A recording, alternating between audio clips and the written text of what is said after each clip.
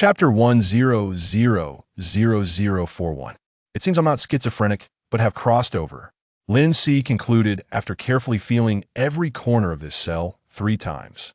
The incident originated a few minutes ago.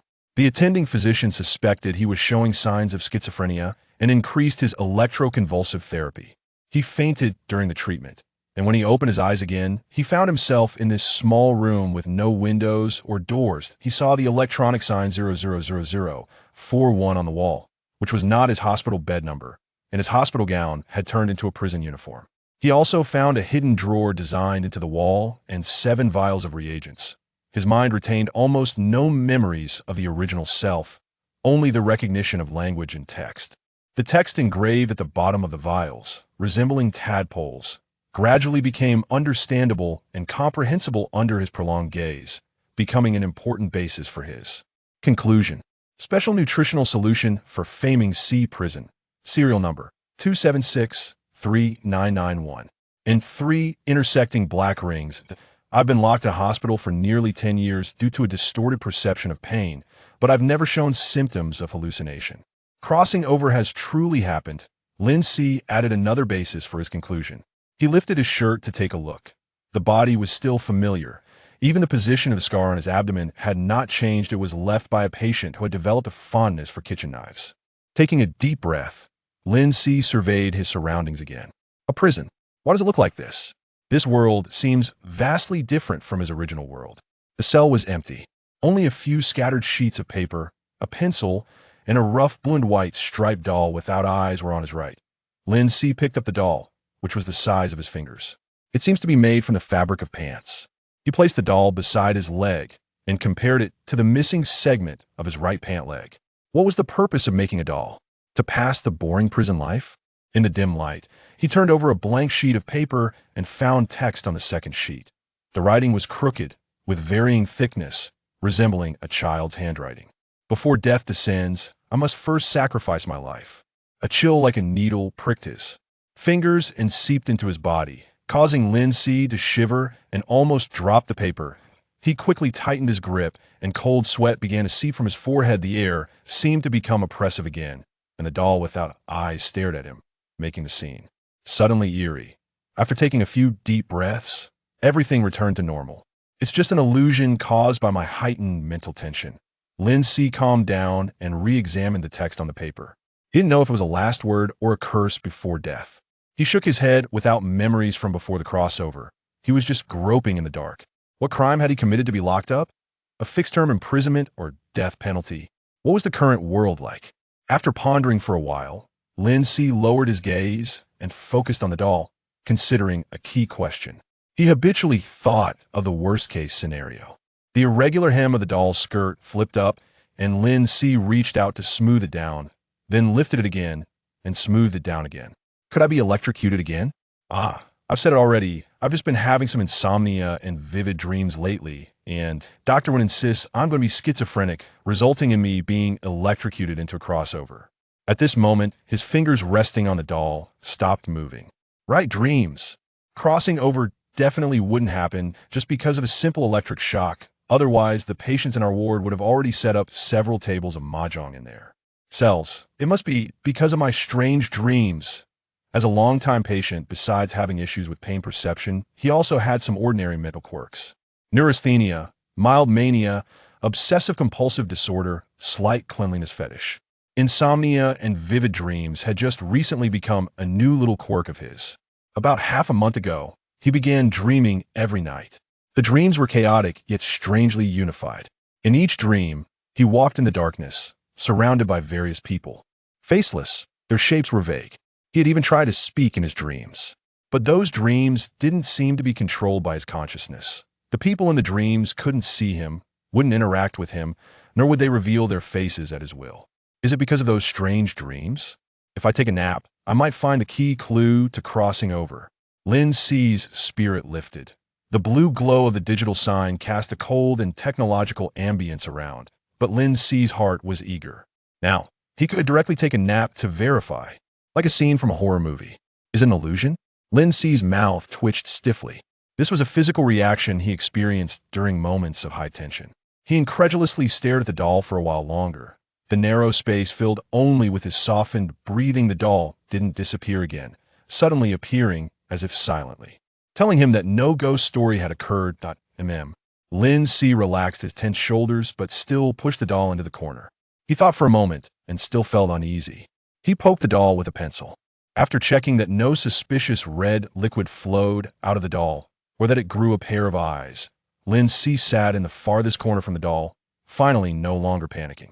He pressed the concealed switch on the wall, plunging the cell into darkness. Lin Si took a deep breath, closed his eyes, and emptied his mind. The symptoms of insomnia did not disappear. For a long time, he remained in a hazy state, half awake, half asleep, not fully falling asleep. He couldn't help but let his thoughts wander. Could it really be caused by the dreams? If dreams enter this world, will they change? As his thoughts gradually drifted away, when he found himself in thick fog, Lin Si realized he had begun to dream. The outline of the street, blurred, was a familiar scene from his dreams. Endless. He didn't know how long he walked forward. The fog lowered slightly, accumulating to half his height, and finally, people appeared, scattered. They stood on the foggy street, various figures. Except for him, all the shadowy figures stood still like statues. Same old story. Lin Si frowned, unable to hide his disappointment.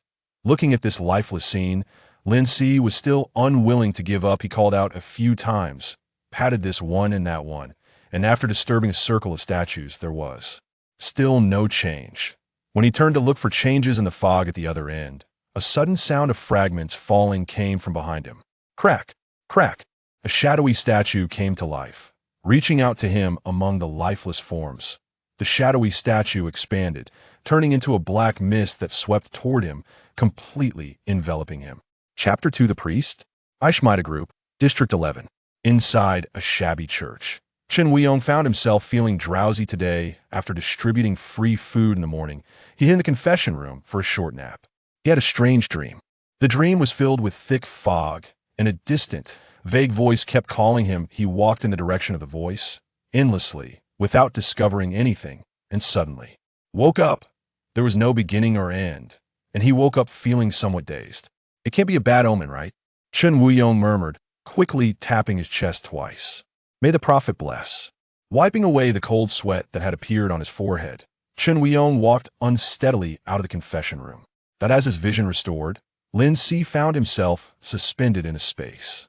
Surrounded by darkness, there was only a square bright light ahead, like a movie screen, displaying images.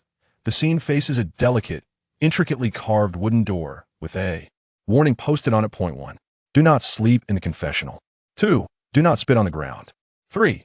Do not discriminate against genetically modified individuals. 4. Treat others kindly. All beings are equal. Lin Si was still studying the warnings when the scene suddenly shook, and he heard a young man's voice coming from the image. Could this be an omen of misfortune? Immediately after, the same voice echoed in the space he was in. May the prophet bless us. What is this space? What is the image in front of me? What am I supposed to do now? Lin Si was filled with questions. As he saw the image rise higher, he tightened his lips and remained silent, watching the changes. The scene transformed into a long shot. Lin Si stood in the main perspective, watching a pair of hands push open the wooden door and enter the corridor. Creak, creak. The sound of footsteps on the wooden floor accompanied the creaking noise. As he walked through, the scene paused at the entrance mirror, turning to face it. In the mirror appeared a young man. He had a slender figure, shoulder-length hair casually tied back, a gray waistcoat, and a matching cloak that reached above his ankles. His face was handsome, and his eyes were particularly bright. Lin Si was sure this was a stranger's face. Is this the priest? He wondered, uncertain, having only seen such attire in movies. The priest in the mirror adjusted his cloak, covering a tear on the side of his coat, revealing a satisfied smile as the image continued moving out the door. The priest in the mirror synchronized perfectly with the image display, and a thought sliced through Lin Si's confusion. Am I seeing everything from the priest's perspective? The space he was in. Was it like the home of the protagonist's mentor in a novel? Was the priest in a world outside the prison? The priest seemed unaware of his presence. Lin Si calmly analyzed the situation. The priest was in the light, while he was in the dark, and having the initiative made Lin Si feel much more at ease. In the dim light, the view opened up, revealing a street in the scene. It was drizzling. Nearby, the streets were filled with sewage and uncollected garbage.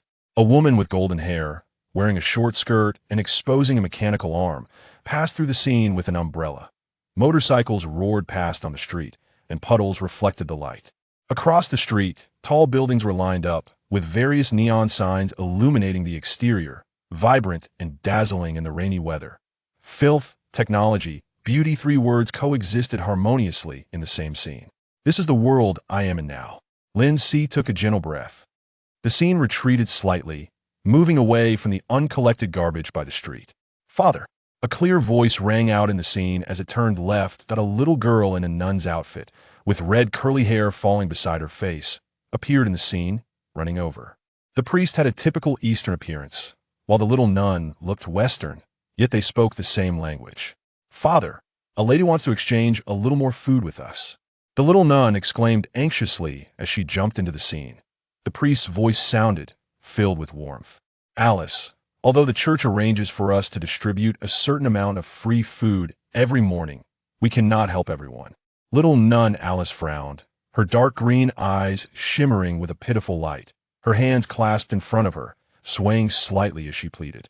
Father Chenwuyong, I know you are the kindest person in the world. You wouldn't bear to see a mother starve with her child, would you? Lin Si heard a sigh from the space, but in the scene, Chen Wuyong smiled and asked, All right, what will she offer us in exchange for food? The next moment, the space echoed again with Chen Wuyong's helpless mumble. If what she brings to exchange isn't too useless, giving her some food shouldn't be a problem. Lin Si suddenly realized. The voice in the scene could be heard by Chen Wuyong, and he could also hear Chen Wuyong's inner thoughts, which were the voices resonating in the space. What a kind priest. Lin Si considered himself not very kind-hearted, but he always held respect for good people. Little nun Alice smiled brightly, her dimples showing as she happily turned a wave. The scene shifted slightly to the left. Only then did Lin Si see a middle-aged woman wrapped in a tattered leather jacket and dirty coat squatting by the roadside. Seeing little nun Alice wave, she quickly rubbed her hands and stood up, a face with a prosthetic eye displaying an apologetic smile. Mrs. Maggie, our priest has agreed to exchange some food with you. Little nun Alice called out excitedly. The middle-aged woman jogged over, eagerly nodding and bowing to Chen Wuyong. Father, you truly are a good person. Looking at the woman's face in the scene, Lin Si frowned, feeling uneasy. The light in the middle-aged woman's eyes was too shrewd. From his experience, such a person, even if pitiable, would certainly have something detestable about them. However, Chen Wuyong seemed completely oblivious to the shrewdness in the woman's eyes, not even a hint of internal criticism, still speaking gently. Mrs. Maggie, what do you plan to offer me in exchange? Mrs. Maggie was well prepared as Chen Wuyong asked. She opened her jacket and pulled out a book wrapped in a plastic bag from her leather pocket. Look, I have nothing valuable left at home. I heard this is an item left from the Dark History period. You can just exchange a bit of food for it, Mrs. Maggie said hopefully, carefully extending the plastic bag. Chen Wuyong did not reach out to take it immediately, but hesitated and asked, Madam, you should know this, right? The writings from the Dark History period are beyond our comprehension. Even historians can only understand a small part, relying on guesses and deductions. So, items from the Dark History period hold no value for us. Lin Si looked at the book in Mrs. Maggie's hands, which was supposedly worthless and unreadable by anyone. To his surprise, he discovered that the characters printed on the cover were none other than the familiar and dear to him. Square and pictographic evolved. Simplified Chinese characters. Chapter 3, I Come for a Moment. Lin Si felt a sense of confusion. He suspected that what he was seeing now was actually the experiences and observations of a priest from his original world.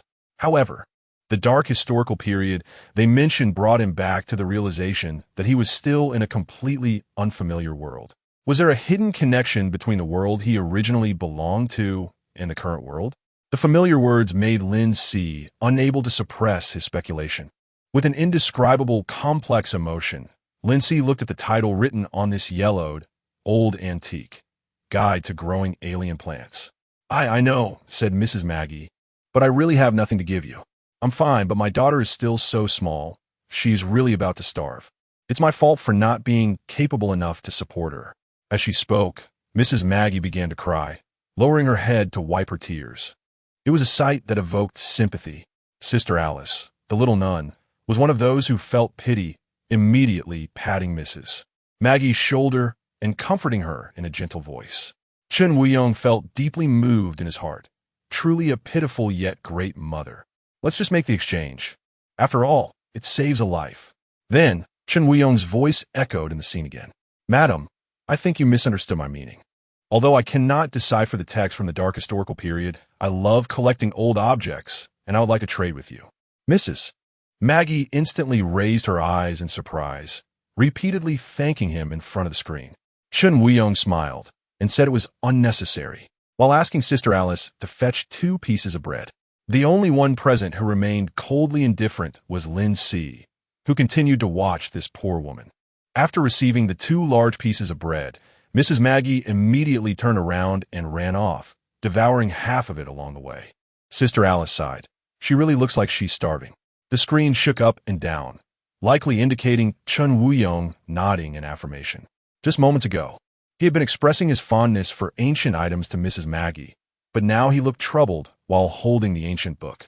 Chen Wuyong's sighs echoed in the space, one after another. His repeated flipping through the pages of the book was not without curiosity. At that moment, Lin Si suddenly thought of the purpose of this space.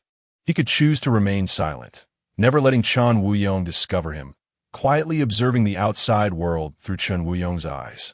At the same time, he could choose to communicate with Chen Wuyong, actively using him to obtain the information he wanted. Taking the initiative would bring a sense of security. So Lin Si immediately chose the latter. Just as Chen Wuyong let out a final sigh and opened the drawer of the desk, preparing to put the ancient book inside to gather dust, Lin Si slightly lowered his voice and suddenly spoke. I can tell you what the book says. What? Chen Wuyong jumped up in fright, looking around his tiny 10-square-meter lounge, but finding no one speaking. It felt eerie and bizarre. He realized belatedly that the slightly hoarse voice had sounded in his mind. Incredible. Chen Wuyong gasped. Stunned, Chen Wuyong stood there in silence for a long time before finally tentatively speaking. Hello? May I ask who you are? What do you want? How are you speaking to me? Lin Si noticed Chen Wuyong's panic and awe, knowing he had successfully taken the first step in gaining the initiative. Maintaining a mysterious persona to evoke respect from the other party would be a wise approach. He chose the most conservative question, and as he began to use a new language, his pronunciation felt somewhat stiff and awkward. You can think of me as a system, only you can hear me speak. You mean you are AI? Lin Si. Confirmed, this is a world that has not been poisoned by system literature. Then, Chen Wuyong's thoughts echoed in the space like a murmuring stream. It absolutely cannot be AI. AI doesn't have such strange abilities. He must be a very powerful awakened one. Wait, did he say he could understand the text from the dark historical period? Could he be an awakened one who existed during that time? How is that possible? But isn't the world made up of various unknown things? Did he lie to hide his identity? As Chen Wuyong speculated about his identity, Lin Si noticed his off fluctuating accordingly. This was a good development. He also noted down a strange term, awakened one. As Lin Si's voice fell, Chen Wuyong was startled, his hands flailing to steady himself on the chair, nearly falling to the ground. You can hear my thoughts? Chen Wuyong exclaimed. Such a miraculous ability. He must be a powerful awakened one that he had never encountered before. The term wandering soul was just humility. If he had indeed survived for a long time, it wouldn't be unreasonable to describe himself that way, remembering that his inner voice could be heard. Chen Wuyong quickly stopped that line of thought. This is the second miraculous experience I've had since becoming an awakened one. I am indeed very interested in the dark historical period. Well, more accurately, everyone is very interested, but no one can read the ancient objects from that time. Sir, can you really help me? Lin Si chuckled lightly and casually replied, Of course. Chapter 4. Guide to Planting Alien Plants. Chen Wuyong let out a breath, not speaking but trying to communicate in his mind. I know there's no such thing as a free lunch in this world, sir. Do you want to exchange something with me? Chen Wuyong's attitude was quite positive. He could see that Chen Wuyong was very kind, but he didn't expect the other party to be so trusting, quickly delivering trust to a suddenly appearing wandering soul. Not a very reliable individual. But now he had no other choice. Chen Wuyong nodded thoughtfully, not daring to think too much, smoothing out the wrinkles on the ancient book and curiously asking, "Sir, what exactly is this book about?" "The Guide to Planting Alien Plants," was the brief answer Lin Si provided, without elaborating further. The Guide to Planting Alien Plants. It seemed the experts' guesses were correct. Alien plants had already existed during the dark historical period. This book was the evidence. Chun Wuyong cherished it as a treasure. Stroking the cover again. Alien plants? Lin Si silently noted another new piece of knowledge. If Chun Wuyong were to tell a story about the content of the ancient book to others, whether they believed it or not was another matter. It wouldn't have any substantial impact on him. It was precisely because he considered this that he felt much less apprehensive. After a long while, Chun Wuyong stared at the 8 characters on the cover, seemingly trying to engrave the appearance of the characters in his mind, chewing on it repeatedly before finally opening the ancient book. He politely asked, "Sir, what does the book roughly record?" After enduring a long passage of time, the pages of the book had yellowed, the printed text faded, and the corners stained with unknown smudges. Lin Si quickly browsed the content of the first page. This guide does not belong to any country, base, or organization. It is hoped that every person still living on this land can read the content recorded in the guide, avoid danger, and strive to survive. The origins of alien plants are currently unknown. They grew after the disaster, and their essence is disaster, accompanied by death. This book records the other uses of alien plants besides killing, with special thanks to every awakened one who sacrificed and recorded their functions. Remember, do not use alien plants unless absolutely necessary. Remember again, planting alien plants will inevitably be accompanied by death. Remember, remember, remember. The last 3 reminders were in bold text, particularly eye-catching. The first page was the title page, with little content. Yet, even so, Lin Si remained focused, carefully analyzing every word. In the dark historical period, countries, bases, and organizations were actually 3 forces of equal standing. Was it because of the disasters mentioned in the book? Alien plants did not seem like a reliable thing. Various questions and speculations arose, and Lin Si pondered, carefully choosing his words. After becoming accustomed to the language, his tone and word choice became increasingly fluent as he summarized to Chun Wuyong. The writer of the guide is a great and selfless person, and of course, there are many awakened ones who contributed and sacrificed for it. The guide he wrote is not restricted by countries, organizations, or bases, and is provided for everyone to read. It records the other uses of alien plants aside from bringing death, and includes planting methods. The scene shook twice, as Chun Wuyong's body moved in surprise. He tried to calm his emotions, but couldn't help but exclaim, "Alien plants actually have other uses? No one knows that now. They have simply eradicated all alien plants in the city and thrown them into the wilderness. Every year, countless people die in the wilderness because of this. No group cares about people's lives, let alone those in the wilderness. If it could all be translated, it would save many lives." Chun Wuyong immediately realized the value of the guide to planting alien plants. Chapter 5. I am helpful. The kind-hearted priest naturally would not miss the opportunity to help others. He tapped his chest twice and said, "Sir, may I kindly ask you to help me translate the content of this ancient book? I am willing to exchange anything you need." It was just a simple task, and having complete control made Lin Si show a slight smile. Not in a hurry to submit conditions for exchange. "Sir, you are truly a selfless and kind person. It is my honor to receive your help," Chun Wuyong said sincerely. Bowing respectfully, Chun Wuyong did not rush to turn the page. He caressed the text on the page and curiously asked, "Sir, was there really no organization during the dark historical period? I thought the current 7 major groups had inherited something. Otherwise, how could they control so many resources and technologies? Nations, organizations, bases? I can still understand organizations and bases with my limited knowledge, but what is a nation? Was there no church during the dark historical period?" Fortunately, the information provided in the front page was sufficient for him to analyze a rough conclusion. He deliberately lowered his voice, sighed, and then said, "A nation is an independent political entity on a territory, where the population is homogeneous and the language and writing are unified. There are differences between various nations. Oh, of course, there might be 1 or 2 nations where the population is not homogeneous, leading to conflicts, but that is another story. The church and religious beliefs have naturally existed from ancient times to the present. They just did not possess enough power to counterbalance the nation. Chen Wuyong listened attentively. The tone of the sir seemed to be filled with nostalgia. He was indeed someone who existed during the dark historical period, possibly a sage. Remembering that his inner thoughts could be heard, Chen Wuyong immediately halted his thoughts. He still was used to having someone able to hear his thoughts at any time. Fortunately, this mysterious sir had a gentle personality and was kind-hearted, not holding it against him for always speculating about his identity.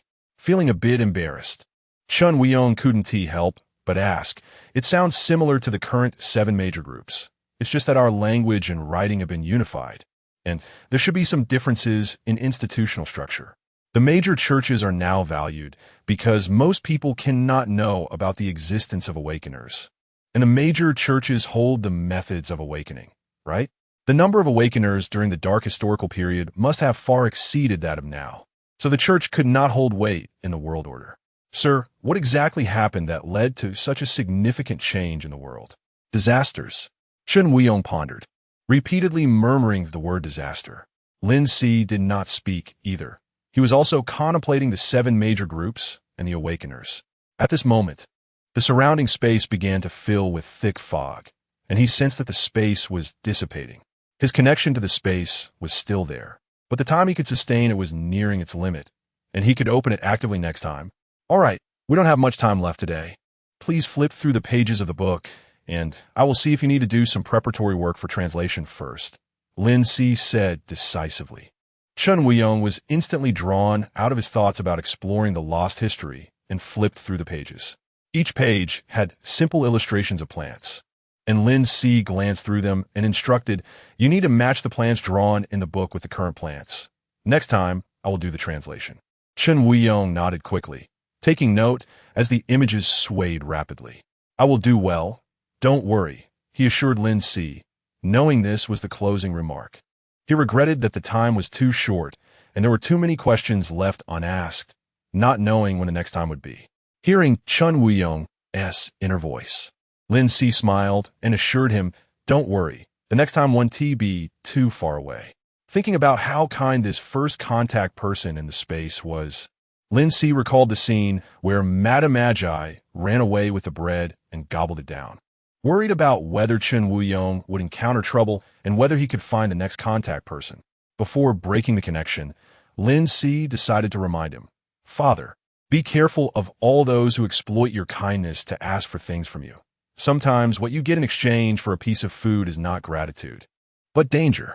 The next moment, the thick fog completely enveloped Lin Si and then receded like a tide. Lin Si felt the wind pass by his ear, and after the darkness, the surroundings were once again tinted with a faint blue light. The first thing he saw was still the number plate 000041. He lay in the same position as when he fell asleep, not knowing how much time had passed. It turned out that the true purpose of dreams did not exist in the original world. I could only repeatedly enter, but could not find a method. And only after crossing over could it manifest. I don't know how this power attached itself to me. Lin Si sat up and rubbed his stiff neck. The next time he tried, he needed to be more cautious. This world was not simply an ordinary world with advanced technology similar to cyberpunk. There were also supernatural abilities, and mysterious events should happen frequently. He had to be careful not to trigger dangerous, mysterious events that could lead him to an irretrievable situation. Fortunately, connecting to the space was worthwhile. He had established a connection with people outside the prison, gained a preliminary understanding of this world, and even seen the appearance of the outside world. The next time he connected to the space, he would help Chen Wuyong with translation and find a way to understand what awakeners really were. He also didn't know where Chen Wuyong was or how far away he was from the prison. Lin Si stared at the number plate, slightly lost in thought, suddenly finding the current situation a bit amusing. Unexpectedly, I crossed over did not get a system, but instead had to pretend to be a system for others. Ashmita Group, District 11. Suspected sage who lived during the dark historical period. After sitting still for a while, he suddenly sat up, his eyes bright and a smile on his lips. He opened the personal communicator on his wrist, and the projection screen lit up, writing the title of the translation of the guide to planting alien plants in a new document. I need to search online for some illustrations of alien plants. I want to be able to see the real thing. And it want to be easy to go to the wasteland. Chen Weiyong opened the search box. Relevant entries popped up. And Chen Weiyong selected one with pictures to click on, but a prompt box appeared on the screen. Sorry, your account balance is insufficient to browse the current web page. Chapter 6, A New Day. Chen Weiyong slapped his forehead, picked up an ancient book, and left the lounge. He walked through a series of corridors, illuminated by the light and shadows cast through the colored glass, until he found the bishop in a temporary shed in the backyard, covering children with blankets. Bishop, may I borrow your account? Chen Weiyong lowered his voice, not wanting to wake the children who were already asleep inside. The silver-haired bishop slowly waved him over, his eyelids drooping as he spoke. Come here first, and take a look at this child. As he passed between two rows of single beds, half of which were occupied by frail children, Chen Weiyong squatted down beside the bishop.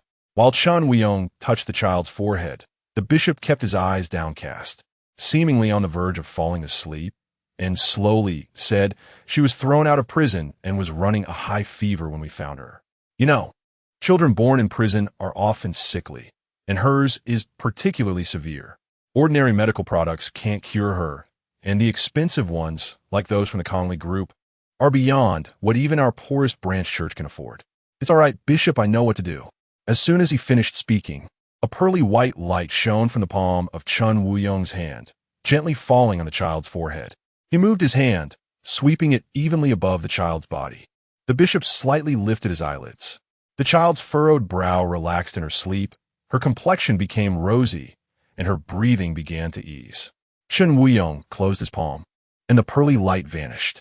With a pale face, Chen Weiyong did not forget the purpose of his visit and reminded, "Bishop, your account." "Oh, of course." The bishop took off his communicator and handed it to him, cautioning, "Don't browse paywalled websites every day. My account isn't enough for you. Is there anything left online that can be browsed for free?" "Ahem," Chen Weiyong quipped. The bishop noticed the ancient book in Chen Weiyong's hand and, feeling a rare curiosity, asked, "What are you trying to research this time? The meanings of words from the dark historical period? Trust me, all you'll get are the imagined results of online experts. It's just a waste of balance points." Pressing the two communicators together to switch accounts, and then having the bishop scan his iris for confirmation, Chen Weiyong coughed while speaking excitedly. "No, Bishop, this time it's different. I had an adventure. A sage who likely existed since the dark historical period will help me translate ancient texts. I just need to do some preparations before the translation." The bishop didn't even lift his eyelids and calmly asked, "Child, my priest, have you been under too much stress lately? Is your mind playing tricks on you? I told you before, District 11 is just like this. You can't change anything, so don't create trouble for yourself. Moreover, if there really were any beings from the dark historical period still alive today, they couldn't be called sages. More accurately, they could no longer be called human, but rather gods.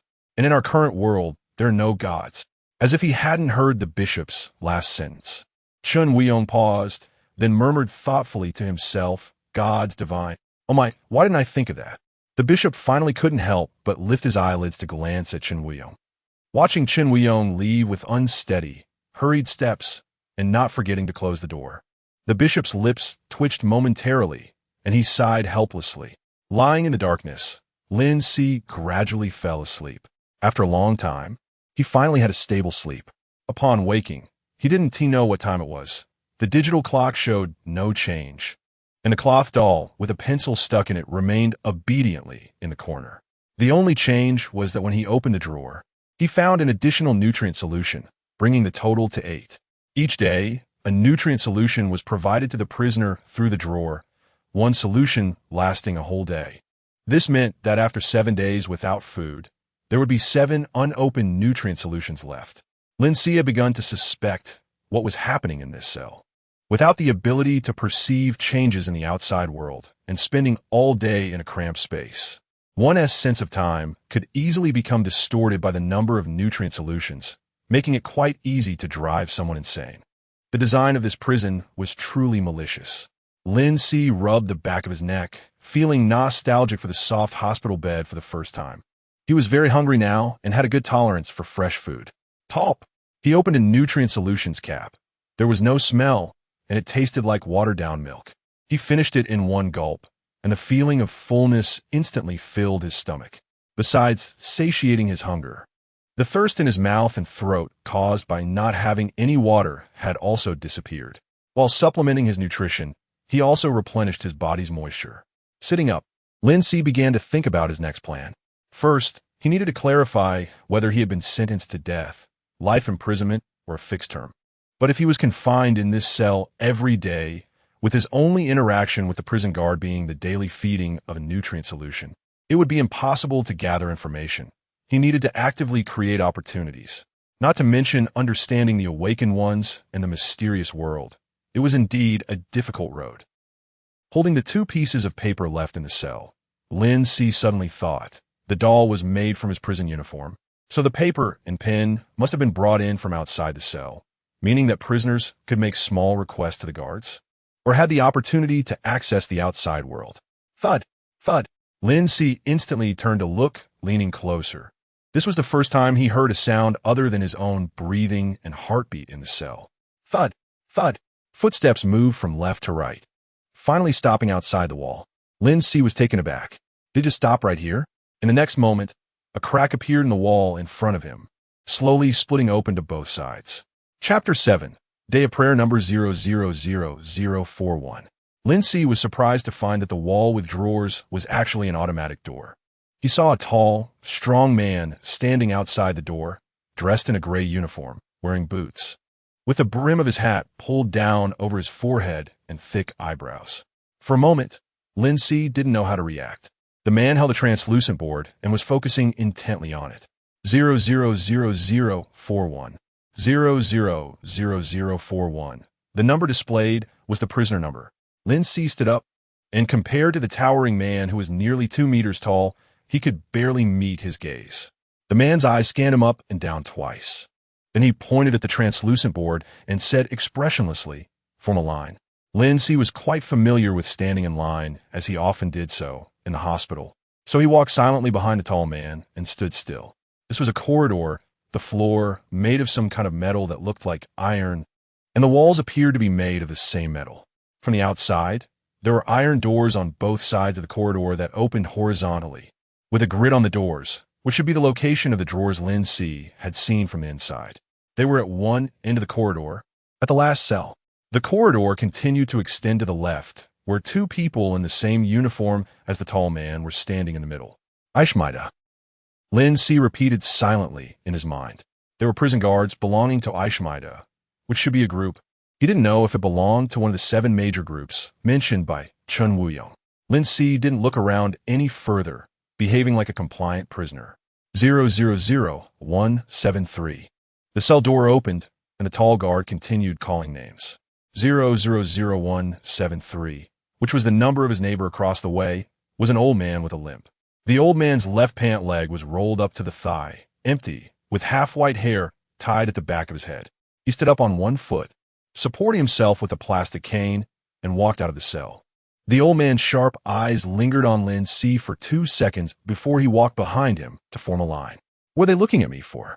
Lin Si noticed the strange pause when the 2 looked at him, and he felt an indistinct gaze from behind as well. It was another unknown issue. Just like I didn't know what forming a line was for, but asking the guard was obviously not a good choice. Lin Si could only muster all his energy to cope with any possible situation. The tall guard called out all the prisoners from their cells. Everyone remained silent and lined up behind him. They passed through the corridor and descended the stairs. The floor below also had the same cells, and the line continued to grow longer. This orderly line descended 2 floors, finally leaving the copper walls and iron barriers to arrive at a spacious hall. The once quiet line, like a released shackle, began to murmur. From 1 or 2 people speaking softly, it grew louder, with everyone walking into the hall engrossed in their own affairs. Finally, it's the day of prayer. I suspect I would go crazy if I stayed in that room for another day. This was called precise control of our mental state, having fresh air every 7 days, aiming for the effect of being on the brink of madness. It's like training a dog. 2 inmates walked by him, casually leaning on each other, speaking without lowering their voices. But the tall guard paid no attention, holding the translucent board and turning to look for the other two guards at the stairway door. Day of prayer? Fresh air every 7 days? For tightly closed exits, with guards not staying in the center of the hall, but standing around, watching the movements of the prisoners. The hall was filled with long tables, and the inmates casually found seats. Occasionally, there were scuffles among the inmates, but the guard just glanced over without intervening. "What are you standing there for?" A strong voice suddenly came from beside him. Lin Si turned his head and met the deep blue eyes of the limping old man. Why are you still standing here?" Indeed, he couldn't just stand there anymore. Lin Si followed the old man and sat down in the only remaining spot directly opposite him. The limping old man seemed like someone who could communicate, but after Lin Si sat down, the old man's gaze never fell on him, even once. The lack of eye contact indicated a lack of intention to communicate. Lin Si felt disappointed and could only observe his fellow inmates quietly. Some had hair of various colors. Some had mouths full of gold teeth, and some had eyes like holes. All kinds of peculiar people could be seen here. He noticed that the inmates with physical disabilities were all exposed in their original state, including the limping old man, without any prosthetics. If it were just one person, it could be explained by a lack of money for installation, but if everyone was like this, it could only be due to prison policies. Were all prosthetics forcibly removed when they were imprisoned? Lin Si speculated. Before long, probably because no new prisoners were entering the hall, a gentle broadcast music suddenly started playing. The once noisy hall instantly fell silent. What happened? Lin Si subconsciously sat up straighter. After the music, a soft yet mechanical female voice began to speak. Faith is the salvation in everyone's heart. No matter what mistakes you have made, you can be reborn in faith. Welcome to the day of prayer. Ding. After the bell rang, all the doors opened automatically, and people dressed in various outfits walked in. Priests in robes, Taoist priests, monks in kasayas, and others in white patterned robes Lin Si had never seen before, or in black veils resembling witches. We welcome the messengers of various faiths. They come from major churches to selflessly preach to everyone. Please, all inmates, take a seat at the left side of the long table. Choose your desired redemption, and begin your day of prayer. With the announcement, the inmates obediently stood up and squeezed onto the left side of the long table. So this is what the day of prayer is like, Lin Si realized. He stood up and walked around, just in time to sit down in the only remaining spot next to the limping old man. The preachers formed small groups and chose empty seats. Sitting directly opposite Lin Si were 5 people in robes, and even though 4 of them had blonde hair and blue eyes, he couldn't help but feel a sense of familiarity. Chapter 8 Mutual Aid Society, like seeing familiar simplified Chinese through Chen Wuyong's eyes. Lin Si felt an uncontrollable excitement. His gaze kept wandering over the 5 people dressed in Taoist robes. Noticing his gaze, one of the Taoist priests with a long beard looked over. He was the only one among the 5 with an East Asian appearance. The 2 locked eyes, and the long-bearded Taoist priest immediately broke into a smile, inviting him. "Young friend, are you interested in our Wu-Wei church? Would you like to learn more?" Lin Si was taken aback and almost blurted out, "What is the Wu-Wei church?" Fortunately, he quickly regained his composure and refrained from asking this foolish question. Chen Wuyong had mentioned that the status of churches today is quite high, and knowing some basic information about major churches should be considered common knowledge. The Taoist robes were similar, yet the Wu-Wei church felt unfamiliar. With this comparison, Lin Si strongly realized for the first time that he had entered a strange world.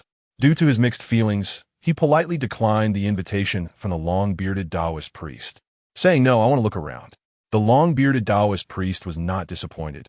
He just smiled and nodded, turning to invite another inmate sitting on the other side who was pressing down a crooked false tooth. "Young friend, I see that your appearance is fated to be with our Wu-Wei church. Are you interested in learning more?" Refusing to watch the pyramid scheme scene any longer, Lin Si scanned his surroundings. Each church had a different attitude towards the prayer day. The Wu-Wei church was proactive in starting conversations, while the few people in cassocks immediately began chanting scriptures, and there were also those who sat still, waiting for others to approach them. It was different from what he had anticipated. Although more than half of the inmates treated the prayer day as a day to relax, chatting and laughing, or quietly exchanging something with their hands, there was also a small portion of inmates who would sit in front of the missionaries, earnestly and devoutly asking questions or praying. The influence of religious belief was greater than he had imagined. After observing for a while, he targeted the priests in the long robes. It was just right to learn about the church where Chen Wuyong was to avoid mistakes in future communication. After all, those wearing Taoist robes had become part of the Wu Wei church, so the priest's church was certainly not the same as the one he recognized. The priest's long table was located near the northern door, and as Lin Si stood up, he did not forget to politely ask the limping old man, "I plan to take a look. Do you want to come with me?" He remembered the old man's strange scrutiny of him. The limping old man clearly recognized inmate 000041 and seemed to mean no harm, but he had no relevant memories. He couldn't appear completely unfamiliar, so he chose the safest approach of showing moderate familiarity. Tap, tap, tap. The limping old man lightly tapped the bench with his plastic cane. "No." The limping old man replied without looking up. Lin Si nodded, receiving the expected answer. In front of the priests, there were already over a dozen inmates with devout expressions seated, and one priest had brought a few inmates, entering a nearby room under the supervision of a guard. The priest's long table was the most popular in the entire hall. He walked over and found an empty seat to sit down. The inmate next to him was saying, "Father, I really regret stabbing someone to death during the robbery. Will the Savior really forgive me?" The priest smiled kindly. "My child, everyone makes mistakes. From the moment you repent, the Lord has already forgiven you." On the table were a few flyers, and Lin Si casually picked one up. In the center was an image of a Savior in a white robe with arms outstretched, and below the Savior were the words Mutual Aid Society written in ornate script. Turning it over, the back had bold slogans. "Everyone helps each other, the Savior does good." Below were 2 lines of small text. "Everyone deserves redemption. The Mutual Aid Society does not need believers. As long as you recognize the concept of everyone helping each other, you will receive the Lord's protection. You help everyone, and everyone helps you." It seemed to be a very kind religious idea, but Lin Si had always believed that overly pure and one-sided ideas carried a hint of sinister brainwashing. "Hello, is there anything I can help you with?" Suddenly, a priest sat down across from him and asked in a gentle tone, "I want to learn about." Lin Si pointed to the flyer he had just looked at, having prepared his opening line. "Don't be nervous. We welcome anyone to learn about the Mutual Aid Society," the priest said with a gentle smile. This priest had long gray hair, and his face was wrinkle-free, making it difficult to determine his age. His light golden eyes seemed like warm sunlight, and he wore golden earrings on his earlobes. "The flyer is a temporary production and not detailed enough. If you have any questions, feel free to ask me." The priest raised his hand, picked up a flyer, and scanned its contents before saying so. As the priest lifted his hand, the wide sleeves of his robe slipped down, revealing his mechanical palm. Lin Si's gaze was involuntarily drawn to it. This was definitely the most exquisitely made mechanical prosthetic he had seen so far. It must not be cheap. It turned out not every priest was as impoverished as Chen Wuyong. Lin Si suddenly gained a new understanding of the Mutual Aid Society. The Mutual Aid Society does not need believers. What does that mean? This was the only sentence on the flyer that Lin Si could not understand. Isn't the purpose of preaching to attract more believers? Just like the inmate sitting next to him who had stabbed someone to death during a robbery. After crying and clinging to the priest's hand, he entered the small room that a few inmates had already gone into. He was going to be baptized and become an official believer. The gray-haired priest noticed Lin Si's gaze and explained, "But according to my Lord's teachings, whether or not one becomes a believer is a personal choice. As long as one believes in mutual aid, even if one does not become a believer, they will still receive the protection of my Lord and our Mutual Aid Society."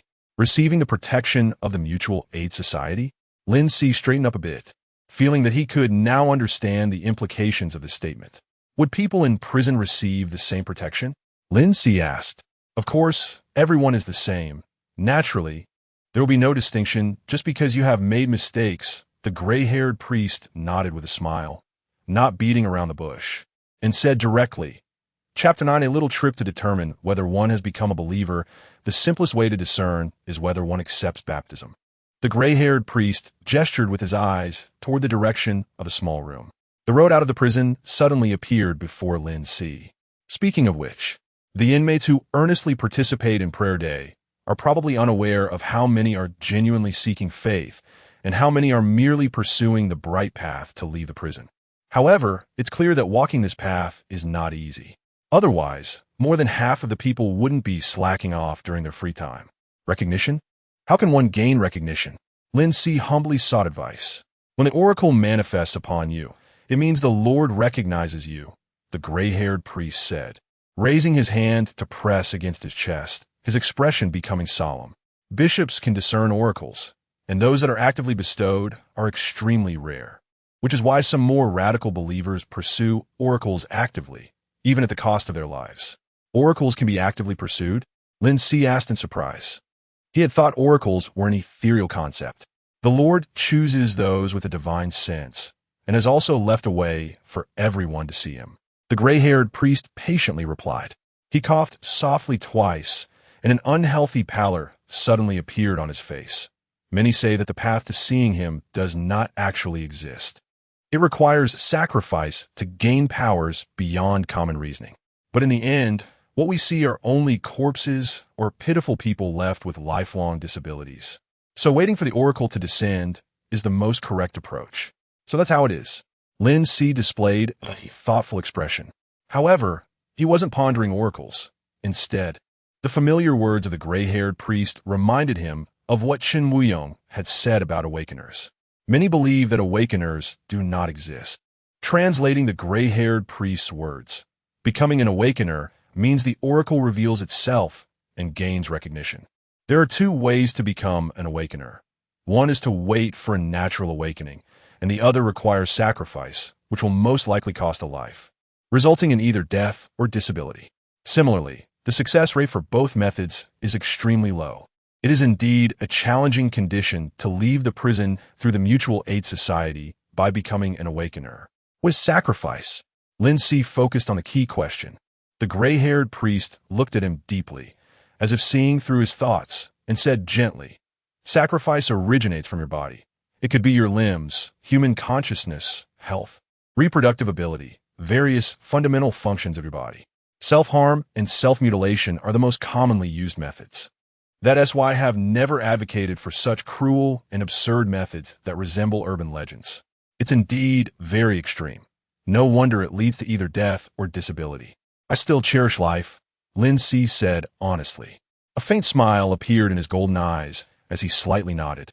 The gray-haired priest said, "As long as you sincerely uphold the principle of mutual assistance among everyone, the Lord will surely see you. However, there is another limitation condition besides gaining recognition." "Please tell me." Lin Si made a listening posture. "We can only take prisoners with a limited sentence out of the prison. As you know, since the abolition of the death penalty, those who can still be sentenced to life imprisonment are all individuals who have committed extremely heinous crimes." His gentle voice carried a sense of helplessness, revealing a compassionate side. "The group is not composed of believers and will not fully endorse our mutual aid society's claims. They have given us respect, but still insist on their bottom line. Prisoners sentenced to life imprisonment must age, fall ill, and die in prison. The good news is that there is no death penalty in this world. The bad news is that he doesn't know if he belongs to the unfortunate ones sentenced to life imprisonment." Lin Si unburdened himself of the heaviest worry in his heart. Without the urgency, he could take each step more cautiously. "I understand the virtue of mutual assistance, which will certainly create an ideal society." Lin Si pondered over his words. Putting on an interested expression, the gray-haired priest displayed a satisfied smile, pleased with his success in persuasion. "Your ability to think this way indicates that you have taken the first step toward gaining the Lord's protection." He took a book from the bag resting on the bench. "This book, The Savior's Journey, is a gift for you. Due to regulations, we cannot give prisoners any electronic, mechanical, or metal products, so we can only produce a paper book to bring, but it still contains the complete content, allowing you to understand this classic of our mutual aid society. I hope you can gain inspiration from it. We can exchange insights during the next prayer day." The priest placed the book on the table and gently pushed it toward him. "Thank you." Lin Si did not decline. With a book at hand, he now had something to pass the time in his cell. "Let's formally introduce ourselves, Lickett Woodrow." Priest Lickett Woodrow extended his hand. He was still unsure if he was still called Lin Si, so using his number felt safer, avoiding the awkward situation of the priest discovering the mismatch between his name and number. I look forward to discussing insights with you. I look forward to it too. Lin Si knew the conversation should come to an end here. Holding the Savior's journey, he stood up and politely nodded goodbye to Likik. Goodbye. Goodbye. May the Prophet bless you. Is the Prophet and the Savior what they call the Lord? With this speculation, Lin Si turned and stepped away from the bench. Behind him stood an inmate who had been waiting for a long time, who immediately took his place as soon as he stood up. The long bench on the left side of the long table was nearly full, and Lin Si walked while searching for an empty seat. Suddenly, a foot extended from the right side, perfectly positioned where he was about to step. Fortunately, with quick reflexes, he sidestepped and avoided being tripped. Without pausing, Lin Si continued to walk forward. Hey, 041. A mocking call came from behind him. Directly calling out his number made him stop, turning to look. The man calling him had his hands propped on a long table, around 20 years old, extremely thin, a bony frame supporting a large head, with green hair and a ghost face tattoo on his right arm. He was the same person who had tried to trip him just moments ago and was now sizing him up from head to toe. That kind of gaze made him feel a sense of familiarity. Just a while ago, similar looks had appeared on the burly guard and the limping old man. Lin Si couldn't help but frown. Then he heard the big-headed man ask in a slightly puzzled, high-pitched voice, "How are you still alive?" Chapter 10. Emotion stabilizers. A few people beside the big-headed man let out a mocking laugh in unison. Alive? Still alive. It turned out that the earlier scrutiny from the burly prison guard and the limping old man was due to their surprise that he was still alive. Lin Si suddenly realized. However, there was a hint of malice in the big-headed man's gaze. What had happened that made everyone think I should be dead? There must be more to the 7 unopened nutrient solutions. Lin Si analyzed calmly. The mockery from the big-headed man's group couldn't stir his emotions. Having grown up in a mental hospital, he had seen too many villains and madmen. When the laughter subsided and they noticed his lack of reaction, with their lips slightly stiff from the smiles, Lin Si finally spoke calmly. As you can see, I am indeed alive and well. Everywhere else was full. But beside the limping old man, even though the bench was crowded, there was always an empty space left for the plastic crutch. May I sit here? Lin Si asked politely. The limping old man, holding a cigarette of unknown origin, lifted his gaze to glance at him before looking down again, saying nothing but moving the crutch aside. Thank you. Lin Si squeezed into the empty spot, placing the Savior's journey on the table, occasionally glancing at the cigarette in the limping old man's hand. There was definitely a smuggling network in the prison quietly selling outside goods. It would be nice to have the opportunity to get in touch, even though he had not a penny to his name. Lin Si bitterly mocked himself.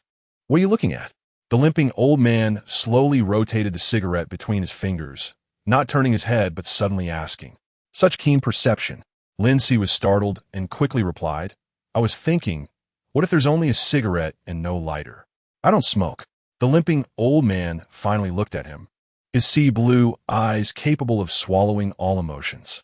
Before Lin Si could speak again, the old man bit off a piece of the cigarette, placed it in his mouth, and chewed slowly, causing the deep wrinkles on his face to shift as he savored it. Lin Si. All right, he indeed doesn't smoke and doesn't need a lighter. Just when he thought the conversation had ended, the usually taciturn limping old man suddenly took an interest and asked, Are you going to join the church? The Savior's Journey. The two looked at the book on the table together. Just curious to learn more. Nothing else is set in stone. Lin Si gave a conservative answer. The limping old man's lips curled slightly, and he let out a cold snore from his nose. Humph. A mutual aid society. What's wrong with a mutual aid society? Lin Si asked, following his curiosity. Opening the Savior's Journey, he read the first page and discovered that this classic of the Mutual Aid Society depicted the story of the Savior walking among mortals. The noisy hall quieted down a bit, and when he looked up from the book, he saw the missionaries finishing their conversations, standing up, and packing up to leave. A mechanical female voice began to announce, The time for prayer day has arrived. I believe everyone has gained a lot today. Thank you to all the missionaries who came voluntarily. The missionaries walked toward the entrance they had come from, leaving in an orderly fashion. The main door closed automatically. Ding!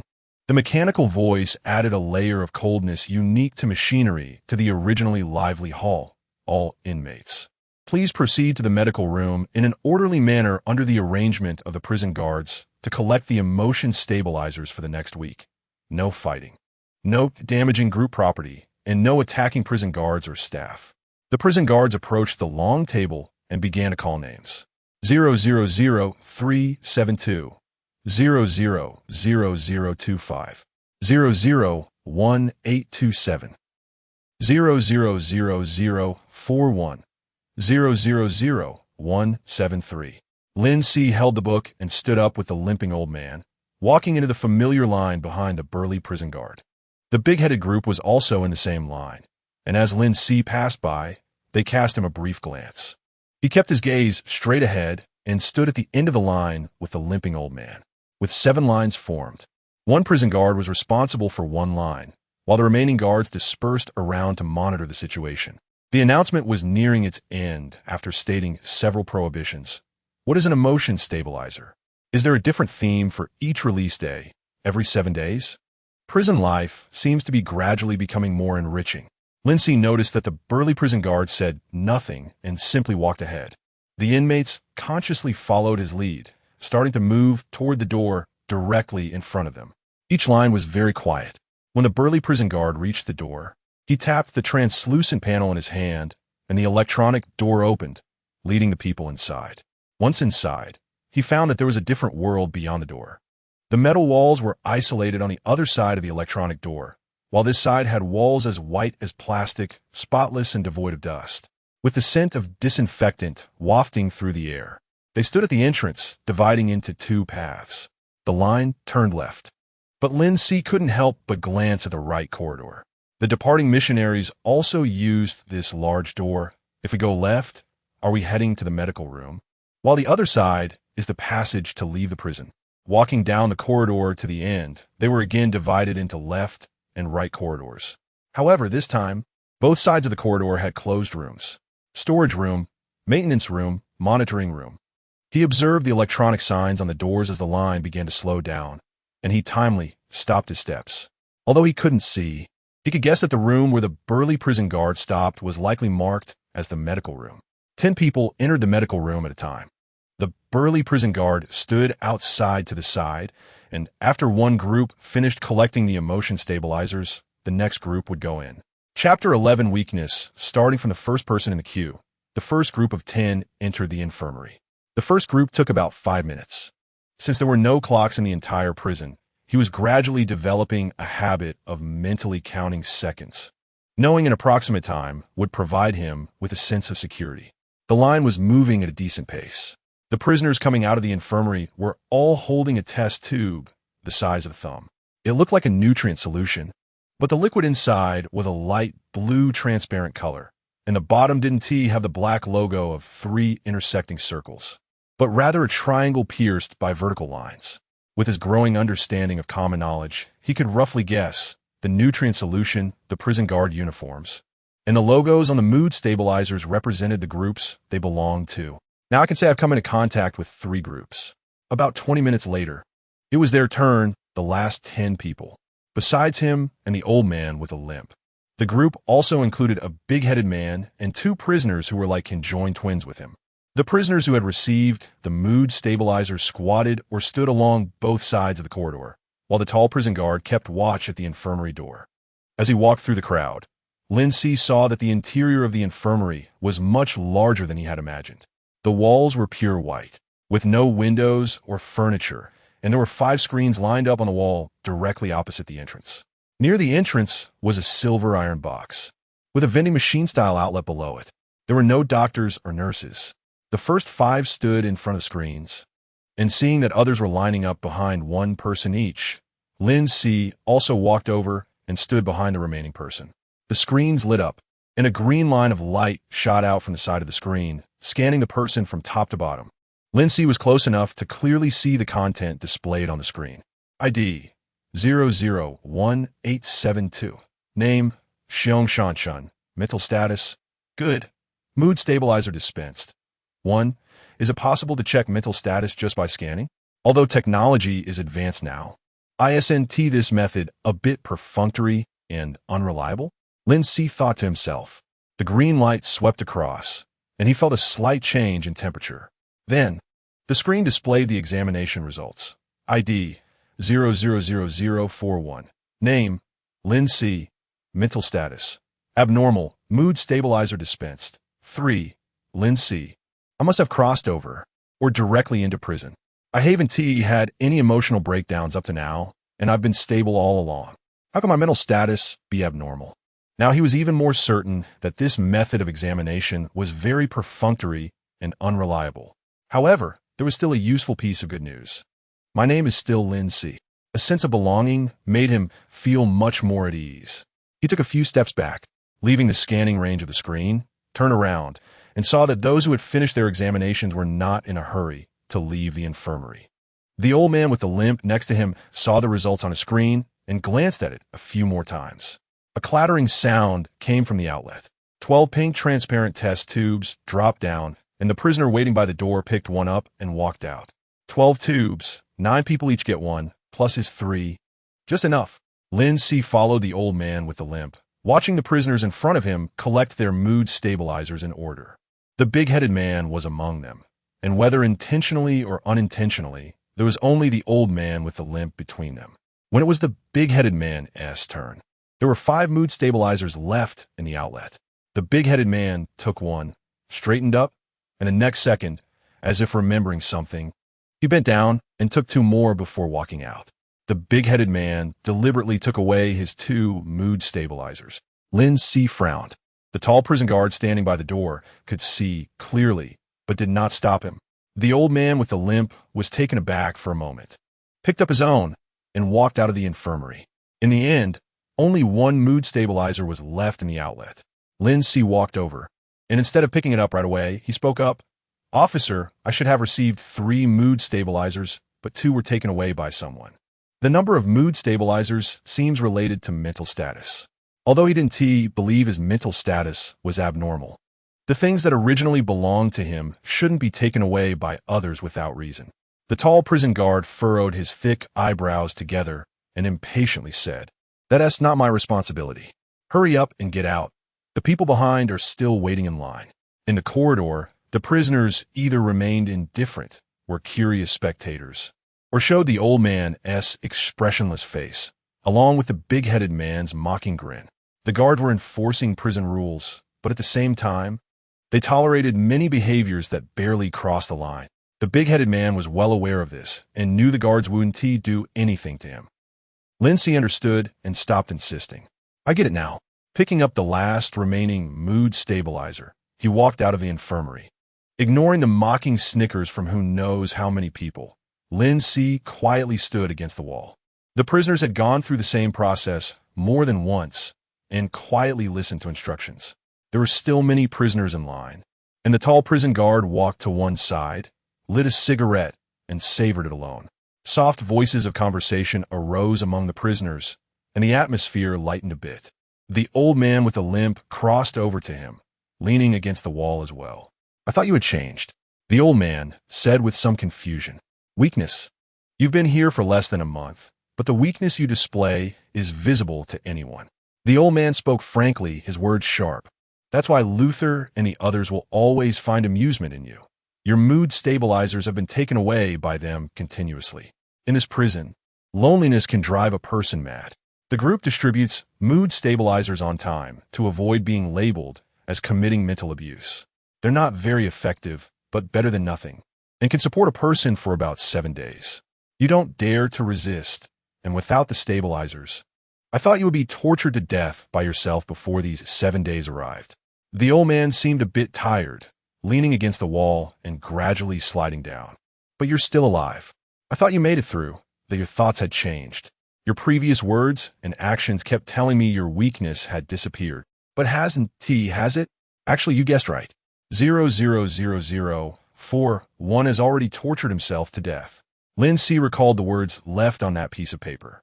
"Before death arrives, I must first sacrifice my own life." Chapter 12. Ask me number 000041 may have tried something, but it was clearly futile. It sounds ironic, but he knew the limping old man was reminding him. Earlier, seeing the big-headed man take away 2 more emotional stabilizers. He understood why the limping old man did not intervene to stop him. Even he, for caution's sake, first gauged the guard's attitude with words. In this prison, for a prisoner to be able to remind another is already a kind act. At the same time, the limping old man also provided him with valuable information. Having just entered the prison for less than a month, he was not familiar with many things, which is why the limping old man emphasized the importance of emotional stabilizers.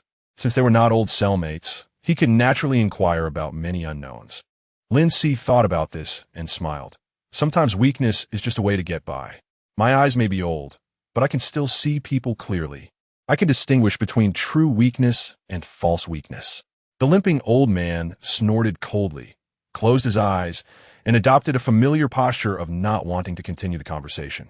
The big-headed man, Luther, and the two people beside him were still laughing when suddenly Luther straightened up and mumbled, "I want to go to the bathroom," quickly jogging to find the tall, strong guard smoking nearby. After saying a couple of sentences, the tall guard waved his hand, indicating for Luther to go deeper into the corridor. Speaking of which, he and T found any facilities or items for relieving himself in the cell. It seemed that consuming nutritional fluids significantly reduced physiological needs after digestion. Plus, since number 000041 was on hunger strike, he hadn't felt the need to urinate from yesterday until now. The day of being allowed outside, once every 7 days, surely wouldn't he also be the day for prisoners to relieve themselves, right? Watching Luther run far away, Lin Si sees the opportunity to use the experienced old man beside him. What reasons do prisoners usually get punished for? No longer resting his eyes. The limping old man opened his eyes, a sharp light flashing in his blue gaze.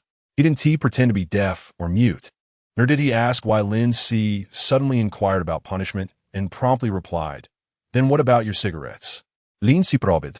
If it goes unnoticed, it didn't happen. The limping old man emotionlessly tugged at the corners of his wrinkled mouth. Will the punishment be severe? Lin Si pondered and continued to ask. So many? Lin Si exclaimed in surprise. 30%, which doesn't seem serious when isolated, but when calculated, it means that 1 out of every 5 prisoners is bound to die. A terrifying mortality rate. Have you never wondered why your number is before mine? The limping old man retorted. Because prisoners who come in later inherit the numbers and cells of deceased prisoners. The limping old man answered in a calm and indifferent tone. Only a sufficient number of deaths can free up space for newly incarcerated prisoners. The cell you live in now, its previous owner may have, in agony and despair, taken their own life. Like a ghost story heard on a summer night. A chill crept up Lin Si's arm. What a coincidence. The number I inherited happens to sound the same as my name. 04, Lin Si. The mysterious atmosphere came to an abrupt halt. The limping old man's lips parted for a moment. He paused, and then said in a strange tone, "I thought the term fate doesn't seem suitable for describing the situation of inheriting the numbers of deceased prisoners." Lin Si shrugged, nonchalantly saying, "Perhaps." "Thank you for your answer. It's very helpful to me. What do you want to do?" The limping old man asked directly. At that moment, Luther had completely disappeared, and Lin Si put the emotional stabilizers in the pocket of his prison uniform, holding the Savior's journey, and slightly nodded at the limping old man. "I need to relieve myself. I want to go to the bathroom." He straightened the slightly wrinkled hem of his shirt, pressed it down neatly, and walked into the passage left by the prisoners, proceeding smoothly to the tall guard. "Officer, I want to go to the bathroom." The tall guard nodded imperceptibly, casually agreeing. "Thank you." Lin Si maintained his politeness. Turning around, he walked deeper into the corridor in the direction Luther had left, the electronic sign on the room door helping him avoid going to the wrong place. After passing 6 rooms, he found the place marked with a bathroom electronic sign next to the elevator at the end of the corridor. The bathroom was not much different from what he knew. Upon entering, he still heard the sound of running water, and in the only closed stall, it must be the big-headed Luther who had arrived before him. Not choosing to enter an empty stall, he leaned against the sink, patiently waiting. As the sound of water ended, the person in the stall hummed a tuneless little song, pushed open the door, and one hand was still pulling up their pants.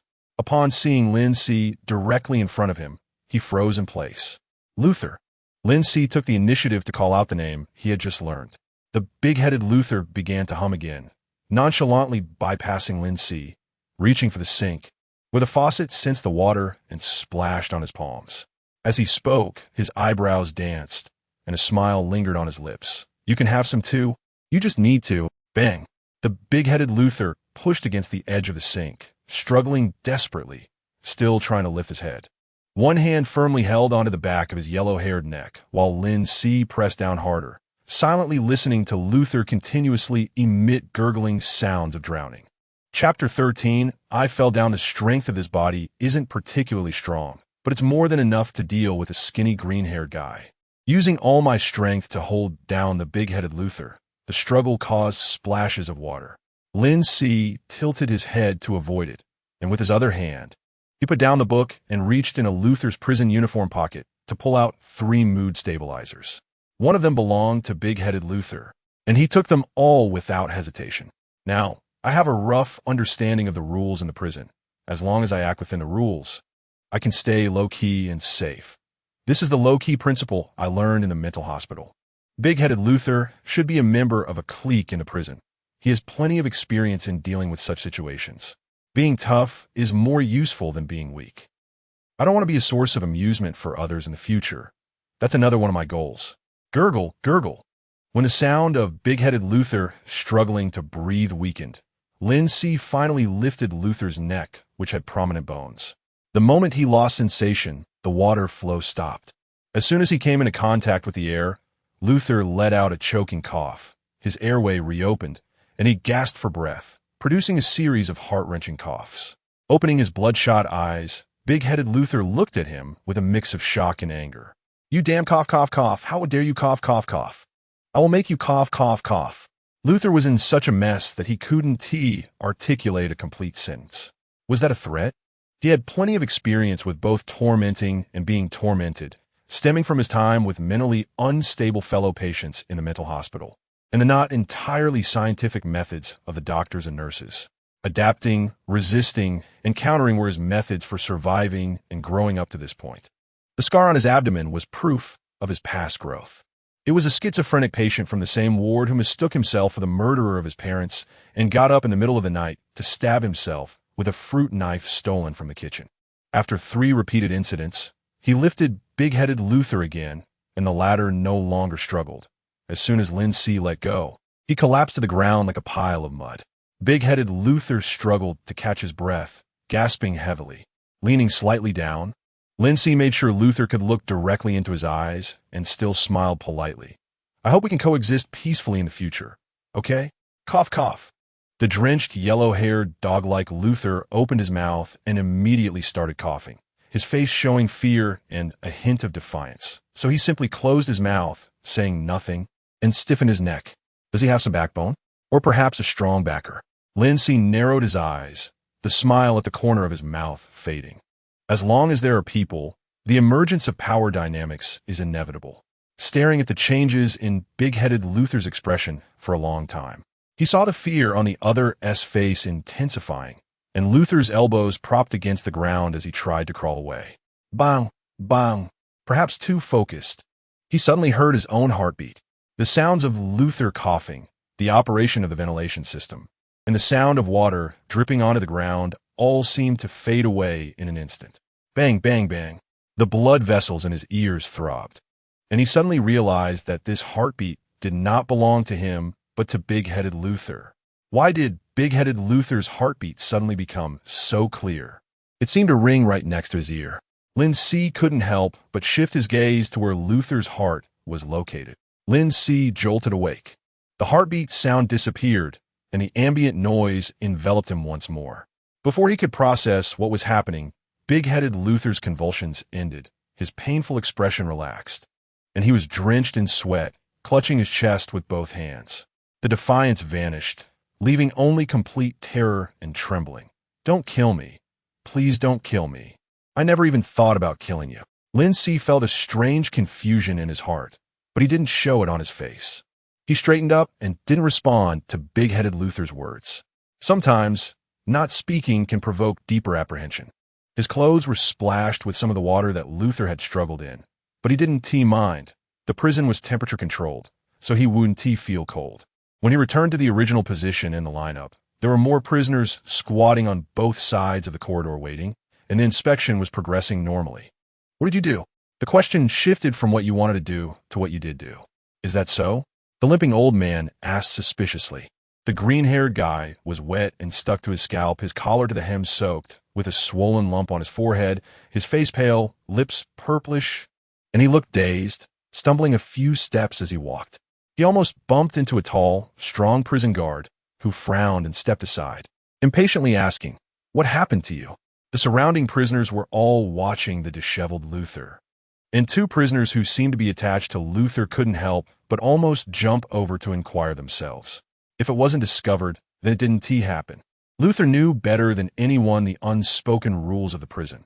As long as no violations occurred under the guards' noses, they wouldn't intervene.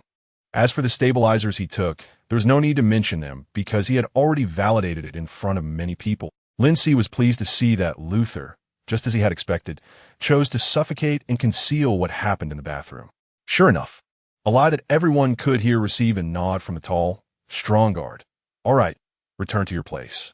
Everyone noticed the fleeting glance that Luther cast towards Lin Si, and he was the only one who had also gone to the bathroom. In an instant, there were looks of incredulity, surprise, curiosity, amusement, and indifference, all occasionally landing on him. Chapter 14, Experiment. Only the big-headed Luther dared not look at him again. So I ended up in prison for theft. This fits perfectly into the imagined internal discrimination hierarchy of prisons. Theft surely wouldn't result in a life sentence, right? Lin Si received this unexpectedly good news with relief. "It seems you have to be more careful from now on," the limping old man suddenly spoke. The old man's tone seemed to carry a hint of amusement, and Lin Si was a bit surprised, even turning his head to confirm that there was no gloating expression on the old man's face. Careful about what? The small group? Lin Si retorted, no longer pretending to be innocent. Small group. What a fitting term. The limping old man smirked sarcastically. "You should know. There are quite a few desperate people in this small group. They hold grudges the longest and love to talk about brotherhood." The old man was reminding him of potential retaliatory actions that might occur later, and Lin Si naturally accepted this goodwill. "I understand. Thank you for your reminder. I will be careful." The inmate meeting time, which occurs only once every 7 days, actually provides protection for inmates who encounter such situations. Not being alone makes it difficult for substantial retaliatory actions to happen. "I now suspect that my eyes may really be aging." The limping old man sighed, then returned to his expressionless state. It seemed he had said more than usual in one breath, and a faint weariness appeared on his face as he pressed his lips together, the wrinkles at the corners deepening, returning to his silent demeanor. When the limping old man took his first step, he stumbled a bit, and Lin Si quickly supported him. Steadying himself, the old man soon withdrew his arm from Lin Si's hand, and though he limped as he took another step, he had regained his composure. What a strong-willed old man. Lin Si chuckled helplessly, following behind the limping old man. Not letting the darkness linger too long, he turned on the switch on the wall, took out 4 stabilizers, opened one to drink, then took out the nutritional solution from the drawer and placed it next to the remaining stabilizers, alongside the pencil and paper, which was his self-designated bedside spot. Even though he was emotionally stable now, taking precautions was still an essential measure. The stabilizer was being digested. Whether it was psychological or the stabilizer was truly effective, all emotions suddenly turned to relaxation, making his thoughts clearer than ever. Due to the untimeliness, a question that he had temporarily buried in his heart resurfaced. What was that miraculous state he suddenly entered in the bathroom? Why did big-headed Luther suddenly feel pain, scared enough to lose his last bit of toughness? Sitting on the floor, with the Savior's Journey on his lap, Lin Si picked up a pen and wrote down the numbers 1, 2, 3. He didn't write more detailed content, but this helped him sort out his thoughts. That state was actually very close to when a person enters extreme focus. After entering prison, he had experienced 2 extreme focus situations. Once was when he first crossed over, focusing on opening his eyes and hearing his heartbeat. The other was when he was contemplating the last words of number 000041. And then the doll disappeared for a moment right under his eyelids, only to suddenly reappear. Heartbeat. Disappearance. The keywords connected one after another. And the pen tip suddenly stopped on the paper, poking out a dot. At that time, Luther held his chest in pain because his heart, like the doll at that moment, was about to disappear, a chilling hypothesis. Yet it was the most logically sound speculation. After the doll had disappeared once, he suspected that the cell was haunted, even coming up with a story about a cyber Annabelle doll, only to find out that the ghost might very well be himself. The speculation needed to be verified.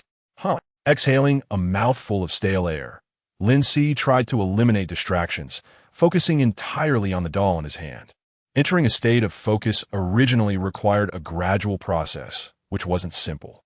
But perhaps due to the effect of the stabilizer, in just a moment, he felt all the subtle noises around him fade away, and his heartbeat gradually became clearer. Thump, thump. Lin Si felt it. He entered through focus. But this state was even more mysterious. Words couldn't describe it. The doll he was looking at seemed no longer just a doll, but a whole entity, belonging to the current wondrous state, and the state could still encompass the whole. He never thought he would come up with such an abstract concept one day. Suddenly, the weight in his hand lightened. The doll vanished without any warning.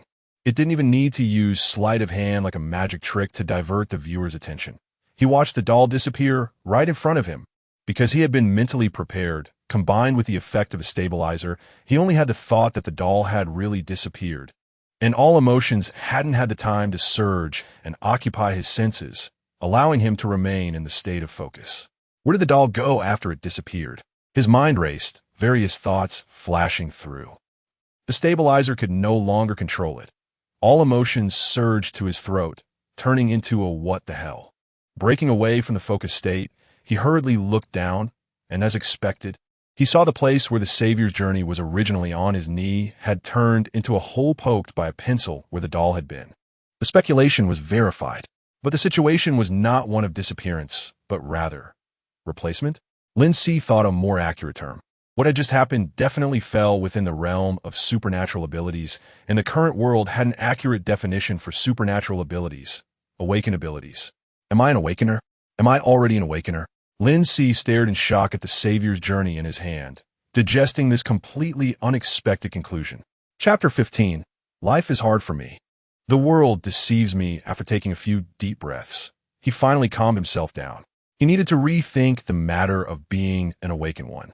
If 000041 was originally an awakened one, pretending to be weak in front of other prisoners while plotting to deceive them, it wouldn't have led to a situation where he pushed himself to death. The weakness was real, and the death of 000041 was also real. This means that the awakening ability was only granted after death. How could that be? Lin Si suddenly thought of something and picked up the paper with the last words written on it. Before death arrives, I must first sacrifice my life. Sacrifice, sacrifice. Yes, sacrifice. He slapped his forehead. Initially, he viewed the last words as the desperate thoughts of a person who chose to end his own life rather than be killed by external forces. Now it seemed that the term sacrifice clearly held deeper meaning. Father Lickett said that one could sacrifice their limbs, human consciousness, health, reproductive ability, etc., to become an awakened one. He didn't know where 000041 learned about the method of sacrifice. In any case, 000041 made a sacrifice in despair, hoping to become an awakened one. It was still unknown what 000041 chose to sacrifice, but unfortunately, the outcome was a failure. 000041 lost his life. No, wait, Lin Si murmured softly. It can't be said to be a complete failure. His crossing brought about a new life, and the failed outcome was changed. He woke up and became an awakened one. The truth is likely as I speculated. After sorting out the logic, Lin Si's first reaction was to touch his body. Phew. Fortunately, nothing was lost. Since what he sacrificed wasn't a visible part of his body, could it be something invisible like reproductive ability or human consciousness? Or perhaps something that Father Lickett didn't mention? However, I can act without hindrance now, and I don't feel any pain.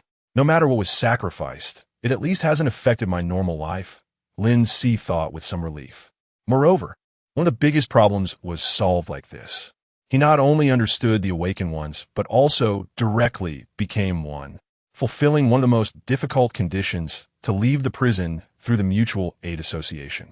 All he needed to do was read the Savior's journey, package his experience of becoming an awakened one into a story, like dreaming of the Savior who was still walking in the world and waking up to become an awakened one. He believed that those who were already in contact with the occult would be very willing to believe such stories. By the next prayer day, he could easily bring up this story with Father Lickik. Finding an exit made Lin Si's mood lighten, and for the first time, he found a face of a doll without eyes to be cute. Next, I need to practice more, master my awakening ability. For me, the awakening ability is definitely the most powerful layer of security. After that, I could try to find information about my awakening ability through Chen Wuyong. Lin Si quickly planned his next arrangements. The long night stretched on. Unable to see the time, he practiced continuously until he felt tired before going to sleep. After practicing for a long time, he was able to enter a focused state at any time. After about 5 times, he began to feel mentally fatigued. After entering the focused state 10 times, his brain became heavy and his temples throbbed with pain, prompting Lin Si to stop practicing. It seemed that my limit now is to enter the focused state 10 times. Afterwards, I should experience very painful mental negative effects. However, 10 times is already enough. After all, killing a person can be accomplished with one exchange. He sat quietly for a moment. The stabbing pain in his head eased slightly, and he understood that he couldn't rush things, so he relaxed and lay on the ground, closing his eyes to sleep. When he opened his eyes again, Lin Si knew he was already in a dream. A fog-filled street, a crowd like statues, a city with no visible end.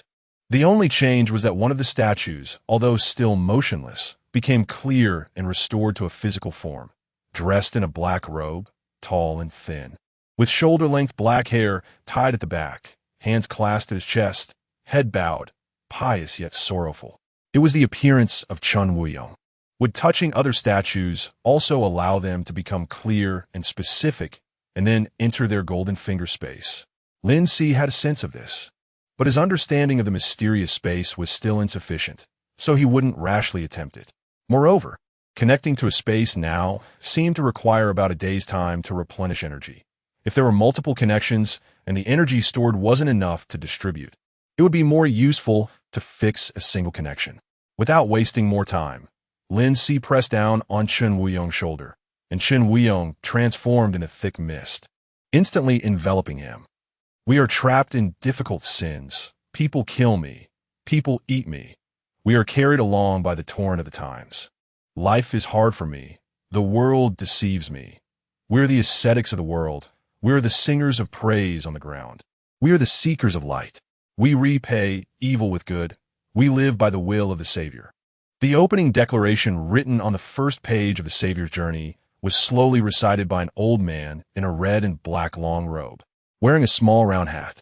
It was easy to tell from his distinctly different attire from the priest that he was a bishop. The old man's face was wrinkled, and his eyelids drooped. Lin Si even doubted whether this bishop had his eyes open. He stood in the space, and from the image, he could see that Chen Wuyong was now in a small prayer hall. There were no towering arched stained glass windows, only electronic doors and windows, which were so old that they malfunctioned, leaving gaps for raindrops to scatter onto the floor inside. A ray of light shone in, and Lin Si stared at that point of light for a long time. So it was still morning. In prison, it was hard to distinguish between day and night. Activity days seemed not to be specified for daytime, and of course, it could also be because the time zone of Chen Wuyong was different from his. Although he was still trapped in a space while connecting to Chen Wuyong, he felt a sense of long-lost freedom. He couldn't help but take a deep breath, as if he could smell the damp air. Sitting on the bench to listen to the bishop's sermon was only Sister Alice, and of course there was also Chen Wuyong, who served as the main perspective of the screen. Sister Alice clasped her hands, resting them on her forehead, focused and pious. He couldn't see whether Chen Wuyong's expression was focused, but he could hear the priest quietly calling in his heart. "Sir? Sir? Are you there? If you are, please tell me." After a brief silence, Chen Wuyong began again. "Sir? Sir? Are you there? Lin Si?" After Chen Wuyong fell silent again and sighed in disappointment, he finally spoke with a smile. "I thought you should be more serious and focused while listening to the sermon." "Father!" Creak! Chen Wuyong jolted, suddenly standing up his leg hitting the bench, and he excitedly called out in his heart, "You finally came?" The sermon stopped. Sister Alice turned her head in confusion, and the bishop half lifted his eyelids, all looking at Chen Wuyong. Chapter 16. Flowers in the Rain. Chen Wuyong chuckled awkwardly. My legs are numb. It's fine, please continue. The brief interlude was short-lived, and once Chen Wuyong sat down again, the bishop continued his monotonous sermon in a soothing tone that was almost drowsy. Chen Wuyong raised his hand to shield his excited expression. Internally reasoning, prayer and sermons are just formalities. Attitude doesn't matter. As long as I keep doing good and helping others, the Lord, the Savior, will know my faith is steadfast. After hearing the bishop's judgments about the divine, Chen Wuyong cautiously changed the way he referred to the Lord in front of the mysterious gentleman, believing it might make him feel disrespected. Sometimes formality indeed doesn't matter. Lin Si commented emotionlessly. He had now gained some understanding of the Mutual Aid Society's doctrines, and Chen Wuyong's attitude aligned with Ricochet's description of the society's inclusivity. "It's great that you think so," Chen Wuyong breathed out lightly. Father Chen Wuyong was indeed a kind-hearted man with no guard up, and for some reason, his sense of respect for me deepened. Now, I even felt honored to share the same views as you. Lin Si smiled silently, pleased to see Chen Wuyong's mental state developing in the direction he envisioned. Chen Wuyong took a gentle breath, trying to maintain his politeness despite his excitement. Internally explaining his earlier lapse, "It's clear you are indeed very eager. For a qualified golden-fingered grandpa, being at your beck and call should be the norm. But after all, I'm just an imposter. Not to mention my prison life, I also have to deal with the limitations of connecting energies. I need to find a reasonable explanation for my disappearance." Lin Si pondered and chose a profound yet fitting phrase. "Most of the time, I need to rest. You don't need to call for me all the time. I will appear when necessary. Of course, when is necessary is entirely up to me." Chen Wuyong was momentarily surprised, but then felt it was only natural. If the gentleman truly is an existence that has lived since the dark historical period, spanning through time, he would naturally need more rest. This was just another proof of my reasoning. After saying this, Chen Wuyong could no longer contain his anticipation after a whole day and turned to say, "Sir, I've completed half of the task you assigned me regarding the alien plants. Fortunately, thanks to your advance notice, I found that many of the alien plants today have significant differences in appearance from the illustrations in the book, requiring careful identification to match them one by one. You truly are knowledgeable." "Actually, I have no knowledge. I'm just afraid of making mistakes during translation and mismatching them," Lin Si replied without changing his expression. "To complete half of the comparisons in such a short time, you've put in a lot of effort." Chen Wuyong smiled shyly. "After all, I'm the one troubling you. Besides, doing something I'm interested in, even if I don't rest at night, I still feel full of energy. In another day, I should be able to finish the entire book's comparisons." "Actually, you don't need to be too diligent," Lin Si said slowly, sitting up straight. "Once the prayer is over, we can start." "Okay, that's wonderful," Chen Wuyong thought excitedly in his heart. For the next several minutes, Lin Si heard Chen Wuyong's thoughts shift from "Are you there?" to "Why hasn't the bishop finished yet?" When the bishop concluded with the final words of mutual aid and doing good, Chen Wuyong couldn't wait to stand up and, alongside the little nun Alice, pressed one hand to his chest. Mutual aid, doing good. After finishing the prayer, Chen Wuyong turned to leave. Father Chen Wuyong, however, the bishop suddenly called him in a low voice.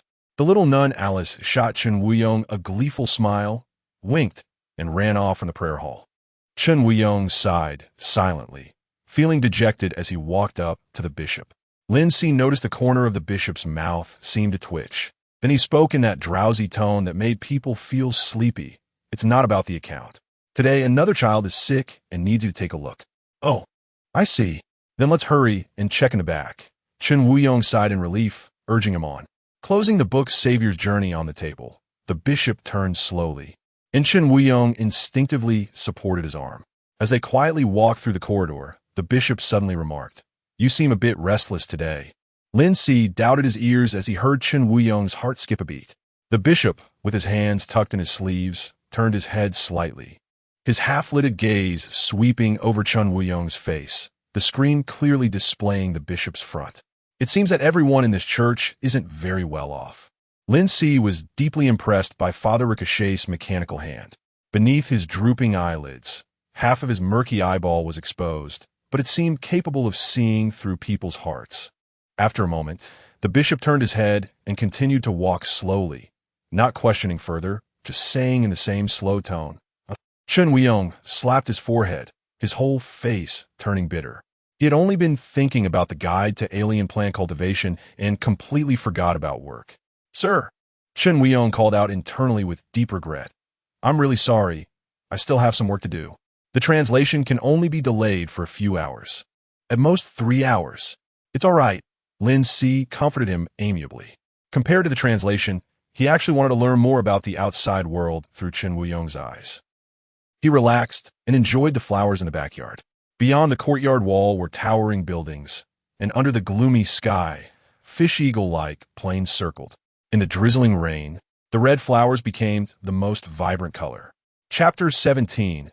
Sacrificial Methods. After passing through a small courtyard, he pushed open a simple door that seemed to be part of a makeshift shed. As the screen advanced, he saw the children the bishop had mentioned. Not just one, but several. Half of the single beds were occupied by children. Were they adopting children? Regardless of whether the Mutual Aid Society's doctrines were a form of extreme brainwashing, the impoverished followers of this branch of the church were indeed steadfast in practicing their beliefs. Chen Weiyong walked to the innermost part and gently touched one child's head. "How are you feeling today?" he asked softly. "I'm completely healthy now, Father." The child smiled sweetly at the priest. "Really? Let me check." The child stood on the bed, actively spreading his arms, allowing Chen Weiyong to examine any part of his body. The priest also studied medicine. Lin Si watched with great interest, noticing that Chen Weiyong touched the child's neck, shoulders, arms, and stomach. It seemed aimless. Doubts began to form in his mind. Could Chen Weiyong really treat illnesses? Then he saw a pale light emanating from Chen Weiyong's palm, and as his hand moved, the child's face gradually became rosy. Lin Si was taken aback, realizing that what Chen Weiyong possessed was not medical skills, but an awakening ability. It appeared to be a healing ability. He is indeed a healthy child. Chen Weiyong declared the results of his examination. Then, the bishop led Chen Weiyong to another side, where a child lying in bed appeared to be in worse condition, flushed, with a high fever, and trembling continuously. With a foggy gaze that had just cleared, the child called out softly, "Mommy, your mother is still in prison, serving a life sentence. She will likely never see you again. Poor child." Prison? Lin Si keenly caught the keyword, to avoid waking the child. Chen Weiyong hurriedly left the shed and stepped outside, coughing painfully for quite a while. Although he couldn't see it, Lin Si could imagine how terrible Chen Weiyong's expression was at that moment. The bishop moved slowly and only approached Chen Weiyong after his intense coughing subsided to occasional soft coughs. "You still can't rely solely on your own strength." "It's all right, Bishop." Cough, cough. Chen Weiyong's tone still carried a light-hearted smile. "Medical supplies are too expensive. We can't afford them. My ability is free, efficient, and inexhaustible. Weakness and illness are things that cannot be changed once one has sacrificed their health to the Savior during awakening. You don't need to worry about me. I just need a day of rest." The sacrifice is directly to the Savior, the deity of the Mutual Aid Society. Lin Si remained skeptical.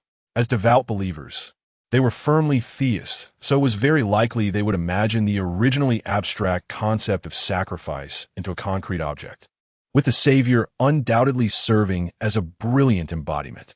The bishop spoke flatly without any fluctuation in tone.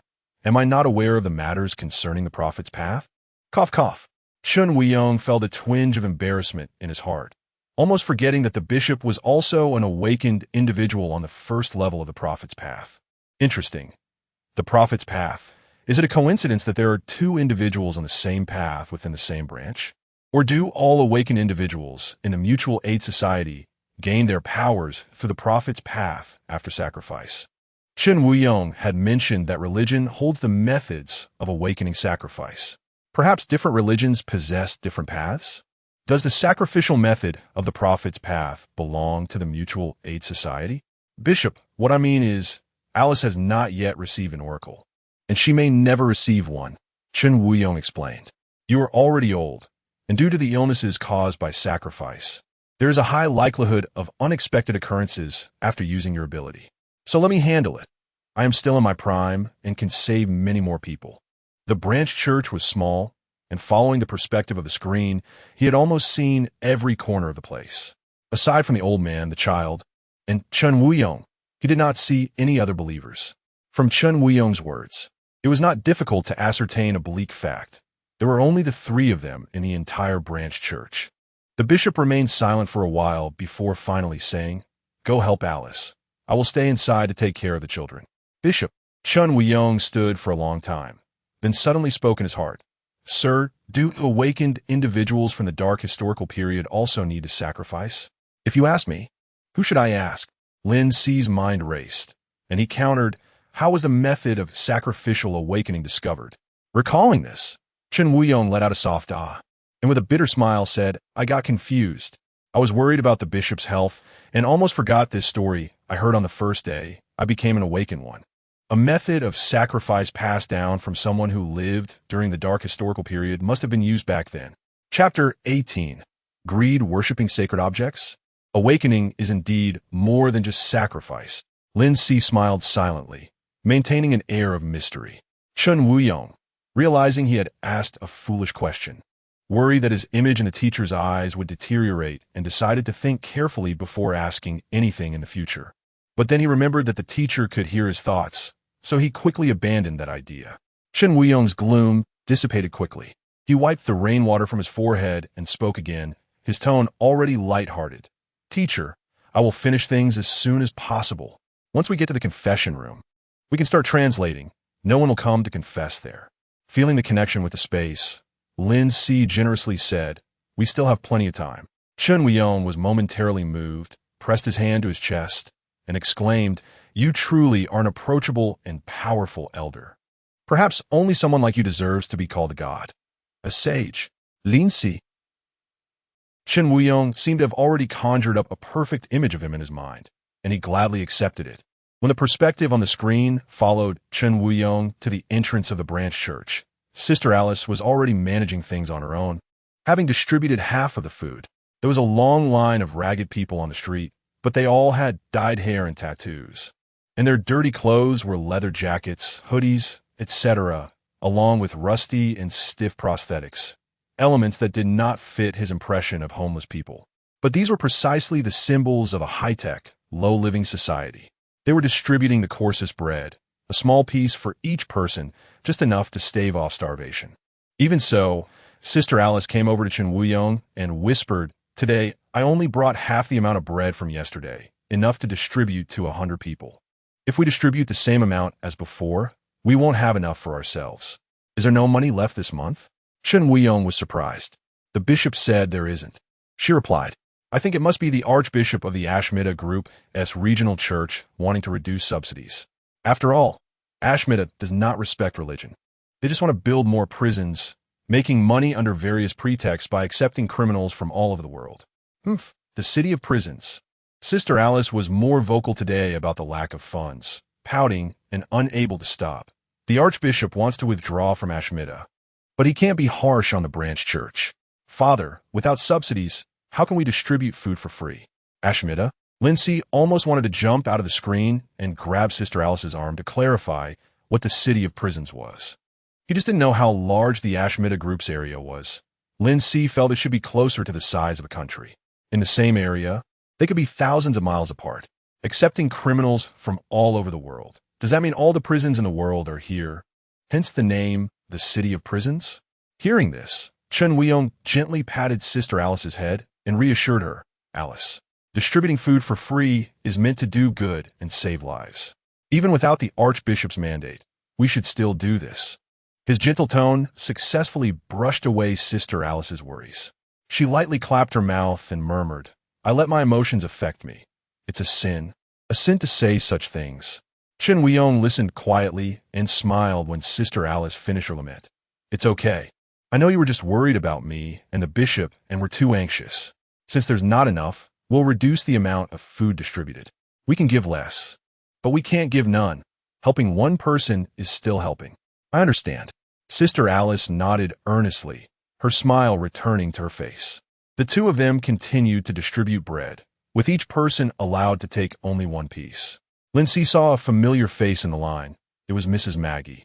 She was fortunate enough to successfully receive a small piece before the bread ran out. Mrs. Maggie's appearance reminded Chen Wuyong of yesterday's events, and he curiously asked, "Teacher, when you left last time, why did you suddenly say to me that sometimes the food we give does not bring gratitude but danger? I've been thinking about what you said lately, but I still haven't understood what you were trying to remind me of." After saying this, Chen Wuyong nodded to himself, affirming his own words. Kindness certainly leaves a mark. Lin Si did not entirely refute Chen Wuyong's statement, just gently reminded him that greed is a terrible thing. Doing bad things is 100 times easier than doing good deeds. Sometimes, humans choose the simpler ways to survive. Just like Mrs. Maggie, a mother desperate to save her daughter. When she got the bread, her first instinct was to hastily fill her own stomach. He suspected that the daughter Mrs. Maggie spoke of did not exist. It was merely a lie to exploit Chen Wuyong's kindness. And such people are often insatiable. Lin Si noticed the screen's perspective lingered on Mrs. Maggie for 2 extra seconds. Then he heard Chen Wuyong mumble, "It shouldn't be. Good mothers are all kind people." Lin Si remained silent. He did not intend to change Chen Wuyong's thoughts, but needed to use him. So he hoped nothing unexpected would happen to him. Moreover, as a mysterious elder, he could offer moderate reminders, best leaving some things unsaid to maintain the mystery. Other matters could only be left to Chen Wuyong himself. The food distribution continued. It ended half the time earlier than originally expected. The remaining half of the people in line had not received bread, and complaints erupted. Chen Wuyong seriously explained the issue of money. Though their complaints were not quelled, they had no choice but to disperse and leave. Father, Mrs. Maggie this time took out a plastic bag she had prepared earlier and said, "I want to exchange for another piece of bread today. Is that okay?" Her smile mixed with bitterness as she added, "My daughter is sick and has nothing to eat. I'm afraid she won't even have the strength to endure the pain." Chapter 19. Truly pitiful Chen Wuyong and the little nun Alice both stopped in their tracks because of Madame Maggie's words. Sure enough, she came. Only Lin Si showed no surprise at all. He relaxed and changed his sitting position, watching with great interest to see what kind of pitiful pose Madame Maggie would strike next. This time, Chen Wuyong hadn't spoken yet when the little nun Alice stepped forward and awkwardly refused. "Madame Maggie, we really don't have any extra food today. We can't exchange with you. I'm sorry." A look of astonishment appeared on Madame Maggie's face, then quickly vanished. The next moment, murky tears flowed from her eye socket, which contained a prosthetic eye. As she said sadly, I understand that you have difficulties too. I shouldn't be so greedy. I just think of my daughter. Her father is a bastard who got sent to prison, leaving me alone to care for a sick child. I really have no way out." The woman covered her face and began to sob quietly. "You're the best people I have ever met. I know I shouldn't keep troubling you. It's all right. I can find a job somehow. If worst comes to worst, I can try my luck with Varotis. Thank you for being willing to spare me a piece of bread yesterday."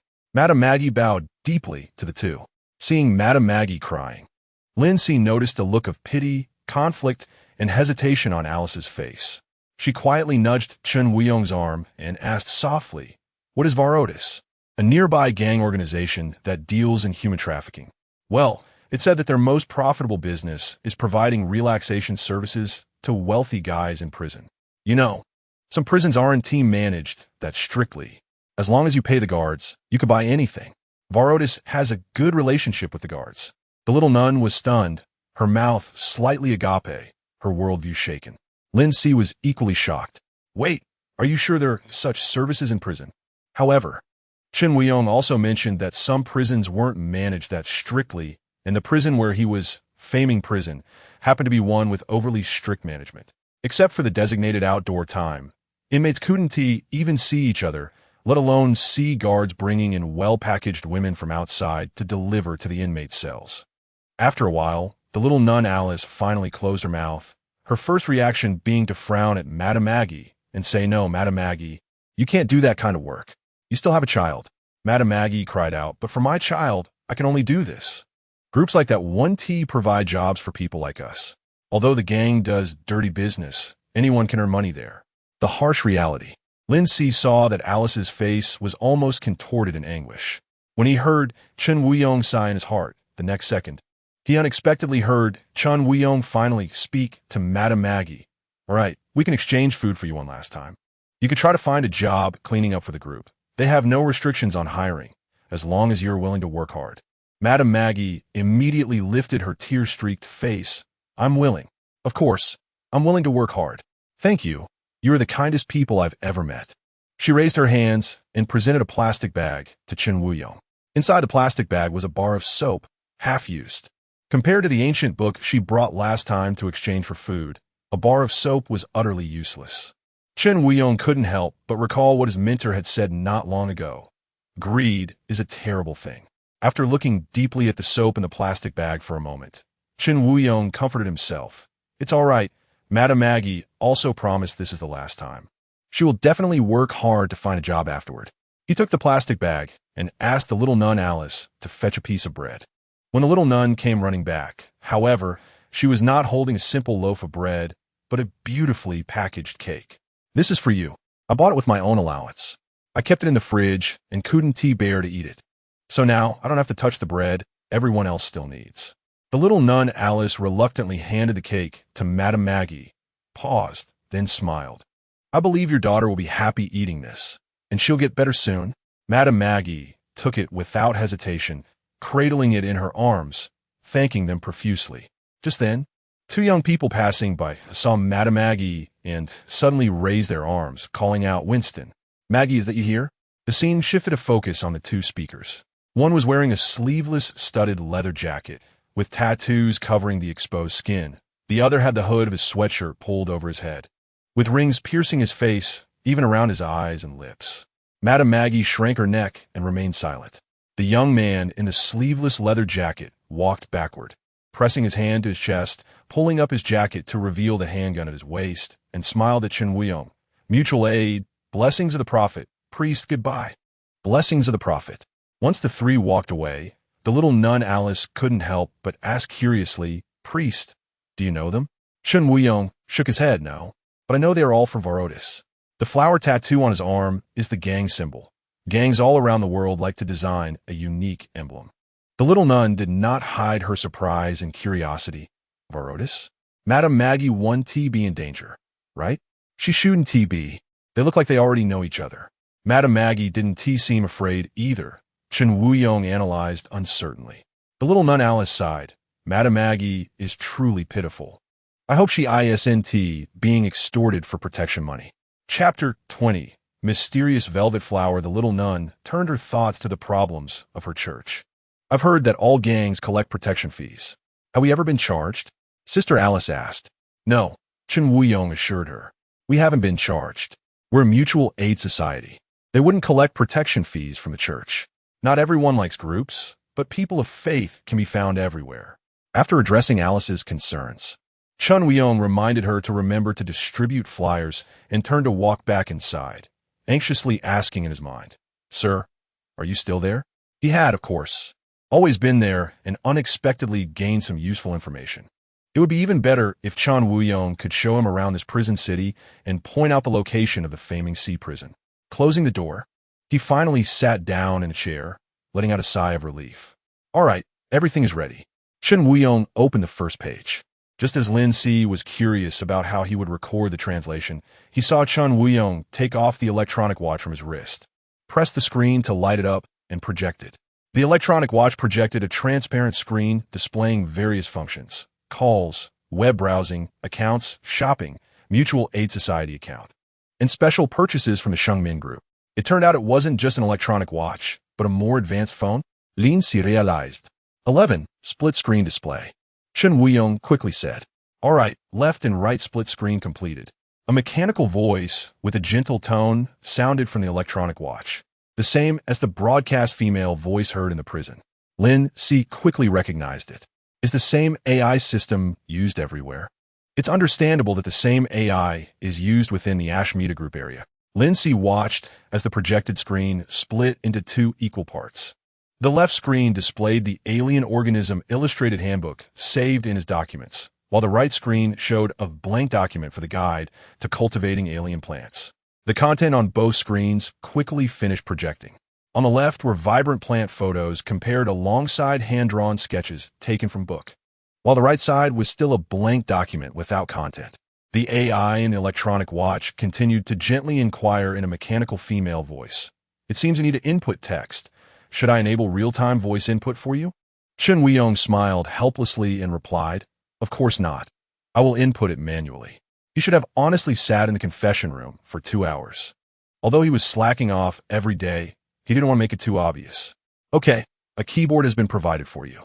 As the mechanical female voice finished speaking, the electronic watch projected a transparent keyboard in front of Chen Weiyong at a suitable height for typing. After observing the entire process, Lin Si couldn't help but feel envious of this electronic watch. It wasn't just because it had many high-tech features compared to the phones he had encountered, but because it was the best tool for obtaining information about the entire world. Speaking of which, my awakening ability allows me to exchange items. If I were in this space, could I successfully exchange an item from Chen Weiyong's space, like this electronic watch? However, I currently don't have a suitable item for exchange unless I take off my clothes. Next time before sleeping, I should try to see if I can materialize an item on myself, or bring something from the cell in, and then attempt to exchange. Lin Si set a plan in his mind. "Sir, can you see the content on the screen clearly?" Chen Weiyong cautiously inquired, uncertain of how this mysterious sir existed. "I can see that the comparative images you made are quite thoughtful," Lin Si praised. The first photo corresponded to the first alien plant on the first page of the book. The hand-drawn sketch was too simple, merely outlining the shape, with long, flat leaves, a straight stem, and flowers clustered together. In the modern photo, the leaves and stem appeared unchanged, but the flowers had doubled with a finer, shorter stem growing in the center of one flower, producing a cluster of flowers on top, blue-purple, strange yet beautiful. Lin Si looked at the book page and translated into simplified Chinese, a language he had used his whole life. Mysterious velvet flower, also known as Now B, 1823. From the illustrated handbook, it could be seen that modern plants didn't have special names, only coded designations. Chen Weiyong realized that the translation had suddenly begun and hurriedly typed on the keyboard. The projected keyboard made no sound. Only Lin Si's voice continued softly and steadily in his ear. The emitted scent is highly toxic. Inhaling it can lead to nerve failure and death within 3 minutes. All parts except the petals contain neurotoxins. The petals are edible, providing a temporary stimulating effect on the nerves. The duration and effectiveness depend on the quantity consumed, individual physical condition, and mental will, and it is addictive. The best planting effect is in wet soil, adaptable to warm climates. Wearing a gas mask and gloves allows for contact during planting, requiring daily ample watering to keep the soil moist, loves sunlight, and cannot be planted with a white porcelain tree. Note, the second type on page 5 of this book, as it will wither and die. The planting area must maintain a safe distance of over 10 meters from human habitation. Such detailed descriptions, each precautionary note must have come at the cost of a life. No wonder the author specially thanked the awakened individuals who contributed on the title page. Chen Weiyong was typing rapidly, while Lin Si thoughtfully slowed down the pace to ensure Chen Weiyong kept up, needing him to repeat it. Even while typing, Chen Weiyong was excited, his eyes shining. Every time Lin Si translated a sentence, Chen Weiyong felt an excited exclamation in his heart. So that's how it is. So they all have names, Mysterious Velvet Flower. What a beautiful name, much better than B, 1823. Neurotoxins that can also stimulate nerve excitement indicate that the mysterious velvet flower produces neurofactors. But its effects on humans have both benefits and drawbacks. Very reasonable. The planting guide is so detailed. This is the wisdom and exploratory spirit of the ancients. Fortunately, I met the Sir. Otherwise, no one would have access to the crystallization of the wisdom of the ancients. Could it be I am destined to save the world with the wisdom of the ancients under the Sir's guidance? Is this my adventure? Lin Si. Chapter 21 Puppet. Very well. The male protagonist has already rationalized the reasons and purposes for the appearance of the golden finger through automatic brain supplementation. Due to his excitement, Chen Weiyong temporarily forgot that his inner thoughts could be heard by him, and he pretended not to hear the priest's sudden outburst of delusional musings. The translation work lasted for 2 hours. Although it was a guidebook, every exotic plant mentioned in the book was a wondrous plant he had never encountered before, so he was thoroughly engrossed during the translation. The energy for spatial connection was about to run out. Let's call it a day for the translation. Chen Wuyong immediately stood up respectfully, raised his hand to his chest, and bowed to the empty space ahead. All right, thank you so much. By the way, Chen Wuyong shifted the topic, sir. I was considering that after this translation is published, it will need a signature. You are actually the real translator. I am just the one organizing and recording it. I would like to put you in the position of the first author. What should I call you? I mean, how should I sign your name? Could you give me a name? Chen Wuyong added in his heart. I feel it's not respectful to not have a formal title for you. As for the signature, you can arrange it as you like. Lin Si really did not care about being the first author and had never considered it, but he did need a formal title. Otherwise, when he connects with a new protagonist in the future, would he introduce himself as just call me Grandpa? After pondering for a moment, an inexplicable image of the doll in the cell surfaced in his mind. It was one of the first objects he encountered after crossing over. And it was also because of the doll that he confirmed his awakening ability. Lin Si slowed his voice and said lightly, Puppet. Puppet? Chen Wuyong repeated, confirming. Are you saying puppet, sir? Mr. Puppet? Lin Si opened his eyes. In the darkness, only the digital plate, 000041, emitted a faint cold blue light. The noise of the city vanished in an instant, and the cell was quiet enough to hear his own breathing. He did not rush to sit up, but replayed the vast amount of information gained from this connection in his mind. Ashmeda, the city of prisons. But I may not be a native of Ashmeda. After all, there are countless prisons here, and they receive prisoners from all over the world. He raised his hand and gently pressed on his temple, realizing that the energy required for spatial connection might be related to mental strength. He had only a vague concept of mental strength before, but today he happened to practice using his awakening ability, so he now had an accurate understanding. He could enter a focused state 10 times, after which negative reactions would occur. The symptoms of negative reactions were similar to those after disconnecting, which led to the conclusion that both would consume mental strength. At the same time, he discovered another issue. According to Chen Wuyong, sacrifices required assistance from external objects. For example, one method of awakening sacrifice mastered by the Mutual Aid Society was the healing ability that Chen Wuyong used, which also required worshipping a sacred object during the sacrifice. Even if he didn't know what the sacred object was, he understood that it was an essential step. Therefore, 000041 must have also worshipped something similar to a sacred object during the sacrifice. After contemplating all the items in the cell, the only suspicious item he could find was the homemade doll that 000041 had made from tearing up his prison uniform. Initially, he thought the homemade doll was just a hobby for 000041 to pass the time. But now it seemed that there was a deeper reason behind everything. However, since the method of awakening sacrifice was precious, the forces that possessed the method, like the church, would certainly keep it confidential and not leak it casually. Where did 000041 obtain a method of sacrifice? There were still many unsolved mysteries, and he was not in a hurry. Once everything had a clear goal, it was just a matter of time before he reached that goal, which gave him a sense of security. Letting his thoughts settle down again, he began to feel sleepy. Although being in the dream space did not consume his energy, and his body was resting, he had expended a lot of mental energy today, and his nerves also needed real rest. Everything could wait until I wake up. Ashmeda Group, District 10.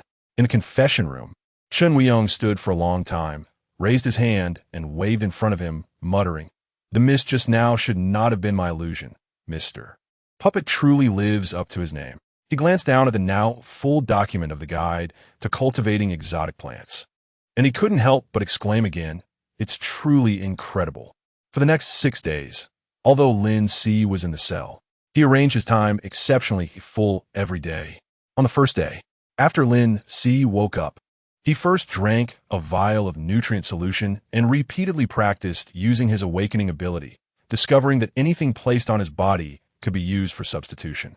He tried substituting items placed aside and succeeded, but it consumed more energy and required a longer focus time. However, he could improve through repeated practice.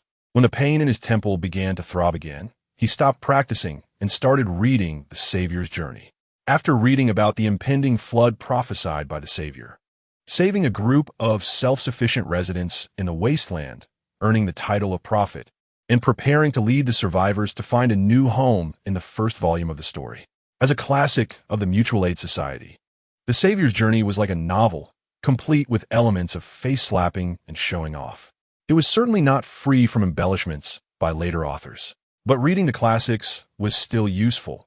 At least he now understood why the followers of the Mutual Aid Society referred to the Savior as a prophet.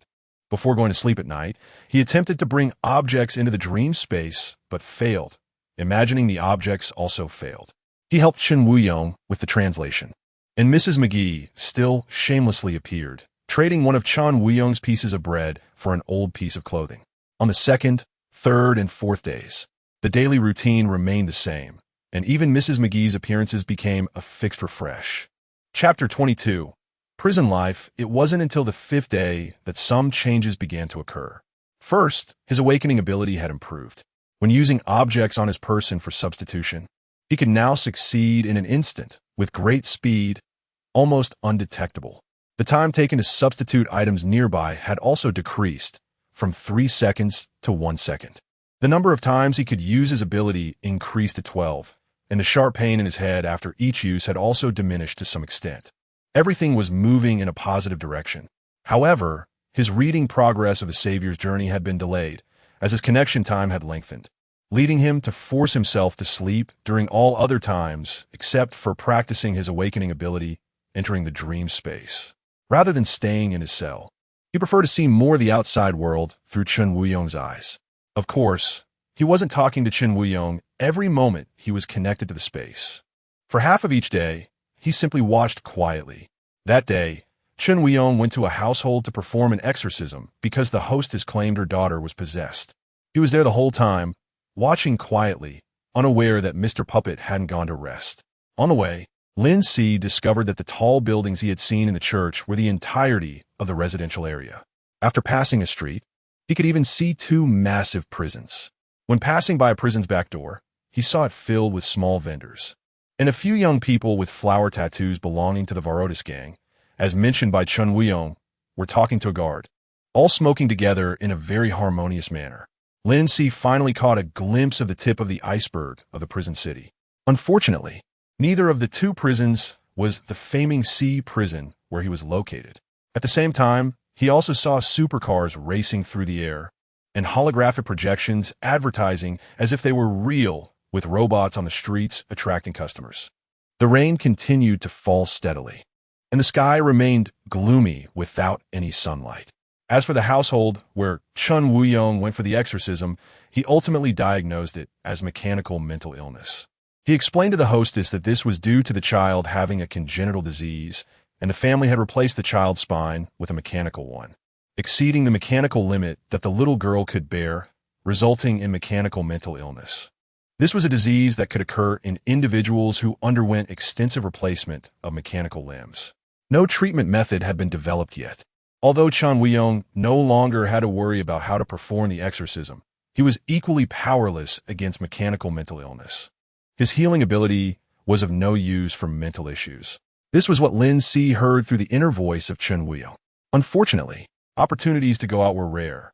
More often, Chen Wuyong stayed within the church and the small area outside the church, besides his daily work and waiting for Lin Si to appear for translation.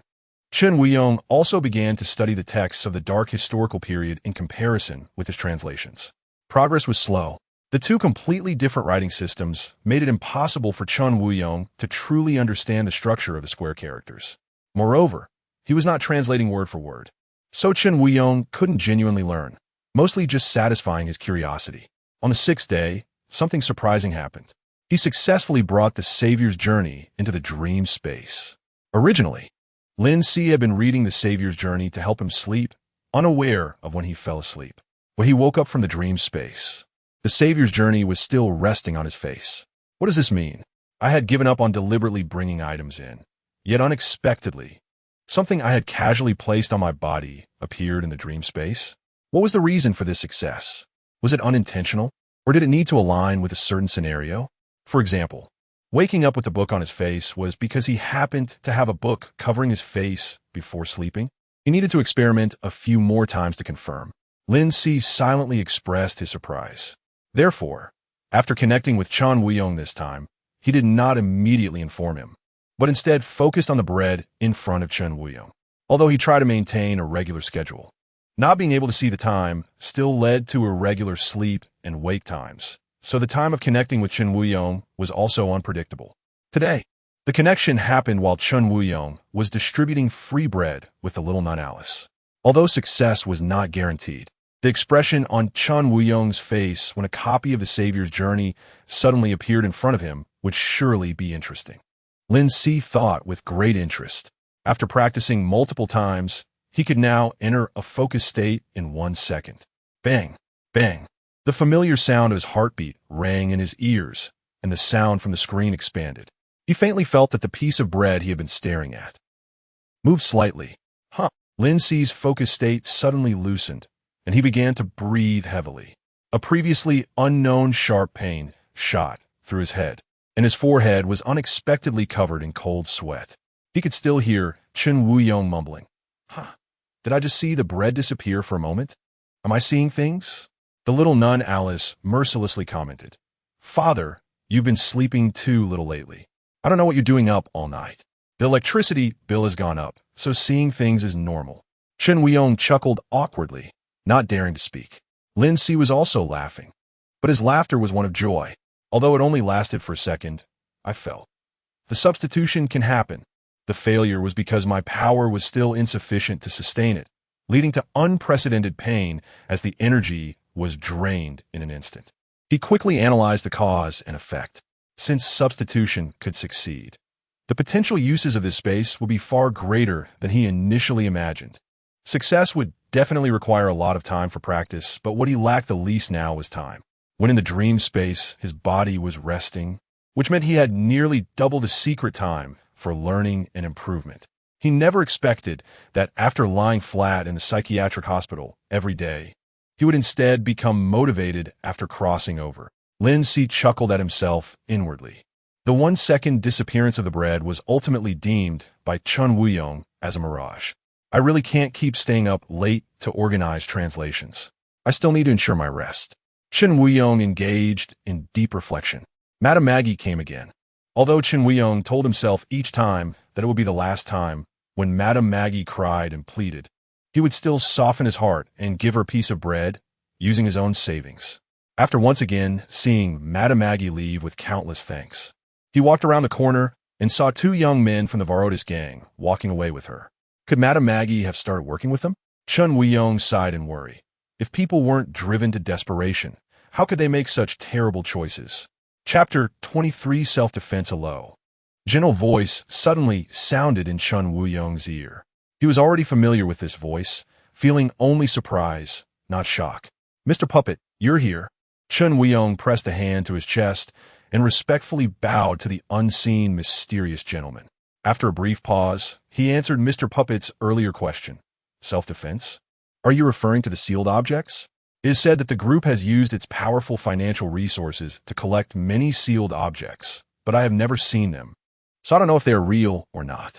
Lin Si provided a clear direction and continued to ask, what about ordinary self-defense weapons?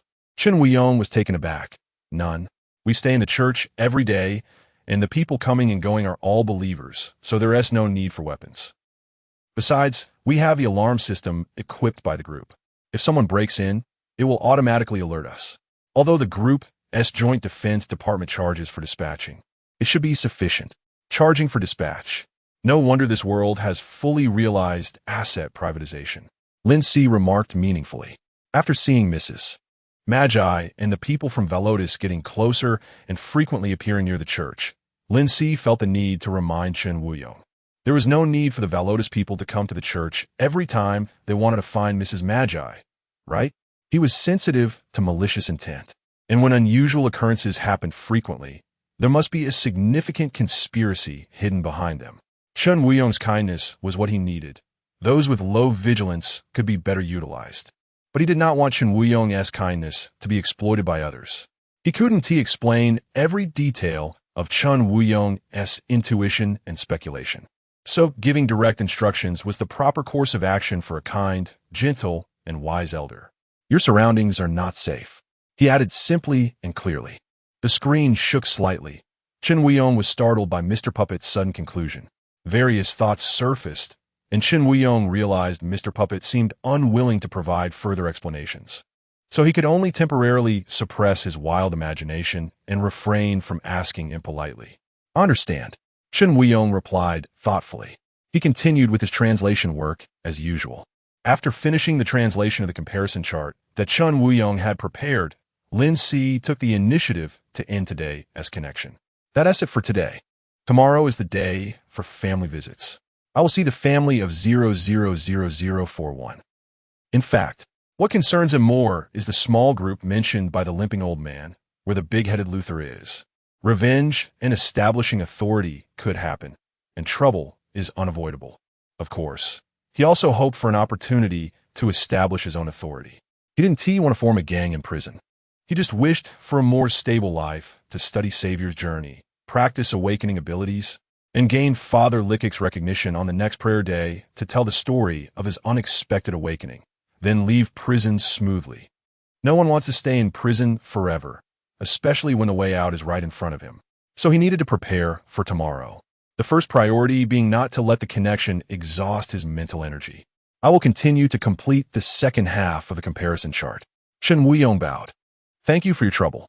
Looking at the now full document of the Guide to Alien Plant Cultivation, a strong sense of satisfaction arose in Chen Wuyong's heart. This will surely save many people, especially in the wasteland. It's truly wonderful to meet Mr. Puppet. Chen Wuyong couldn't help but recall the reminder Mr. Puppet had given him a few hours earlier. Is there really danger around me? Chen Wuyong's brows furrowed rarely. The surroundings were illuminated by warm yellow lights. Since Alice decided to reduce everyone's daily expenses again, the electricity bill to the group was too expensive, so most of the lighting was replaced with candles. The candlelight was not bright enough, but it was warm enough, although the church was a place blessed by the prophet. Chen Wuyong thought discreetly, but that was a reminder specifically for Mr. Puppet. Chen Wuyong nodded to himself. It seems I need to take a trip to the black market, just to be safe. After glancing at his private account balance, Chen Wuyong felt a silent pang in his heart. Lin Si slept very soundly. He was awakened by the sound of footsteps outside. The sound of hard-soled boots on the metal floor was a noise that only prison guards made in this prison. My sense of time is indeed chaotic. I woke up just before family visit day. Lin Si rubbed his stiff neck and sat up.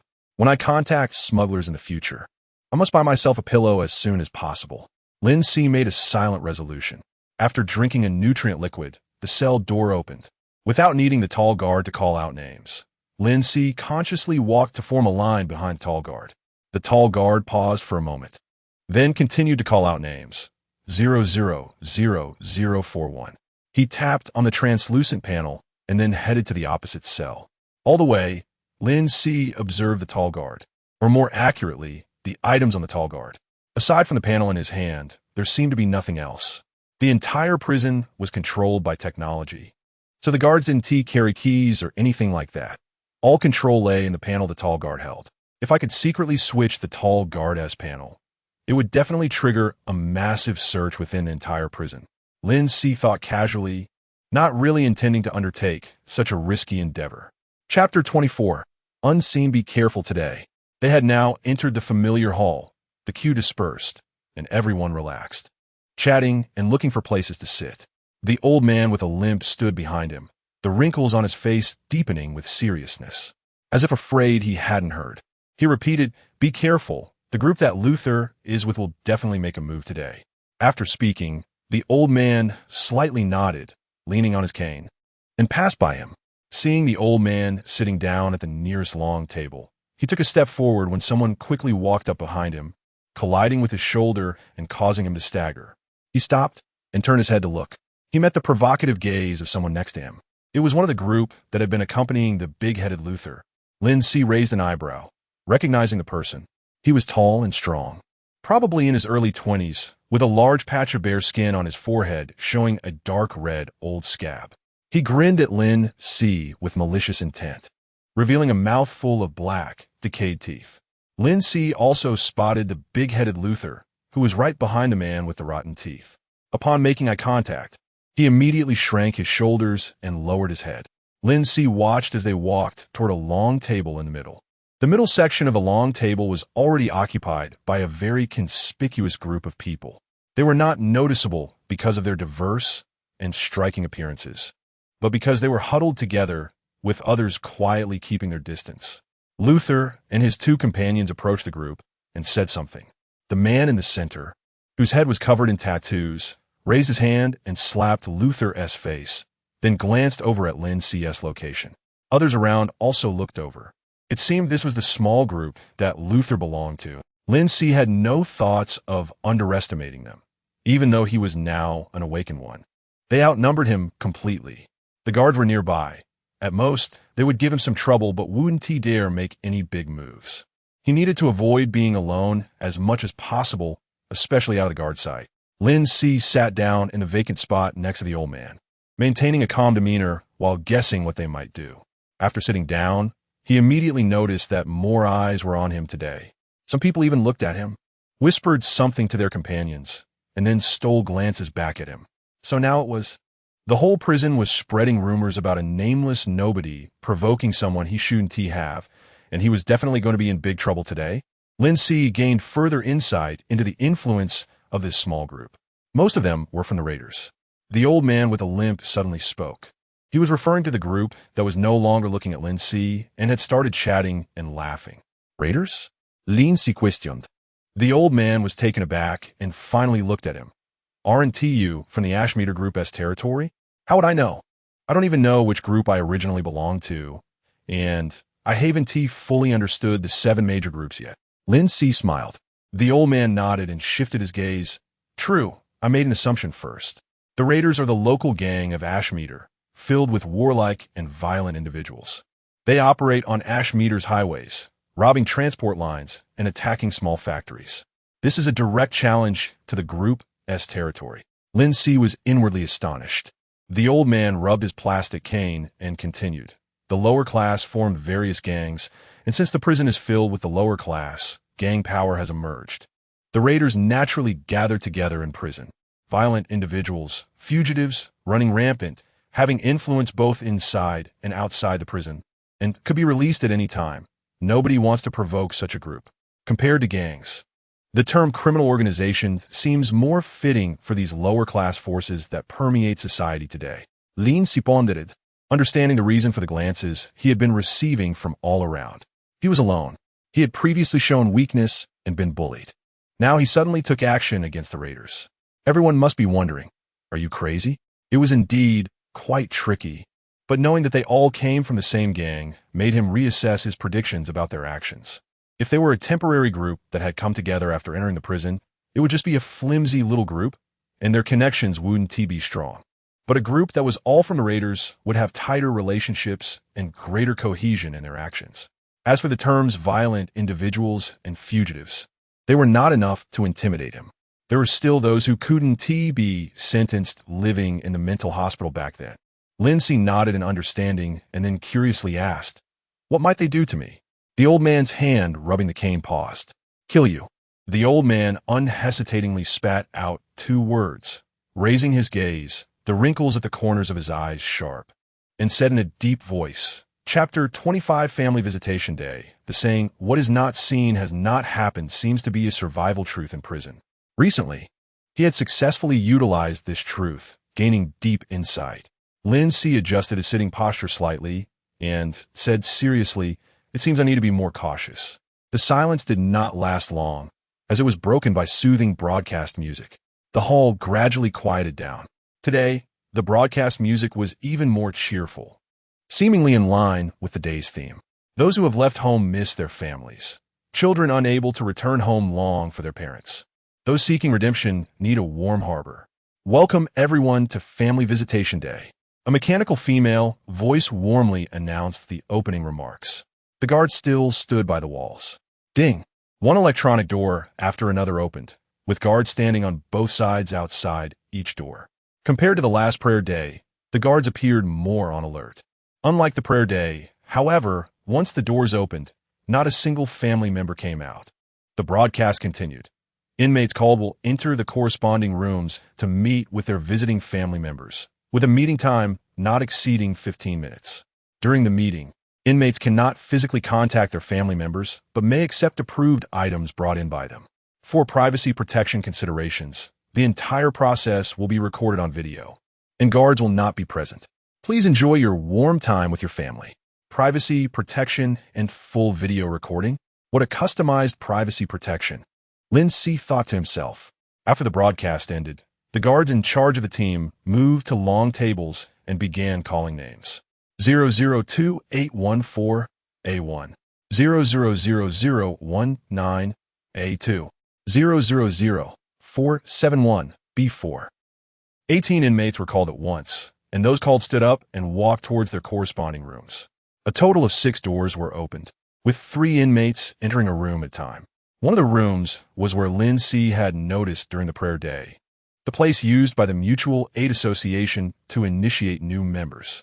The room would be rearranged according to different themes. Lin Si observed quietly. After the 18 inmates entered the rooms, the guards did not stay by the tables but retreated back to the walls.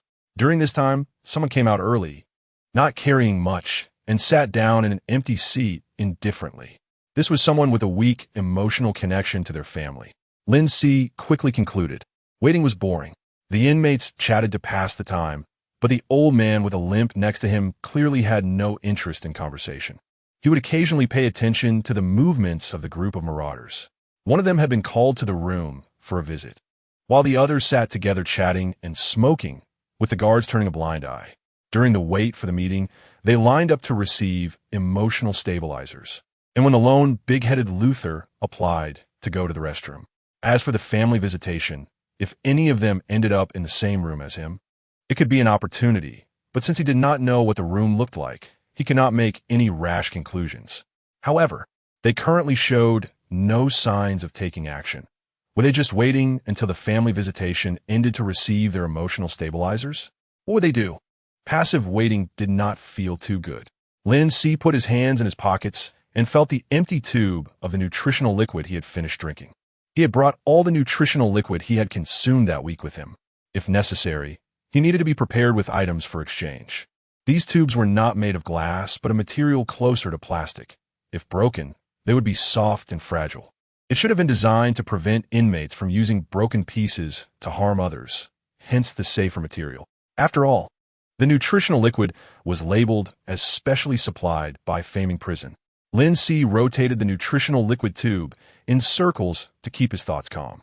Bang, bang, bang.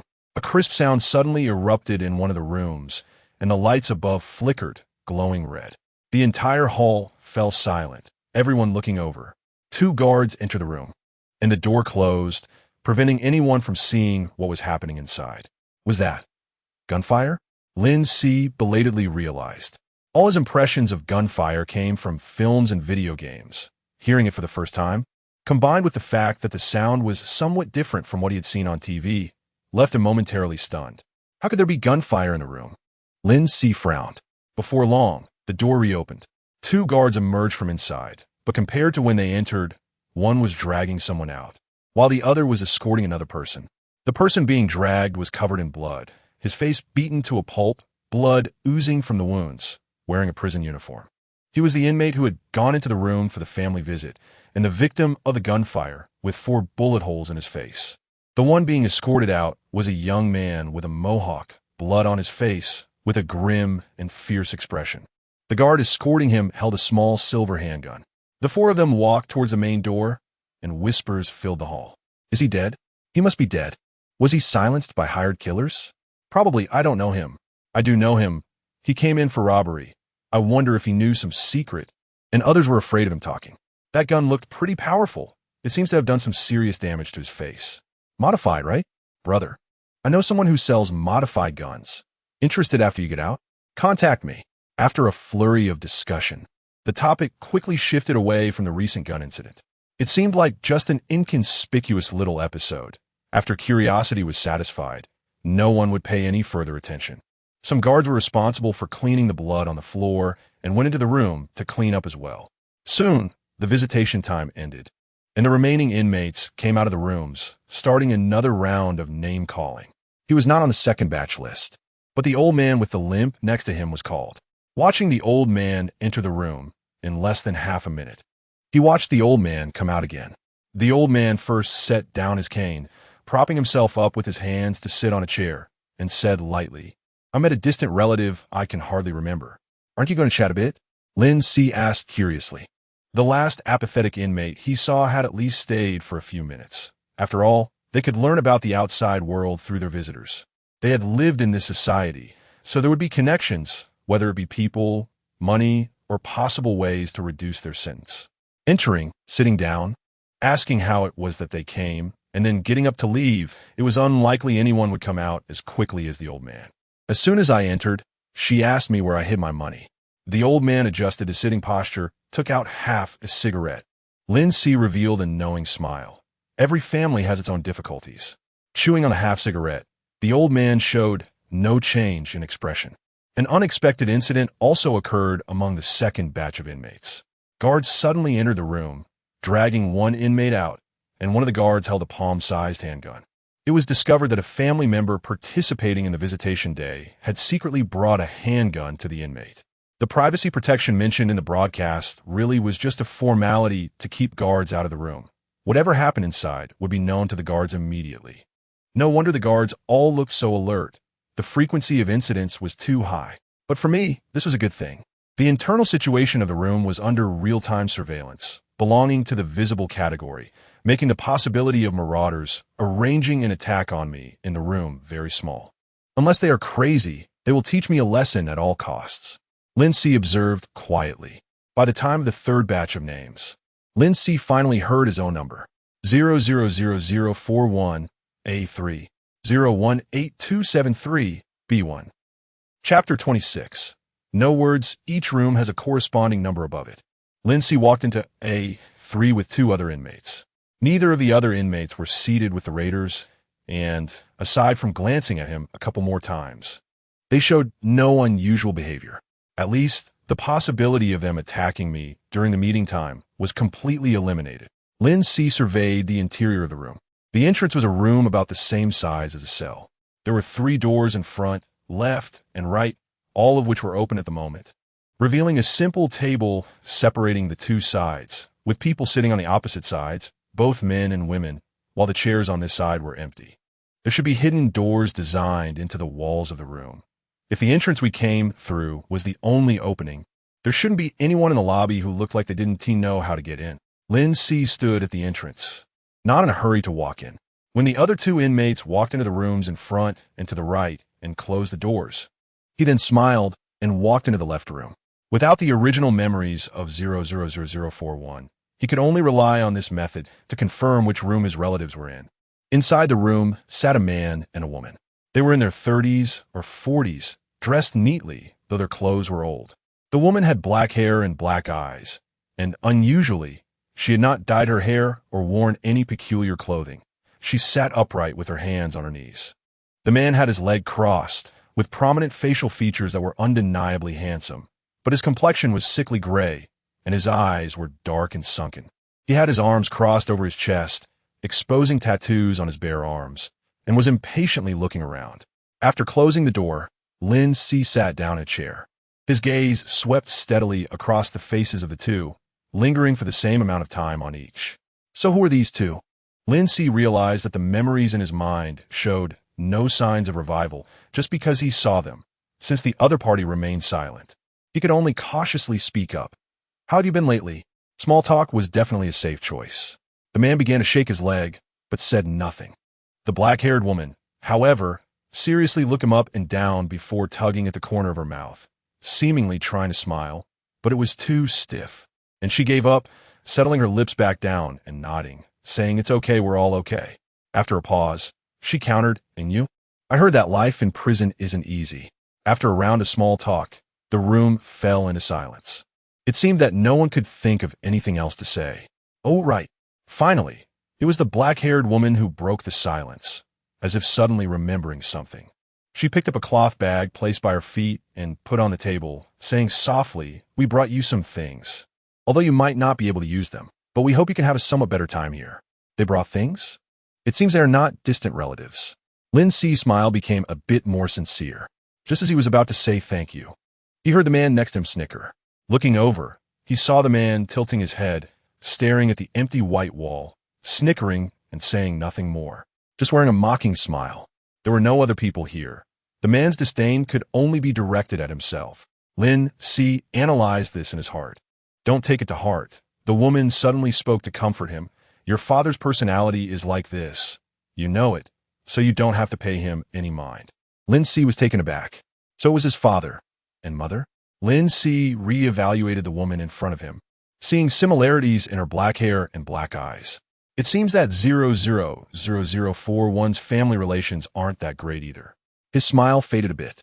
He was not interested in family relations and was more concerned about the contents of the cloth bag. The bag was pure white, simply printed with the logo of the Yumu Group, depicting hands holding blooming flowers. The prison did not allow relatives to use their own bags or packages, so all items brought in must have been checked. He wondered where those people had hidden the guns they brought in before. "Let's see what I brought." The black-haired woman noticed Lin Si's gaze and began to take out items from the bag one by one. "These are 2 new prison uniforms. You can change into them now. I didn't know that prison uniforms need to be bought separately, so I didn't prepare them for you in advance. There's also an air pillow. I only learned when I received the notice about the family visit that you guys have nothing in this prison. I had never heard of this prison before. It seems to be newly built, and they kept it very secretive. We couldn't see any scenery outside from the car we rode in. And they're all your daily necessities. The guards have checked them, and you can take them back to your cell." The black-haired woman chattered on, and soon a large pile of items was placed on the table. Chapter 27. Prevention is better than cure. It turns out that it's not that there's nothing allowed in the cell, but rather that he hadn't prepared anything before entering prison, which led to his cell being empty. The black-haired woman was relatively attentive, preparing everything she could think of, including the pillow she had already mentioned to herself several times. After introducing everything, the black-haired woman fell silent for a few seconds, seemingly at a loss for words again. After a long pause, she spoke again. "I'm sorry, your father and I can't help you more. We can only do small things." The man beside her suddenly laughed scornfully, but this time, after laughing, he mocked. He should have died long ago. Having a chance to survive is already mercy. What does it matter to him? Anyway, I want to come again next time. You can come by yourself if you want. The black-haired woman frowned and called out in a low voice, "Ellen." The man shrugged nonchalantly and finally fell silent. The man's cold remarks did not affect Lin Si's mood. He was deep in thought, noticing the oddity in the man's words. He should have died long ago could be considered the most vicious curse a father could utter towards his son. What exactly happened before? While pondering, Lin Si picked up the palm-sized air pillow from the table, which still hadn't been inflated, and calmly said, "It's okay, Mother. I'm glad you could come to see me and brought so many things." He raised his hand to gesture for the bag. The black-haired woman was taken aback, then pushed the bag in front of him, biting her lip and hesitating to speak. "You seem a bit different from before." Silence spread for a few seconds. The black-haired woman gently leaned back in her chair and said, "You talk less. Even when facing us, you seem timid." What she originally wanted to say was probably weak. Lin Si sighed and said, "People always change, especially in a place like this." He didn't have any memories of 000041. Changes in his personality couldn't be hidden from those close to him, so it was better to find a suitable reason to explain the change ahead of time. Indeed, the black-haired woman stiffly curled her lips, her dark eyes slightly moist. "I know your life must be difficult now." He hurried to finish packing the things, quickly putting everything away. The black-haired woman remained silent, her eyes still glistening, while the man's leg shaking grew faster, impatience written all over his face. Lin Si stood up with the bag and took the initiative to speak. The black-haired woman wiped her eyes and nodded silently. Lin Si walked out of the room with the bag. Phew! He exhaled deeply, feeling a sense of relief wash over him. "I still don't know how to get along with my family. Luckily, They are not overly enthusiastic about me, or else I would be even more trouble. As Lin Si walked outside, he could still hear the sounds of joyous weeping from the mother-son reunion in the next room. Upon exiting the A3 room, the laughter and chatter in the lobby quickly drowned out the warm cries from inside. Yumu Group, District 11, Narcissa Street. The sky had darkened, and the neon lights illuminated the city. Chun Weong tightened his robe and quickened his pace under the watchful eyes of many. It was indeed a rare sight to see a priest in the black market. Chun Weong felt a bit regretful. He should have changed into a more down-to-earth outfit before heading out. While thinking, he pressed the newly bought handgun hidden under his robe. He took out the black-cased handgun and a magazine from under the robe and placed them on the table. Phew! Chun Weong heard his somewhat heavy breathing. The F229 model handgun was the cheapest he could find on the black market, costing just over 6,000 currency units, plus an additional 800 currency units for a spare magazine with 10 rounds, totaling nearly 7,000 currency units, which was transferred from his private account.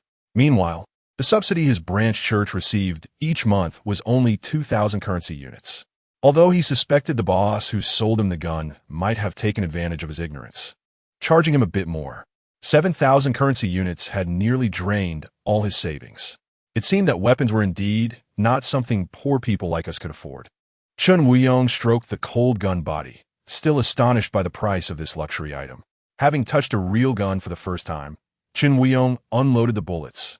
Following the boss's instructions, disengaged the safety and pulled the trigger. However, without any bullets, he quickly lost interest after striking a few shooting poses. I guess I've learned how to shoot now. Chun Weong affirmed his learning ability. Putting down the gun, he reloaded the magazine and tucked it in his waist, concealed by the robe and cloak, making it completely unnoticeable from the outside. Satisfied, Chun Weong sat down at the table. On the table were candles that Alice had ordered for him, the warm yellow light gradually enveloping him in calmness. He didn't know if he would really need it. Chun Weong unconsciously pressed his hand against the gun at his waist, his thoughts drifting away. However, the puppeteer was right. Prevention is better than cure. The puppeteer surely wouldn't be wrong. Thinking of the puppeteer brought him a sense of trust. Rubbing his temples, remembering the dizzy spell he had during the day, Chun Weong mumbled, "I should go to bed early today." Through the window, he could see that the lights in Alice's room were already off, and the bishop and the children were sleeping together, having rested early as well. Although the church wasn't quiet, with the sounds of motorcycles speeding by outside, the sound of homeless people smashing bottles, and people fighting and cursing, Chun Weong felt an immense tranquility in his heart. The church was only a wall away, but felt like another little world. Standing up, he blew out the candle, a faint smile on his face, walked to the bedside, and hesitated whether to sleep with the gun on him. Suddenly, he heard rustling noises and a not-too-loud sound of a heavy object falling to the ground. Because the church was too quiet, he noticed it immediately. Alice in the bishop's room remained silent, clearly already asleep. It was coming from the backyard direction. Chun Weong turned his head and looked through the window, but the shadows obscured everything, making it impossible to see clearly. Just as he turned, the puppeteer's reminder echoed in his ears, his footsteps paused, and his heart rate suddenly quickened. Then, taking a deep breath, he pressed his hand against the gun at his waist, moving his feet as lightly as possible, silently opening the door. Faming prison. Lobby. The family visiting day was still ongoing. "Hello, have you seen the old man sitting here?" he asked, missing a leg and using a cane, so he should be quite noticeable. He politely inquired of the prisoner seated on the other side. Chapter 28, Is This Seat Taken? The prisoners sitting on both sides had changed. This was a common occurrence in the hall, where people joked and chatted or went to retrieve items they had secretly bought. And after leaving, others naturally took their places. Lin Si noticed that the two prisoners beside him had huddled together, whispering something, showing no intention of including him. Helpless, he could only sit down and place his bag on the empty seat next to him. The old man with a limp probably wouldn't cause any trouble. The old man knew a lot and had always kept a low profile. Lin Si scanned the hall, but didn't see any familiar faces, and his curiosity about the old man's whereabouts quickly faded. Watching another batch of prisoners enter the room, he idly flipped through the items in his bag to pass the time. For him, examining the items was actually an interesting activity. Each item was novel, Even the simple packaging of the toothpaste, which had a solid Black Hammer logo printed on it, piqued his interest. He also discovered that all the daily necessities in the bag bore the same small Black Hammer logo. The Pioneer Group. Lin Si saw the small text under the logo. Other than that, no other items had logos, clearly indicating they were not produced by the group. In the Ashmita Group area, he had only seen the Ashmita logo on the prison guards. None of the other items came from Ashmita. It seemed that the 7 major groups monopolized certain fields. Ashmita, specializing in building prisons? Lin Si speculated, recalling the nickname of the prison city. However, just having prisons couldn't possibly elevate Ashmita to one of the 7 capital giants. Ashmita must have other businesses. Just then, a shadow was cast in front of him from behind. "Is this seat taken?" A hoarse voice, as if scorched by fire, rang out behind him. No. Saying this, he stood up and made way for the empty seat. One leg crossed over the long bench as he sat down. A muscular arm that was not bulky rested on the table, his body slightly leaning forward, his head tilted, and Lin Si met the man's direct gaze. Tattoos covered the man's entire head, with brown eyes barely visible amidst the blue tattoos, yet his gaze was impossible to ignore. He bent one arm to support his chin and asked, 000041? The tattooed man's eyes showed a hint of scrutiny. "You seem to be quite different from what I heard. Today is not the first time I've heard this line." Lin Si responded with a smile. The tattooed man clearly wasn't here to chat idly. He had an impressive memory of him. The man sitting among the raiders, the leader, the prisoners surrounding the tattooed man, whom Lin Si had seen earlier, also came over, and the surrounding prisoners voluntarily made way. A man with a large scar on his head sat down on Lin Si's other side, sporting a malicious grin that revealed a mouthful of black rotten teeth. My earlier deduction was correct. They indeed chose to meet during family visiting hours, just not at the beginning but after I finished my visit. Lin Si subtly shifted the bag of daily necessities closer to the table. The guards glanced over a few times, but showed no intention of coming over to inquire. Nor did they pay further attention. As long as nothing went wrong, the guard would only stay close to the room. Lin Si had gained more understanding of the guard's code of conduct. "Actually, I haven't heard much." The tattooed man spoke again. "Because I don't care about the small characters in prison, I only learned a bit after hearing that you dealt with Luther." The man sat up straighter, raised a hand, and waved. The big-headed Luther, sitting a bit farther away, immediately ran over, allowing that hand to rest on his shoulder. "I heard Luther say that you seem to know witchcraft?" The tattooed man asked. The big-headed Luther lowered his head, not daring to look at him or at his leader. Luther mistook the sudden discomfort in his heart for witchcraft. Lin Si quickly reacted, maintaining a slightly tilted head, not exposing his back to the other side, and shook his head. "I don't know witchcraft. Does witchcraft really exist in this world?" While speaking, Lin Si was cautiously observing. At least, the 2 men beside him had no suspicious bulges around their waists, indicating they weren't hiding guns or similarly sized weapons. The tattooed man grinned and patted Luther's shoulder. "Of course not. This world is ruled by firearms." Luther is too timid. He must have been scared, causing his heart to race and thinking he was affected by witchcraft. I've already educated him. Not being educated doesn't mean one can't believe in science. The big-headed Luther lowered his head even further, remaining silent. The man suddenly leaned forward again, the smell of tobacco hitting Lin Si's face, and asked with confusion, "But one thing puzzles me. Why were you able to scare my little brother into having an irregular heartbeat? You're not just some unfortunate fool who got caught stealing from the group and was scared into kneeling and begging for mercy on the first day, are you?" If I remember correctly, the last sentence was directed at the big-headed Luther. If I remember correctly, he indeed knelt before someone. But the matter of being caught for theft was our own speculation. Given his appearance, he wouldn't have the guts to do anything else besides petty theft. Well, maybe. As he spoke, Luther grew increasingly hesitant, furrowing his brow, glancing at Lin Si, then quickly looking away, as if recalling what had happened in the bathroom. Adding the word maybe as a conclusion, the tattooed man shrugged, not paying much attention to Luther's words, and turned back to Lin Si. "In any case, after meeting you, I realize some of my misconceptions may need to be rewritten. You are very calm and not afraid of me. I think I need to change my original decision." Chapter 29, Taking Action. Lin Si was originally prepared to remain silent. But after the man finished speaking, he closed his mouth and stared at him, his fingers rhythmically tapping slowly on Luther's shoulder. He was waiting for me to speak. Lin Si came to his senses and followed the man's words to ask, "What is your current decision?" The heavily tattooed man frowned slightly, looking somewhat displeased. "You should ask me what my original decision was." "What was your original decision?" Lin Si appeared submissive. His attitude indeed brought a slight smile to the heavily tattooed man's face as he nodded slightly. "I originally wanted to kill you, just as the lame old man expected." Lin Si was not surprised. "However, now I've changed my mind. You're an interesting person, and I like interesting people." Lin Si's lips twitched, momentarily unsure how to react to this sudden twist. They weren't going to attack me? The raiders came over with an imposing manner, but it was just a show. As his thoughts raced, the heavily tattooed man had already signaled to Luther, smiling. "Come on, you two shake hands and make peace. From now on, we are all friends." In prison, what we need is unity, not the competition and struggle for survival like outside. The turn of events was abrupt, but upon reflection, it seemed reasonable. Killing him would have been a successful display of power for the raiders.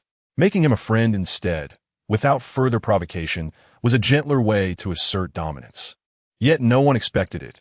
Clearly, the lame old man did not anticipate that the raiders would choose such a mild approach. Big-headed Luther had already reached out under the watchful gaze of the heavily tattooed man, his palm trembling slightly. Luther retracted his hand, then opened it again. "I had a part to play in the previous incident too. From now on, let's get along amicably." When it came to getting along amicably, big-headed Luther mumbled, almost unintelligibly. He wasn't a violent person. If there were a more peaceful way to resolve things, he certainly wouldn't refuse. Lin Si shook his hand briefly and then let go.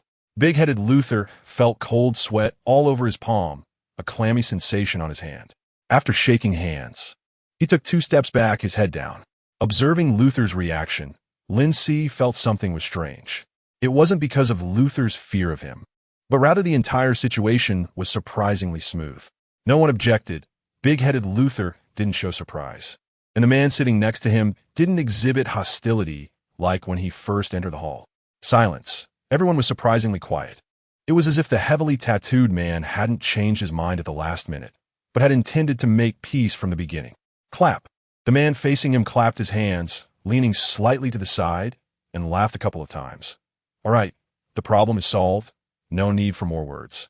The heavily tattooed man stood up, and the other raiders followed suit. The sounds of chairs moving, deliberately stomping on the ground, and the rustling of fabric seemed to quiet down near the long table. "I should probably stand up too." Lin Si thought for a moment, and merely turned his body, leaning against the table, politely facing the man in front of him. "We will have many opportunities to meet in the future. Goodbye." The heavily tattooed man gave an awkward gentleman's gesture. "Goodbye." At this moment, Lin Si's tense shoulders gradually relaxed, although there were still unreasonable aspects. He couldn't remain on edge all the time. Once they left, he could finally relax for a while. Just then, Lin Si sensed someone suddenly getting close from the side, instinctively turning his head to look. It was a man with rotten teeth. Originally right beside him, he had now moved even closer, his body almost pressed against Lin Si's arm, and he could smell the faint scent of sweat lingering on the other person. Lin Si had just wrinkled his nose when the man, almost close to him, suddenly raised his hand and covered his mouth. The smell of sweat mixed with tobacco flooded into his nostrils, choking him. The man's strength was immense. Lin Si's body uncontrollably leaned back, held firmly in place. One of his arms was twisted behind him, the force almost breaking it. In front of him, the standing raiders formed a human wall, blocking the view of the prison guards. Following the steps of the heavily tattooed man, the closest one had already reached Lin Si's side. Lin Si's cold sweat instantly soaked his back. They had never intended to make peace. The subtle sense of something being off earlier made him quickly realize what was happening. The gentle conversation and the earlier stance of preparing to leave were all to let him lower his guard. As long as he was in the blind spot, a ringing sound filled his ears, as if he could hear the lame, old man's warning again. The raiders created a visual blind spot with their bodies, and he happened to be in that blind spot. The man with the rotten teeth was the first to restrict his movements, preventing him from calling for help. And before the guards arrived, there were many things they could do. The man in wrinkled prison clothes who had walked up to him slid a folding knife out from his sleeve. Clack! The sharp blade snapped open. The other person seemed to be just passing by normally, but with his hand hanging down and the knife in it. It was already aimed at Lin Si's chest. They were going to kill him in plain sight. The surroundings were eerily quiet. Or perhaps his attention was so focused on the gleaming folding knife that he automatically filtered out all other sounds. The person behind him, covering his mouth, exerted great force. His cheeks pressed painfully against his teeth, already tinged with the smell of blood. He breathed rapidly, staring intently at the knife blade that was now pressed against his prison uniform. Bang, bang, bang, bang. The sound of his rapidly beating heart echoed in his ears. Chapter 30, Resistance Thud. A muffled sound. It was the sound of a sharp weapon piercing flesh. The man's hand slammed directly into Lin Si's chest. The man froze, his eyes wide as he opened his hand, realizing that the folding knife that had just been in his grasp had vanished. What he held now was an empty nutrient solution bottle. The person standing behind Lin Si was equally stunned. Whereas the knife? He blurted out. The man looked bewildered. Everyone's attention was momentarily captured by this bizarre scene. Lin Si, the only one not controlled, slipped one hand into his pocket, grasped the folding knife tightly, and suddenly thrust it backward. He didn't know where it had pierced, but he clearly heard the muffled sound of the blade sinking into flesh. Blood flowed onto his hand, the warm, slippery sensation almost making him lose grip on the handle, but he tightened his hold without hesitation. 1 stab, 2 stabs, 3 stabs. A relentless barrage of thrusts. Damn! A groan of pain erupted from behind him. The opponent reacted and released his grip on Lin Si's mouth, freeing his hands to grab at the one that was repeatedly stabbing him. The man's wrist was caught and flipped violently. Lin Si felt no pain, but the nerve connection caused his hand to instinctively loosen, and the folding knife fell to the ground. Shit! The man, revealing a mouth full of rotten teeth, couldn't help but curse. He glanced down at the bloody area below his right abdomen, his mouth twitching in pain. You actually had a knife hidden on you? The man with rotten teeth snarled, then flashed a sinister smile. Now you don't have a knife anymore. The man, whose outfit was as wrinkled as a prison uniform, spoke up, his voice trembling for some reason. The man with rotten teeth frowned at him. The other man swallowed nervously. Uncertain, the knife he just pulled out seems to be mine? How could a knife that was clearly in one person's hand suddenly appear in another's pocket? The man with rotten teeth smirked, about to respond, when he noticed the person sitting in the chair slowly turning around. Because one of his arms was tightly held by the man, Lin Si's turn was quite difficult, but he still managed to turn around, his gaze landing squarely on the man behind him. Meeting Lin Si's eyes, the man froze for a moment, and then he saw Lin Si's gaze drop to his chest. How? A complete thought couldn't form in his mind. A sudden, intense contraction was felt where his heart was, and his body uncontrollably convulsed, followed by a spreading pain and a cold sensation emanating from within. The man opened his mouth, but his throat was blocked by the rising liquid, unable to make a sound. Bang! His eyes went blank as he fell straight back to the ground. All the inmates who had been sitting on the bench stood up in an uproar in the hall. Lin Si was pulled backward by the fallen man, quickly propping himself against the bench to avoid hitting the ground. The hand gripping his arm lost strength and slipped away, and, as he loosened his stiff wrist, he reached down to pick up the folding knife. I need a weapon. His breathing became heavier, but he maintained a focused state. It was as if he had unintentionally entered a state of focus for the first time, causing the doll to vanish for a moment and then reappear, making the opponent's heart disappear for a moment and then reappear. After all, a human heart is not like a doll. Once it disappears and reappears, it's already disconnected from the blood vessels, ceasing to beat, leading to instant massive bleeding in the chest cavity, death occurring in the blink of an eye. This meant that the number of times he could use his ability had doubled from 12 to 24. I need enough energy to use it. Lin Si raised his gaze, the surrounding area forming a vacuum zone, as if the temperature had risen, with the predators eyeing him hungrily. What are you doing? A guard's voice came from outside, and the standing inmates blocked both sides, while others at the long tables also stood, crowding together to see what was happening in the crowd, causing the guards at the front to see nothing at all. The guard's voice snapped the predators, still dazed from their companion's sudden death, back to reality. "Grab him!" someone shouted, though it was Lin Si who moved first. His gaze swept over each predator in front of him, pausing rhythmically. Like a beat. 1, 2, 3. Each person he glanced at suddenly clutched their chest, their bodies convulsing, facial muscles twisting in pain, blood spilling from their mouths as they collapsed. Bang! Bang! The dull thuds of heavy bodies hitting the ground came one after another. When someone fell, they crashed into the bench. The screeching sound of the bench scraping against the floor was ear-piercing, sending chills down the spine. The heavy smell of blood spread, mingling with sweat and tobacco, making one feel nauseous. Someone cursed and lunged forward, kicking Lin Si in the abdomen and grinding down hard. The disorientation of pain left Lin Si unresponsive, only tasting the bitter sensation of acid rising in his throat. Seeing Lin Si's expressionless face, the inmates standing on him froze, almost thinking he hadn't exerted enough force. Meanwhile, Lin Si maintained his focused state and, after swapping the heart of another predator, raised his hand and stabbed the inmate in the calf with the folding knife. Simultaneously, taking advantage of the inmate's pain and loss of balance, he flipped the man over, pinned him down, and repeatedly stabbed him in the abdomen, chest, and neck. Blood from the carotid arteries splattered onto Lin Si's face. But he didn't close his eyes. He felt the warmth, half of his vision shrouded in blood red.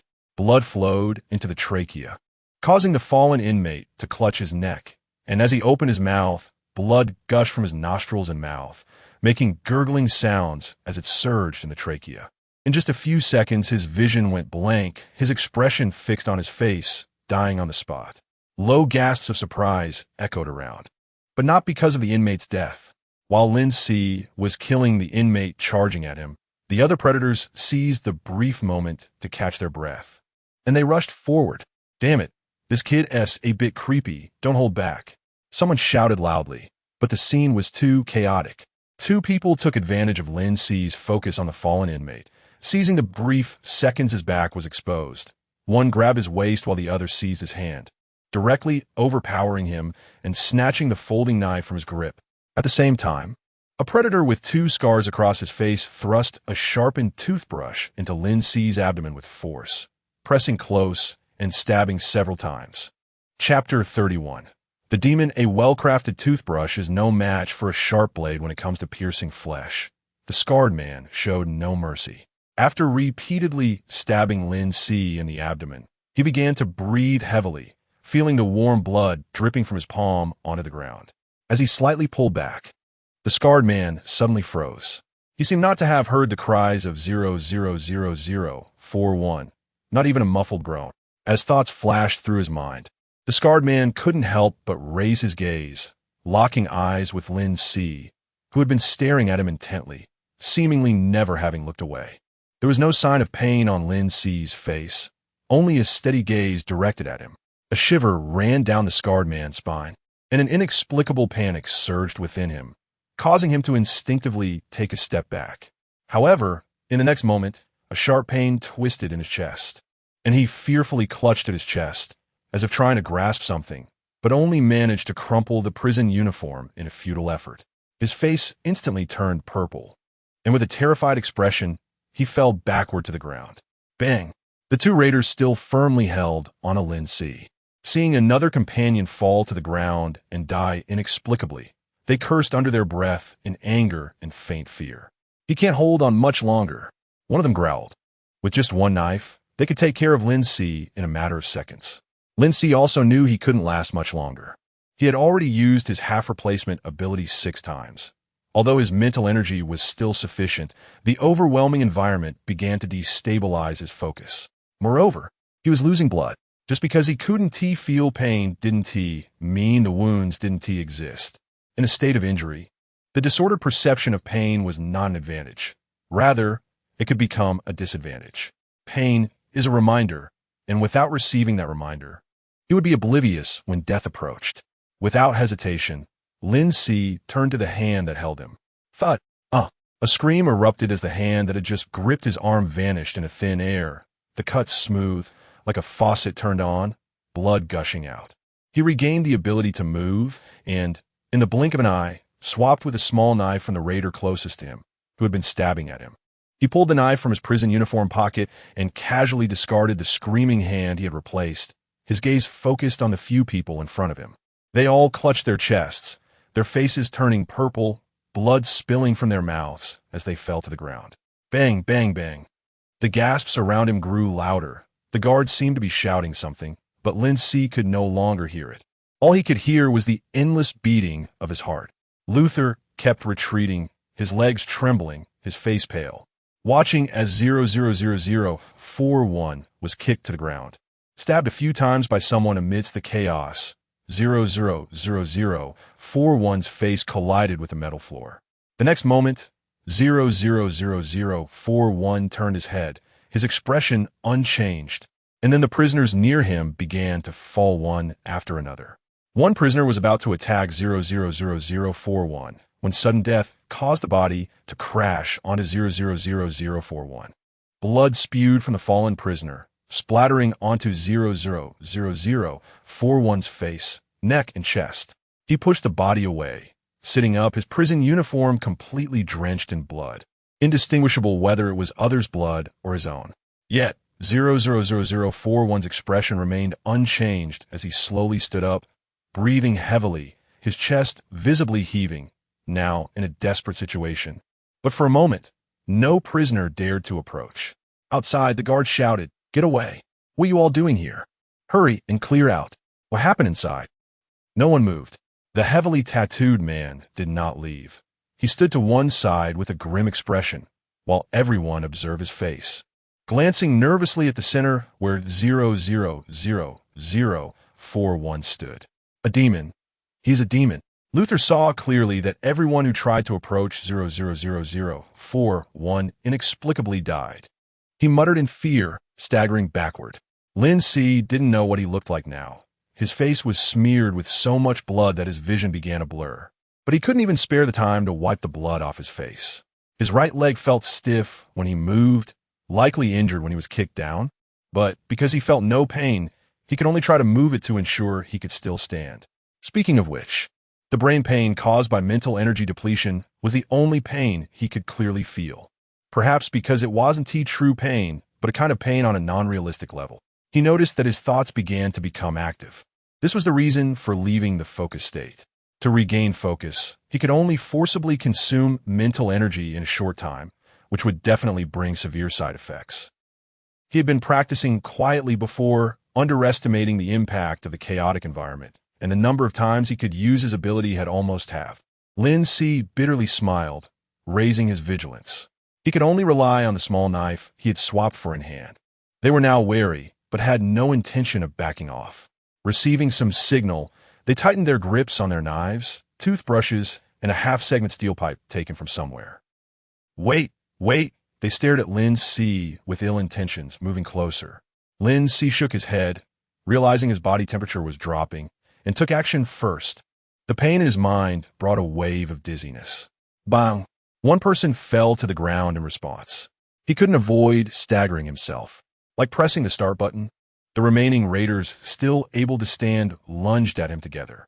He instinctively dragged his body closer to the nearest one, grabbing the opponent's knife while unhesitatingly stabbing at their abdomen and neck. A knife came from the side, piercing into his waist, but he had already pushed away the wounded prisoner before him, turned sideways, and let the blade sink from above into the neck of a left-side prisoner. At the same time, the pain in his head doubled, but he didn't feel pain. Instead, there was a certain sense of security in knowing he was still alive. The raider, just one person away from him, collapsed to the ground, dead from cardiac arrest. Bang, bang. Ha, ha. Heavy breathing echoed in his ears as the last raider attacking him fell to the ground, leaving the hall eerily silent for a moment. He tried to move his fingers. The small knife slipped from his hand and fell to the ground, and he then realized that his fingers had swollen at some point, showing signs of fractures, nearing exhaustion. Chapter 32 Testimony. The last one standing is me. Lin Si couldn't help but curl his lips. However, because his profile had been cut at some point, the tension in his muscles became stiff, and he quickly gave up. At that moment, outside the encirclement formed by the prisoners, a familiar voice rang out. But the anger mixed in that voice was not the emotion he was familiar with. Everyone stand aside. It was more effective than what the prison guard said. The prisoners, who had been motionless, hesitated for a moment, and then one by one turned sideways, creating a passage wide enough for one person to pass through. He dragged his injured leg, turning slowly, just in time to see an elderly man with a limp firmly walking in with a cane, followed by several prison guards. The prison guards were still trying to maintain order. "What are you doing standing on the table? Get down. What's there to see? Do you want to be locked up in your cell forever?" The guards' words finally began to take effect, and the prisoners surrounding them gradually dispersed. But their gazes never left him. Lin Si looked at the elderly man. The man's identity was not simple. At least, he held a certain status among the prisoners. Just now, he was able to make the prisoners, who had been intentionally or unintentionally acting in front of the guards, give way, which was telling. He had already sensed that there was always space around the elderly man, and people prefer to squeeze together rather than crowd around a man's cane. He had even thought about using the elderly man to leverage the situation and avoid a lot of trouble. Unfortunately, the elderly man had not shown any intention of helping him, aside from giving him some insight into the prison's internal situation. Lin Si understood the coldness of human hearts the most, only feeling a slight regret. But now, he tilted his head slightly, carefully discerning the expression on the elderly man's face. Anger, worry, surprise, relief. When their eyes met, the changes in the elderly man's expression were the most obvious. He really wants to save me. Lin Si understood, unexpectedly straightened his body, thought for a moment, and felt he should show some acknowledgement. He wiped the blood off his face and slightly nodded at the elderly man. The elderly man paused. Seeing the scene revealed after the prisoners moved aside, his eyelids twitched. More than a dozen corpses lay haphazardly on the ground, centered around Lin Si. Some hanging on the long table, with a few even being incomplete, severed hands lying in pools of blood, and only Lin Si stood, blood flowing and spreading. A tall prison guard took a step back, avoiding getting blood on his hard-soled boots, his thick eyebrows furrowed tightly, speaking in a deep voice. No one responded. The tall prison guard slightly nodded, clearly having anticipated such silence, looking around before finally fixing his gaze on a tattooed man standing with the other prisoners. "Thompson." The tall prison guard didn't call out a number, directly naming him. "These are your people, right? Aren't you going to explain?" The tattooed man, Thompson, showed a strange smile and spread his hands. Most of the prisoners avoided eye contact, and only a few who spoke up said, after seeing it, I also fell silent. Lin Si opened his mouth, but didn't make a sound, pressed his lips together, letting the blood in his mouth moisten his throat, and spoke again. Hearing his hoarse voice, the other guards who entered with Joel circled around the pools of blood, bending down to check the prisoners on the ground, occasionally touching their necks and underneath their noses. As Lin Si finished his brief explanation, one of the guards shook his head at Joel. "They're all dead." Thompson's expression darkened, coldly saying, "Thompson." Joel signaled the guards to pick up the knives and sharpened toothbrushes that had fallen into the blood. "I don't care what excuses you have, but these things must have been carried by them, right? You all know the rules in the prison, yet you deliberately violated them. For what? Give me a reason." Thompson fell silent, dryly spitting out two words, self-defense. Guard Joel still wore a stern expression with his thick eyebrows furrowed. "In prison, you don't need self-defense. You just need to follow the rules." He raised his hand to press down on the brim of his hat and slightly lifted his chin. Guard Joel turned to Lin Si. "You killed 11 people. I saw it with my own eyes, and others can testify, right?" Just as Lin Si was about to speak, the tall figure of Joel was already looking at the surrounding prisoners. The prisoners had various expressions on their faces, and for a moment, no one spoke. After a moment, the tattooed Thompson could no longer maintain his calm demeanor, stood up, and looked around at the other prisoners. "Didn't you all see it? Why aren't you speaking?" In a slight rustling sound, a few not-so-confident voices finally emerged. "It is true. He killed them all by himself. We don't know what happened before. In any case, What we saw was indeed like this. Guard Joel nodded. It seems my judgment was not wrong. At that moment, the elderly man with the cane interjected. Officer, what I saw is different from them. 00041 was indeed acting in self-defense. The attackers. Thompson and his gang planned the attack. They're the true instigators of this incident. Chapter 33, Irrefutable Facts. Prison guard Joel tugged at the corner of his mouth, making it hard to discern any emotions, like an emotionless robot, and said, what is not seen did not happen. Lin Si repeated this truth necessary for survival in prison in his heart. The limping old man was certainly aware of it too, but he wanted to try one more time. Meeting the limping old man's gaze, he strained to move his facial muscles and managed to show a smile. Though he had no idea how he appeared to the limping old man or if the other person could recognize his smile. The limping old man was momentarily stunned, tightly pursing his lips with both hands resting on his cane, and he did not speak again. Regarding the silence of 0000173, prison guard Joel nodded in satisfaction, opened a translucent panel, and announced, both parties have been punished. However, the severity of the punishments was clearly different. As for solitary confinement, Lin Si recalled that when the limping old man had illustrated the prison's extremely high death rate, he had mentioned it once. Lin Si suddenly realized. It seemed that solitary confinement was a very serious punishment, and he might very well die. His fingers twitched unconsciously, but it was only a possibility. Just now, he had been attacked. If Lin Si fought back, he would certainly have died. Hearing the punishment results, he felt little emotional fluctuation. As long as he could survive, everything could be dealt with step by step. Lin Si slowly exhaled in his heart and saw Thompson, covered in tattoos, showing a smug smile after hearing prison guard Joel's punishment. Although 11 people had died, a loss far beyond Thompson's expectations, the final outcome still developed in the direction he wanted. He had originally planned to kill 00041 on the spot. It would have only taken 2 stabs, and it wouldn't cause much of a commotion.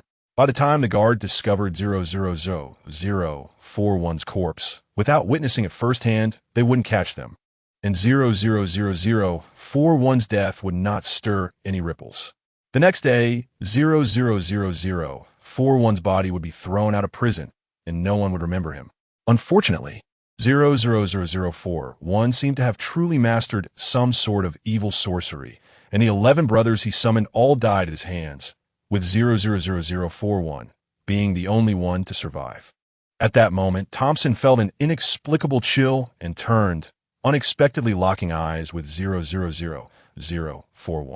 00041's face was smeared with blood, although he had wiped some away with his hand. It only revealed a pair of blood-stained, bright red eyes. They were eyes devoid of emotion, simply staring at him, which sent an increasing chill down Thompson's spine, causing his fingers to tremble and his smile to vanish. In an instant, Thompson had a gut feeling that 00041 would kill him. He regained his composure and smiled at prison guard Joel, saying, "This time it was an accident. I neglected to manage them properly. It will never happen again that they possess prohibited items." Prison guard Joel did not respond particularly to Thompson's statement. Instead, he frowned even more tightly and said, "Prisoners are not allowed to band together. It can easily cause disturbances." Thompson maintained his smile. "I misspoke. They're just my friends. Because I'm a bit older, I earned the title of Big Brother. I naturally have to help them a little more to keep them in check." Prison guard Joel nonchalantly responded, instructing other guards to drag away the corpses on the ground. Joel's attitude seemed fair, but Thompson's demeanor was obviously effective. Otherwise, the tall and serious guard wouldn't have called out Thompson's name alone. Lin Si coldly watched the interaction between Thompson and Joel, feeling a strong urge to rub his temples. However, after trying, he found that raising his hand would cause it to tremble, and the weakness was more severe than he had perceived, so he gave up. The sharp pain in his head was the worst he had ever experienced since he could remember. Just now, he had tried to enter a state of concentration, intending to make Thompson's heart stop for a second. Since killing 11 people was considered murder, then killing one more person, eliminating the leader of the marauders in the prison to prevent future troubles, was also murder. The vast majority of people lacked awareness of awakening abilities. Without direct evidence, According to the guards' practices, they wouldn't even pay attention to an extra corpse, and his punishment would still be solitary confinement. Prison guard Joel tapped on the translucent panel and then raised his head to him, saying, "After the family visitation day ends, I will take you to the solitary confinement room. Sit there and reflect properly. Don't cause more trouble. That will only make your punishment heavier." After speaking, prison guard Joel called over several other guards to clean up the blood on the ground and to continue with the family visitation work. What had just happened was quickly dealt with. The guards showed no further reaction, as if resolving a slightly troublesome minor incident. As 11 corpses were dragged out through the main door, their final destination unknown, Thompson also blended in with the prisoners and sat down at another long table. Immediately, some prisoners gathered around Thompson, seemingly talking to him about something. At that moment, the long, silent, limping old man proposed to prison guard Joel. "Since you only mentioned putting him in solitary confinement, I would like to perform first aid on him before that. It should not violate the regulations, right?" Prison guard Joel raised his hand to indicate, "Of course, as long as you use your own items." After saying this, he continued to communicate with several guards about the upcoming family visitation list, not moving far away, occasionally casting attentive glances. Chapter 34. What is in the isolation room? Sit down first. There's still about 80 or 90 batches of lists left before the meeting day ends. After all, not every inmate can contact their relatives. It's enough for me to help you handle this briefly. So you want to bleed to death before even entering the isolation room. Thank you, Lin Si said sincerely. The lame old man's help was tangible. He tried to move his leg, but found he couldn't lift one of them. The old man, unable to bear it, leaned on his cane with one hand and supported him with the other, helping him to sit on a bench. "I'll find someone to get some hemostatic medicine. Can you still hold on?" the lame old man asked. The most serious injury was on his right abdomen. The raiders seemed to have targeted the spot where he was first injured, stabbing at his right side whenever they had the chance. Although he couldn't feel physical pain, he could see the blood soaking through his prison uniform, pressing down on it with one hand. "I'm okay. I won't bleed too much and faint for now."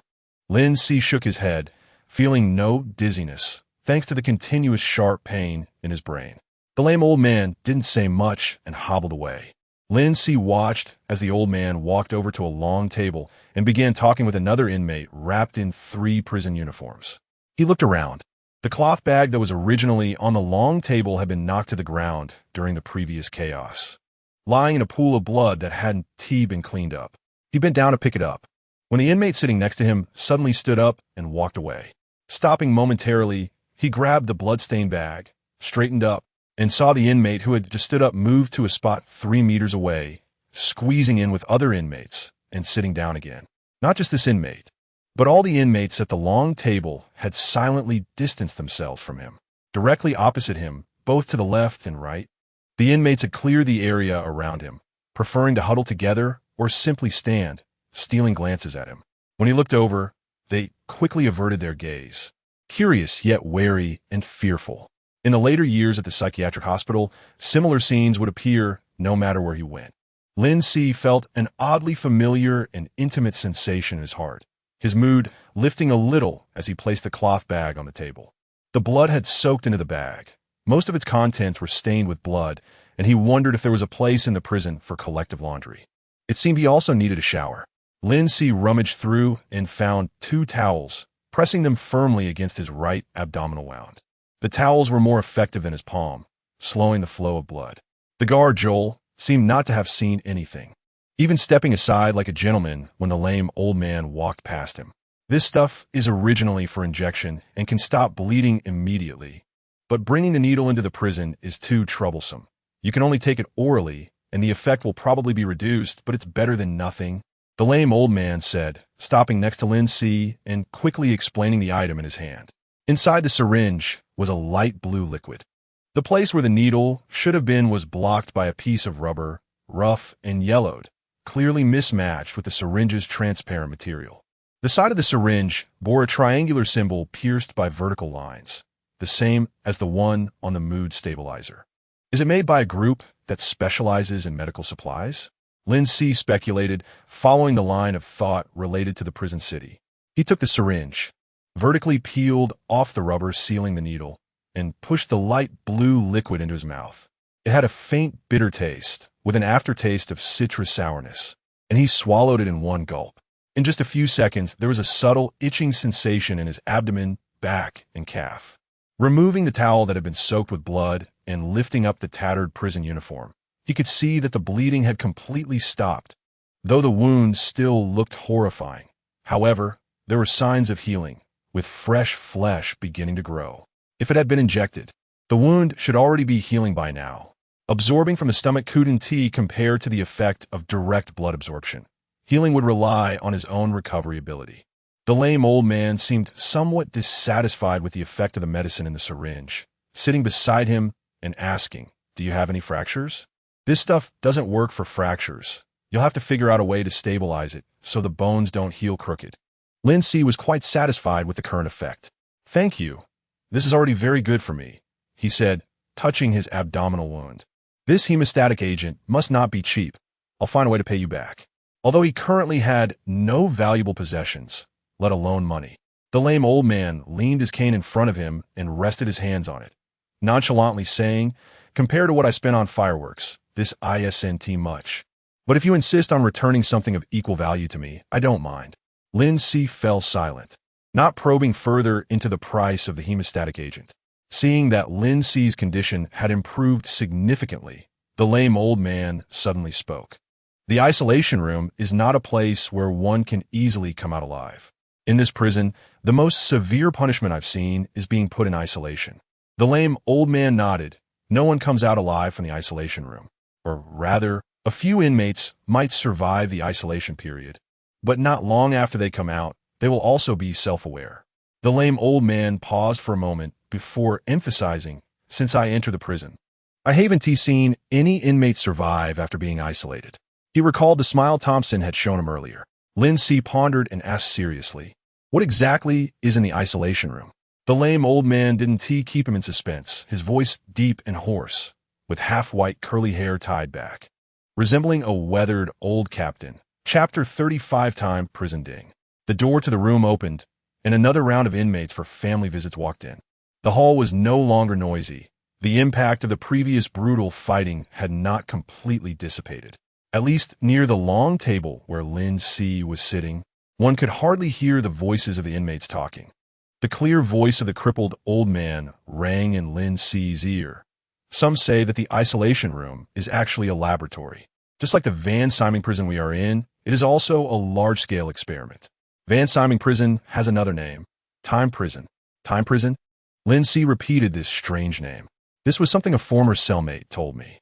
He was a learned man, a scientist, but unfortunately, he died in the isolation room. Psychological torture. He felt that this prison was designed to torment inmates, while also offering a semblance of compassion. I once heard inmates complain that the prison was meant to keep their mental state teetering on the brink of collapse. He must have been a remarkable person. It's truly unfortunate." Upon hearing his words, the crippled old man calmly replied, "There's nothing to be sorry about." He was emotionally unstable, went mad, attacked the prison guards. Given his state, death was just a matter of time. What a kind, yet simultaneously indifferent old man. Lin Si wisely chose to remain silent, allowing the crippled old man to continue his narration. "What I know about the isolation room being an experiment was also something he told me, after laying the groundwork." The crippled old man finally got to the point. Lin Si adjusted his sitting posture, indicating that he was listening attentively. The crippled old man glanced at him and reminded, "You've lost a lot of blood. Your body temperature is still low. You should wear a couple more layers." Once Lin Si reluctantly put on 2 blood-stained prison uniforms from the bag, the crippled old man continued, "With each phrase I say, I'll tap my finger on the cane. I can imagine the situation in the isolation room." Lin Si also gained a further understanding of the current technological level of society.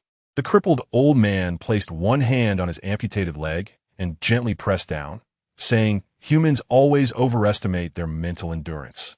In fact, under high pressure and constant stimulation, a breakdown is just a hair's breadth away." This sentence was a reminder to himself. Lin Si accepted it without resistance, responding, "I deeply resonate with this. I will be cautious. There are patients in mental hospitals who originally had no illness but ended up becoming real patients after being admitted for various reasons. He had seen too many manifestations of mental fragility. The crippled old man suddenly smiled and said, "You are indeed cautious enough. Before today, I couldn't tell you were someone capable of killing so decisively." The crippled old man seemed to worry that Lin Si might misunderstand, adding before he spoke, "Of course. Pretending to be weak is a very clever way to survive. I didn't mean to mock you." Lin Si smiled back. The hemostatic agent was taking effect, and he could now control his facial muscles again. He had naturally accepted the changes in his character and said, "After all, no one can know how things will develop in advance. I never intended to cause trouble. I thought I could stay safe until my release. It's hard to imagine. You really ended up in prison for theft?" The crippled old man showed curiosity for the first time. Pretty much. It was all about harming the interests of the group. He now understood that those who sentenced them were not the official state agencies he had known, but the group's Joint Defense Department. One could only imagine how many hidden agendas were involved, as well as how many serious crimes were labeled as harming the interests of the group.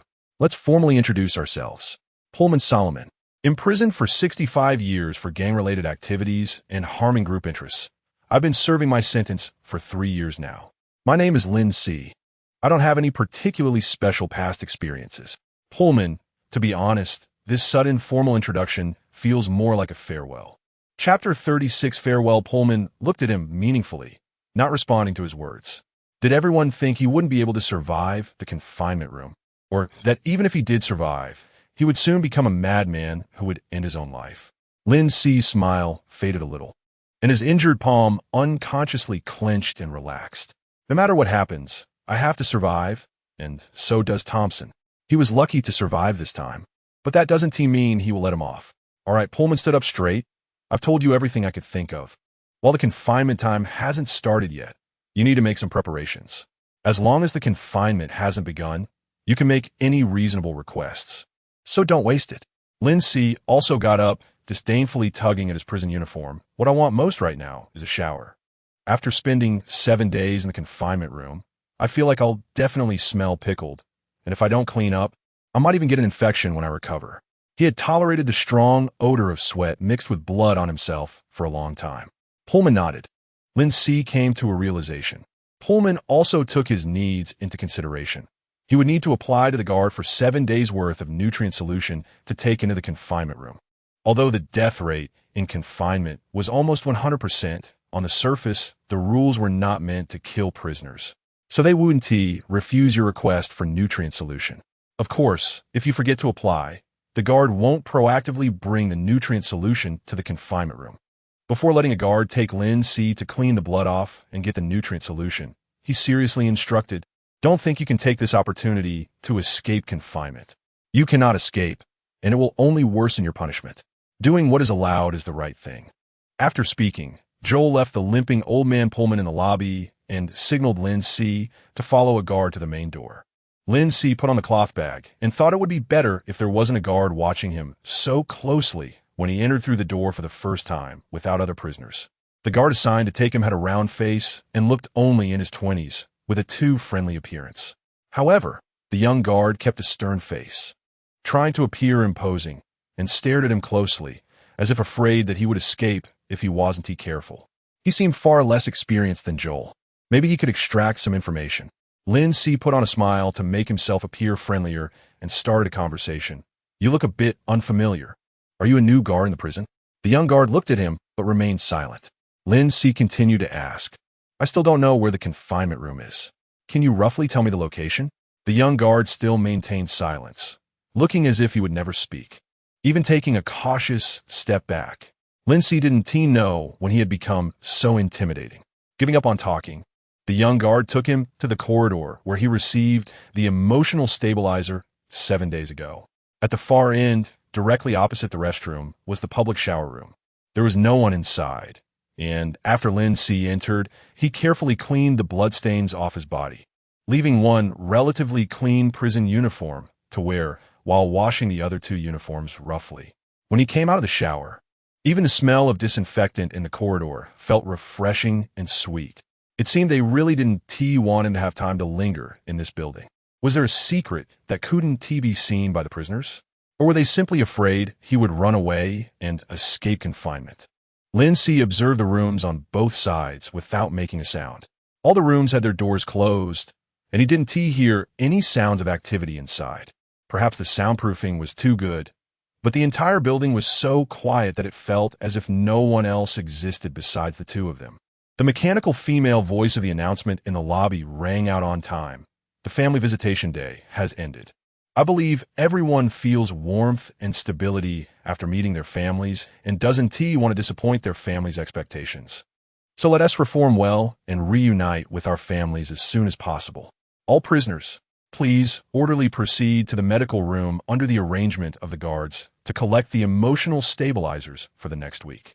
No fighting, no damaging group property, and no attacking guards and all staff. Ding. The doors opened automatically to both sides. The guards gathered at the long table, but did not immediately begin to call names in line. All the prisoners' gazes seemed to converge on one person. Guard Joel held a semi-transparent panel in one hand and adjusted his hat with the other, taking 2 steps forward. Tall, tall. Guard Joel stood tall and firm, calling out, 00041. As his voice fell, those previously vague gazes instantly became solid. Lin Si stood up and limped toward the tall guard. Tap, tap, tap. His speed was not fast, and no one urged him. The only sound in the lobby was the light and heavy thud of his footsteps. Under Joel's watch, he finally stopped beside him. When Joel turned around, he pronounced his judgment, 00041, for killing 11 prisoners during the family visitation day, according to prison regulations. 00041 will be confined for 7 days and will lose one opportunity to receive the emotional stabilizer. No one spoke. Lin Si's gaze swept across the lobby, and the faces of various skin tones were looking at him, densely packed. For a moment, he couldn't even distinguish the expressions on each face. He recognized the limping Pullman. Pullman, expressionless, merely nodded slightly when their eyes met. He also saw Thompson, the tattooed marauder, glaring at him with a grim expression, his lips curling coldly as he silently mouthed the words, farewell. Chapter 37. The isolation room guard Joel casually pointed to a fellow guard and instructed, you take over the line I was responsible for and lead them to get their mood stabilizers. He then personally took Lin Si to the open electronic door. As he stepped through the door, he heard the previously quiet lobby behind him suddenly becoming noisy, with voices rising in a clamor. The guards were shouting to maintain order. Quiet. Everyone be quiet. What are you standing on the table for? Is there something to see? Do you also want to kill 11 people and then be locked in the isolation room? As they progressed deeper into the corridor, the sounds from the lobby faded further and further away until they were completely inaudible. Guard Joel led him, not to the left, but turned into the right corridor. After entering the door, there were only 2 corridors to the left and right. During the last prayer day, he had speculated that the left side was for the guards' offices and rest areas, while the other side should be the prison gate for outsiders entering and exiting. The isolation room was surprisingly in the direction of the prison gate. Lin Si observed his surroundings discreetly as he walked. It was another corridor without rooms. The cold white light filled the corridor, and Joel remained silent. Although the prison was supposed to have a constant temperature, he felt a chill wrapping around him as if affected by the cold light. They turned left 3 times in total. During this time, there were no forks or rooms in sight, nor did he see the grand gate he had imagined. When the first door appeared on the wall, guard Joel finally stopped. Lin Si glanced deeper into the corridor. The electronic sign displayed, isolation room. Guard Joel tapped his translucent panel. Beep beep. After 2 soft sounds, the isolation room door opened automatically inward. This door had no key. The switch could only be controlled by the panel in the guard's hand. Had they even considered the possibility of inmates finding a way to escape the isolation room? Lin Si felt conflicted. This prison was excessively stringent in some aspects, while also exhibiting extremely bad leniency in others. Guard Joel stood to the side of the door and faced Lin Si, saying, the time has been set. The door will automatically open after 7 days, and I will come and take you out. Standing at the door, he could see the rough layout of the isolation room through the light seeping into the corridor. It was slightly larger than a cell, but there were no windows, resembling a larger box. The walls were no longer white, but made of a dark, soft material like that of the cells. There was a single bed, which was better equipped than the cell, so he wouldn't have to sleep directly on the floor. Other than that, there were no other facilities or items. From what he could observe, there was nothing terrifying in the isolation room, let alone anything that could drive a person insane. Some kind of high-tech equipment. If it really existed, it might be hidden within the walls like the lighting design, only felt but not visible. Lin Si pondered as he stepped into the isolation room. Guard Joel glanced at the fabric bag in his hand, took a step back, and said solemnly, "I hope these 7 days will allow you to reflect on your mistakes and serve your sentence more seriously in the future." In the future? Had he said the same thing to every inmate who died after being locked in isolation? Lin Si scoffed slightly. The door closed steadily in front of him, and the surroundings instantly plunged into darkness where he couldn't see his hand in front of his face. He reached out and felt along the wall near the door, and indeed found the slight protrusions similar to those in the cell. Pressing down with a bit of force, dim orange-yellow light suddenly illuminated the isolation room, dispelling the darkness. The current light was somewhat reminiscent of the cell, Lin Si thought, using a stereotypical impression from another world to ridicule. Not immediately sitting down, he first raised his hand and carefully walked around the isolation room. In the upper corner of the right wall, he felt a slight breeze. This should be the air vent. He took out 2 washed prison uniforms and spread them out beneath the vent. No matter where he was, he couldn't forget about the quality of life. When he was in the psychiatric hospital, he had also never given up on making his life as comfortable as possible. Lying on the bed, which only had a thin mattress, he placed the fabric bag against the wall and began to try to sleep. This time, the mental exhaustion was greater than during any practice session before. He wondered if there would be any after effects. As his thoughts gradually settled, Lin Si soon realized he had fallen asleep. When he opened his eyes, he saw the mist of a dream. However, this time the dream was very strange. There were no streets, no vague human statues.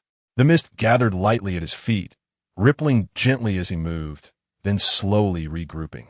The surroundings were dim, with orange-yellow light just like the isolation room.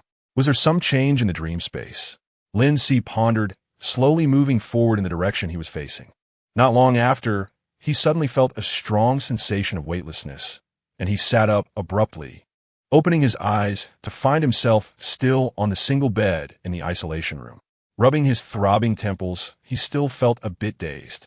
Could it be that my mental power was insufficient to maintain the dream space, and the space simply kicked me out? He thought of users being kicked out of servers, which was incredibly apt in this context. I didn't intend to enter the dream space at this moment. I just wanted to simply sleep. Lin Si smiled wryly and lay back down, trying to return to normal sleep. However, the symptoms of insomnia reappeared. No matter how hard he tried to quiet his mind, he couldn't fall asleep. Previously, insomnia was because the dream space hadn't opened. Now it was likely because I had just danced on the edge of life and death, killing 11 people. Although he had experienced forced self-defense in the psychiatric hospital, he had never killed so many people at once. His body was tired, but his mind was still in a state of excitement. He rationally analyzed his current state, no longer forcing himself to sleep, and chose to rest his eyes. It was too quiet in the isolation room. He didn't know how much time had passed. Thud, thud. A series of faint footsteps echoed in the isolation room. He immediately noticed, opened his eyes, and turned his head toward the door. The footsteps were gradually approaching from the direction he had come from. There were no other rooms along the way. Could it be that someone was coming to the isolation room? As if hearing his thoughts, the footsteps suddenly stopped outside the isolation room door. Chapter 38, Participation Agreement. Who would suddenly come to the isolation room at this time? A prison guard? No. Joel set the end time for the isolation, and it was obvious he wouldn't come back to the isolation room within the 7 days of confinement. 7 days was meant to let him fend for himself. A prisoner? Even less likely. Or perhaps a family member who accidentally wandered into the corridor where the isolation room was located. But there were guards responsible for guiding, so it was unlikely there would be any accidental entry. None of the speculations seemed reasonable. Lin Si sat up, staring intently at the door. Beep beep. The sound of the door opening echoed, and the door automatically swung open. A prison guard stood outside, glanced at Lin Si on the bed, quickly surveyed the room, and turned to the outside, saying, "All clear. The inmate's mental state appears normal. It was actually a prison guard. Lin Si assessed the guard outside the door. Joel had just left. Why was there suddenly another guard in the isolation room? Moreover, it seemed there were other people outside. But I only heard one set of footsteps just now. He watched as the guard stepped aside, and a man and a woman entered the isolation room. The man was wearing a suit, his short hair slicked back with gel, his eyes narrow and long, wearing glasses, and holding a silver briefcase. The woman had long black hair, wore a skirt suit, was very fair, and had a mole on the tip of her nose. Both had Asian features, prompting Lin Si to take a closer look at them. He even deliberately glanced at their feet. They were both wearing shoe covers, and there was no sound when they walked into the isolation room. No wonder I thought there was only one person earlier. Lin Si realized. The woman did not forget to smile politely and nod at the guard, her voice gentle. "Thank you." The guard stood outside, and the door slowly closed. Lin Si sat up straighter, looking at the man and woman who had stopped 2 steps away from the bed, with the man slightly behind the woman. "Hello, 000041. Lin Si." The woman maintained her smile and extended her hand. "My surname is Lee, from the Conley Group. You can call me Professor Lee, and this is my assistant, Suriname Young." The Conley Group, Professor Lee. Part of Pullman's speculation had come true. The Conley Group indeed had a partnership with Ashmedai, and the professor's appearance made it hard not to think of experiments. However, in Pullman's speculations, it was thought that some high-tech equipment was installed in the isolation room, and there was no mention of the professor directly appearing in the isolation room. Nevertheless, those who entered the isolation room either died inside or went insane shortly after leaving and died. It was normal for Pullman's information to have omissions and deviations. He also said that the truth of the information had to be judged by himself. "Hello." The assistant, named Yang, did not move, and Lin Si had no intention of greeting him. "Our team has a collaboration with Ashmedai to conduct an experiment. The main content of the experiment is to test what people would do in a high-pressure environment of fear and pain. We have reviewed your file, and you are very suitable to be our research subject. If you agree, we will first conduct a lower-level test experiment. After the test experiment, according to the agreement we signed with Ashmedai, you can leave the prison and join our team for the formal experiment. Once the experiment is completed, your sentence will be erased, and you will regain your freedom. We will first sign an agreement, and you have the autonomy to choose whether to participate in the test experiment." She lightly tapped the electronic watch on her wrist, projecting a light screen that displayed an agreement in front of Lin Si. Conley Group, Seed Scenario 172, Experimental Project, Test Participation Agreement. Lin Si briefly skimmed the agreement, not paying special attention to its content. Instead, he was more focused on what Professor Lee had said. "You investigated me and believe I am a suitable research subject, but you only came to find me after I was put in isolation due to an unexpected situation. If I am indeed a suitable experimental subject, you should have approached me as soon as you discovered me, rather than waiting until I was confined. If it weren't for Thompson's unexpected appearance, would you have not found me?" There was a clear logical inconsistency in Professor Lee's words. He leaned back instinctively, pulling away from Professor Lee, and decisively refused. "Sorry, I'm not interested in participating in any test experiments.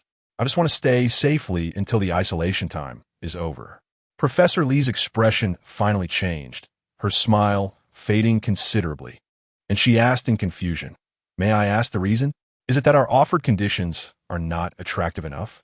"It has nothing to do with the conditions," Lin Si replied calmly. "As far as I know, no inmate has survived after entering the isolation room. They must have succumbed to temptation and signed agreements to participate in experiments, right? I don't want to take the risk of trying an experiment with such a high death rate. Nothing is more important than my own life." Professor Lee listened carefully, but did not show any sign of realization. Instead, she asked with even more confusion, "Who told you that every inmate who entered the isolation room died? Although 1 or 2 inmates became mentally unstable after the test experiment, all the other inmates survived safely during the test experiment." As she spoke, she swiped on the projection screen, minimizing the contract and opening a file. "This is their file, along with footage of them during the test experiment. You can take a look and see if there are any familiar inmates and whether they are still alive. You can judge for yourself." Turning the screen towards him, Professor Lee raised a hand in a gesture of invitation. Inmates who were put in the isolation room did not have a high probability of dying. This was completely different from Pullman's statement. Who was telling the truth? The evidence seemed to be right in front of him. Lin Si hesitated for a moment, finally raising his hand to explore the light screen. He tentatively touched it, feeling the feedback sensation on his fingertips. The projection was a tangible screen. He marveled at the technology in his heart, suppressing any naive emotions of wonder, and clicked on the file. Chapter 39, Pullman Solomon. The file is very simple. Photos, numbers, names. Other parts have been blurred. Because the file contains a lot of personal information, I cannot show it to you, Professor Lee explained, noticing Lin Si's pause and gaze. During the family meetings, the broadcast also emphasized privacy protection, but the entire process was still under surveillance. Lin Si remained non-committal, focusing solely on the photos in the file. The photos should have all been taken when entering the prison, with the same format, the perspective zoomed in close to the face, clearly showing the features. Flipping through several file photos, he did not see any familiar inmates. Having just entered prison not long ago, he had little opportunity to interact with other inmates. Naturally unable to discern whether these inmates were still alive in prison, his flipping speed increased, and suddenly, the appearance of a file made him stop. Number 000173. Name Pullman Solomon. The close-up photo of the limping old man Pullman was in the upper right corner of the file. The old man's fierce gaze seeming to penetrate the screen, staring straight at him. Do you know him? His motion of stopping was very obvious, and Professor Lee pointed to Pullman's photo position on the screen from the other side. This old man, Pullman, left a deep impression on me. He was the closest to the formal standard among all the inmates we had collaborated with before. Unfortunately, he was still missing one data point. He had also requested to conduct another test experiment, but for safety reasons, I refused. For him, this might be the only chance to leave prison alive, as his sentence is too long. 60 years, Lin Si added in his mind. For him, leaving prison doesn't hold an attraction that exceeds his safety, but if Pullman has this opportunity, he believes that ambitious and courageous people would take the risk to try. Pullman never mentioned participating in the experiment. Everything he told himself came from a friend he claimed was already dead. Who was the liar? Lin Si struggled to shift his gaze away from the file photo in front of him and opened another subfolder storing videos. The videos were labeled with numbers and names, and indeed found the video labeled 000173 Pullman Solomon. Without hesitation, he clicked to open it, and the first scene showed the old man sitting on the bed. Pullman's hair was tied back, not much different from now, the most obvious difference being the corners of his mouth pressed down, his eyebrows lowered, staring at people with straightforward hostility, far from the unfriendly but taciturn image he has now. A person who committed a serious crime with a 60-year sentence should look like this, Lin Si suddenly thought. As a video played, there was an open box in front of Pullman, with a white device connected to 4 electrode patches attached to Pullman's temples and chest. You just need to relax and close your eyes. Professor Lee's gentle voice echoed in the video. Then Pullman sat still, his body twitching occasionally, like a person running in a dream who would have slight leg twitches, while Professor Lee and Assistant Yang occasionally recorded data on the screen. There was nothing else until Professor Lee pressed the switch on the device, and Pullman opened his eyes, ending the video. During the time he watched the video, Professor Lee did not rush him, and only at this moment spoke. You can see that the entire experiment process was not dangerous at all. He also safely lived to the end without any negative state. Our experiment was to collect experimental data, not to kill people. Naturally, we would set the safest values. Professor Lee was right. Pullman in the video looked extremely safe, just connected to 4 electrode patches.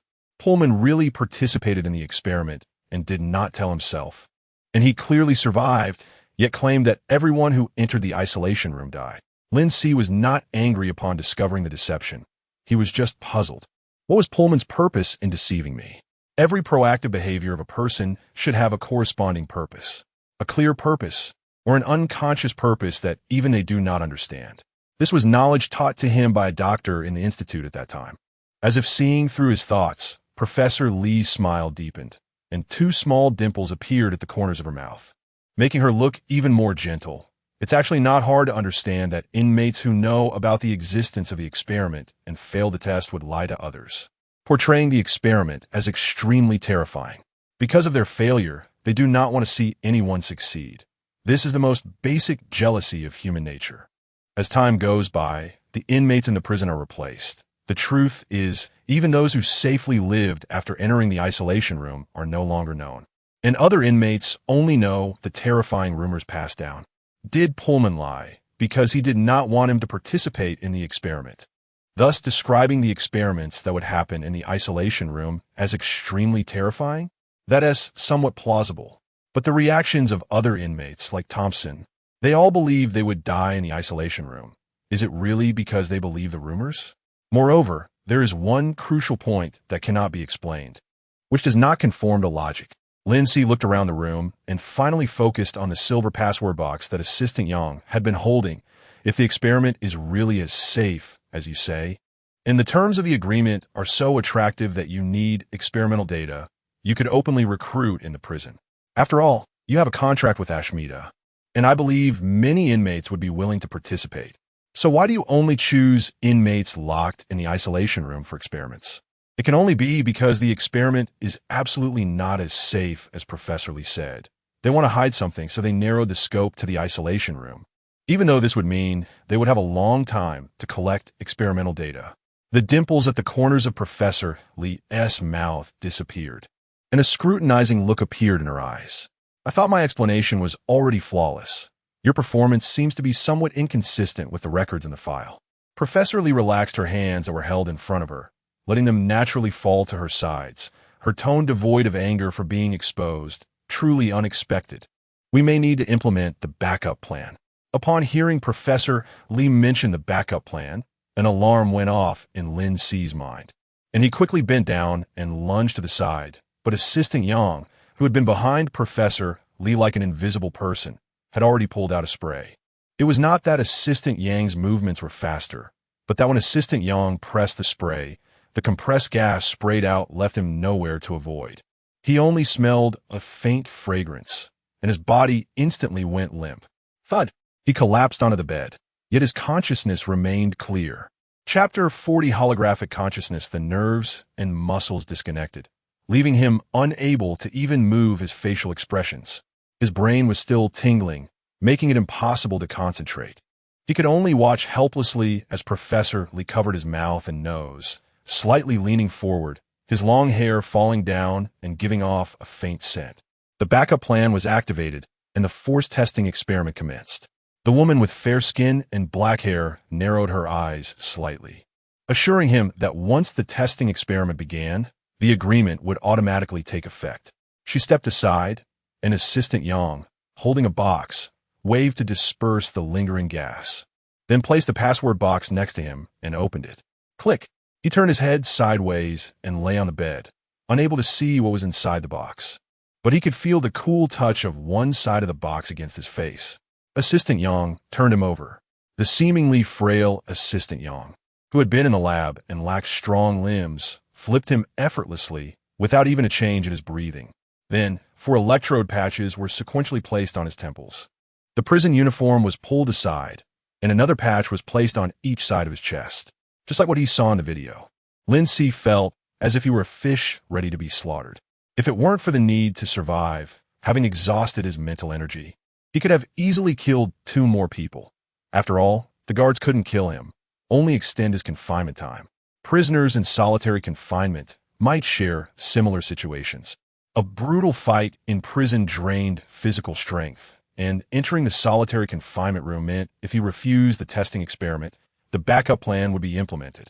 At this moment, they had lost 90% of their ability to resist, making them easy to control.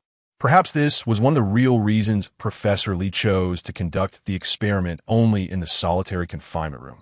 As his thoughts raced, Assistant Yang had already begun to debug the equipment inside the password box. Beep, beep, beep. The sound of the equipment occasionally echoed. In fact, our testing experiment is very simple.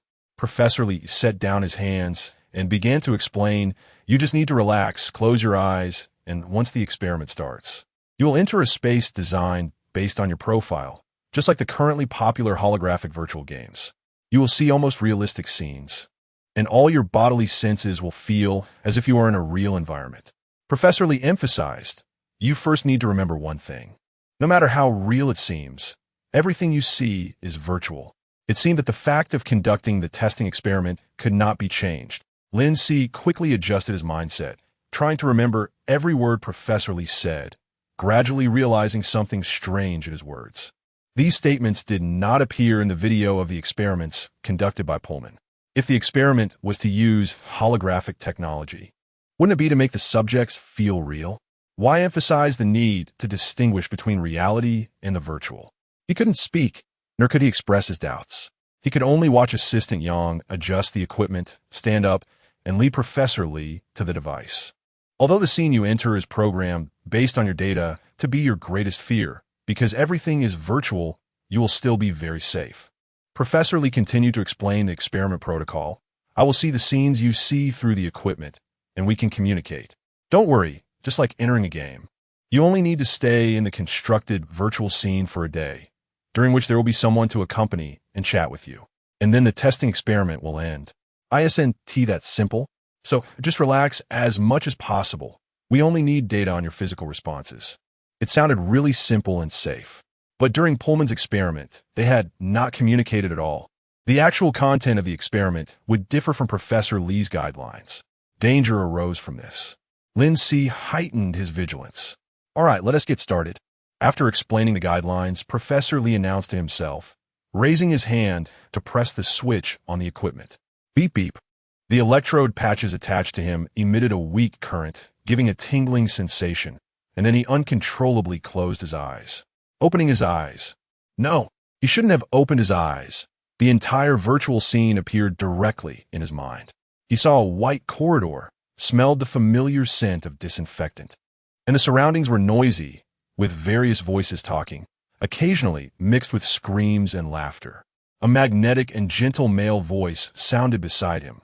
Shao Si, from now on you will live in the wards on this floor.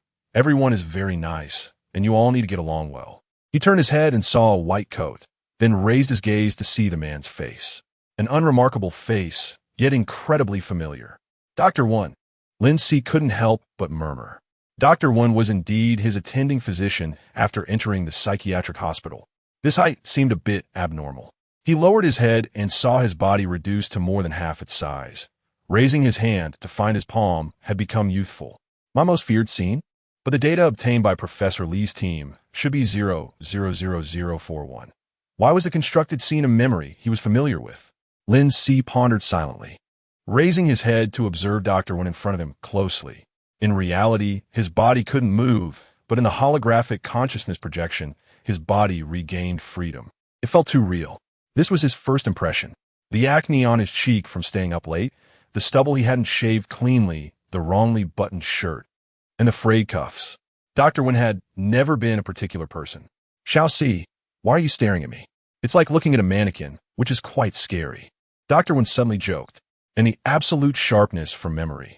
Lin Si had no intention of conversing with a virtual Dr. Wen, merely responding perfunctorily, sorry. Doctor. Wen shrugged indifferently. Let us go.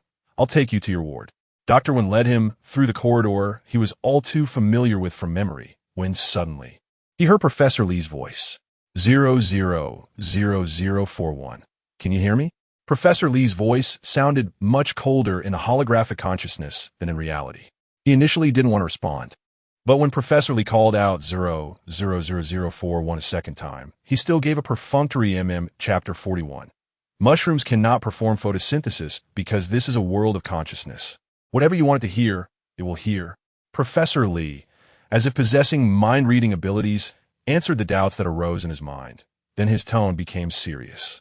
There's a slight problem with the experiment. There is absolutely no such hospital in the data we have investigated, and this environment resembles a hospital but has some differences. Moreover, there is no Dr. Wen, nor are there any patients. That is your own mistake, and you should find a way to resolve it. Professor Lee's tone remained serious, showing no particular emotional fluctuation due to his words. But you seem to know him? You called out Dr. Wen as soon as you saw him. The nameplate on his chest reads, Wen Hahua, attending physician. Lin Si responded calmly and composedly. There was a moment of silence in his ears. All right, your observation is very meticulous. Professor Li's voice relaxed a lot when he spoke again, seeming to regain a smile. It seems that there was an unpredictable error in our data programming process, so the scene you're currently in is not under our control. Anything can happen, but please remember the most critical and only principle of the experiment. Everything you see, no matter how real it seems, is merely virtual. Your experimental attitude is indeed not rigorous. Lin Si spoke frankly. Professor Li was not the least bit angry. Lin Si did not respond further as Dr. Wen had already stopped with him outside a patient room. This is your patient room, and you have a roommate.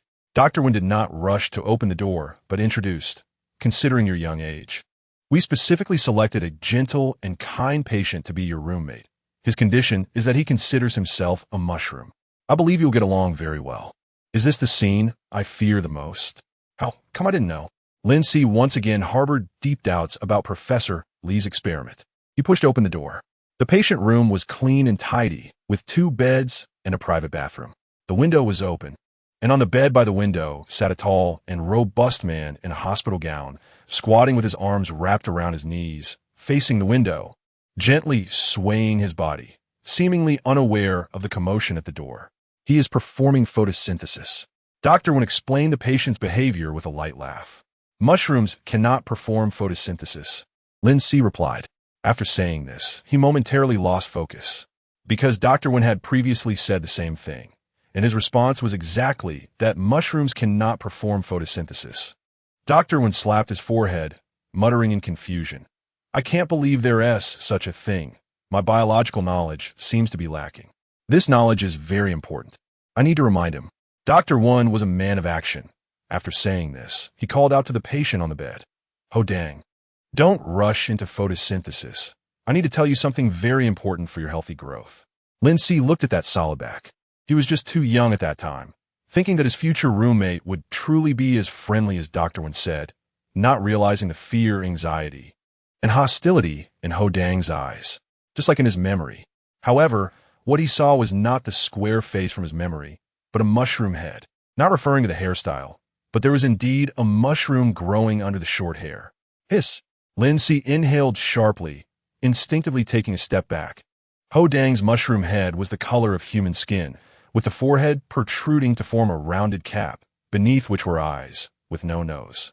The entire head was made of fungal flesh, and there was a crack on top, which should correspond to the mouth position. Dr. Wen, however, seemed not to see anything wrong and was seriously telling Ho Dang, I only learned today that mushrooms cannot perform photosynthesis. This might be the reason you have always been unable to grow. In his original memory, this was what Dr. Wen said to encourage Ho Dang to eat more in the future, deliberately aligning with Ho Dang's understanding. But now, looking at such a living mushroom head, Dr. Wen's words sounded more like a serious discussion on how to nurture a mushroom head. Lin Si seemed to turn into a statue, standing still in place, not moving. He tried to suppress his rapid heartbeat, his gaze still locked on Ho Dang, and he spoke with difficulty. Transforming people from my memory into monsters? Lin Si sensed something was off. The patient on the bed had a mushroom head, a real mushroom. Mushroom? From the images on the instruments, everything in the room appeared normal, with no monsters sporting mushroom heads. Professor Li's calm voice rang clearly in his ears. What I see, they cannot see. Lin Si retreated again, stopping only when he was almost pressed against the door of the room at the other end of the corridor. Are you sure your instruments are showing real-time transmission? Lin Si did not believe that the mushroom head on Ho Dang was just a figment of his imagination. Before he could discuss further with Professor Li, Dr. Wen turned his head, looking at him with confusion. What is wrong, Xiao Si? Why did you suddenly run over there? Come here and meet your future roommate. Because of his unexpected movement, Dr. Wen also exhibited behavior different from what Lin Si remembered. At the same time, Ho Dang, who was squatting on the bed, also looked over. The pair of eyes, which were only black, stared at him intently. The fear and hostility within them even stronger than his memories. Chapter 42. The doll seeing his movements. Dr. Wen approached him with a mix of confusion and concern, keenly asking, Xiao Si, what is wrong? Are you feeling unwell? Or did you see something? Don't be afraid. Just tell me, and I will help you. Lin Si didn't stop and continued to back away until he stepped on something soft, causing him to halt abruptly. A sharp, piercing scream came from beneath his feet. He quickly moved his foot away and looked down to see a doll lying on the ground. The doll was dressed in an exquisite dress, and its body was slightly sunken where he had stepped on it, its limp arms propping itself up as it struggled to get up. The doll came alive. Lin Si's eyelids twitched. Child, my child. Suddenly, a plump middle-aged woman rushed out from the nearby ward. Mama, Mama. The doll on the ground cried out loudly. He nimbly stepped aside to avoid being knocked over by the rushing woman. It was then he remembered that the doll looked very familiar. It was the same one that the mother, who had gone mad from losing her child, held every day. However, the doll from his memory had not come to life, and it would not let out such a piercing scream. The woman lovingly picked up the doll, anxiously comforting it. Good child, don't cry. Mama is here. Are you hurt? What does it hurt? Tell Mama. The wailing doll and the anxious mother formed a bizarre scene, and as the woman spoke, she raised her gaze, looking at Lin Si with resentment. It's you nearly killed my child, the middle-aged woman said through clenched teeth, her voice cold and mournful. The commotion in the corridor attracted more patients from the wards to peek outside, while Dr. Wen continued to press him. Xiao Si, look, when you act recklessly, accidents happen easily. Don't run, stop. And let us talk this through. How could he stop? He saw more monstrous-looking patients and turned to run. In his ears, Professor Li's voice rang out again. 000041. What happened? Why did you suddenly run away? There are severe fluctuations in your data. What did you see? We only saw you step on a doll, and then a patient rushed out. The others are just watching the commotion. You need to calm down. Do you forget the experimental protocols I have emphasized? Everything you see is virtual, not actually happening, so there is no need to be so afraid. Is it possible that even the claim about the absolute safety of virtual consciousness is wrong? If an accident happens here, my physical spirit might also be in danger, unable to wake up again, making it no different from being dead. Thus, Professor Li repeatedly emphasized the virtual aspect to make him lower his guard. Continuing to converse with Professor Li would only waste time and interfere with his thoughts. What was more important now was to find a way to escape the virtual space. Reaching the end of the corridor, he pushed open the emergency exit according to the route in his memory and quickly headed downstairs. Hood. Holographic virtual reality is accessed through consciousness, meaning that as long as I experience intense stimulation, it may allow my consciousness to awaken and escape from the virtual environment. Lin Si stepped steadily, his thoughts racing. However, he could not seek external stimulation now and could only think of ways from within. 000041. Stop. Your current condition is very unstable, and I'm worried that if you continue like this, something will happen. Professor Li commanded sternly, each word precise. Thud. The footsteps stopped.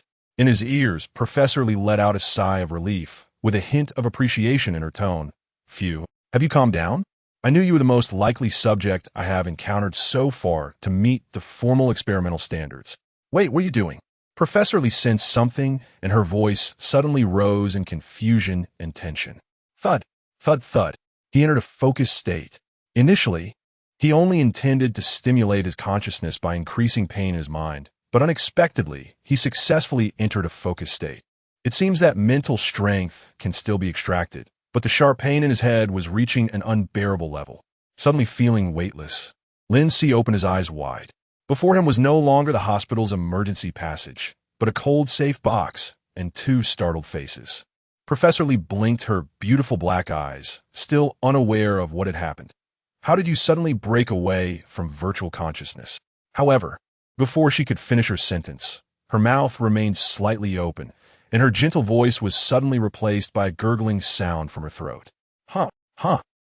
The beautiful black pupils contracted, and she fearfully touched her throat, then moved down to clutch her chest tightly. After a couple of painful convulsions, she toppled forward. Bang! Bang! Two heavy thuds echoed as she fell. Also collapsing was Assistant Yang, who had been recording experimental data on the projection screen behind her. The focus state arrived just in time. Otherwise, he would have been immobilized, and after breaking free from virtual consciousness, he would still be under the control of Professor Li and her assistant, only to be forcibly re-entered into virtual consciousness. The best way to handle them would be to kill them with a half replacement. Lin Si attempted to move his body and found he had regained control of his fingers. It seemed that the spray used by Assistant Yang was effective but didn't last long. It might have been quite some time. After all, Professor Lee had not told him what the ratio of time flow in virtual consciousness was compared to real time. After lying down for a while, he kept trying to move his body. Finally, he propped himself up with his bent arm and sat up, simultaneously getting a clear view of the instruments in the box. The pure white box had several buttons, unmarked for their purpose, but one button painted red seemed to be the switch that Professor Lee had pressed earlier. Above the button were two screens. One displayed experimental data, with several lines of different colors stable, only showing slight fluctuations, also unmarked. This should be the data they had been monitoring. Lin Si looked at the other screen. The screen showed doctors and nurses in the hospital corridor all mobilized, still searching for the suddenly missing patient. Chapter 43. The evil door. Even after I detached from the virtual consciousness, the events within it continued to unfold. The entire experiment is becoming increasingly bizarre. Lin Si raised his hand and tore off the electrode patch from his temple. The first attempt failed. His hand went limp and uncontrollable. He shook it, and finally his hand was no longer stiff, successfully tearing off all 4 electrode patches on his body. At that moment, seemingly due to hearing a heavy object fall in the isolation room and the overwhelming silence, the guard outside asked Professor Lee, Assistant Yang, "Is something wrong?" In the next second, Lin Si didn't even have time to think. Beep beep. The door opened automatically, and the guard's first sight was of Professor Lee and Assistant Yang lying on the ground, blood slowly flowing from beneath their bodies. The guard was stunned, then quickly pressed a button on his waist. But Lin Si's reaction was even faster. Half replacement activated in less than half a second. The guard fell to the ground in pain, soon becoming like the 2 corpses on the floor, his face turning purple, blood flowing from all openings in his body. Completely losing his breath, the guard's body lay between the corridor and the isolation room, blocking the door. It seemed that the door attempted to close automatically after being open for too long, but was obstructed by the body, causing it to emit continuous alert sounds. Beep beep, beep beep, beep beep, huff. Lin Si gasped for breath, cold sweat covering his forehead. After barely using half replacement once more, he uncontrollably exited the focused state, adapted to the stinging pain in his brain, and then lifted his head to refocus his blurry vision caused by pain. Having killed 2 professors and an assistant associated with Aishmaida, as well as a guard, the regulations I am violating now seem to be beyond the scope of mere confinement. Lin Si sat for a moment longer, then shook himself and stood up. Should I stay here and wait to be discovered by other guards, honestly accepting punishment? Or escape? Where could I escape to? The main door should be nearby, but I have no idea how many guards are in the prison. However, it seems that there aren't many guards around. This work building is mostly vacant, as the guards are mostly watching over the inmates and not nearby. Once I recover some mental energy, perhaps there is a chance to escape from the prison. But I know nothing about the situation outside, and there are many subsequent troubles to resolve. As he continuously planned in his mind, he glanced at the projection screen, which had become slanted after Professor Lee fell. The screen was completely pixelated, according to Professor Lee's previous explanation. This was a restricted viewing setting. He didn't touch the thin, skin-tight watch on Professor Lee's wrist, which looked far more advanced than Chen Wuyong's.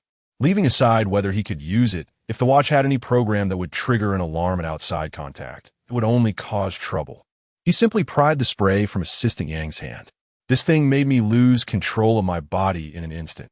Lin Si turned the bottle, which read, "Anti-wolf spray, internal experimental version, not for sale." Below was the triangular logo of the Conley Group. Has the anti-wolf spray evolved to such an exaggerated extent now? However, it truly is a powerful self-defense item. He gripped the spray in his hand. Then he walked to the guard's body, squatted down, and checked the guard's waist where he had pressed immediately. When he lifted the uniform, he saw not a handgun as he had imagined, but a small walkie-talkie. So he wasn't trying to attack me earlier. He was trying to notify other guards. Lin Si realized this, put down the uniform, and pushed himself up from his knees. Standing at the door, he first cautiously looked to the left and right. The corridor stretched deep under the cold white light, revealing no signs of life. The right side was the direction he came from, so he decisively walked the other way. I could try to find the main door first. As he walked, Lin Si remained alert to any movements in the corridor. He walked straight ahead without encountering any forks. At the end of every corridor, there was a left-turning passage. After turning left twice, he slowly stopped and looked around. Along the way, besides the isolation room as the starting point, he hadn't seen any other rooms. But there was no main door, not to mention the prison's exit door. He hadn't even seen the door he entered through. It felt like an endless corridor. This is too strange. Lin Si took 2 steps back and immediately turned around, quickly heading back the way he came. Unexpectedly, this time after not walking long, there was a change. In the distance, footsteps and voices could be heard. The person is no longer in the isolation room. They've escaped. I can only run that way. Lin Si stopped, lowering even his breathing, instinctively making him hide close to the wall. Soon, the footsteps became increasingly chaotic and seemed to be approaching. There was nowhere to hide around if he was caught and subjected to further experiments. He couldn't guarantee that he would emerge unscathed before breaking free from the virtual consciousness again. He would either go mad or die directly in the experiment. A strong thought emerged, and Lin Si had no choice but to turn again, running towards the seemingly endless corridor. Just ahead. The only differences were the content of the conversations, the voices of the speakers, and the footsteps that relentlessly followed behind him, making him realize that this was not a scene replaying. Someone really was suddenly appearing from the other end of the seemingly endless corridor, insisting on catching him. Listening to his own increasingly labored breathing, Lin Si slowly slowed down until he completely stopped. He saw them. Catch him. Be careful. He seems a bit sinister. He stood in the middle of the corridor, and a few guards emerged from the corner ahead, each holding a baton, cautiously approaching him with vigilance and defense. But even as he was handcuffed and pushed to the ground, he offered no resistance. Chapter 44. Layer upon layer, the prison guards were forcefully restraining him, handcuffing him and taking away the spray he had in his hand, all while remaining vigilant. Fortunately, he should be injured. Don't let your guard down. First, restrict his movements to avoid any accidents. Unfortunately, they were instructed not to knock him out directly. Listening to the guards, Lin Si felt the blood vessels in his ears thumping, a ringing in his ears, and his thoughts drifted away. Something was very wrong. Ever since Professor Li and Assistant Yang showed up, the entire situation had been permeated with an inexplicable sense of eeriness. Just now, 2 groups of people had inexplicably appeared to block him in succession. When Professor Li introduced virtual consciousness to him, he made an analogy, saying that virtual consciousness was like the popular holographic virtual games today. What if, after entering virtual consciousness, he hadn't successfully extricated himself, but instead entered another virtual scene? Layer upon layer. The Professor Li and Assistant Yang he killed were virtual. The corridors he ran through were also virtual, which is why he couldn't find an exit. The guards were also virtual, so they would refresh in certain locations like game NPCs. Beep beep. At this moment, the guards were escorting him toward the isolation room, where 2 men in suits had joined them, dressed in the same style as Professor Li and Assistant Yang. The body of the dead guard on the floor had not yet been cleared away, still blocking the door, causing the door to continue beeping. The beeping sound, which he hadn't paid much attention to before, now constantly stimulated his nerves. Why did the prompt sound from the isolation room door sound exactly like the sound from the device brought by Professor Li? Was it possible that this prompt sound did not come from the door or from the device he saw? Could it be coming from a device hidden in the room that he couldn't see? Analyzing this, Lin Si was already drenched in cold sweat, but his thoughts remained cool enough.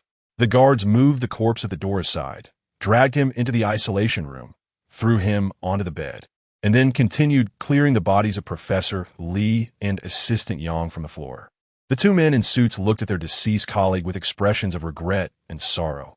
What a pity. Professor Li was an exceptionally talented scientist. I really enjoyed working with her. Never thought such an accident would happen. Moreover, the program was designed very cleverly, setting up layers of virtual consciousness. Even if the prisoners trapped within managed to discover the problems, they couldn't break free, and they would even firmly believe that another layer of virtual consciousness was reality. No wonder the prisoners who entered the isolation room either died or went insane. After going mad, they still couldn't escape death. Those who went insane were likely treating reality as virtual consciousness after their isolation ended. I must escape from virtual consciousness. This thought appeared in Lin Si's mind for the second time, but now it was even stronger and more resolute than the first. He didn't want to overestimate his psychological endurance, believing he could remain awake while staying in virtual consciousness. However, it was clear that the method of stimulating his nerves was ineffective. Lin Si adjusted his emotions and watched as the two men in suits stood at the foot of his bed after the isolation room was cleared. I looked at the data records they left. His performance isn't very ideal, with too much emotional fluctuation, and there are still unresolved issues with the data programming. The likelihood of reaching the official experimental standards is very small. We really don't need to waste time on him. One of them took down Professor Li's watch and flipped through the data records on the screen. The other man had a different opinion. I believe this is mainly due to the subject's resistance, which has caused the data fluctuations to be very unstable, but actually, his coping and adjustment abilities far exceed those of every previous test experiment. I still have high hopes for him.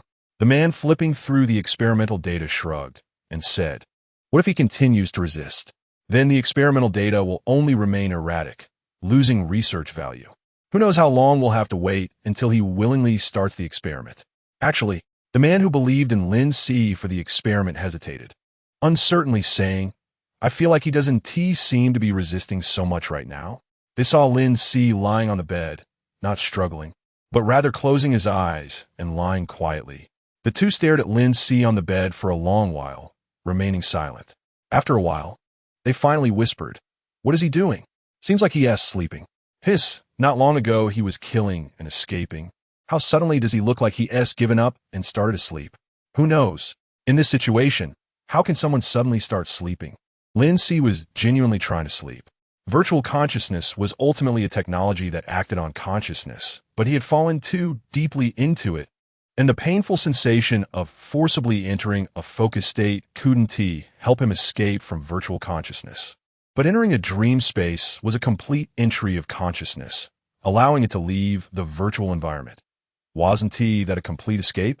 It's difficult to fall asleep in a noisy environment. He tried hard to block out all the chaotic thoughts, letting his consciousness immerse in the darkness. Focusing solely on the darkness, his consciousness gradually blurred, halfway between waking and sleeping. He could faintly hear the conversation between the two men and feel the electrodes being reapplied to his temples. Chapter 45. Departure. Not long after, he heard Dr. Wen's voice by his ear. "Shao Si, why did you run? Now look, you've broken your leg and will have to lie in bed for more than half a month." The consciousness that fell into complete darkness was just a fleeting moment. He didn't even perceive it. It wasn't until light stimulated his senses that he hazily opened his eyes. There was no smell of disinfectant. A faint dustiness lingered. There were no voices or footsteps. It was very quiet around him. No longer was it the monotonous walls, but a street shrouded in mist appeared before him. He had successfully entered the dream space. Huff! Lin Si let out a breath, his spirit relaxed, and he simply sat down on the ground, feeling that even the mist surrounding him was incredibly friendly.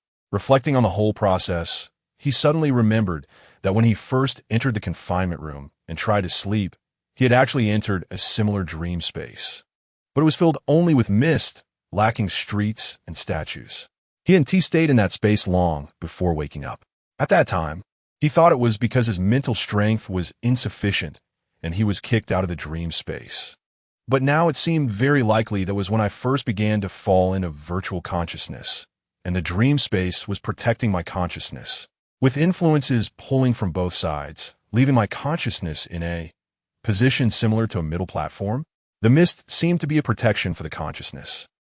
Unfortunately, I didn't know what was happening then. It should not have been the dream space kicking me out, but rather me being pulled into virtual consciousness. Having analyzed the entire process and its causes and effects clearly, the last bit of anxiety and panic in his heart disappeared. Shaking his head, even the pain in his mind became faint. It seemed that even using awakening abilities in virtual consciousness was virtual and hadn't really happened, thus causing no real stimulation. In the real world, His mental strength was recovering normally. Fortunately, he was finally safe now. As long as he stayed in the dream space as much as possible, he could ensure his safety. Lin Si gathered his thoughts, stood up, and felt the weight in his pocket. Startled, he reached into his pocket and pulled out an empty nutrient tube that was left over. The other empty tubes had been used to exchange for knives from the raiders, as most were half exchanges or direct confrontations, leaving one spare tube behind. The prison guards were also not meticulous. They hadn't searched him. So this empty tube had remained in his pocket, and he had forgotten about it. Still the familiar street scene, he walked among the statues. It wasn't until he saw the statue of Chun Woo-young that he stopped. Huh? Lin Si looked at this statue with curiosity. Since the first successful connection, the statue had looked almost lifelike, standing tall in a black robe with its head bowed, appearing much more imposing than the overly kind real Chun Woo-young. But now, the posture of the Chun Woo-young statue had changed again. The statue was half covering its face, with a sorrowful expression and incredibly realistic tears hanging below its eyes, emanating an aura of sadness. Chun Woo-young was undoubtedly an excellent connection object, overly kind, with low vigilance, and now completely trusting and respecting him as the puppet master. Unless necessary, he did not wish to lose this connection object. He raised his hand to rest on the statue, and it shattered into mist, instantly enveloping him. Ishmaida, within the Church of the Mutual Aid Society, District 10. Inside the simply constructed shed, only a single candle with a flickering flame maintained the illumination. But the light was only enough to illuminate a small corner. In that small light, the bishop, still drooping his eyelids, sat with his arms raised wide open, while several children huddled beneath his arms, shivering, seemingly only able to find a bit of safety with the bishop. Chun Woo-young coughed lightly, pulling at the corner of his mouth, and winced in pain. Even without a mirror, he could imagine that his left cheek must now be bruised and bleeding. Yet, Chun Woo-young still stood in front of the bishop and the children, blocking their view of the three figures in the night. Everyone, Chun Woo-young raised both hands, making a calming gesture, his tone gentle, reassuring. Let's talk things over. There's no need for violence. Lin Si, upon connecting to Chun Woo-young, saw this scene for the first time. The light from the neon signs flickered through, casting colorful reflections that allowed him to see the three figures confronting the priest in the night. Standing next to them was a man with a face covered in bruises, hands in his pockets. Upon hearing Chun Woo-young's words, he merely glanced at him coldly. Valortiz, those two young men from the Valortiz gang. Recently, whenever Madame Maggie came to the church to exchange food with Chun Woo-young, she would often be seen with them. As expected, he caught sight of a third person in a corner of the screen, the still tattered coat-wearing Madame Maggie. The woman, her face full of forced smiles, rubbed her hands together awkwardly and said, "Father, we mean no harm. There's no need for everyone to be so tense."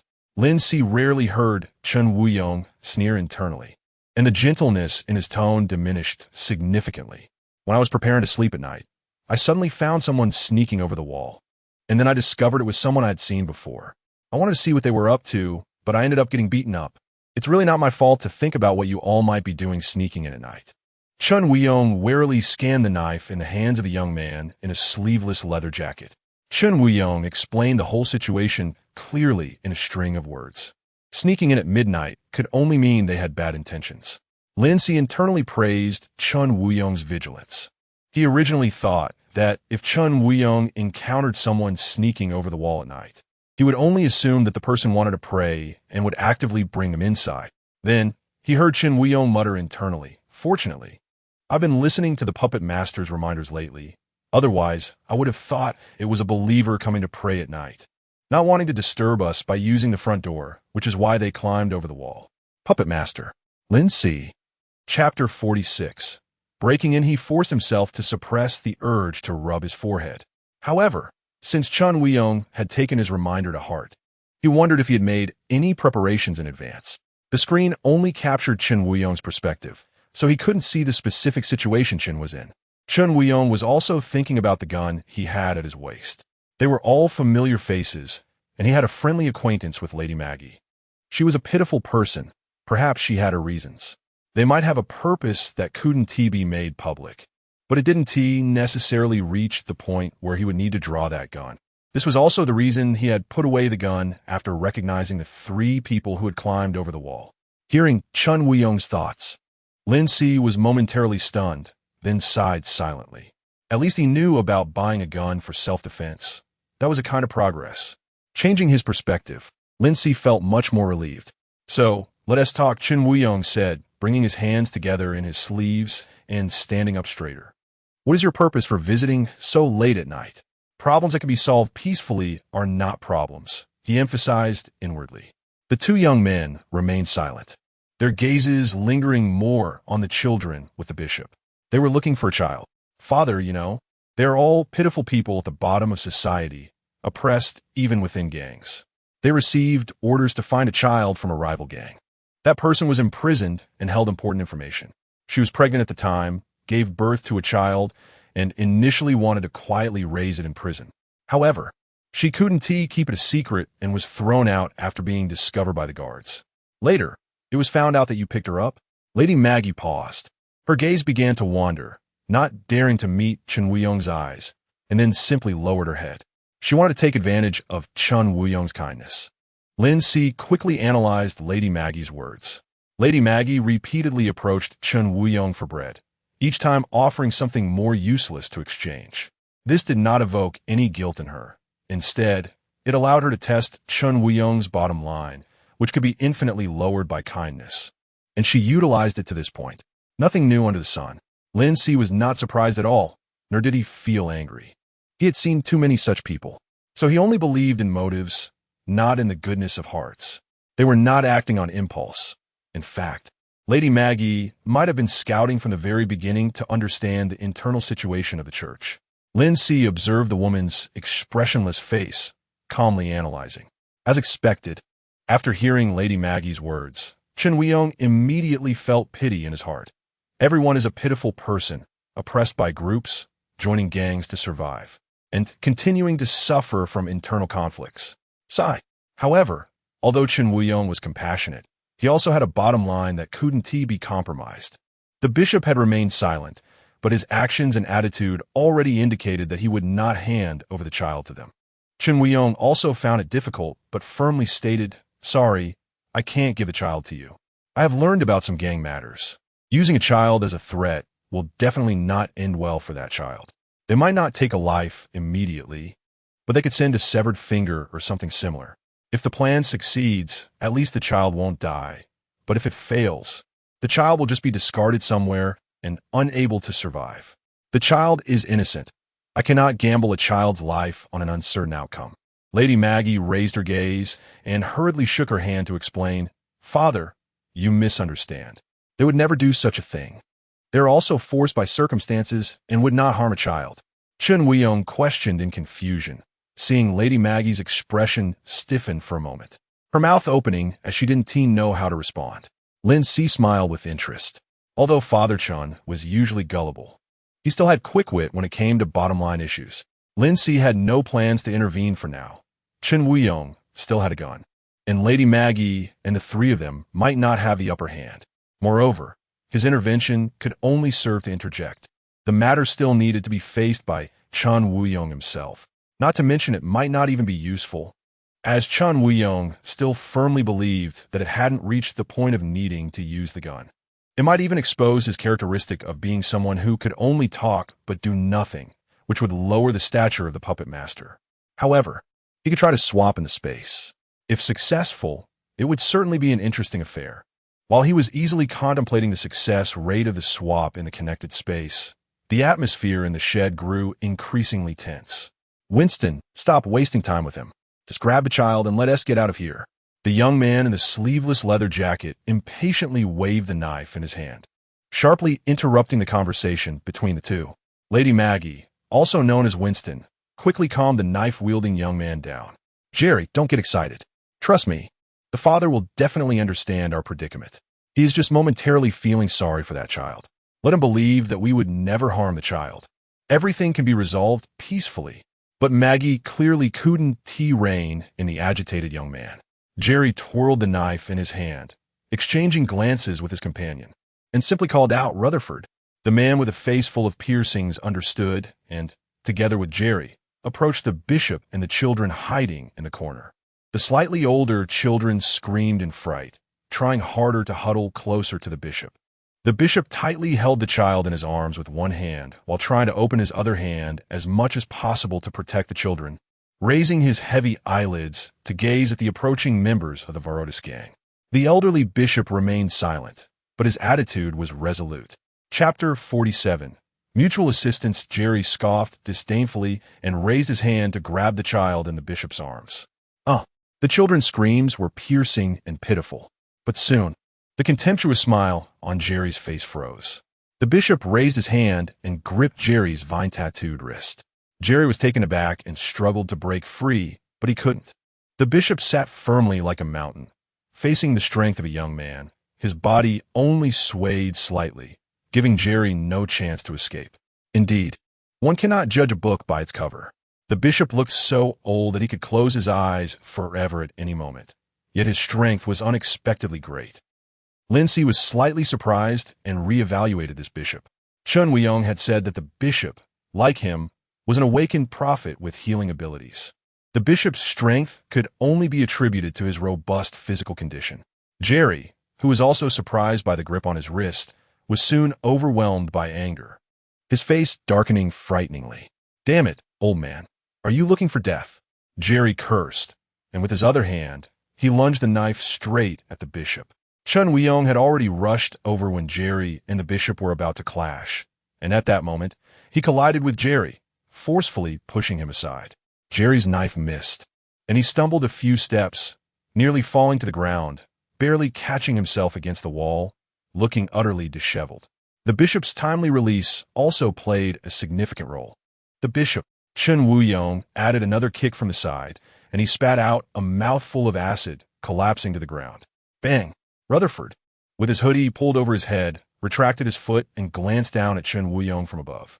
"Father, don't get in the way." He spat out those words almost coldly, using the term father in a tone that was more mocking than respectful. After saying that, Rutherford also strode towards the bishop, one hand resting on his waist. Just then, the fallen Chun Weiyong suddenly grabbed one of Rutherford's legs, causing Rutherford to halt his movement, pulling but unable to free himself. In the silent church, Rutherford's leg movements made the sound of Chun Weiyong's priest robe scraping against the ground particularly clear. TSK. Rutherford kicked Chun Weiyong twice but still couldn't shake him off. At the same time, Jerry reappeared in front of the bishop. But because Chun Weiyong was holding on to Rutherford's leg, the perspective on the screen kept shaking, and Lin Si couldn't see what was happening with the bishop. He could only hear the children's terrified screams and Jerry's curses. Lin Si rubbed his temples, feeling a headache coming on. He had started to repeat this action frequently because he had entered a state of concentration, which intensified his headache. He had already smashed the empty nutrient liquid tube in advance and was holding the unmarked fragments in his hand, ready to exchange them for the knife in Jerry's hand. If Chun Weiyong still wasn't planning to pull out his gun, for the safety of his first connection target, he was already focused on Jerry's knife. He could feel a connection that was becoming tighter, passing through the screen and linking with the object. His intuition told him that he just needed to think about it, and that knife would appear in his hand. Perhaps this was due to the 11 people he had killed in the prison lobby. The improvement in his ability usage proficiency had made his control over his powers more precise.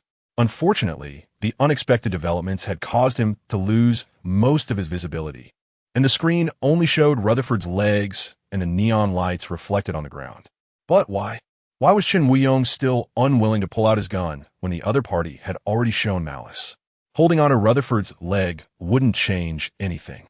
While maintaining his concentrated state, Lin Si was particularly puzzled by Chun Weiyong's actions.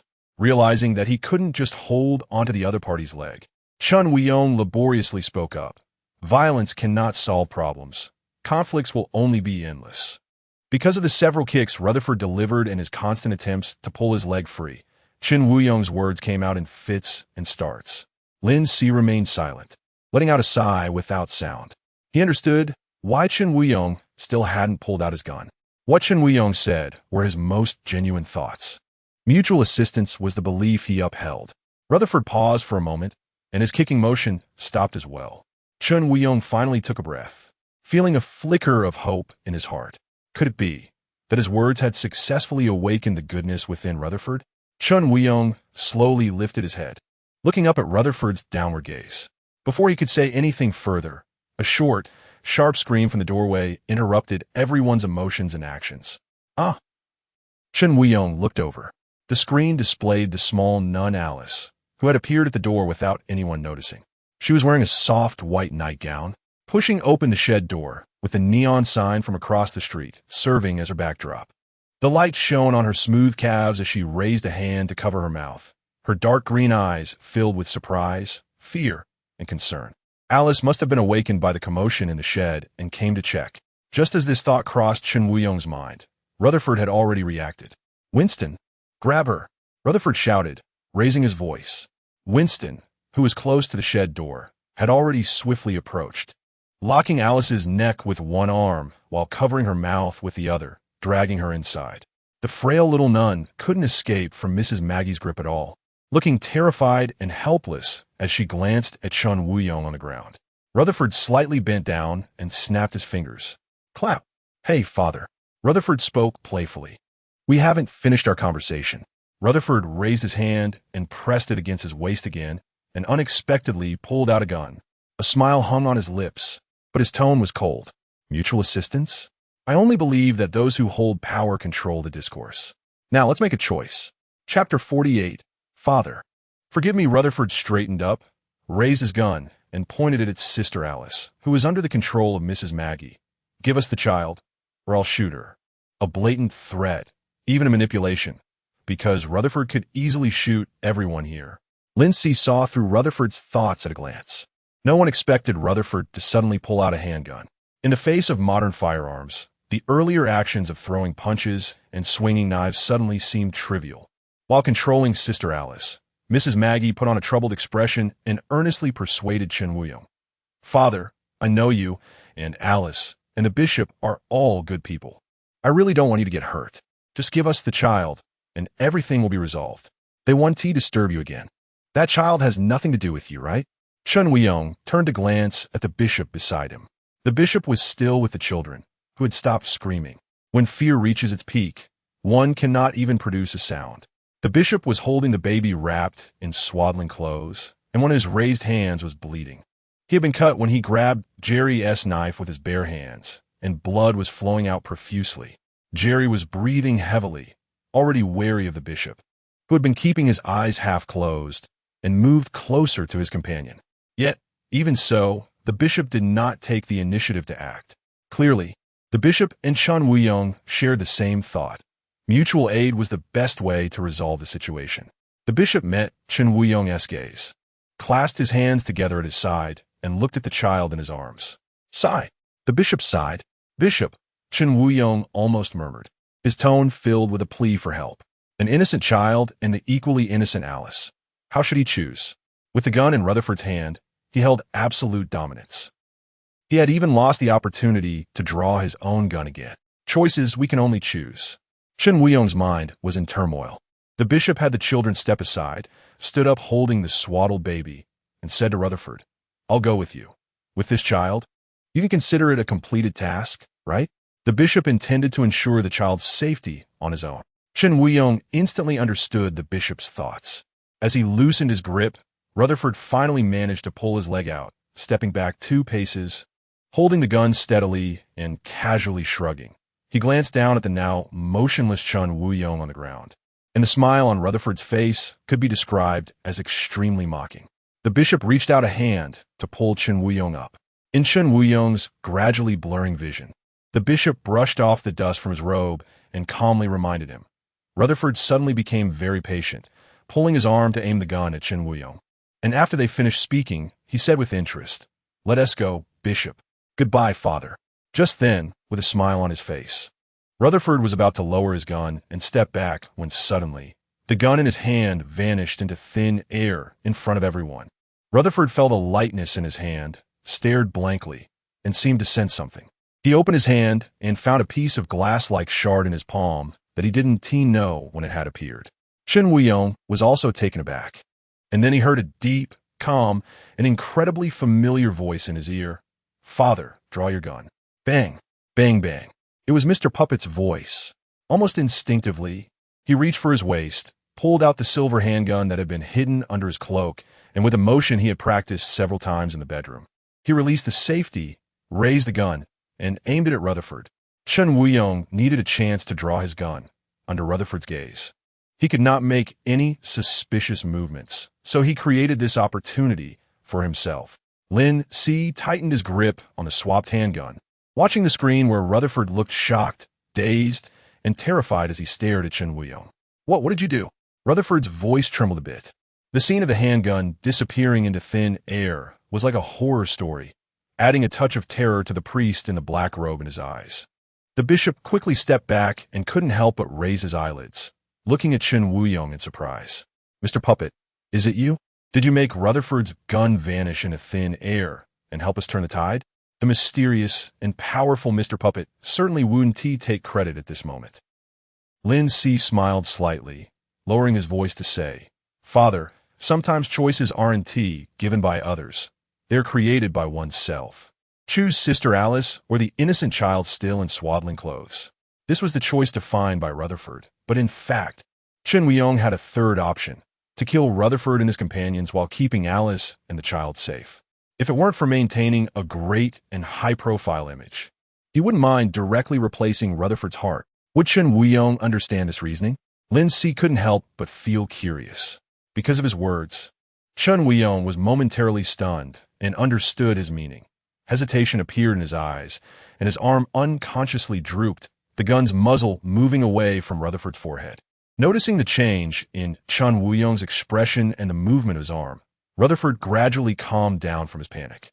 Compared to the terrifying story of the sudden disappearance of the handgun, he should consider how to survive. He subtly nudged his companion beside him with his elbow, slowly raised both hands, and revealed a flattering yet timid smile. "Father, don't be agitated. I really didn't intend to harm you. Just now I acted impulsively. But don't you always say that as long as one is willing to repent, everyone can be forgiven? I'm already starting to regret my impulsive actions. I repent, Father. Forgive me." Chapter 49. The villain let them go. Don't come back if you are truly repentant. This is the doctrine they uphold. Everyone is the same. As long as they are willing to repent, even the most heinous prisoner can receive the Savior's forgiveness. But Chen Wuyong remained silent, for the bishop's words were etched on his face with confusion and hesitation. Rutherford slowly lowered his hand, which elicited no reaction from him. A sly smile crept onto Rutherford's lips. A good opportunity. Beside him, Jerry suddenly struck. The knife in his hand lunged toward Chen Wuyong. Rutherford waited for Chen Wuyong to dodge, while he lunged at Chen Wuyong, aiming for the gun in his hand. Bang! Bang! In the blink of an eye, gunfire exploded like thunder, stirring the night. Rutherford, who had already pounced close to Chen Wuyong, wore a look of astonishment, seemingly not expecting him to actually fire. As two blood holes erupted from his chest, Chen Wuyong quickly stepped back, creating distance, watching Rutherford's heavy body fall to the ground. Jerry's knife plunged into his abdomen. He did not flinch or avoid it, pressing the gun against Jerry's body, uncertain of where he was aiming, and continued to pull the trigger. Bang! Bang! Bang! Bang! The force of the bullets exploded from Jerry's back, spraying blood in all directions, causing Jerry to loosen his grip and stagger back. Thud!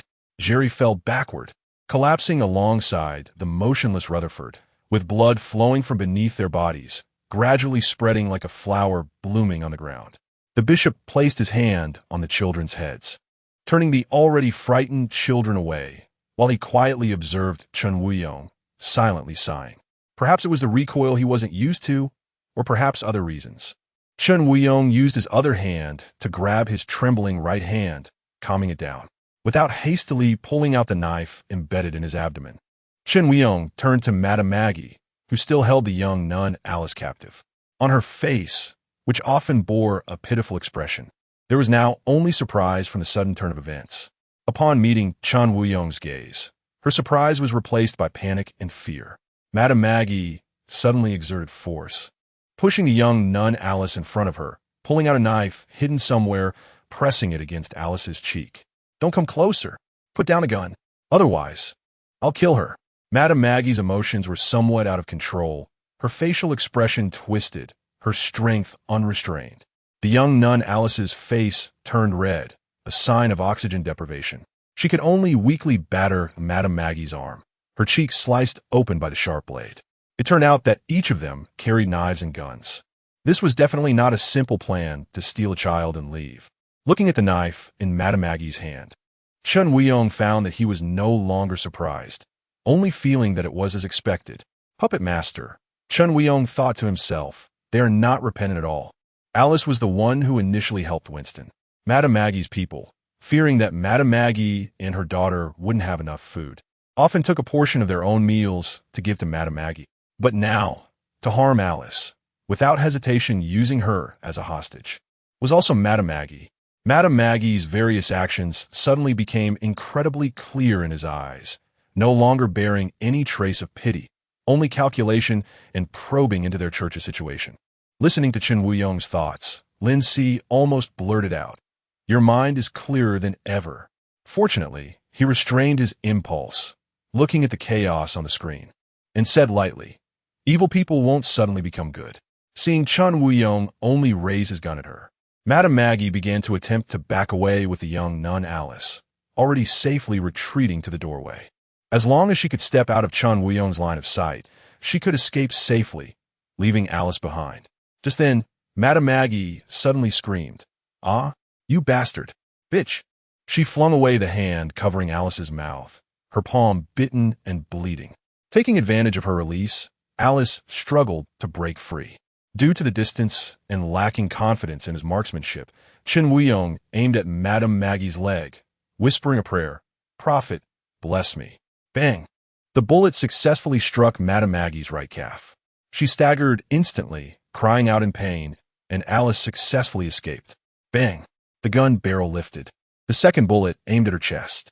Seeing that the bullet's trajectory hadn't deviated much, Chun Weiyong pulled the trigger again and again. Bang! Bang! One bullet penetrated her abdomen, and another lodged in her chest. Madame Maggie bled profusely, collapsing face down on the ground. Alice panicked and ran into the room, stopping in front of Chun Weiyong, but did not move further. It was only when Chun Weiyong saw that Madame Maggie was no longer moving that he lowered his gun and took the frail young nun into his arms. "It's okay. It's okay," Chun Weiyong gently reassured the frightened little girl. The young nun Alice finally couldn't hold back and began to cry softly. For a moment, the room was silent except for Alice's sobs and the incessant patter of rain outside.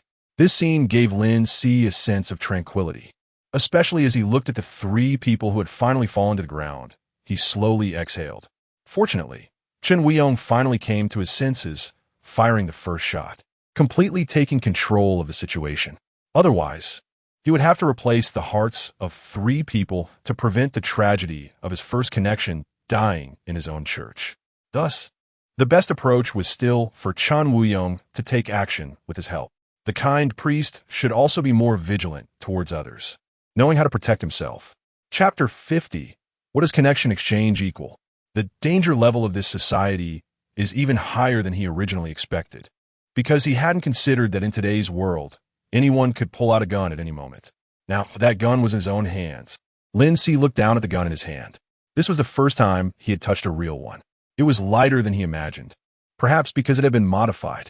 He couldn't recognize the model, only feeling that the lines of the gun were smooth, mostly black, but with exposed silver at the stock and muzzle, which allowed him to determine that this gun had been altered. Trying to bring a gun into prison was a thought worth trying. Lin Si made the judgment immediately. The deterrent power of a handgun is deadly among ordinary people, even someone like Chun Weiyong, who lacks offensive capabilities as an awakened, can only compromise and dodge in the face of a handgun. He pulled out the magazine and checked it. There were 9 rounds of ammunition, none used, and the small amount of bullets was also a reason for the gun's light weight. After putting the safety on, there was a small clip on the side of the gun that could securely attach it to his waist, covered by his clothing. After securing the handgun, Lin Si began to give himself psychological suggestions, trying hard to ignore the presence of the gun.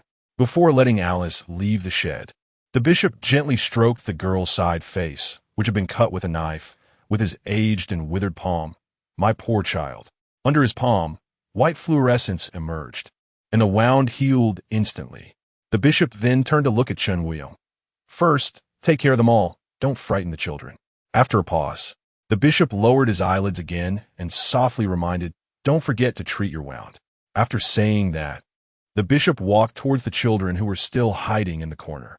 Chen Wuyong nodded, gritting his teeth as he pulled out the knife embedded in his abdomen, simultaneously using his ability to heal the wound, then coughing while dragging the corpses on the shed floor outside, lying side by side with Lady Maggie.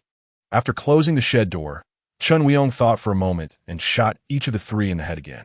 Now, they should be completely dead. Chen Wuyong thought cautiously. The rainwater hit him, and Chen Wuyong didn't mind. Suddenly, he saw Rutherford's outstretched palm and recalled the moment when the handgun in Rutherford's hand disappeared into thin air. At that time, it seemed Rutherford had something else in his hand, but he didn't look closely. Now he had no idea where it had rolled off to, and it wasn't in Rutherford's palm. But that didn't matter. Puppet Master, Chen Wuyong cautiously spoke in his heart. Are you still there?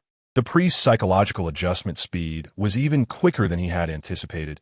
He adapted very quickly and could even think of reloading. Lin Si smiled faintly. Priest, you should strengthen the outer defenses. Chen Wuyong felt a bit embarrassed. I used to think it wouldn't be necessary. I will reinforce it later. Confirming that the puppet master hadn't suddenly disappeared, Chen Wuyong hurriedly asked the question that had been on his mind. Sir, I'm just very curious. Where exactly are you? More accurately, are you by my side now? But how can I converse with you in my heart? If this question offends you, please forgive me. I'm just too curious. When using the substitution ability, Lin Si had anticipated that Chen Wuyong would have this question. He just hadn't expected Chen Wuyong's attitude to be so cautious. This made his smile deepen a bit. There's nothing offensive. In fact, I'm not in any place. I'm just connected to you, able to see everything you experience. So only you can hear my voice. Chen Wuyong was shaken to the core, his pupils constricted, slowly opening his mouth. Not in any place? Does this mean the puppet master does not exist in a physical form?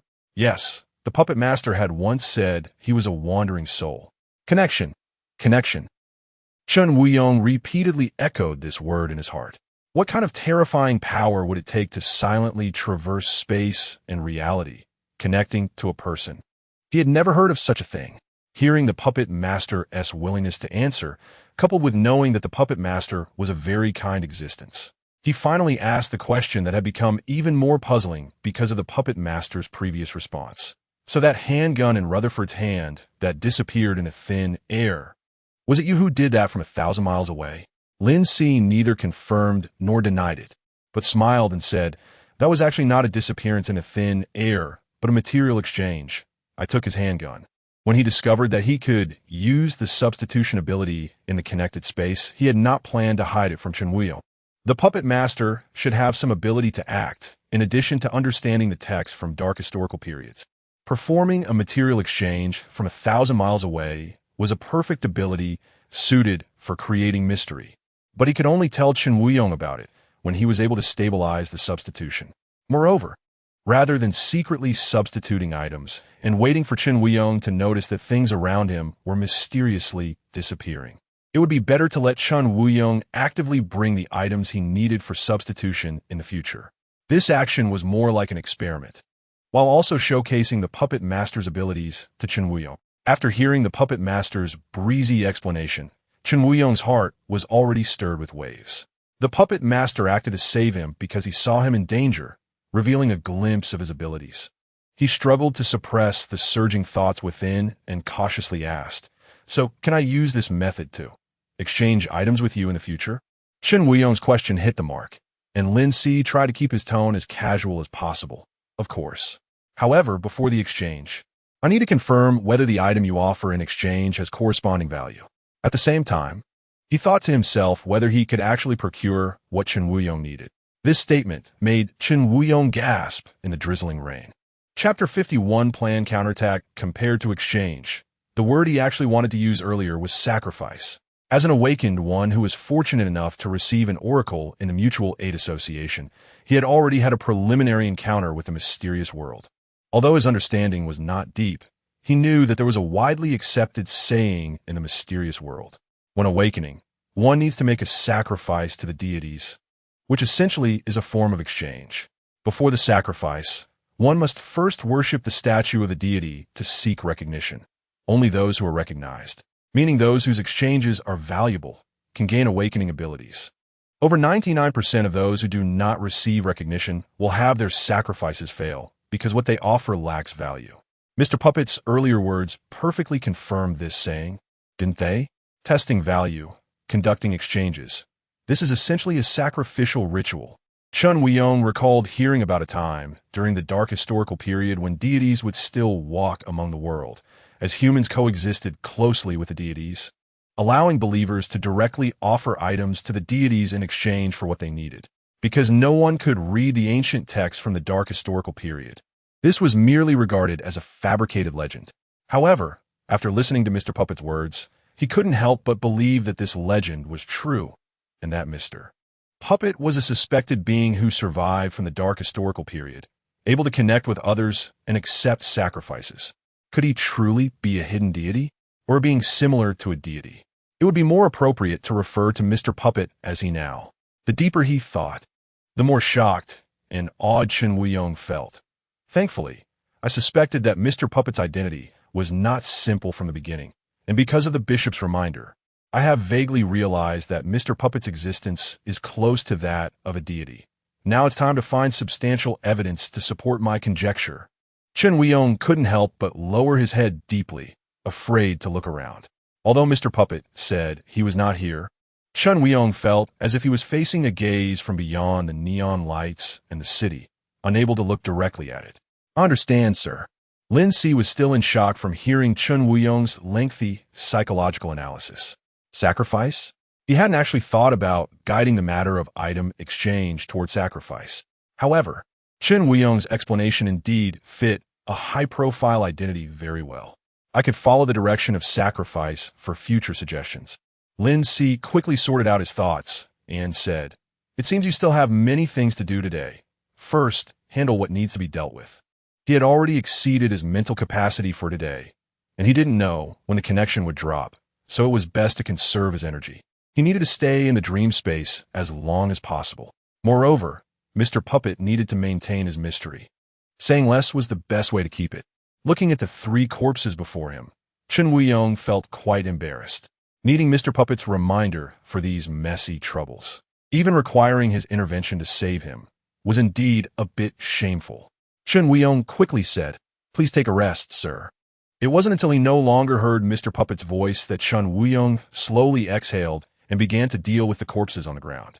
Of course, Lin Si did not truly leave the connection space. He was safe now and had enough time to review the entire incident that occurred in the confinement room. To avoid being researched further, he had to keep his secrets hidden, thus reducing the chances of exposing them under surveillance. Besides surviving until the end of the 7-day confinement, he also needed to be well prepared for his next meeting with Thompson. He wouldn't give up. He had truly made enemies by killing so many of them. Lin Si could still recall the painful feeling of passively waiting for the other party to strike in a lobby, and he didn't want to experience that again. It would be better to seek opportunities, take the initiative, and crush Thompson and the remaining raiders in their cradle. To do this, merely having an extra handgun was not enough. He also needed to practice to improve his replacement ability. Lin Si had already made plans step by step, and the most important thing now was to practice. The connection space was the best practice ground. Awakening abilities could be practiced in a space that only appeared while sleeping. It felt like a bug no matter how he thought about it. He placed the handgun slightly farther away, and the entire space felt like it had lost gravity, causing all items to float in outer space. He wondered if the connection space would change after his strength increased. Using the fragments in his hand to replace the handgun, he rested for a moment, then continued to use the handgun to replace the fragments. The screen echoed with the sound of rain, the noise of cars on the street outside the church, and the sound of the priest dragging the corpses. As Lin Si practiced repeatedly, his mind sinking into an unprecedented peace and tranquility. Ashmedai, District 11. Chun Weiyong searched through the pockets of the 3 corpses, finding a used tissue, a half-pack of cigarettes with some trendy drugs, keys, a child's death certificate, and a birth certificate. There was nothing that could prove their identity. which meant he could dispose of these 3 corpses more easily. During this time, because of the continuous gunfire from the church, a believer living next door came to knock on the door to ask if something had happened. Chen Weiyong simply explained that there had been a thief in the church, and he had scared them away with a device that made gunfire sounds, which led the devout believer to angrily curse the thieves for not even sparing the Church of the Savior, saying they would surely face divine punishment. Hearing gunfire and asking another question was already a very enthusiastic act. Calling the police would require paying the security personnel, and at least in the entire District 11, no one would meddle in others' affairs. Moreover, in the nighttime city, gunfire would occasionally ring out. After closing the door, Chen Weiyong carefully examined the 2 certificates he had found on Winston and Maggie. Chapter 52, Blessings from Mr. Puppet. The death certificate and birth certificate both belonged to the same girl named Diana. Upon closer inspection, it can be found that the time on the birth certificate is after that of the death certificate. Fortunately, she doesn't have a real daughter to take care of. Otherwise, losing a mother, regardless of what kind of mother she was, would be a deeply painful experience for a child. Chen Weiyong gathered the 2 certificates with other items he had found, preparing to burn them later.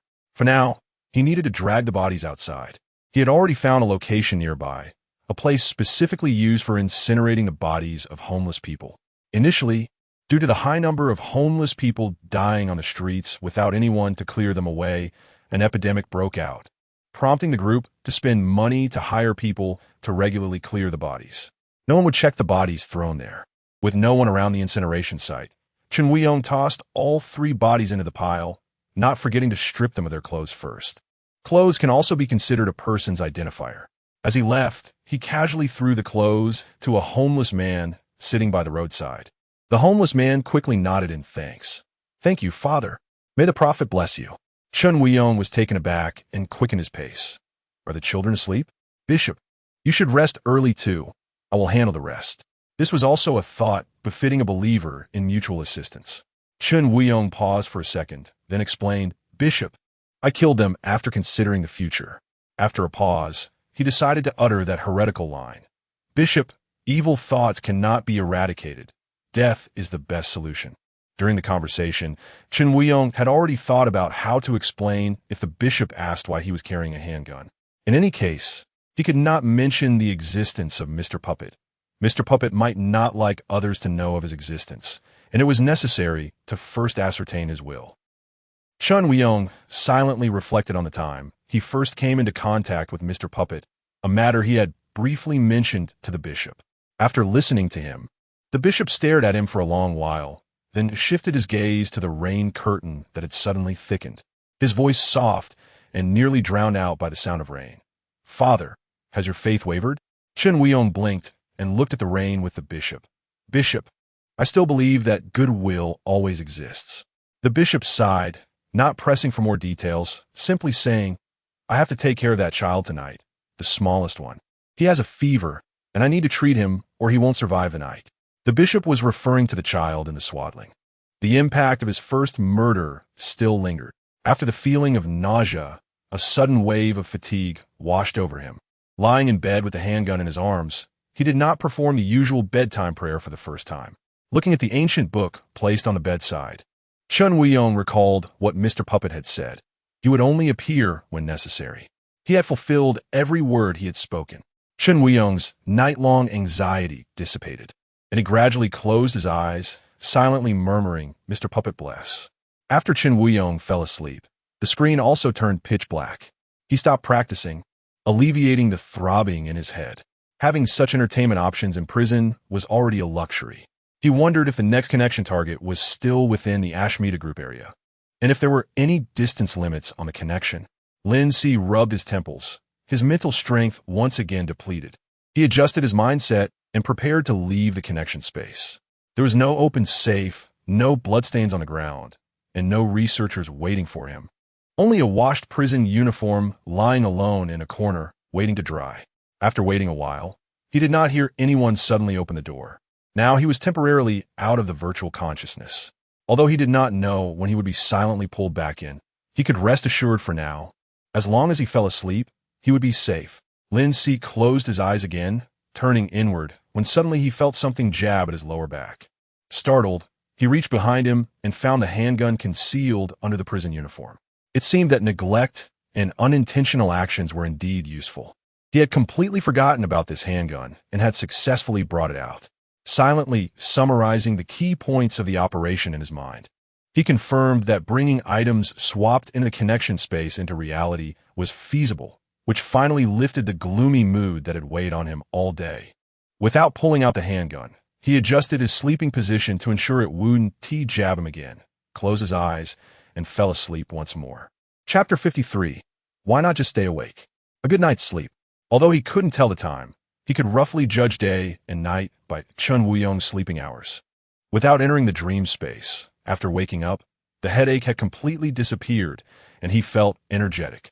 He didn't know if his abilities could be continuously improved through practice or if there was a limit, and whether he would need other conditions to break through once reaching that limit.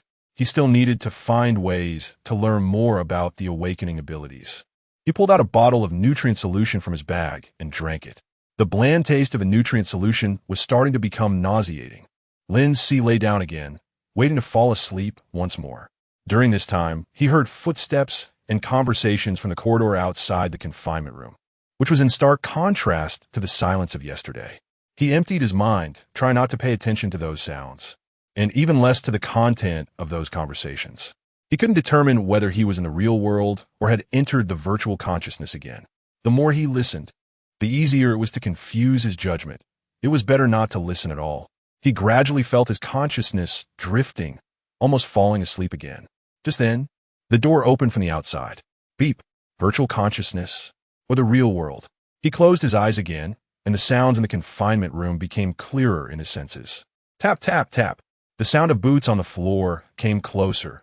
This was the sound of the boots worn by the guards, stopping finally at the bedside. Take him away. Send him to the lab. A strange voice by the bed spoke. Then he heard two more sets of footsteps come to the bedside, and one on the left and one on the right lifted his arms, dragging him off the bed. He kept his eyes closed and did not resist, allowing them to move him like a corpse. The lab. He should have fallen into virtual consciousness again. It was really hard to guard against. And the scene connected to naturally. Lin Si tried not to care about what they were going to do, just attempting to fall asleep. After being dragged out of the confinement room, this became extremely difficult. Wait a minute. The guard who had spoken suddenly signaled the two on either side of him to stop, almost forgetting that the scientist said that as long as he fell asleep, he would disconnect from the experiment, though he didn't know why.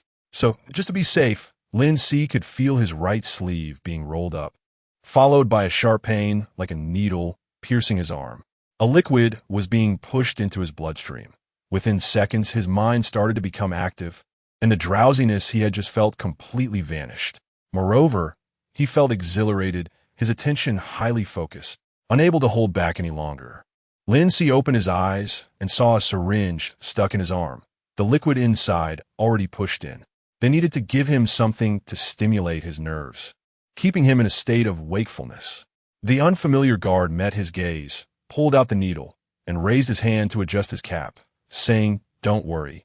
It's a product of Kongli, no side effects. The needle is self-disinfecting, and the effect lasts for 48 hours. The last sentence was directed at Lin Si. However, he tried to calm himself down, knowing that the excitement was due to the drug's effect. Killing them wouldn't solve any problems. The guard put away the empty syringe and continued to lead him deeper down the corridor. The ones conducting experiments behind the scenes had discovered that he would disconnect from virtual consciousness when he slept and had come up with a simple and effective countermeasure. He even began to doubt whether he was really in virtual consciousness right now. Could it be that he was still in the real world? Did the experiment team discover that he would disconnect from virtual consciousness when he slept and sent the guards to take him away, even injecting him with drugs?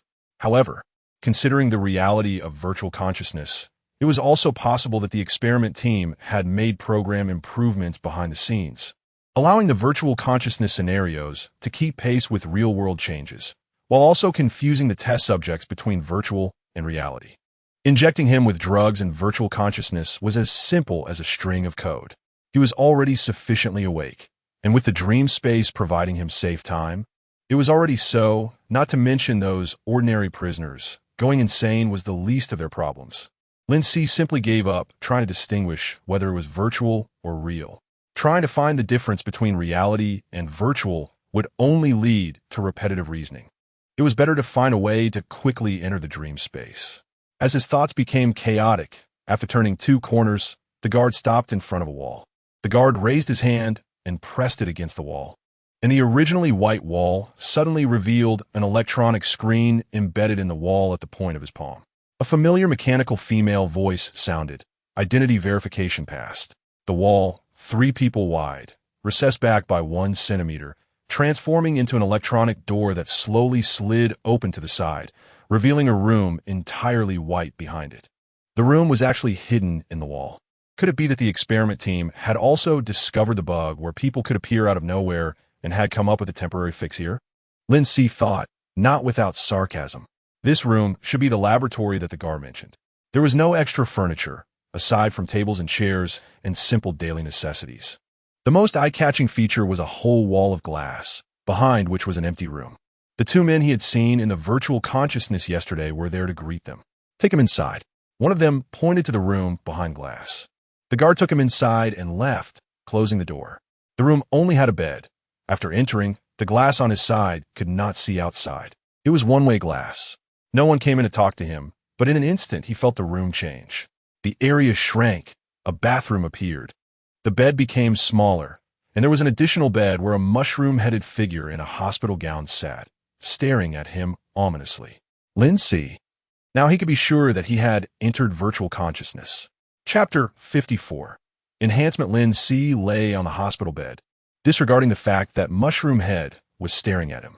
The situation in the virtual consciousness was bound to change significantly today. 48 hours.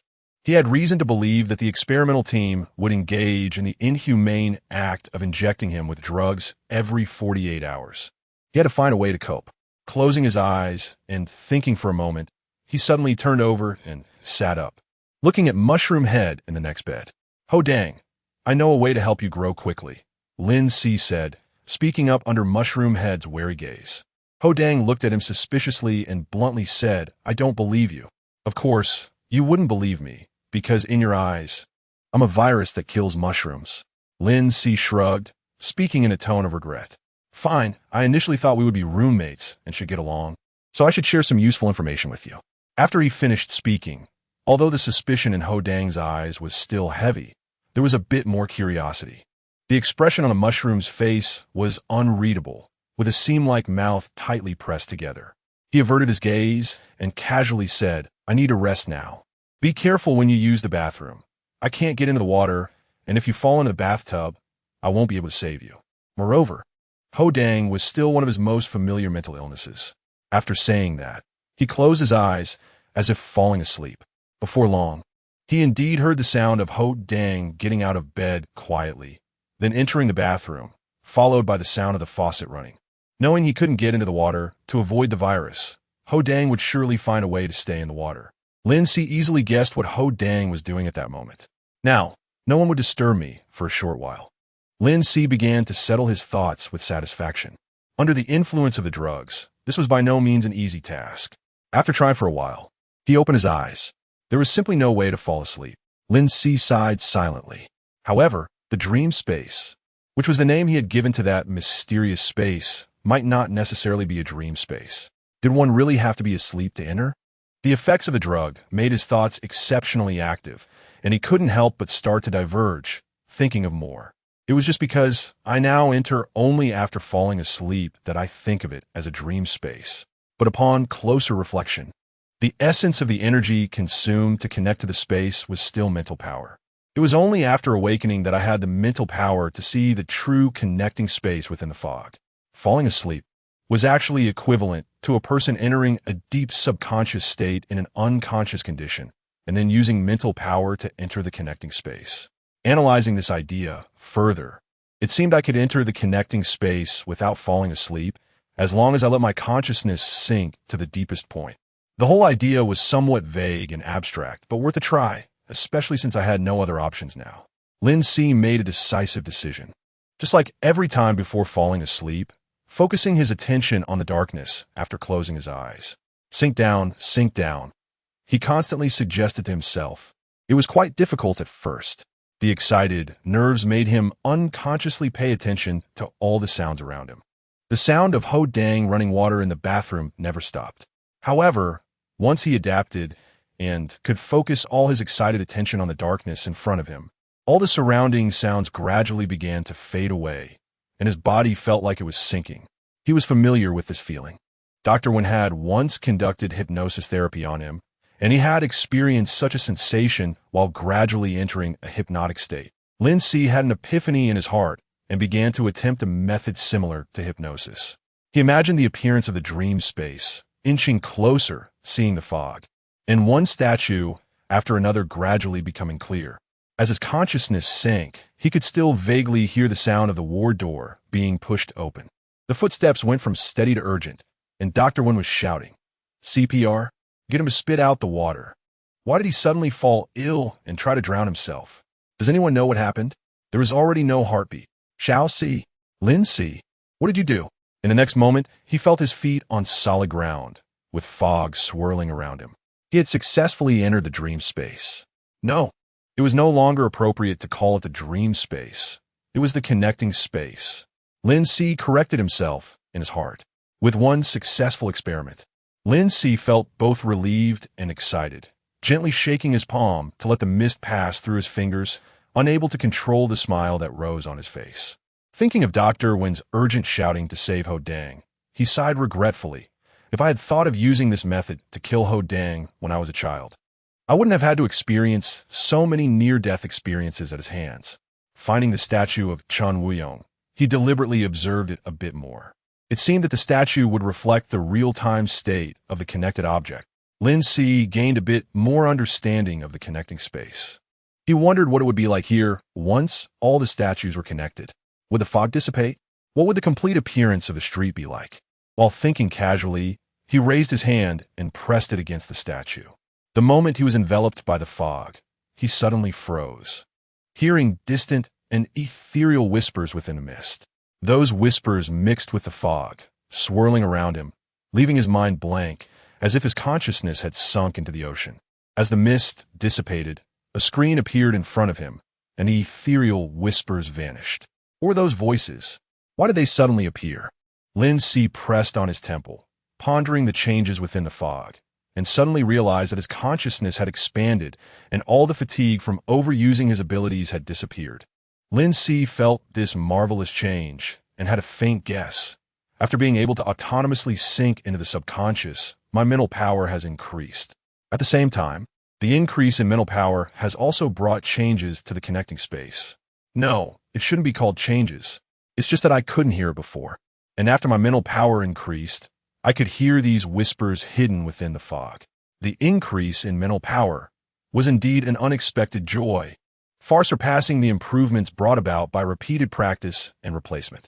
Lin Si eagerly began practicing with a new empty nutrient solution tube he had brought in and the remaining fragments. Chapter 55. The internal network of the Mutual Aid Society. Then he discovered that the number of complete replacements he could perform had increased. Yesterday, it had risen to 15 times, and today it had jumped to as many as 30 times. Moreover, he found that now he could perform replacements even without looking at the items to be replaced. This change was unexpected.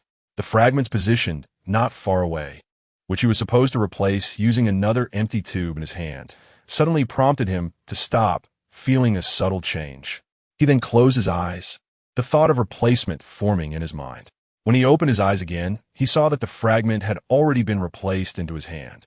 Joyful emotions began to surge within him, and he clearly understood what this change meant. In the face of those marauders, I had to look at the position of the replacement object to perform the swap, which caused me to miss many opportunities and suffer unnecessary injuries. If I could replace at will whenever I wanted, it would be a significant enhancement. Yes, it's all about marking. It's not just about being able to replace whatever comes to mind. Instead, after marking an item, no matter the time or place, as long as I can still clearly remember that item, meaning the mark hasn't faded, I can replace the marked item at any time. although the mental energy consumed for each replacement using a mark is exaggeratedly high. With my current ability, I should be able to complete it 5 times at most. But inherently, the more powerful the ability, the more consumption it should require. After practicing the marked replacement 2 more times and confirming the sense of marking, he finally stopped practicing. He hadn't paid attention to the situation on the screen during his practice, and when he looked now, he found that Chen Wuyong seemed to be practicing as well. Sitting in the confessional that had never been visited by anyone, Chen Wuyong held a small knife, cutting open his own palm, then covering the wound with the other hand to heal it with a milky light, then cutting, healing, and repeating the process over and over. Lin Si couldn't help but frown. Now it seemed that the way I practice my awakened ability is really much more peaceful and gentle. Cough, cough, cough. After healing his palm once again, Chen Wuyong covered his mouth and emitted a series of intense coughs. When he moved his hand away, he saw through the screen that the priest's palm was stained with droplets of blood coughed out. Chen Wuyong clasped his hands together and sighed inwardly. It seems today as practice has reached its limit. It's only after something unexpected happens that one wishes to become stronger. I awakened quite early, but I've been wasting time. Although my ability has no offensive power, having something is better than having nothing. If I had money, I should buy more bullets and guns. After resting for a moment and drinking half a cup of hot tea, Chen Wuyong pinched his forehead, trying to gather his spirits again, and opened his watch. Today, I specifically asked the bishop to help me apply for permissions. I can't waste this opportunity and must prepare for level enhancement. Chen Wuyong continued his habitual internal monologue. Level enhancement? This is the knowledge I need to understand the most right now. Not to mention in prison, even in the outside world, it's hard to access information about the mysterious world. Fortunately, Chen Wuyong is an awakener from a long-established mutual aid society. Even if the information I can access only belongs to my profit pathway, it will still give me a little more foundational understanding of awakeners. Lin Si couldn't help but lean forward slightly, focusing on the screen. The watch projected a light screen, which suddenly flickered a few times before disappearing.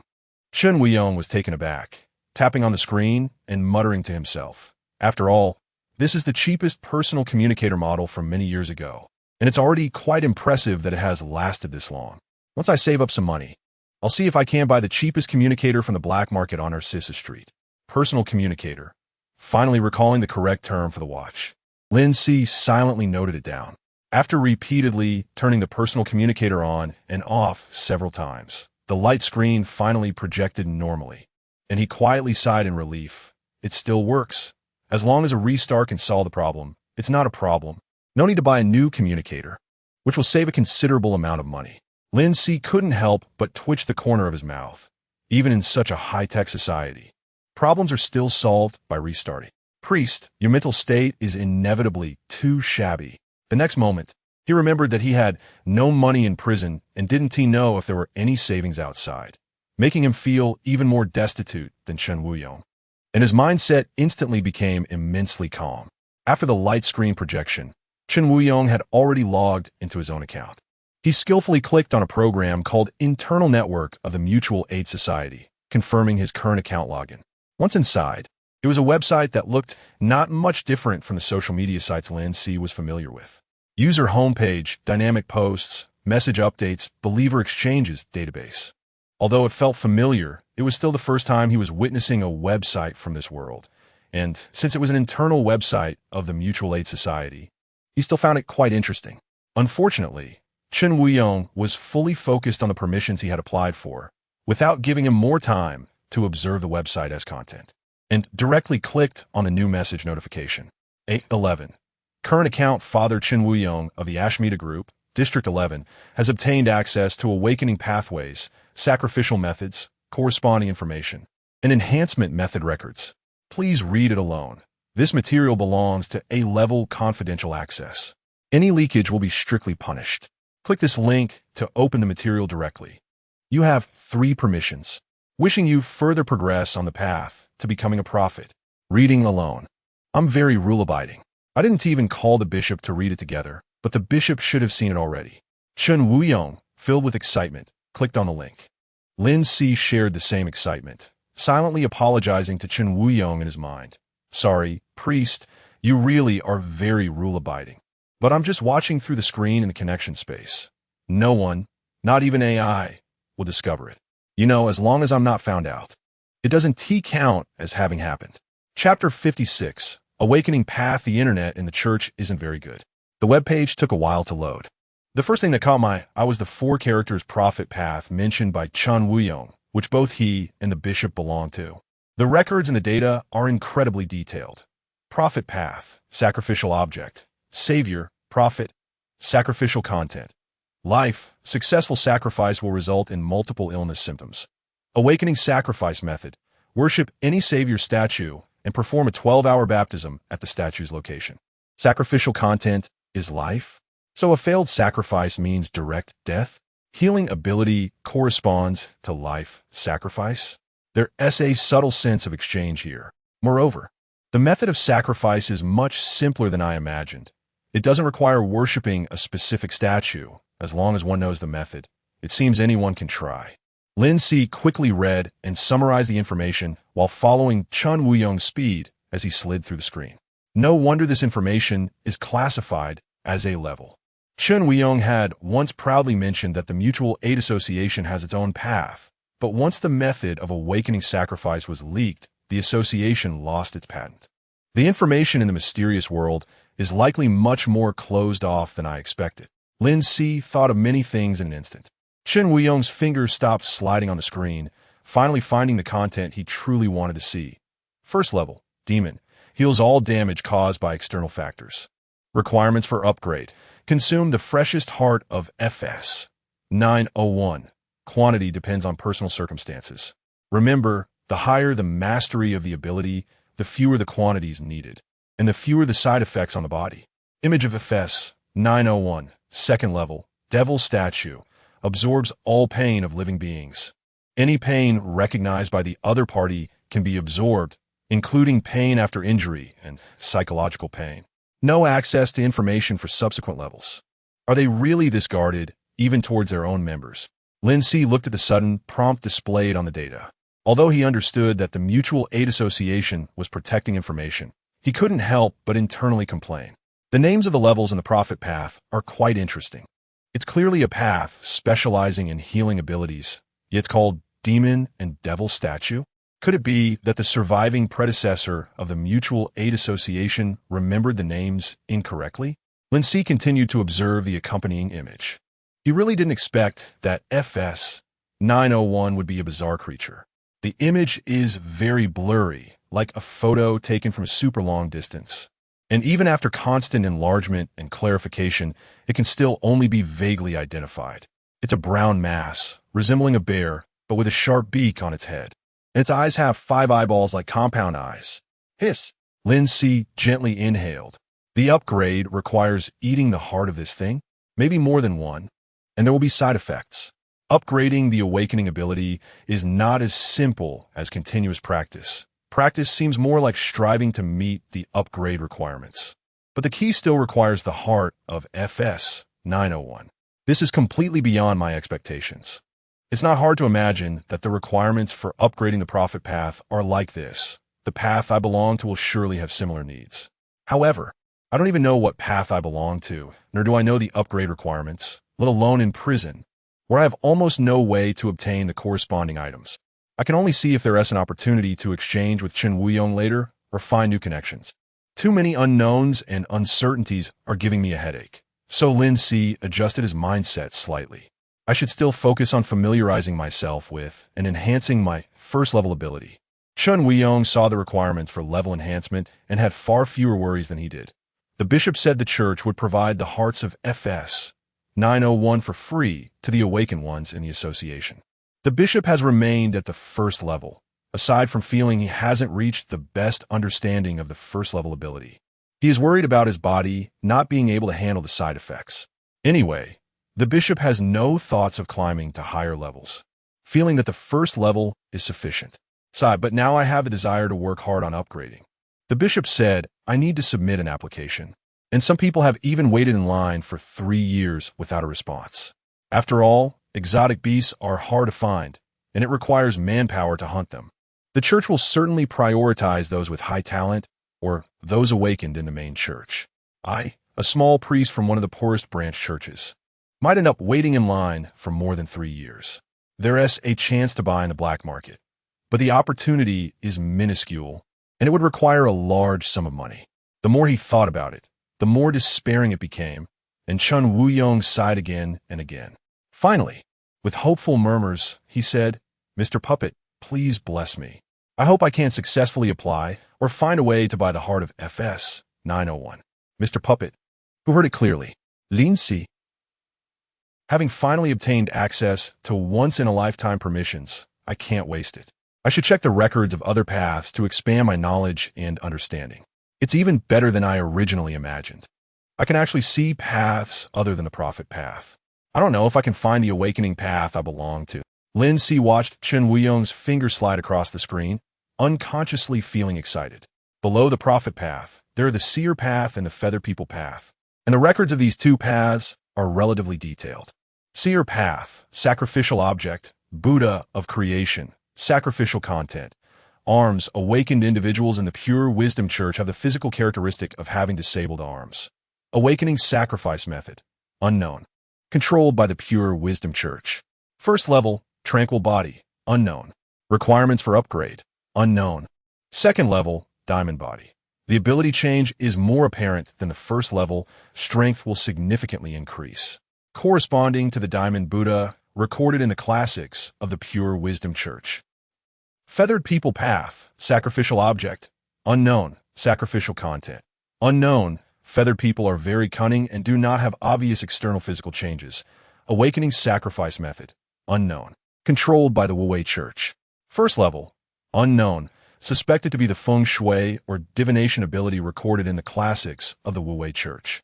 Requirements for upgrade, unknown. Second level, unknown. Same as above, currently unable to distinguish the order of the two abilities. This really fits my stereotype. Lin Si read thoughtfully. Chapter 57. The Magician's Path. It is evident that the Qingxi Church and the Wu-Wei Church are also two major churches.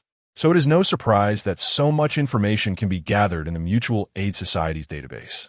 When it comes to the feathered people of the Wu-Wei Church, the material subjectively used the term cunning.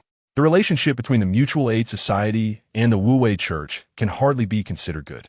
Considering the Wu-Wei Church's beliefs in non-action and the principle that all things have causes and effects, if their ideology in this world remains the same or similar, it conflicts with the Mutual Aid Society's principles, which explains the disharmony between the two. Chun Wuyong was also looking at the feathered people's path of the Wu-Wei Church, feeling a twinge of envy. The abilities of the feathered people are indeed practical.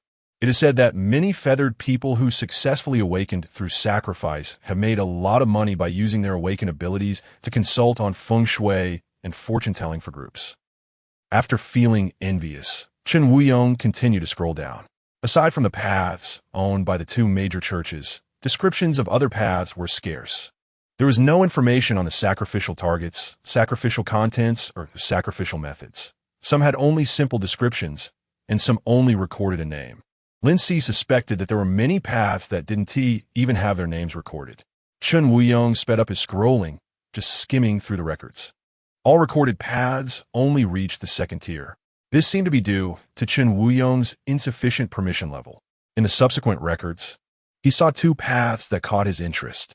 Barbarian path, sacrificial target, life leader, sacrificial content, language ability, awakening sacrificial method, bury oneself in the ground, with the head exposed for breathing, while cutting the arms to let blood flow into the soil, feeling the presence of the life leader. The sacrifice ends after 24 hours. This method was obtained by a priest of the church in the wilderness and has been confirmed for authenticity. First tier, hunter, awakening through the barbarian path, is currently known to be successful only through the sacrifices of the people of the wilderness. It is clear that the abilities of the first tier can enhance a person's vision, dynamic vision, static vision, as well as near and far vision, which helps the awakened become a sharpshooter. Requirements for enhancement, unknown. Second tier, adventurer, significantly enhances the awakened's survival abilities, detailed abilities unknown. The barbarian path seems to be dedicated to turning the awakened into survival experts. Magician path, sacrificial target, unknown. Sacrificial content, unknown. Awakening sacrificial method, unknown. Requirements for enhancement, unknown. Second tier, unknown. It is said that it can achieve a hypnotic effect, which is also a signature skill that a true magician should possess, but this information has not been clearly verified. Chen Weiyong's finger lingered for a moment on the records of the barbarian path, as it was one of the few paths with such detailed information in the subsequent records. Deserving of attention. Barbarian. Wilderness. It seemed quite fitting, as a place that has been drained by the groups. The people in the wilderness live difficult lives, reportedly worse off than the homeless in my area, District 10. Chen Weiyong thought kindly that if the people in the wilderness could become barbarians, their survival rate could improve, which would be a good thing. But the success rate of this sacrificial method doesn't seem too high at first glance. Lin Si also remembered that Chen Weiyong mentioned that the alien plants in the city had been dumped in the wilderness. If the groups disregard the lives of the lower-class people, then for the people in the wilderness, there is no distinction between life and death to the groups, only whether they have any value for exploitation. Thus, when he saw the word wilderness in the materials, he couldn't help but pay a bit more attention. As for the other magician path, Chen Weiyong just glanced at it and scrolled past, briefly evaluating in his mind. It really feels like a very fitting ability for the name magician. It would be impossible to distinguish truth from illusion in a stage performance, which is particularly interesting to think about. Then he quickly continued browsing downwards. No, if my guess is not wrong, the magician's ability is actually more suitable for killing. There was no detailed description, but the phrase big transformation of living people almost instantly reminded him of his own ability to substitute. Lin Si was eager to flip the screen back and reread those lines repeatedly. Could my awakening path be the magician path? The description is not detailed enough, so I can only rely on speculation. Lin Si clasped his hands together, trying to extract a calm thought from his excitement. The big transformation of living people is merely a manifestation of a certain ability. Substitution can easily achieve this. When it comes to magic, there are actually many classic tricks, such as turning white paper into money, the 3-card riddle, making a cup disappear, catching smoke in the air, turning 2 cards into 5, and so on, all of which can be easily accomplished with substitution. The substitution ability is like a fundamental skill in real magic. The logic of the path name and the ability manifestation is incredibly consistent. The possibility that my awakened ability belongs to the magician path is as high as 80%. After Chen Weiyong browsed through the entire material and found no similar ability descriptions, the possibility increased to 90%. For him, this was almost a certainty. Phew, what an unexpectedly great harvest. The lack of recorded requirements for level enhancement is not too regrettable. After all, I currently have no channels for acquisition.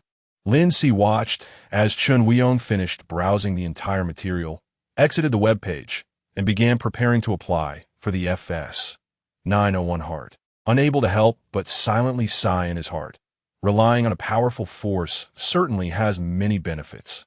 Chapter 58. Trap. He recalled Father Leacock Woodlow, who had preached in prison. He wondered if the conditions mentioned by Father Woodlow for prisoners to leave the prison and become awakeners included means other than becoming a prophet. Perhaps he would have the opportunity to become colleagues with Father Chen Weiyong in the future. Lin Si couldn't help but smile. For him, being able to live a free life, regardless of the conditions, was already very satisfying. The two continued translating the remaining half of the guide to cultivating alien plants. The afternoon was quiet and peaceful, and it seemed that the events of the previous night had not affected anyone. Indeed, he did not wake up in some strange laboratory glasshouse. The depletion of his mental energy made him very tired. Once his eyes closed, he quickly fell into a deep sleep. For the next 5 days, Lin Si's life in the isolation room was quite regular. Every day, he woke up to different scenes. Sometimes in the laboratory, sometimes in a newly assigned single-patient room, or at home, where he saw his parents during the family visitation day. Of course, he spent the most time in the patient room. However, after he had caused 2 patients to seek their own demise, the experimental team behind him made adjustments and directly reconstructed the entire virtual consciousness using the data from 000041. The result of this was that when faced with a completely new virtual consciousness scene, He no longer exhibited any emotional fluctuations. During this period, the experimental team also attempted to use electric shocks, painful stimuli, and enhanced drug effects to prevent him from entering sleep. But now he could enter the connection space without needing sleep. After viewing the new scenes each day, he was able to successfully settle his consciousness in various situations. Enter the connection space, practice his abilities, and then translate the guide to cultivating alien plants. By the 7th day, he could even stay in the connection space until the next morning, watching Chen Weiyong get up, wash up, and then begin his daily prayers. His mental energy had increased, and his connection time had grown to nearly 24 hours, allowing him to have a longer safe period. Lin Si disconnected, mentally summarizing his progress. The improvement of his substitution ability was also evident. The number of ordinary substitutions had reached 35. The number of marked substitutions had also increased by 1, reaching 6. The higher he advanced, the more he felt the resistance to improvement, but he was unclear where the upper limit of the first level was. He could only continue to practice his ability proficiency while exploring whether there were hidden methods of use within the first level's abilities. With the isolation period nearing its end, after leaving the isolation room, he would need to start his counterattack. Lin Si felt calm as he thought about Thompson's silent farewell to him in the hall, and then disconnected. When he opened his eyes in bed, Lin Si discovered that a tall man was standing by his bedside, though he didn't know when he had arrived. Creak. The situation he feared most had indeed occurred. The brim of his hat was pulled low, revealing thick eyebrows that almost pressed against his eyelids, which made him appear stern and serious when his expression was neutral. It was Officer Joel. You slept well? My opening the door didn't wake you, Joel said in a deep voice. Lin Si relaxed his tense body. After seeing various unfamiliar faces for several days, seeing a familiar person suddenly made Joel seem friendly and endearing, even though he always maintained a stern face. Not bad. I've always been someone who likes to sleep, and since no one disturbed me and I had nothing to do, I had no other choice but to sleep. Hearing the latter part of his sentence, Officer Joel's eyes darkened, staring at him with a meaningful gaze for a moment before stepping back and changing the subject. Get ready. The isolation period is over. I'll take you out. Today happens to be the group's celebration. The entire isolation period could be said to have been uneventful. But hearing that he could finally leave this tormenting place, Lin Si felt cheerful. There's nothing to tidy up. Let's go. Lin Si grabbed the cloth bag by the bed and quickly got out of bed. Officer Joel turned first, walking toward the open door. He followed closely behind and saw Joel pass through the doorway as the electronic door emitted a prompt sound. Beep beep. His originally light mood suddenly stagnated. He gradually slowed his pace until he stopped, carefully scrutinizing Officer Joel standing outside the door. Why are you still standing inside? Don't you want to leave? Officer Joel turned his head to look at him, his thick brows furrowing in impatience. Perhaps it was the prompt sound that triggered him, but a subtle feeling of unease spread within him. Lin Si still decided to confirm. Officer, what time is it now? Joel opened the semi-transparent panel in his hand and accurately reported the time. October 17th, 30:03, 5 minutes past midnight, 000041. Do you have any other questions? The familiar time format, but the time reported by Officer Joel was off. Lin Si stepped back, cautiously saying, Sorry, officer, I can't leave with you. When he was locked in the isolation room, it was indeed nighttime, and he could confirm the time when he saw Chen Weiyong in the connection space. After a 7-day isolation punishment, he should be leaving at the same time, so Officer Joel would report a seemingly reasonable time. If he had truly been a prisoner in the prison the whole time, he would have lost concrete perception of time and wouldn't have noticed anything amiss. But he had just finished the connection, and the morning prayer at the church had just begun. How could it suddenly jump from morning to midnight? The prison and the church's branch were both in the Aishmaita area, one of the 7 major groups, along with the wasteland. One group's area could not span across 1.5 hemispheres. Officer Joel at the door was lying. More accurately, he was not in the real world, but in virtual consciousness. Chapter 59, Serious Reflection. Good transformation, what a cunning scene setup. I almost fell for it. A prickling sense of fear surfaced in Lin Si's heart. Aren't you going to leave the isolation cell? Guard Joel asked incredulously, his voice rising slightly. Not listening, not looking, Not asking is the safest approach right now. In a daze, Lin Si fell asleep. It was not entering the connection space, but normal sleep. Although his body would also rest in the connection space, he had recently spent far more time in the connection space than in reality, causing his body to remain awake and feel an uncomfortable fatigue. When he slowly woke up, still a bit groggy, he turned his head and saw a man in a familiar guard uniform standing by the bed. Almost instantly awake, he raised his gaze and saw guard Joel's serious face. Joel pressed down the brim of his hat and looked at him with a strange, scrutinizing gaze, then said, "Get ready, the isolation time is over. I'll take you out. Today happens to be the group celebration." The exact same words, not a word different, came from guard Joel's mouth. Is it really Joel? Or a virtual consciousness scene? In that instant, he felt goosebumps rise on his forearm. "Officer, wait a moment." Lin Si did not rush to get up. Instead, he closed his eyes again under guard Joel's confused and impatient gaze. Trying to find the bug is really too troublesome. And, after a nap, his mental strength had also recovered, so he could use a simple and quick method to differentiate. Lin Si let his consciousness settle, skillfully entered the connection space, then immediately exited and opened his eyes. Upon eye contact, guard Joel stood up straight and tapped the translucent panel in his hand. He countered Lin Si's earlier words. "Wait a moment for what? Do you need to sleep again?" Joel did not disappear, and the scene did not change. This time, guard Joel was real. Is it a coincidence that he said the exact same words? Regardless, after confirming, Lin Si sat up and showed Joel a friendly smile. "I've slept enough. Let's go." "It's nice to see you again, officer." Only when he stopped in front of the familiar large door did he feel relieved. Although the experiment did not drive him insane, the after effects still unconsciously lingered in his subconscious. Lin Si rubbed his forehead, reminding himself that after leaving the isolation cell, he wouldn't have to worry about virtual consciousness anymore. "I will obey the rules of the prison. I will never be discovered by you again." Guard Joel tapped the panel, and the large door slowly opened to both sides. The noisy voices from the lobby instantly surged into the quiet corridor. Today is the group celebration.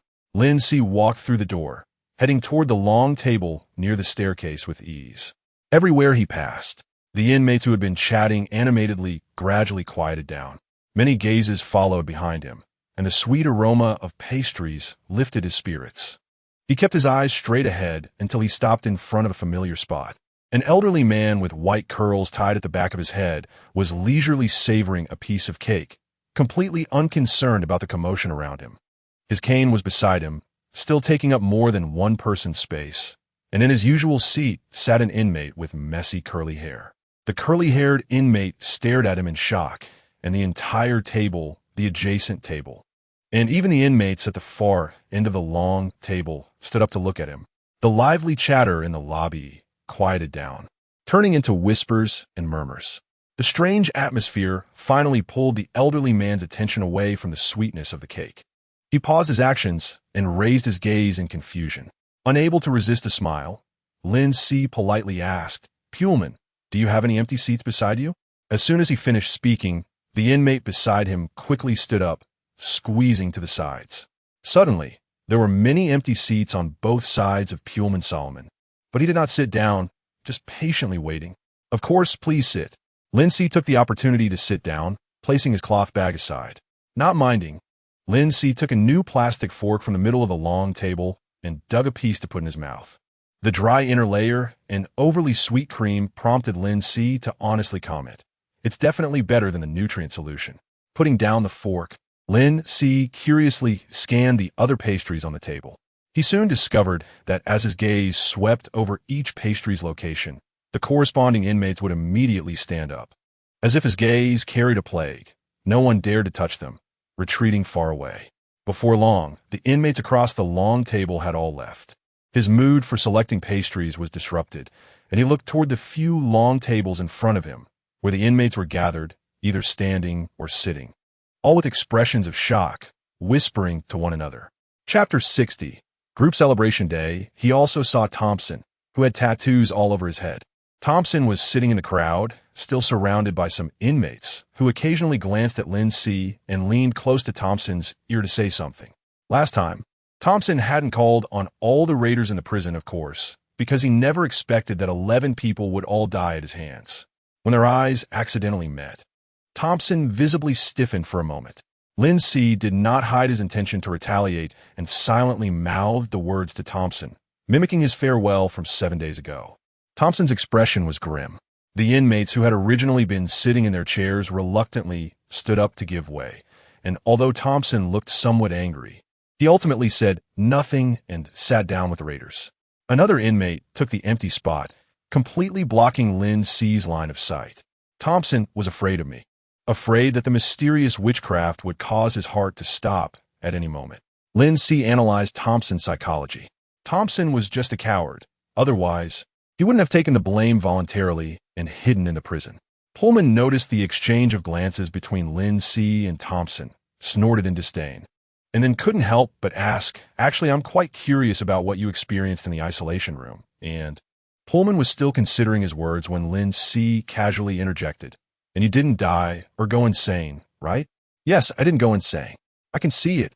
Everyone can see it.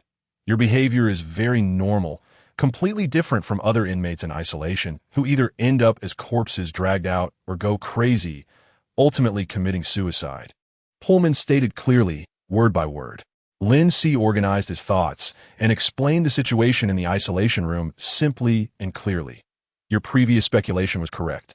There should be some kind of device hidden in the isolation room, an experimental project that allows inmates to enter a virtual consciousness like a holographic virtual game, creating the most terrifying scenes for the inmates with a high degree of realism." Pullman listened intently, frowning constantly, and soon understood the reasons behind those deaths or madness. Fear might be the cause of some people's deaths or insanity. But I believe that more people are unable to distinguish between virtual reality and the real world, getting hurt in reality and mistaking it for still being in virtual consciousness, leading to actual death. Or perhaps they realize that death is the best way to escape virtual consciousness, but after leaving the isolation room, they still think they are in virtual consciousness and choose to commit suicide. In the first virtual scene I encountered, a woman appeared, showing me a list of inmates who participated in the experiment in the isolation room, and your name was on it, along with a video of you undergoing the experiment.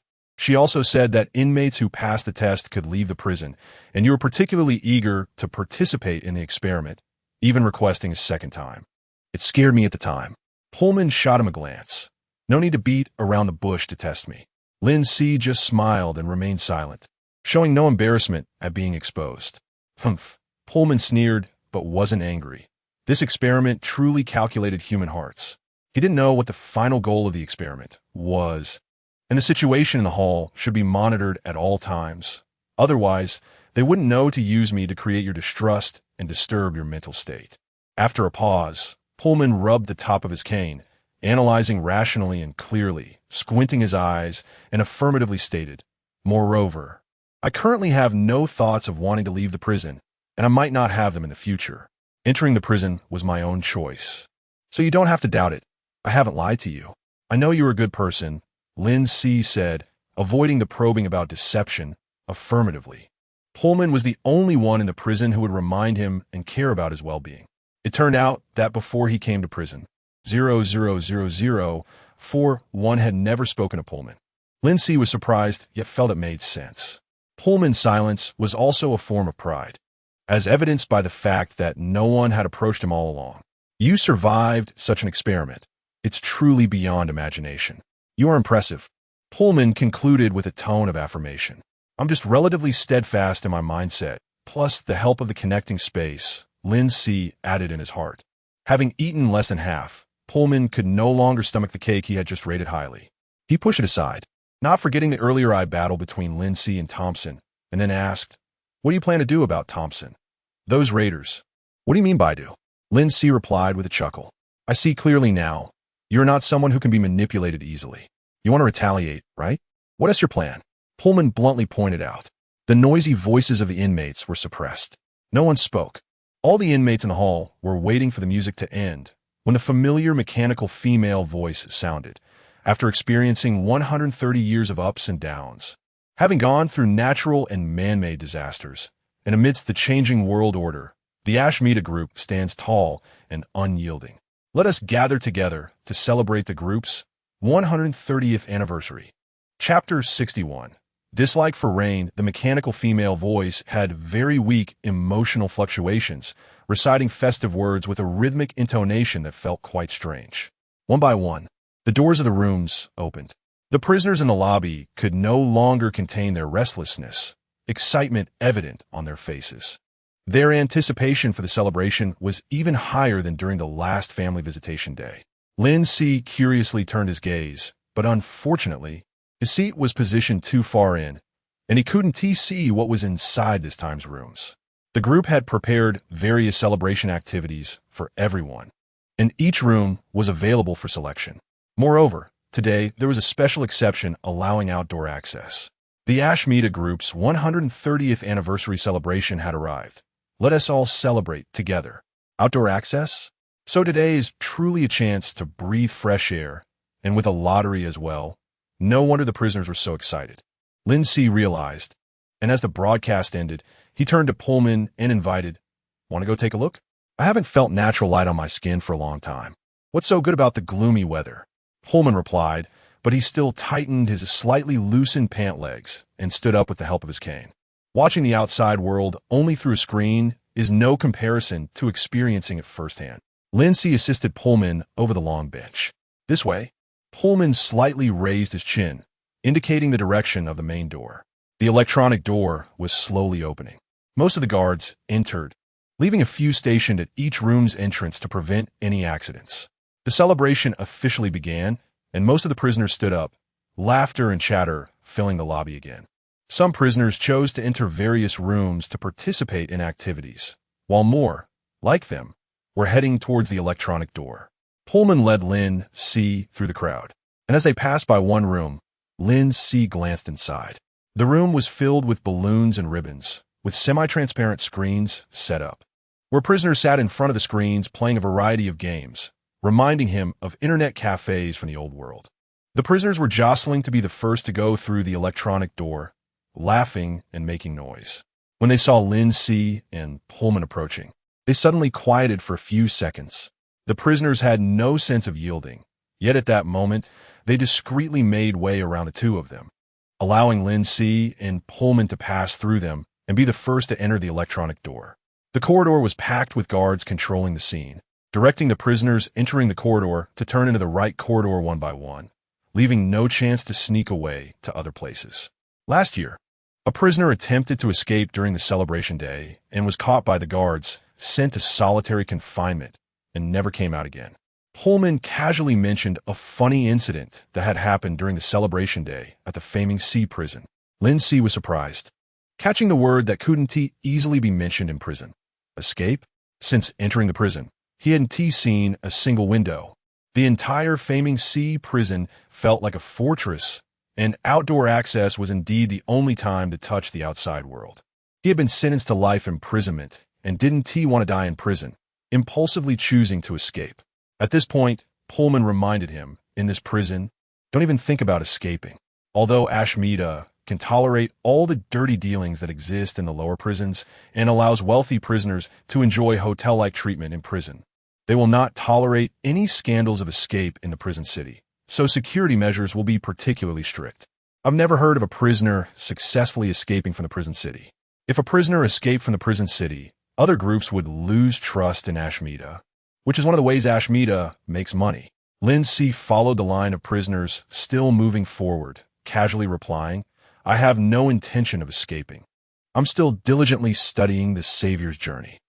Although recently his study progress had stalled due to unforeseen circumstances. As long as it wasn't life imprisonment, there should be many ways to leave the prison. Mutual aid society?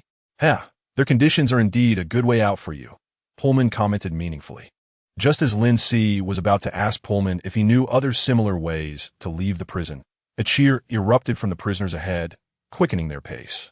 Both of them stopped their conversation and looked forward, where the originally white wall had unexpectedly opened into a large door facing outward. The scene of a hidden door in the wall was something I had seen in my virtual consciousness. It turned out reality was the same. Lin Si frowned. feeling his virtual consciousness aftereffects were about to resurface. But soon, his attention was drawn to the scene outside the door. The ground was a vast expanse of lawn stretching out, less green than in spring and summer, with continuous acid rain, yet dotted with green, making breathing feel refreshing. He and Pullman stepped through the door, feeling the soft texture of the lawn beneath their feet, with fine rain hitting their faces. Yet no one thought of seeking shelter from the rain. The scent of the grass mingling with the rain filled their nostrils. Outside was a spacious activity area, with several sandpits near the door, seemingly used by guard for training. Surrounding the activity area were towering high walls topped with barbed wire and iron netting, likely electrified. In the distance, dense high-rise buildings were visible, with countless lights twinkling under the night sky. A holographic advertisement featured a woman who looked unrealistically beautiful introducing a home robot. The urban atmosphere capturing the attention of many prisoners. The prison was a square two-story building, and this side he was seeing now did have windows. Lights were on top, illuminating the activity area. "I still dislike the rain so much," Pullman muttered, leaning on his cane and starting to stroll. Many prisoners who entered the activity area were walking along the perimeter of the area. For them, walking in a space that allowed contact with the outside world was a rare form of entertainment. I don't like it much either, but opportunities to get rained on are few, so it's become precious now. Catching up with Pullman, Lin Si looked up at the overcast night sky, letting the rain fall on his face. Pullman reminded him, "Precious doesn't mean you should catch rainwater with your face. The acidity of the rainwater in the city has been continuously increasing over the years. Be careful of your eyes." Chapter 62, They Are Not Human, almost forgot that this is the rainwater in a highly polluted cyber world. Lin Si raised his hand to wipe the rain off his eyelids, lowering his head just in time to meet Thompson's gaze, who was sitting with a group of prisoners not far away. Seeing Lin Si looking over, Thompson immediately turned his head, pretending to chat with the prisoners beside him. After wandering around with Pullman for 2 circles, the elderly man, who had been acting strong and independent, was the first to wave his hand and said, "All right, I can't walk anymore. I need a rest." Pullman found a nearby empty spot to sit down, placed his cane beside him, and pulled out a cigarette from his pocket. The grass was wet from the rain, but Lin Si didn't mind and sat down next to him. At that moment, a group of prisoners sitting together suddenly raised their voices, cursing at another prisoner standing in front of them and waving him away. "Get lost. Don't bother us. Crazy. I think you've taken too little stabilizer and you're already going mad. Your friend is missing. What does that have to do with us? Go find Thompson, or ask Eden if any of them dragged your friend off to kill him. His body should still be undiscovered." After saying that, the group burst into loud laughter. Lin Si looked over and saw the mocked prisoner with a messy head of curly hair, wearing thick square glasses, and his skin was so pale it lacked any color. The prisoner was not angry or embarrassed. Instead, he was anxiously waving his hands. No, I'm telling the truth. Junichiro has disappeared. Haven't you ever seen him? I suspect the prison guards took him away." Someone nearby stood up impatiently, shoved the curly-haired prisoner a few times, and shouted gruffly, "Can't you understand when we tell you to get lost? Want to die?" Thud. The frail, curly-haired prisoner fell to the ground, his glasses flying off his face. He frantically groped for his glasses on the ground, crawling in a fluster, which drew more laughter from the previous prisoners, and other prisoners also turned to watch the commotion. Lin Si lowered his gaze, looking at the square glasses not far from his feet, raising an eyebrow. In a long, experimental process, did the team hiding behind really use the prisoners locked in the isolation room for experiments? Could they be secretly selecting prisoners from the prison to take away? After all, ordinary prisoners have little contact with each other. If an inconspicuous prisoner goes missing, no one would notice. Pullman beside him showed no sign of wanting to speak. Old Solomon was indeed as aloof as ever. "It seems this good person only I can be." Lin Si sighed inwardly and smiled as he said, "Your glasses are over here." As soon as he finished speaking, the curly-haired prisoner had already turned towards the sound, squinting without focus. At the same time, a few prisoners who had been laughing also looked over. The laughter abruptly stopped. The curly-haired prisoner, unconcerned with the changes around him, had crawled over.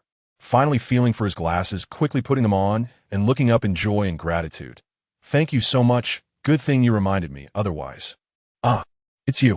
Halfway through, he recognized Lin Si, and his tone abruptly changed to surprise, curiosity, and fear. "You know me?" Lin Si asked.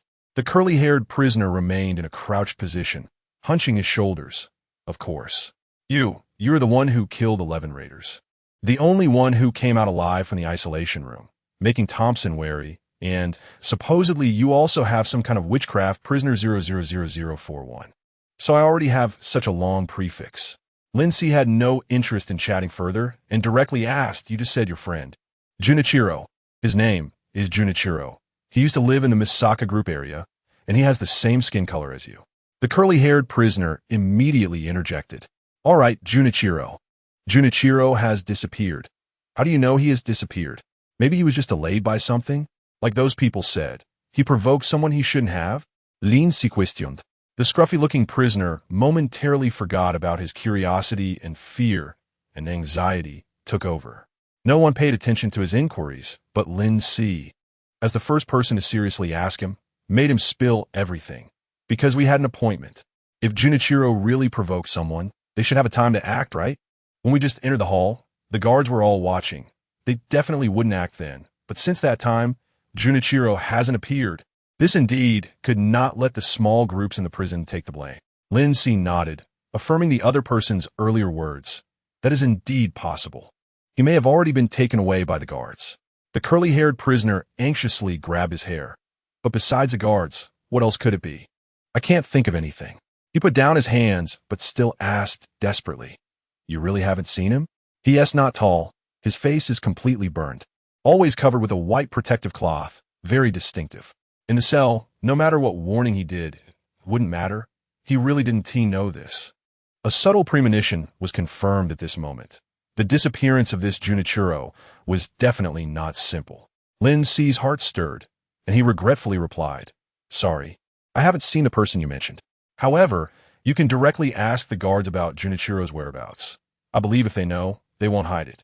The timid prisoner immediately shook his head. "No, I can't. I can't ask them." "Why not?" "Although the guards maintain the prison rules. I believe as long as you don't break the rules, they aren't difficult to talk to." This was Lin Si's true feeling. Because they...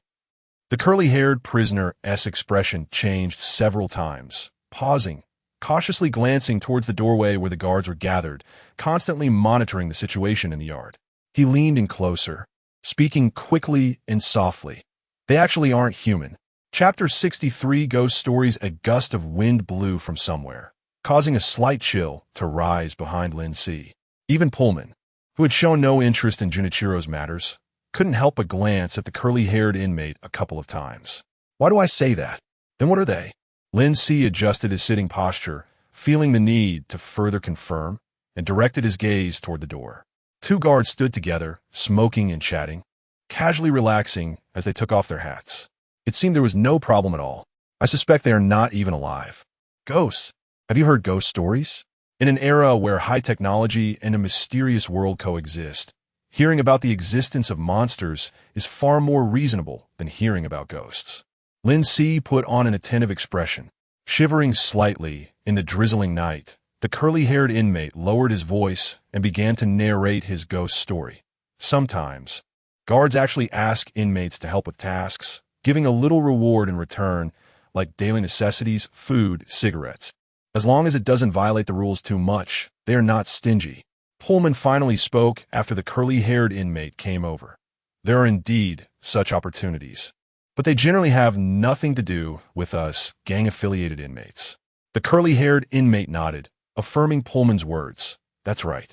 I used to work as an accountant in a club under the Misaka Group. Although most industries now use AI for bookkeeping, the power of human labor cannot be ignored. After all, some transactions may not necessarily use cash, and not every transaction is recorded. That's how I ended up in prison.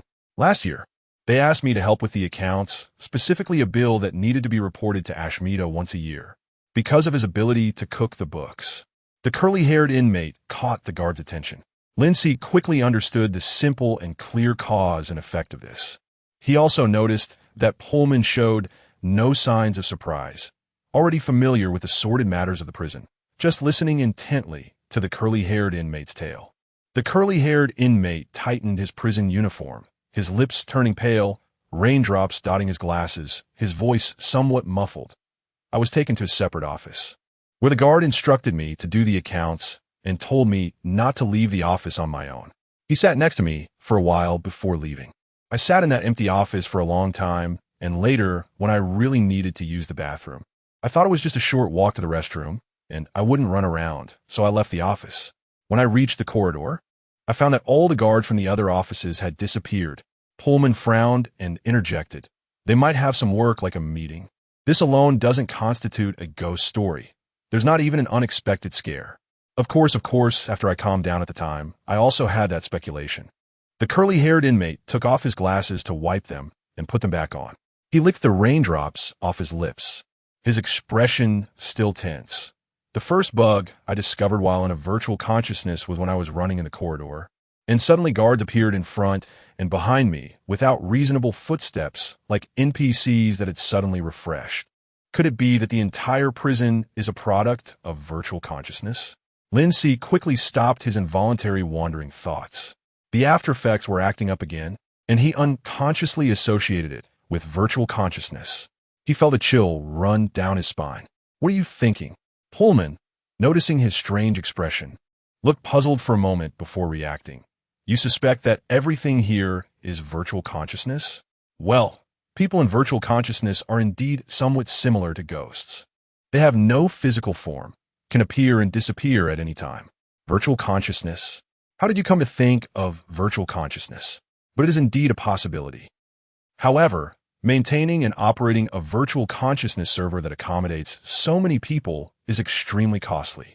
Ashmita wouldn't engage in such a losing business just to accommodate a few inmates. After serious contemplation, Pullman earnestly told Lin Si, I also think the likelihood of virtual consciousness is low. I have a good relationship with inmates who engage in small smuggling businesses in the prison. They've always been in contact with the outside world, unlike just being in a virtual world now. He reined in his emotions, smiled wryly as he rubbed his forehead, and nodded. You know, the after effects don't just disappear easily. I just thought of it for a moment. It's nothing. I enter the connection space every day, and after exiting, there are no changes around me. So the prison cannot be a vast virtual consciousness scene. He merely unconsciously associated it with virtual consciousness. The curly-haired inmate, who was left completely bewildered, glanced at the two without taking the small interlude to heart. He was more concerned about the ghost story he encountered a year ago. I hid in the office and listened carefully for a long time, confirming that I was not hallucinating. Then I opened the door, wanted to check, to take a look. But when I pulled the door open, those voices instantly vanished. It was quiet, too quiet. I stepped outside and saw that all the guards in the other offices had disappeared. Just at the time I opened the door, they vanished again. I was terrified at that time. This is definitely haunted. Chapter 64. Crazy what happened next? Did they find you? In the distance, colorful lights flickered around the holographic screen in the city, casting bizarre colors onto the curly-haired criminal's glasses. He shook his head, then nodded. His suspicions and fears were justified. Lin Si nodded in understanding. What happened next? Did you notice anything strange about the prison guards? No, the curly-haired criminal replied honestly, shaking his head. He looked at Lin Si and Pullman with a nervous yet hopeful gaze, eager for their affirmation. But both of them remained silent for a moment. In fact, one thing alone cannot prove the curly-haired criminal's haunting claims. Lin Si analyzed rigorously in his mind. It's possible that the space has changed. After all, the door being hidden in the wall is a reality, and it's reasonable to think that the whole building might be hiding a spatial movement device. It's also possible that the curly-haired criminal was affected by some energy while in the work building, like that device hidden in the isolation room. The likelihood of these reasons is much higher than that of a haunting. Ask them, ask them. The curly-haired criminal grew anxious again, biting his thumb, his conflicted hesitation written all over his face. Lin Si stood up, giving the curly-haired criminal the final reassurance, saying meaningfully, I'll go with you. Now you can feel a bit more at ease. After all, there are rumors that I possess mysterious sorcery. ISNT dealing with ghosts right up my alley. You will accompany me? That will be great. Thank you so much. You are such a good person. The rumors are really not credible. None of them even believed me. The frail man with a haggard face and messy hair was touched, his eyes reddening. Am I a good person? Lin Si scoffed inwardly, but his smile remained unchanged as he watched the curly-haired criminal hurriedly stand up. With Pullman, who was also starting to be curious about the development, the three of them approached one of the prison guards standing near the main door. The curly-haired criminal boldly walked up to the freckled guard. Officer Jasper. The curly-haired criminal mustered his courage to speak, but didn't dare to look directly at the freckled guard, instead hiding a bit behind Lin Si. We have something to ask you. Officer Jasper. It was evident that the curly-haired criminal was somewhat familiar with this guard. He approached him directly, because Officer Jasper was responsible for the floor where the curly-haired criminal and Junichiro were, just as Officer Joel was responsible for Lin Si and Pullman's floor. However, Officer Joel seemed to have higher authority. The guard who had taken the curly-haired criminal to do the accounts must be this very one. Lin Si discreetly observed the guard in front of him. Officer Jasper did not look at the speaking curly-haired criminal, but instead furrowed his brows and observed Lin Si for a moment before shifting his gaze to the curly-haired criminal, relaxing his facial muscles and revealing a warm, friendly smile. 001782. It's been a long time since you came to talk to me. What do you want to ask? Compared to the rigid guard Joel, Officer Jasper had a much friendlier demeanor. The golden hair peeking out from under the brim highlighted the confusion in Officer Jasper's green eyes as he stroked his chin and said, "Is there a problem with the whereabouts of the inmate?" "Don't worry, I'll check the records to find out what is going on." After speaking, Officer Jasper nodded to the three of them, turned, and walked inside the door, finding Officer Joel and saying a few words. Officer Joel tapped on the translucent panel. Lin Si shrugged and chuckled. "See? It's just a simple inquiry. Besides, Officer Jasper is very friendly and cares enough about the inmates." Although Officer Jasper's concern gave him a somewhat deliberate feeling. But isn't putting on a show also a way of doing things? Lin Si added in his mind. However, they are not human. It's best to reduce contact with them. Who knows when something might happen? The curly-haired criminal muttered anxiously. Huff. 001782. Don't worry. 0093 had a sudden illness, and after contacting his family, they applied for medical parole, so he temporarily left the prison. As soon as Officer Jasper finished speaking, the curly-haired criminal, who had been mumbling, suddenly screamed. Officer Jasper was startled, instinctively placing a hand on his waist, frowning and asking, 001782, what's wrong? Are you okay? Lin Si turned to look and saw the curly-haired criminal's face filled with exaggerated terror and fear, staggering backward, making short, strange sounds of awe. His face showed an extreme, deranged expression of fear, and when he met Lin Si's gaze, he suddenly shouted, Junichiro has long been without parents, let alone any relatives. Family? He.S. lying. Before he finished speaking, the curly-haired criminal fell to the ground, clumsily getting back up, blood oozing from his forehead, his glasses falling to the ground without him caring. It's all fake. All fake.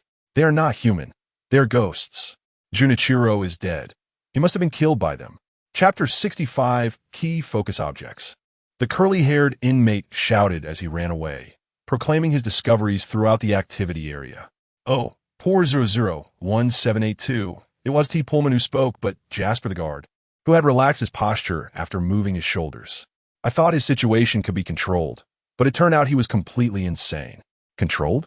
Lin Si caught the keyword in Jasper's words and asked in confusion, did he have symptoms of mental instability before? Yes. Most patients in our prison experience changes in their mental state after staying for a long time. 001782 has shown unstable symptoms for about a year now.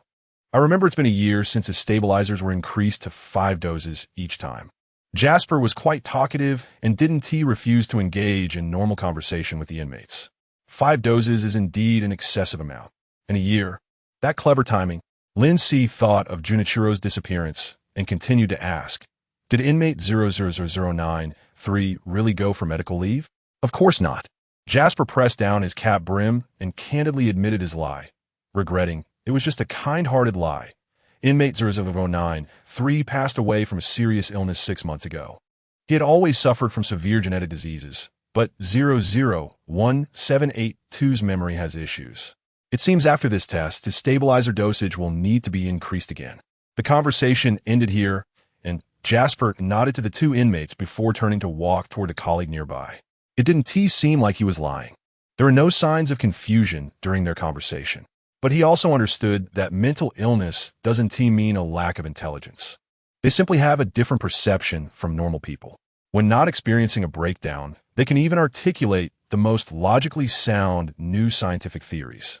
Were all the curly-haired inmates' words merely delusions formed after going insane? And everything he experienced while accounting, according to the timeline provided by Jasper, was right before and after his breakdown, making it impossible to determine if it was real or imagined. The real problem of the whole situation shifted from the missing Junichiro to the curly-haired inmate himself. It's truly hard to discern truth from falsehood. Lin Si subtly shook his head, seeing the curly-haired inmate find a few other inmates sitting together on the other side of the activity area, gesturing wildly as he spoke, only to be impatiently shooed away. The few inmates who were originally sitting beside them burst into laughter again. Crazy. I knew he was already insane. My cell isn't far from his, and sometimes I can hear him shouting for hours on end. Haunted? Ha ha. Could it be that he scared himself crazy? That might be what we will look like in the future when stabilizers can no longer suppress the mental oppression brought by loneliness. Pullman suddenly spoke softly. Or maybe we would have died from various accidents long before a mental breakdown. Tell me, who do you think is lying, 001782 or Officer Jasper? Pullman clearly heard the inmates' discussions, but still asked seriously. Lin Si kept pace with Pullman, deliberately slowing down a bit to match the old man's not-so-quick speed, and honestly replied, I can't distinguish at the moment. The whole situation feels very strange, especially since 001782 really seems to be insane, making it even harder to judge. Are you worried that the guards are secretly taking inmates for experiments and then casually listing them as deceased, since no one would care about the truth? Except for a crazy person shouting about ghosts? Pullman quickly grasped the underlying logic of Lin Si's behavior. Back in the open area, Pullman slowly sat down and, after a moment of contemplation, said, The mortality rate in prison is very high. I told you this early on, so I can't accurately tell you how many inmates suddenly died for no apparent reason. And if they really want to do this, there are too many reasons for them to choose from on the death list, not just the option of dying from illness. That's true. Lin Si didn't sit down, nodding. There's no way to investigate. All we can do is be vigilant, be cautious, and not fall into their trap. He looked around, having adjusted his mood, and then said, The smell on me is a bit unpleasant. I want to wash up and clean my prison uniform as well. You're right. Just tell the guard, and they will nod in agreement. Pullman took out a cigarette and started chewing on it. Grateful for Pullman's reminder, Lin Si directly approached Guard Joel, and indeed received a casual nod of agreement from him. Passing through the gate and turning to the other side of the work building, there were still a few guards taking a break, drinking water, chatting, or dealing with sudden tasks. Am I really a key focus object now? Lin Si helplessly smiled to himself as he walked into the public bathroom stall.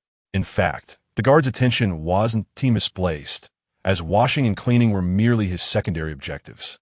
The celebration day was nearing its halfway point, and the raiders had passed the initial alert phase. Even if their brains knew to stay vigilant, the declining attention would unconsciously lower their guard. Now is the best time to retaliate. An eye for an eye, isn't that right? Lin Si thought of this ancient saying that may or may not still exist today. Chapter 66, The Magician, the bathroom was empty, and as the warm water washed over his body, he closed his eyes and mentally reviewed the entire plan. During his time in the isolation cell, the plan had already taken shape. It just needed some adaptability, while also being careful to avoid the guard's gaze, ideally not getting himself involved. The day of the celebration was a surprise. The inmates were more dispersed than usual, no longer just gathering in the hall, and the guard's attention would also be divided, with too many places needing their effort to maintain order. The flowing water helped him clear his mind, and by the time he finished washing, Lin Si had calmed down, his emotions steady as he stepped out of the bathroom. He wondered where they were now. He had made a point to remember the appearances of those raiders, but it wasn't easy to recall their faces all at once. Fortunately, they all had distinct features, whether it was colorful hair or large tattoos. And remembering these characteristics would help him find the corresponding people. Bang! Oh wow! The inmate standing on the table twisted a party popper, and amidst the cheers, confetti flew. Lin Si slightly turned to avoid the inmates, crowded together fighting for the party popper, passing through the aisle between the long tables. Casually plucking a piece of confetti that had fallen on his shoulder, discreetly discerning the faces that were immersed in the rare entertainment. Thompson was not in the hall. He must be in some activity room. He only saw 5 raiders occupying a corner of the innermost long table, playing something and occasionally bursting into laughter. Finding a vacant seat, Lin Si selected a piece of roasted chicken and placed it on an empty plate in front of him. Besides these 5 distinctly characterized raiders, he also saw Big-Headed Luther. Big-Headed Luther's clothes had become dirty, and he wore a prison uniform with a footprint on it, seeming even thinner than before. With a long neck supporting an even larger head, bent over, smiling obsequiously at people. To his surprise, Big-Headed Luther was not with the raiders. In front of Big-Headed Luther was a man with a brown beard, his bald head shining slightly in the hall, seriously listening to what Big-Headed Luther was saying, nodding from time to time. Who was this bald man? He hadn't seen him around Thompson. At least he didn't belong to the Raiders small group. Lin Si watched this scene with interest. Speaking of which, he hadn't seen Big-Headed Luther around Thompson all day. Had Big-Headed Luther distanced himself from the Raiders? It seemed that this instigator, who had entangled himself with the Raiders over the past 7 days, wasn't doing too well. Was this bearded bald man the next big leg that Luther was looking for? Lin Si's curious attention was more focused on the bearded bald man. Bang! Bang! Bang! The party poppers kept exploding and the confetti floated. Oh my God, is this for real?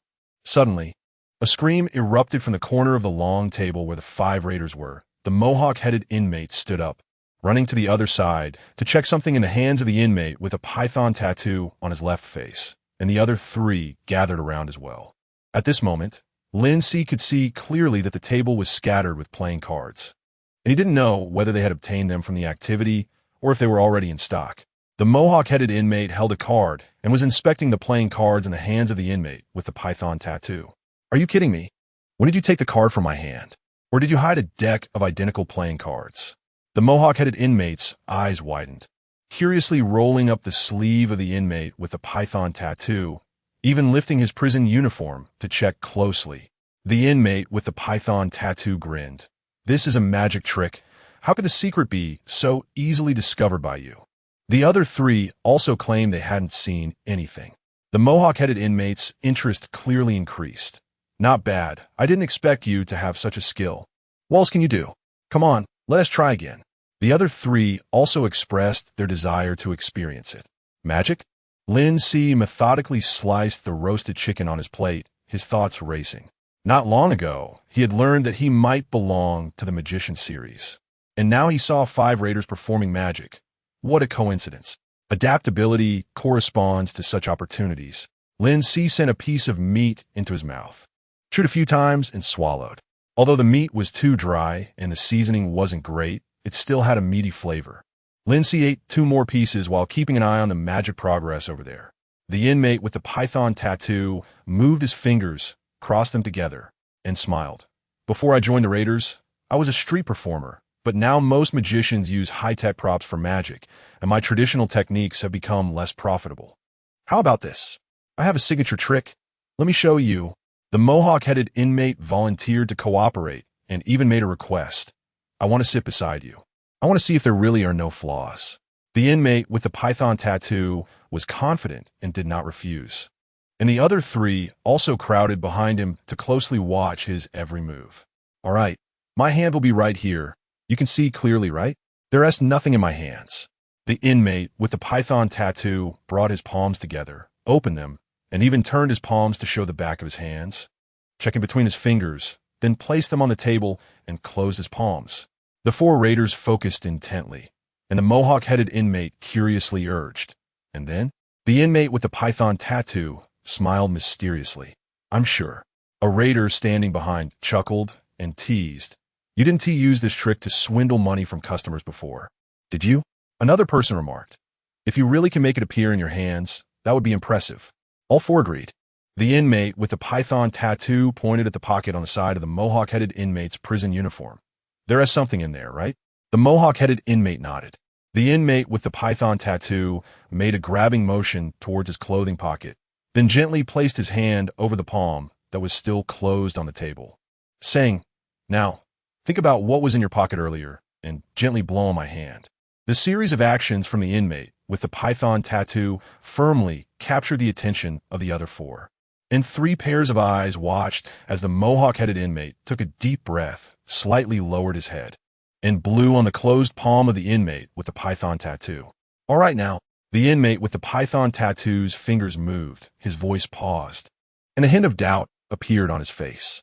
Before he could finish his sentence, the mohawk-headed inmate, who was blowing with his head down, let out a piercing scream. "Ah, my eyes, my eyes." Drip, drip. Warm blood dripped from the mohawk-headed inmate's face, landing on his hands. His hands trembled involuntarily, and, as if sensing something, he incredulously opened his palms to reveal two bloody eyeballs with brown pupils staring right at him. Chapter 67, The Performance, continues. Lin Si finished the last piece of chicken, pulled out a tissue from the paper box on the table to wipe his mouth, and watched as the man with the snake tattoo trembled and flung two eyeballs away.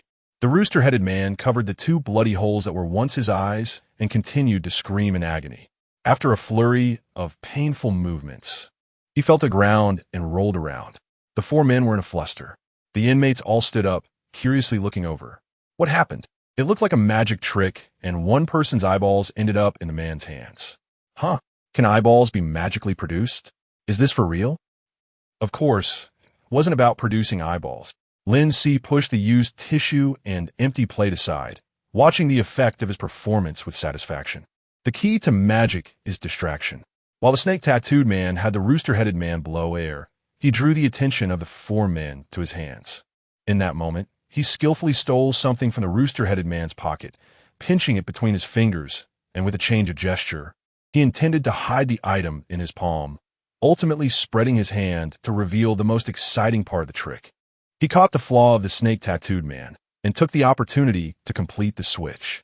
Although it didn't bring surprise, the degree of astonishment and the audience's reactions indicated that this was undoubtedly a performance far surpassing the original magician's level. And this was just a curtain raiser. Lin Si appreciated it for a while, half-teasingly thinking to himself, "Bang, bang, bang." Other inmates were twisting the confetti cannons, immersed in cheers, oblivious to the bloody scene in the corner.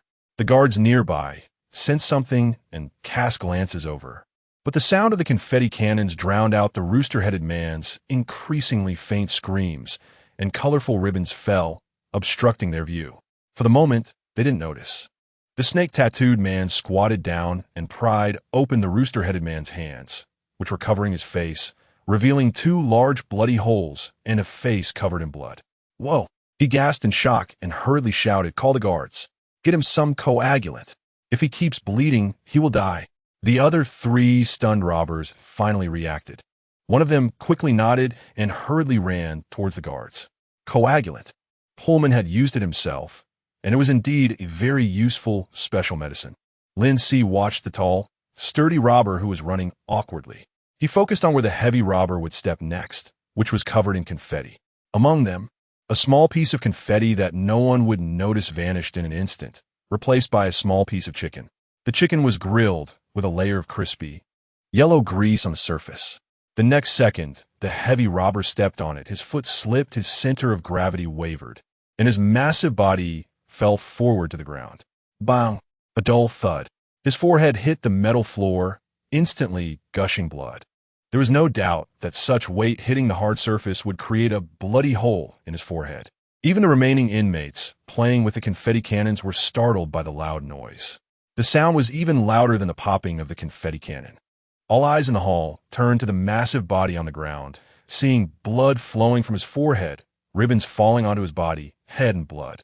Then, they also saw brain matter mixed with blood flowing out from his bloody forehead, a thick smell of blood filling the air, and the heavy robber never stood up again.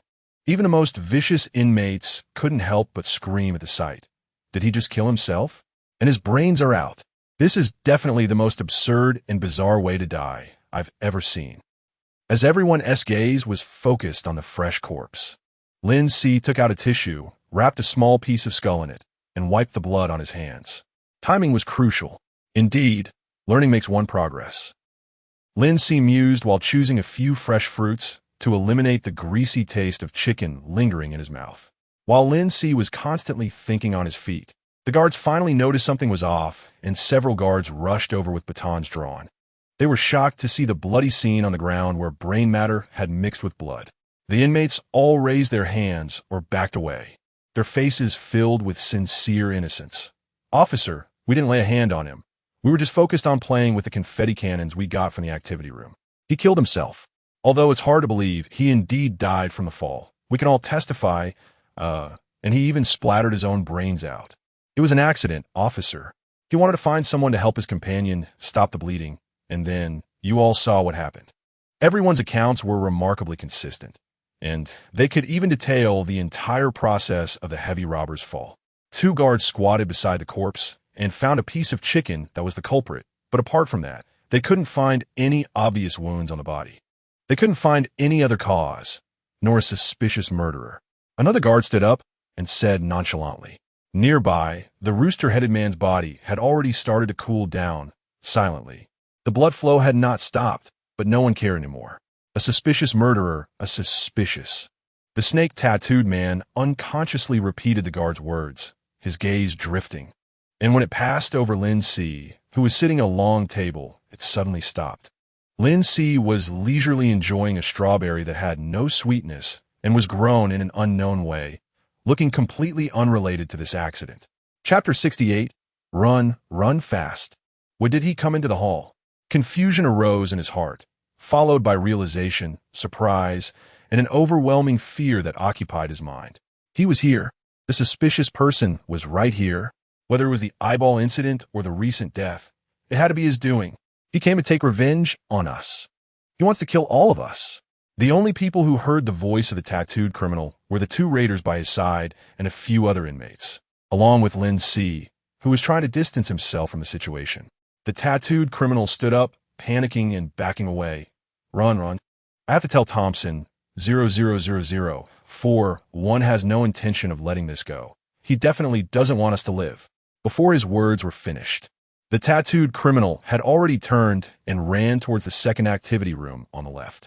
One of the guards, squatting by the body, puzzled by the tattooed criminal's sudden movement, frowned and shouted, "Hey, which inmate is that?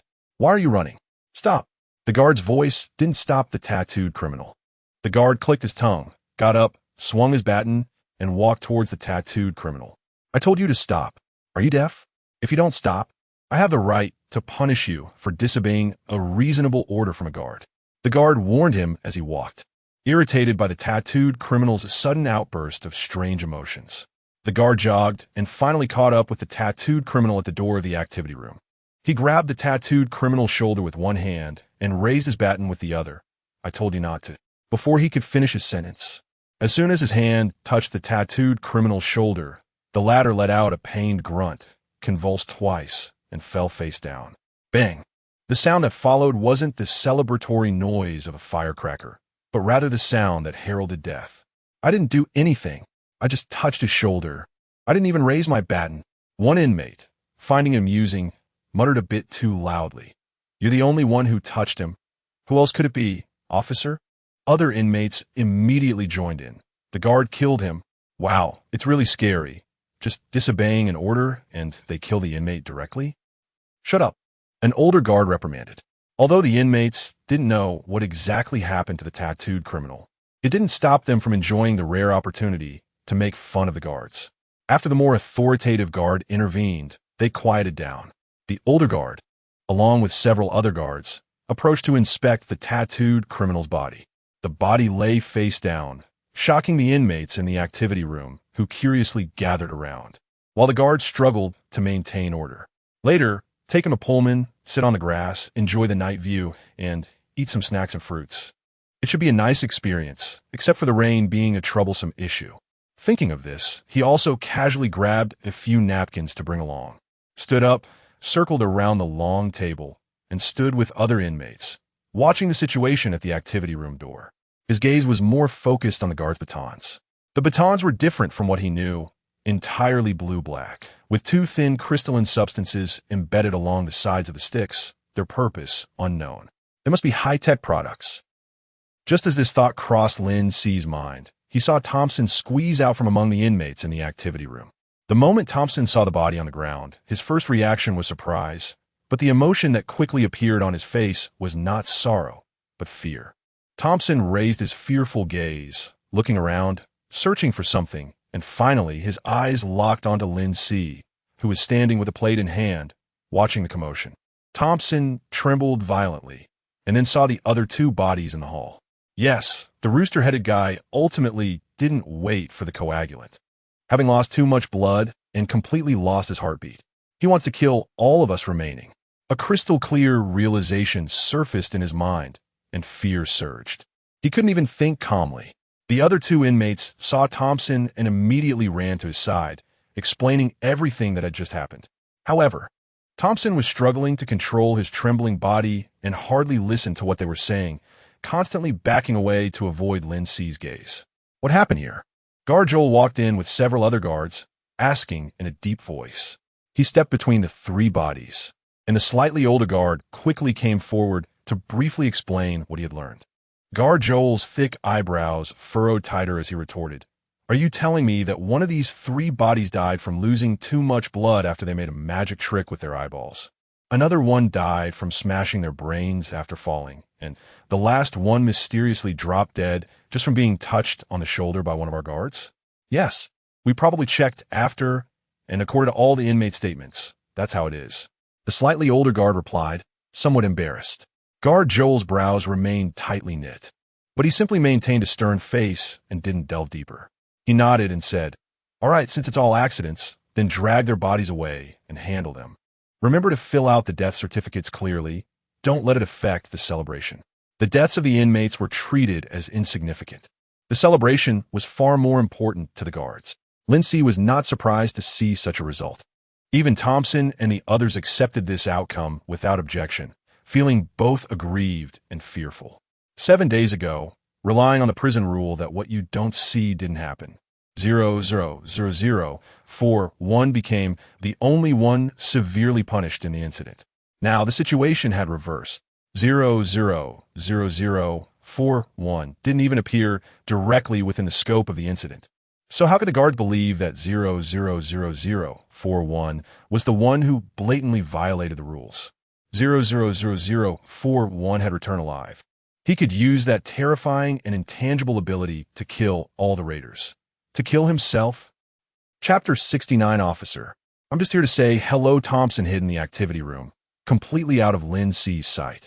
As the body was dragged away, the onlooking inmates and the guards maintaining order gradually dispersed. He blended in among the inmates, making himself inconspicuous, and walked into the activity room where Thompson was. Some inmates returned to the gaming activities. Some were still discussing how a person could splatter their brains out, and a small portion of inmates noticed Lin Si, showing signs of confusion and wariness, stepping back to distance themselves from him or simply leaving the activity room altogether. He held a plate of fruit snacks he had selected, leisurely surveying the activity room. Inside were shooting activities, racing activities, basketball activities, and so on. Of course, these games were all simulated using gaming consoles. Inmates just needed to sit at the equipment, wear a helmet, and they could experience the most realistic physics engine, striving for high scores to gain chances in a lottery, with firecrackers being the most favored prize among the inmates. However, despite the inmates' interest in the activities not diminishing, the volunteers were scared off by the body, huddling together, clearly not wanting to stay in the prison any longer. Such rare entertainment activities, I actually want to participate. Lin Si's gaze lingered on the helmets for a couple more rounds before shifting to the corner. There, Thompson, along with 2 scavengers who had hidden away, and the 6 scavengers already in the activity room with Thompson, formed a group of 9. After the bloody conflict 7 days ago, the cost of 11 deaths was heavy. The scavenger small group had clearly shrunk. Oh, And there was also the big-headed Luther, who had left the scavengers to find a new ally. Lin Si observed their ugly expressions, feeling no urgency. Thompson, anxious, paced in place from time to time, suddenly seeming to sense something, stopping his movements, and stiffly turning his neck, unexpectedly locking eyes with Lin Si. Their gazes felt almost tangible, and Thompson was nearly frozen in place, his throat emitting heavy gasps. He wanted to move his legs, but could only watch helplessly as the not-so-strong, but imposing 00004 approached step by step. Tap! The last sound of the shoe sole touching the ground echoed infinitely in his ears. Snap! Lin Si raised his hand and snapped his fingers near Thompson's ear. Thompson jolted awake, cold sweat seeping from beneath his skin, realizing he was trembling uncontrollably.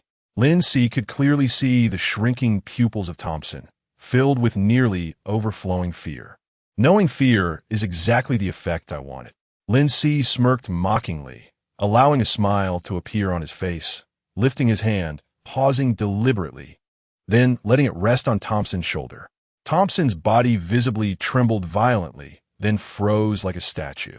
Just then, before Lin Si could speak, a deep voice suddenly came from behind.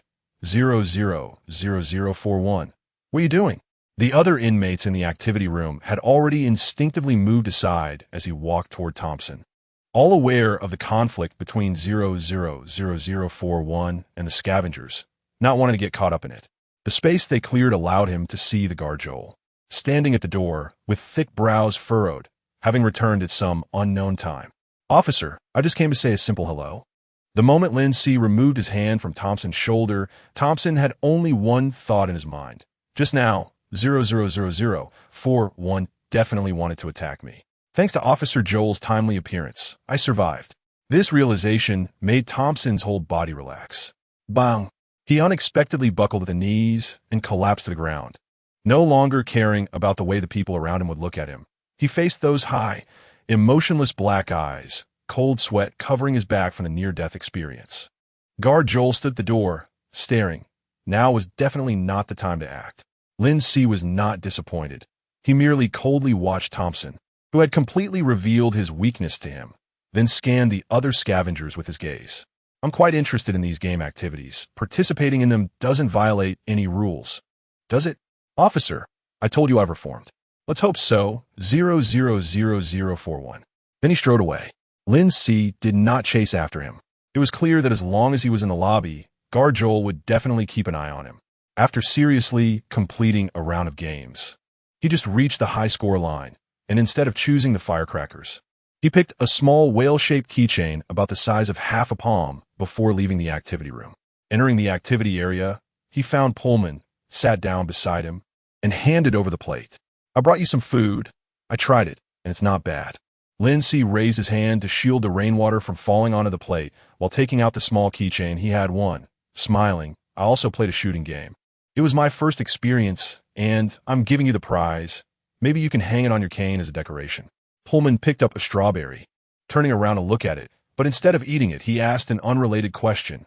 I saw most of the guards went to the lobby. Did something happen? 3 inmates died. It was an accident. One of them even fell and died on flat ground, splattering his brains out. Lin Si spoke with an intriguing tone. That's really strange.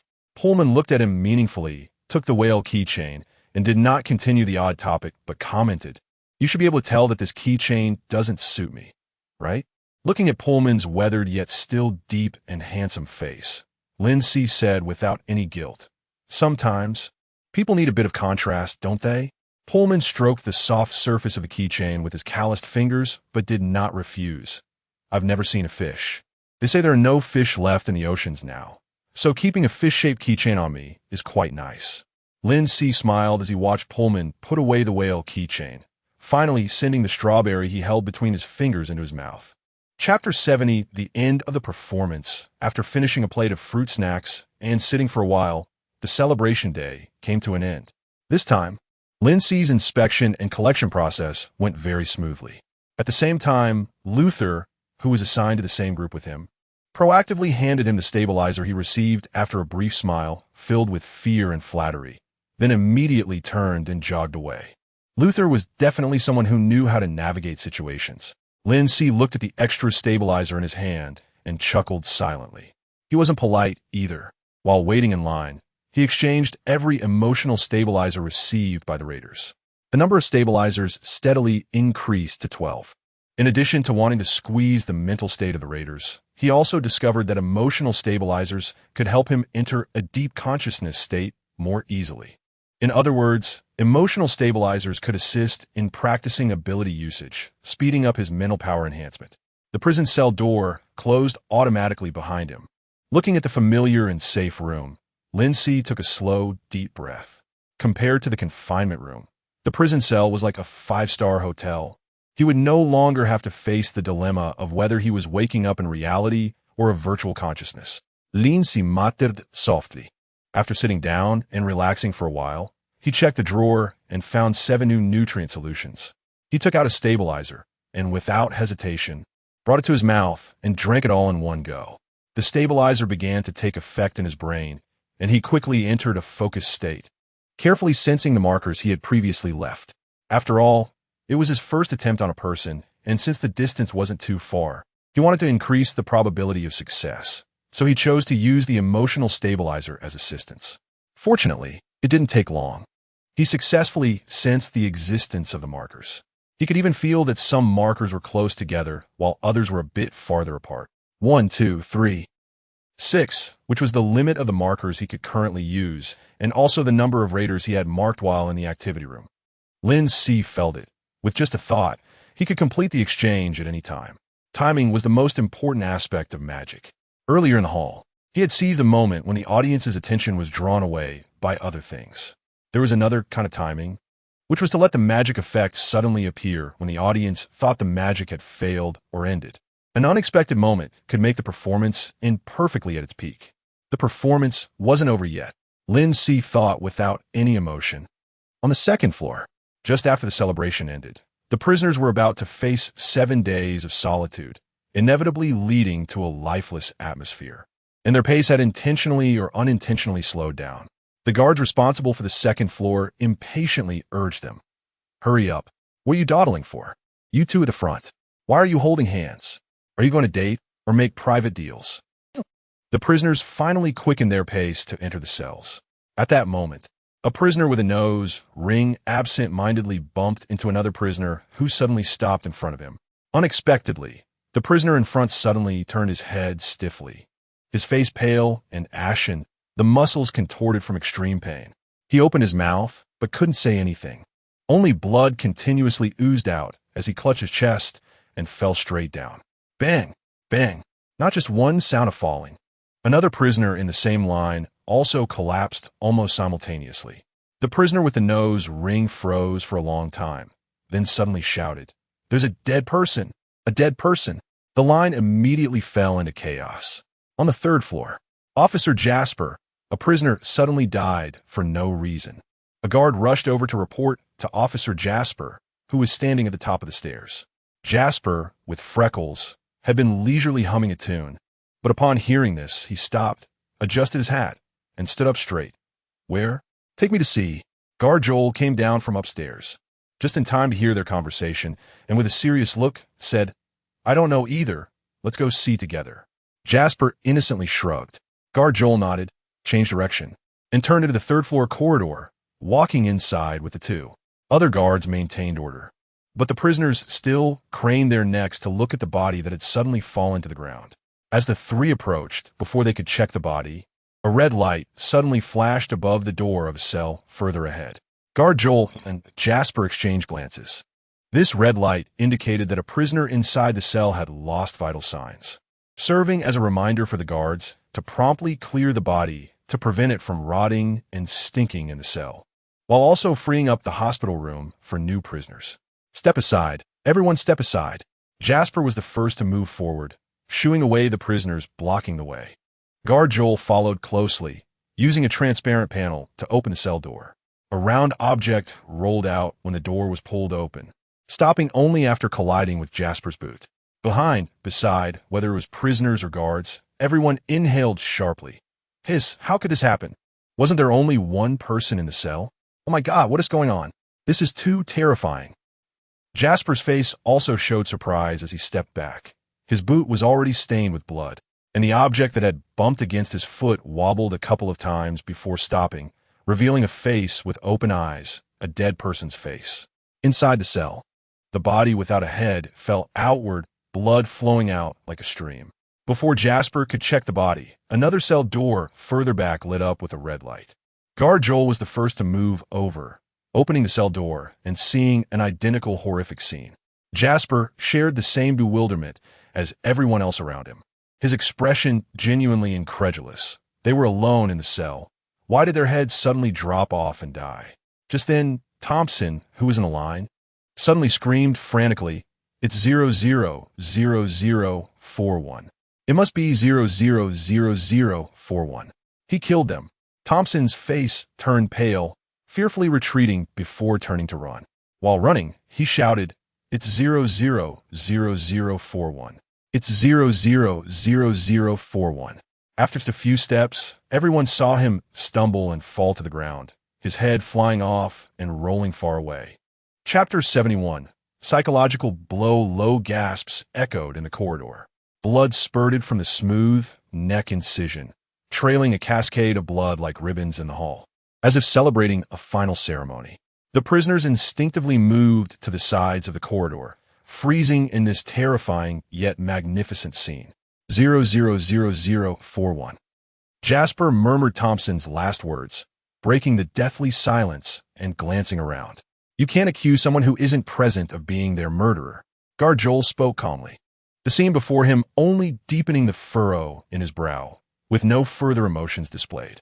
He surveyed the chaotic corridor. The guards, under Joel's orders, immediately sprang into action, methodically dragging the bodies out of the cells, picking up heads, and carefully inspecting the cells. Joel nodded, about to speak, when a prisoner with dark red eyes in line for the cell shouted in resistance, "I don't want to go in. I'm sure I'll die. Just like Thompson and Jack, suddenly losing my head.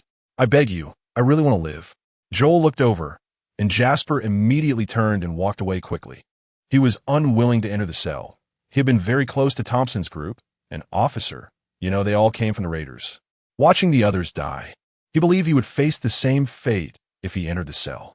Besides him, 2 other prisoners also insisted they didn't want to enter the cell, claiming they would definitely lose their heads inside. The guard gestured for Jasper to look to the other side, where the 2 prisoners were terrified, pale-faced, as if mourning their own deaths. The red-eyed prisoner listened to their conversation, pleading with Jasper the guard, whispering, "Please, I really don't want to die."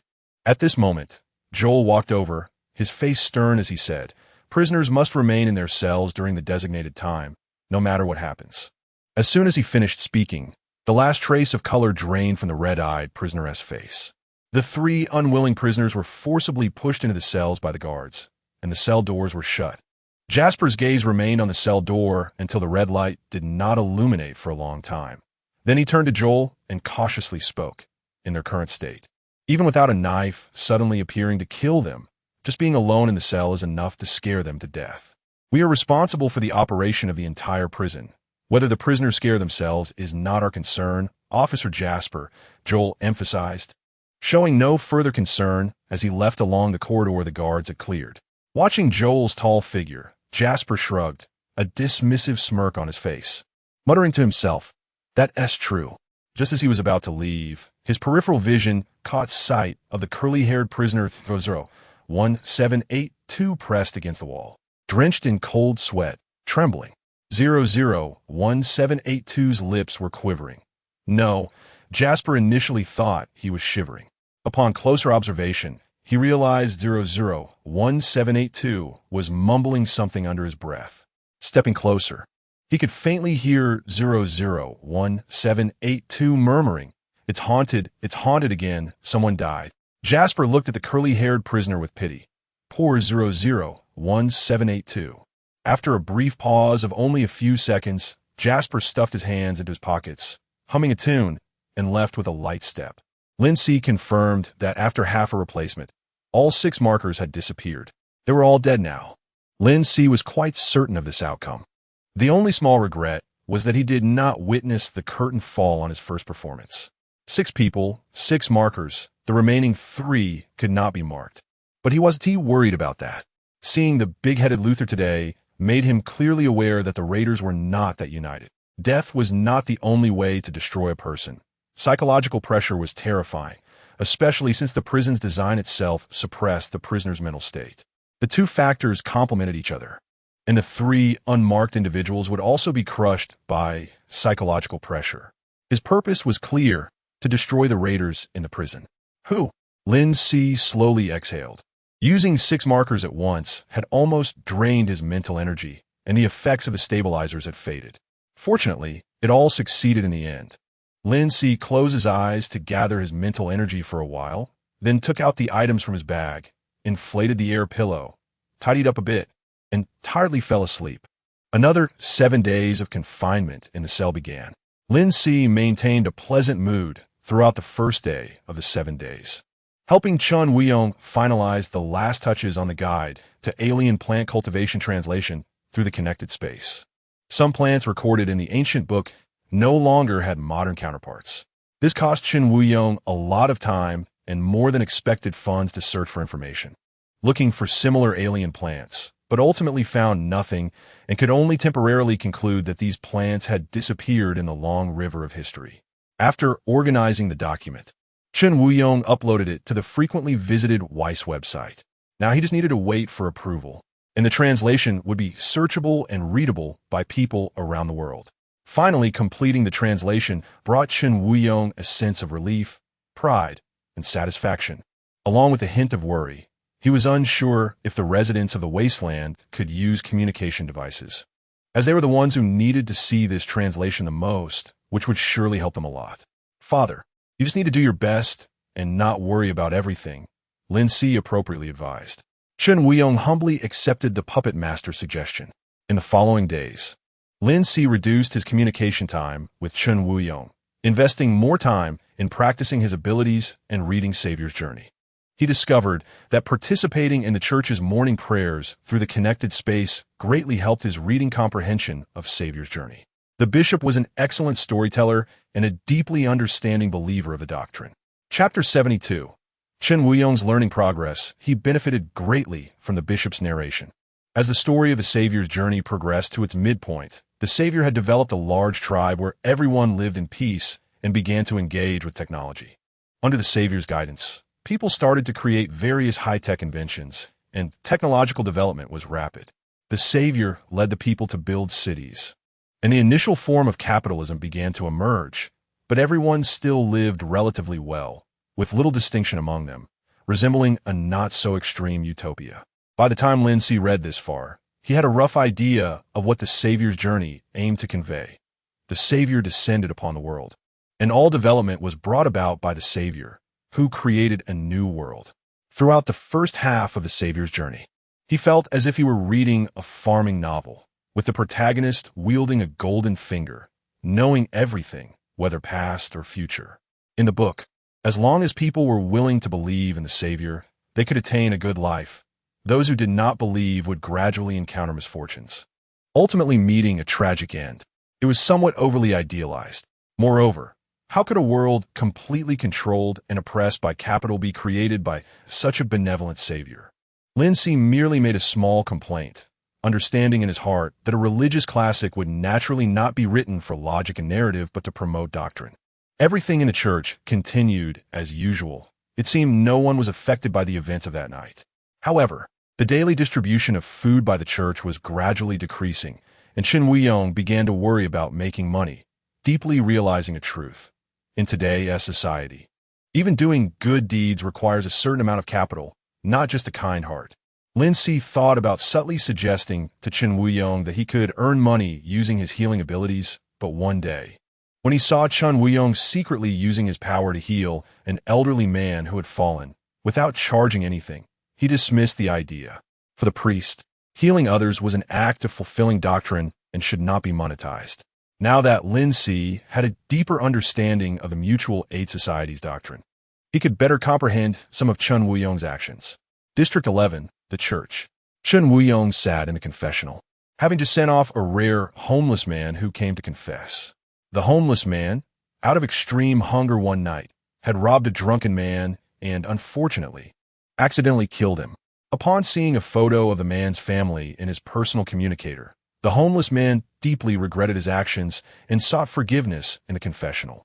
Logically, Chen Wuyong should fulfill his duty as a priest and comfort the homeless man. It's okay. Everyone makes mistakes.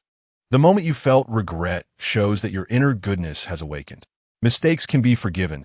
As long as you do good in the future, the Savior will bless you. However, when Chen Wuyong noticed that the clothes the homeless man wore were the coat he had casually thrown to a homeless person after transporting the bodies of Mrs. Magi and the others, he felt no sympathy at all. He did not remember what the homeless man looked like at that time. He only saw the face full of regret in front of him and coldly said, "You should confess, accept the punishment you deserve, and find a way to compensate his family, rather than expecting a meaningless forgiveness that will only make you feel better inside." Chen Wuyong knew he had spoken out of turn, but in the end, he silently sent away the enraged homeless man and sat alone in the confessional for a moment. He did not regret saying those words, even though they clearly contradicted doctrine. Chen Wuyong smiled wryly, shook his head, adjusted his emotions, and tried not to think about whether the bishop would talk to him again, shifting his attention to other matters. After leaving the confessional, he stood by the window for a moment, watching the hurried passers-by in the rain, and tried hard not to let his troubled emotions overwhelm him. At that moment, he noticed a man and a woman standing at the entrance of the Pioneer Group's exclusive store across the street. He had never paid attention to the surrounding pedestrians. But after the last incident, his vigilance had increased, drawing on the experience brought by the puppet master. Chen Wuyong quickly noticed that the man and woman across the street exhibited suspicious behavior. They seemed to be going into the store to buy something, but had not stepped inside. For 2/3 a minute, their gaze was fixed on the church rather than their store, showing a clear greater interest in the church without approaching directly. Their eyes carried an inquisitive search, completely different from other passers-by. These 3 points alone were enough for Chen Wuyong to suspect the origins and intentions of the man and woman. "I'm glad to see you have such vigilance." A low, gentle voice with a hint of a smile suddenly rang in his ears. Chen Wuyong recognized the voice without needing time to react. He raised his hand to press against his chest, feeling both joyful and reverent in his heart as he exclaimed, "Puppet Master." In the past 2 days, when the puppet master was absent, Chen Wuyong had specially researched the appropriate gestures for greeting the puppet master. The exclusive gesture of the Mutual Aid Society would certainly not do, as it was meant for the Savior. The puppet master could be considered a presence of him, and he might not wish to see him greeting him in the same manner. Therefore, he finally settled on this simple gesture of pressing his hand to his chest, which represented respect in many contexts. Although he did not know why the puppet master had appeared less frequently in the past few days. Perhaps he needed more time to rest? Many thoughts quickly flashed through Chen Wuyong's mind, but were promptly suppressed. Chapter 73. Old friends pretending not to hear Chen Wuyong's tedious murmuring. Lin Si was also paying attention to a man and a woman across the street through the screen. The man wore a mechanical mask covering the lower half of his face, and a dark green windbreaker draped over him, with a half-exposed tattoo on his neck. The woman had darker skin and wore tight leather, showcasing her tall figure and slender waist. Her short hair was slicked close to her scalp, and her long legs were nearly as tall as the man's. They did not hide their scrutiny of the church. It was both blatant and arrogant. "You really should be cautious. Old friends will be visiting the church soon." Lin Si emphasized the term old friends, making it clear to the priest that he wasn't genuinely referring to a well-meaning friend. The only thing that Chen Wuyong did that would attract trouble was killing Madame Meiji's 3 associates. He disrupted the Velocitas gang's plans and killed gang members.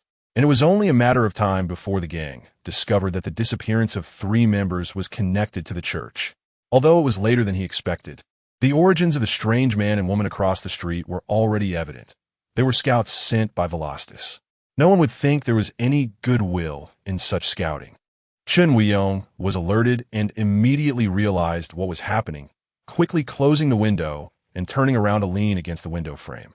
The screen pointed at the ground, where colorful light filtered through stained glass, the image remaining still for a long time. The innocent priest wouldn't he be scared by the impending gang retaliation, would he? Lin Si noticed the blankness in Chen Wuyong's heart and felt some unease. Just as he was about to speak, the screen image gently shook, and Chun Wuyong's hand appeared in the frame, holding a black-handled pistol, skillfully removing the magazine to check it. A fully loaded magazine. I have another spare magazine. 2 new magazines. Boss Fan charged me a total of 1,500 with a discount of 100. But I exchanged it for that pure silver necklace the church rewarded me with when I just became an awakened. Gold and silver are luxuries.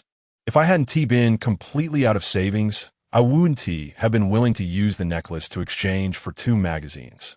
Chun Wuyong tenderly stroked the bright yellow surface of the bullets, feeling bitter inside, but not regretting it.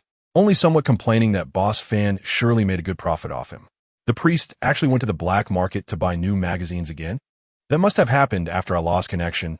Otherwise, I could definitely have forgotten the scene of the priest browsing the black market.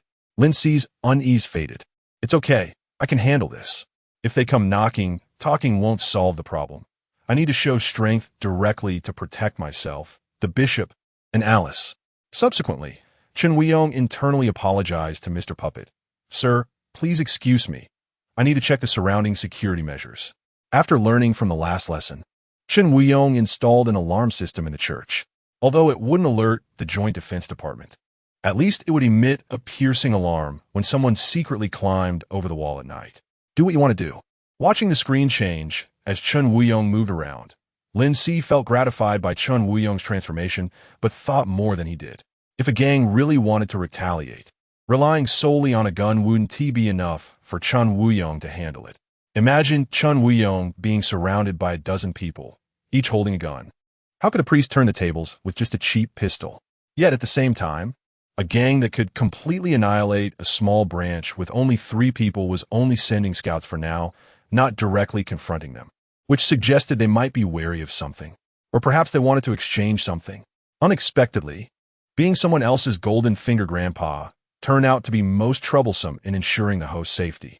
Lin Si thought, half teasing, half helpless. In these 7 days, I haven't discovered new ways to use the exchange ability. The number of ordinary exchanges increased by 5, reaching 40. The number of marked exchanges didn't break through. It remained at 6, but usage became more proficient, and the retention time for marks lengthened. It seems to have hit a bottleneck. I don't know if I've reached the peak of the first level, or if it's just a temporary bottleneck. Regardless, I need to find more materials on the magician's pathway and the requirements for level upgrades to prepare for what's to come. Troubled by various future issues, Lin Si continued to focus on Chun Wuyong checking security in the connection space, hiding in a lounge, practicing drawing his gun, pulling the safety catch, and pulling the trigger. Of course, without any bullets.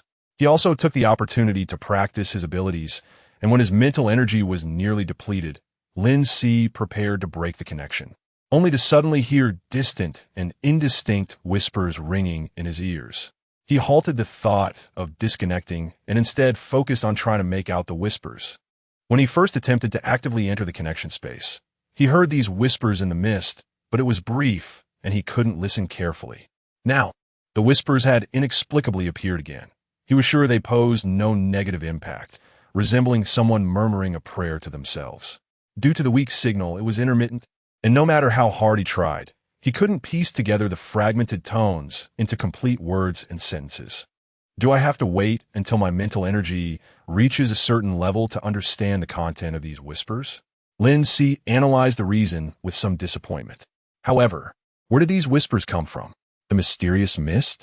The mysterious energy that makes up the connection space? Or the statue? The statue. Right, the statue. A not-so-distant and mysterious guess that can be verified right now. Chapter 74. The bleeding statue. In front of him stood a statue of a priest. One hand pressed against its chest, head slightly bowed, tall and upright, the only statue on the street that was no longer made of stone. The faint whispers had not disappeared. In fact, they seemed to draw closer. Although he still couldn't hear the specific content clearly, at least it was no longer distant. It was possible that the sound was emanating from the statue. Finding the right direction invigorated Lin Si for a moment, and he began to carefully discern the direction of the whispers, walking deeper down the street. Along the way, because the statue occupied most of the street space, he inevitably brushed against the statue's arms, shoulders, and clothing. Some of the statues he touched showed no reaction, like pure stone statues that could not connect. while others immediately shattered into fine sand. Continuing forward, the mist thickened, and the whispers grew closer. Suddenly, a strange sound of footsteps on water came from beneath him. He stopped, took a step back, and lowered his gaze. Through the mist, he could vaguely see a slow trickle of blood on the ground. A thin stream that almost appeared to be stagnant, gradually rising in his line of sight, revealing many more statues ahead. The blood became a guide. He continued forward along the flow, and after encountering a few statues that had turned to fine sand, he finally saw the source of the blood. It was a statue. A bleeding statue? Lin Si was taken aback and examined the statue closely. Like the other statues, it was made entirely of dark stone, slender in form. And even though it wore 3 oversized coats that did not fit, it was merely a small mound kneeling on the ground. The entire statue was covered in fine cracks, and blood was flowing from these fissures. Slowly, in small amounts, but unceasingly. He couldn't tell how long it had been flowing to reach this distance. Lin Si leaned down, getting closer to the statue, and indeed heard clear whispers coming from within it. Strangely, although the voice was right in front of him, it seemed as if there was a filter preventing him from distinguishing the content. Did it require a connection to hear the content clearly? Lin Si speculated, pondering for a moment, and cautiously raised his hand to press on the statue's shoulder. He was genuinely concerned that if he applied too much pressure, the statue would shatter. Given its many cracks, he had intended to open another screen to observe the outside world, but along the way, he had also discovered that the conditions for connecting were not just sufficient mental energy. There were other requirements for connection, and not all statues could successfully connect. Fortunately, the statue was sturdier than expected. After his hand made contact, the statue successfully transformed into a cloud of mist, instantly enveloping him. Was it that the connection could only succeed when the corresponding person had some sort of need? Given the statue's tragic condition, the situation of the other party clearly did not look optimistic. But when he had just connected with Chen Wuyong, the priest had lived a happy and content life, his spiritual world filled with faith, with no further needs and no suffering. Lin Si felt the familiar sensation of falling within the mist, while simultaneously analyzing the conditions for connection. At that moment, he heard a slightly hoarse, deeply fatigued, desperate, an emotionless female voice whispering near his ear. Whether it's a savior, an immortal, a Buddha, or some evil deity, as long as you can hear my prayer, please save my mother. I am willing to pay any price. This perfectly matched the faint whispers he had been hearing. Now, what he heard was precisely the content of the whispers he had been unable to discern. Lin Si opened his eyes and saw the familiar connection space. But the image displayed on the screen before him was no longer the old but clean church lounge. Instead, it was a room with iron walls. At first glance, it was difficult to recognize the space in the image as a room, but he saw a single bed with traces of someone having slept on the relatively clean bedding. The iron walls were covered with posters to block out the coldness of the metal, and several cabinets occupied the narrow space in the room, their doors not tightly shut, revealing bits of broken scraps inside. The camera angle faced a slightly lower tabletop. On the table stood a mirror, its edges rusted, and in front of the mirror was a lit half-candle, casting light on the face of a girl looking back at her, expressionless and somewhat youthful. She appeared to be around 15 or 16 years old, with pure white straight hair, casually tied back, bangs that looked as if they had been chewed by a dog, and a pair of pale green eyes that seemed tired. Her features were small and delicate, with a few freckles on her cheeks. The girl stared at the mirror, and after a few seconds of flickering candlelight, she made a judgment in her heart, devoid of emotion. Prayer is indeed the most useless thing. Then she blew out the candle in one breath, covered the mirror, pulled open a drawer, and tossed both the candle and the mirror inside, standing up in one fluid motion. Watching the girl abandon her prayer without any reluctance, Lin Si couldn't help but feel amused. Setting aside whether deities truly existed, with your lack of piety, your attitude of mentioning every deity, even the evil ones, will only attract evil spirits, right? Lin Si watched as the image moved around the room, not intending to speak. He indeed wanted an additional screen to observe, but he didn't plan to hastily establish a communicative connection with another person. Connecting with Chen Wuyong was not part of the plan. His first instinct was to find an opportunity to establish a persona for communication, as he wanted to use the connection space to grasp more information about the current world and gain the initiative. Now, he didn't feel such urgency. He had plenty of time to observe and understand more before deciding whether to communicate with the connection target. The image moved to the only iron door that wasn't covered with posters. A pair of gloved hands pulled the door open, and the image slightly shifted upward. Dominating most of the screen was yellow sand, dust swirling next to a container draped with a curtain. A few meters away, a road cut through the sand, extending into the distance, beyond which stood a half-collapsed abandoned building, the rumbling sound of machinery enveloping the scene. In the farthest part of the image, towering glass buildings could be vaguely seen, neon lights flashing, alongside black walls that blocked out the yellow sand. Chapter 75. Screen changes completely different from the dazzling scenery in the city. The living environment here is even worse. Lin Si almost immediately guessed that the girl was in a wasteland. He really saw a different landscape. From Aishmaida to the wasteland, it was a huge transition. Just seeing the boundless yellow sand made it easy to guess that the area of the wasteland was vast. The corner of the city that was exposed might not necessarily be Aishmaida. It could be in some far-off region. Lin Si took a deep breath, as if he could already smell the dust in the air. The screen shifted, and the girl closed the door. It was clear that she had just walked out of a container. She raised her hand to adjust something on her face, but due to the main perspective, Lin Si couldn't see exactly what she did. The girl approached a nearby container, and the image shook slightly, allowing the sound of her shoes crunching on the gravel to be clearly heard. She didn't enter the container, but kept a certain distance, using her slightly hoarse voice to speak inside. "Mom, I'm going out." The girl's voice sounded a bit muffled, and Lin Si immediately thought that the action she had just made was probably pulling up a mask. The two adjacent containers were the home of the mother and daughter. The mother was ill. This was likely why the girl attempted that strange prayer. Lin Si watched the container with the curtain hanging, which showed no signs of movement. After the girl spoke, she waited for 2 seconds and then casually walked to the side of the container. There was a motorcycle parked there. The old vehicle had a worn-out body, with parts and handles that clashed with its black frame hastily fixed on it. A dilapidated motorcycle that had been carelessly modified. Lin Si commented to himself. Fortunately, the modification was successful. After the girl got on, the engine roared to life smoothly. The motorcycle veered away from the container and drove along the road. Lin Si watched the scenery on the screen with great interest for a while, but perhaps due to the desolate living conditions chosen by the girl and her mother. The surroundings were particularly barren, and after driving for a long time, all he could see was yellow sand. After getting a bit tired of the different scenery, Lin Si began to study the screen in front of him. If the screen could switch freely, it would be much simpler. Just like when watching television, one could change channels at will. As soon as Lin Si's thoughts settled, the screen momentarily went black, and when it lit up again, it revealed a warm and beautiful church backyard, where a priest seemed troubled by a pot of flowers that resembled butterflies in flight. The screen could change according to his thoughts.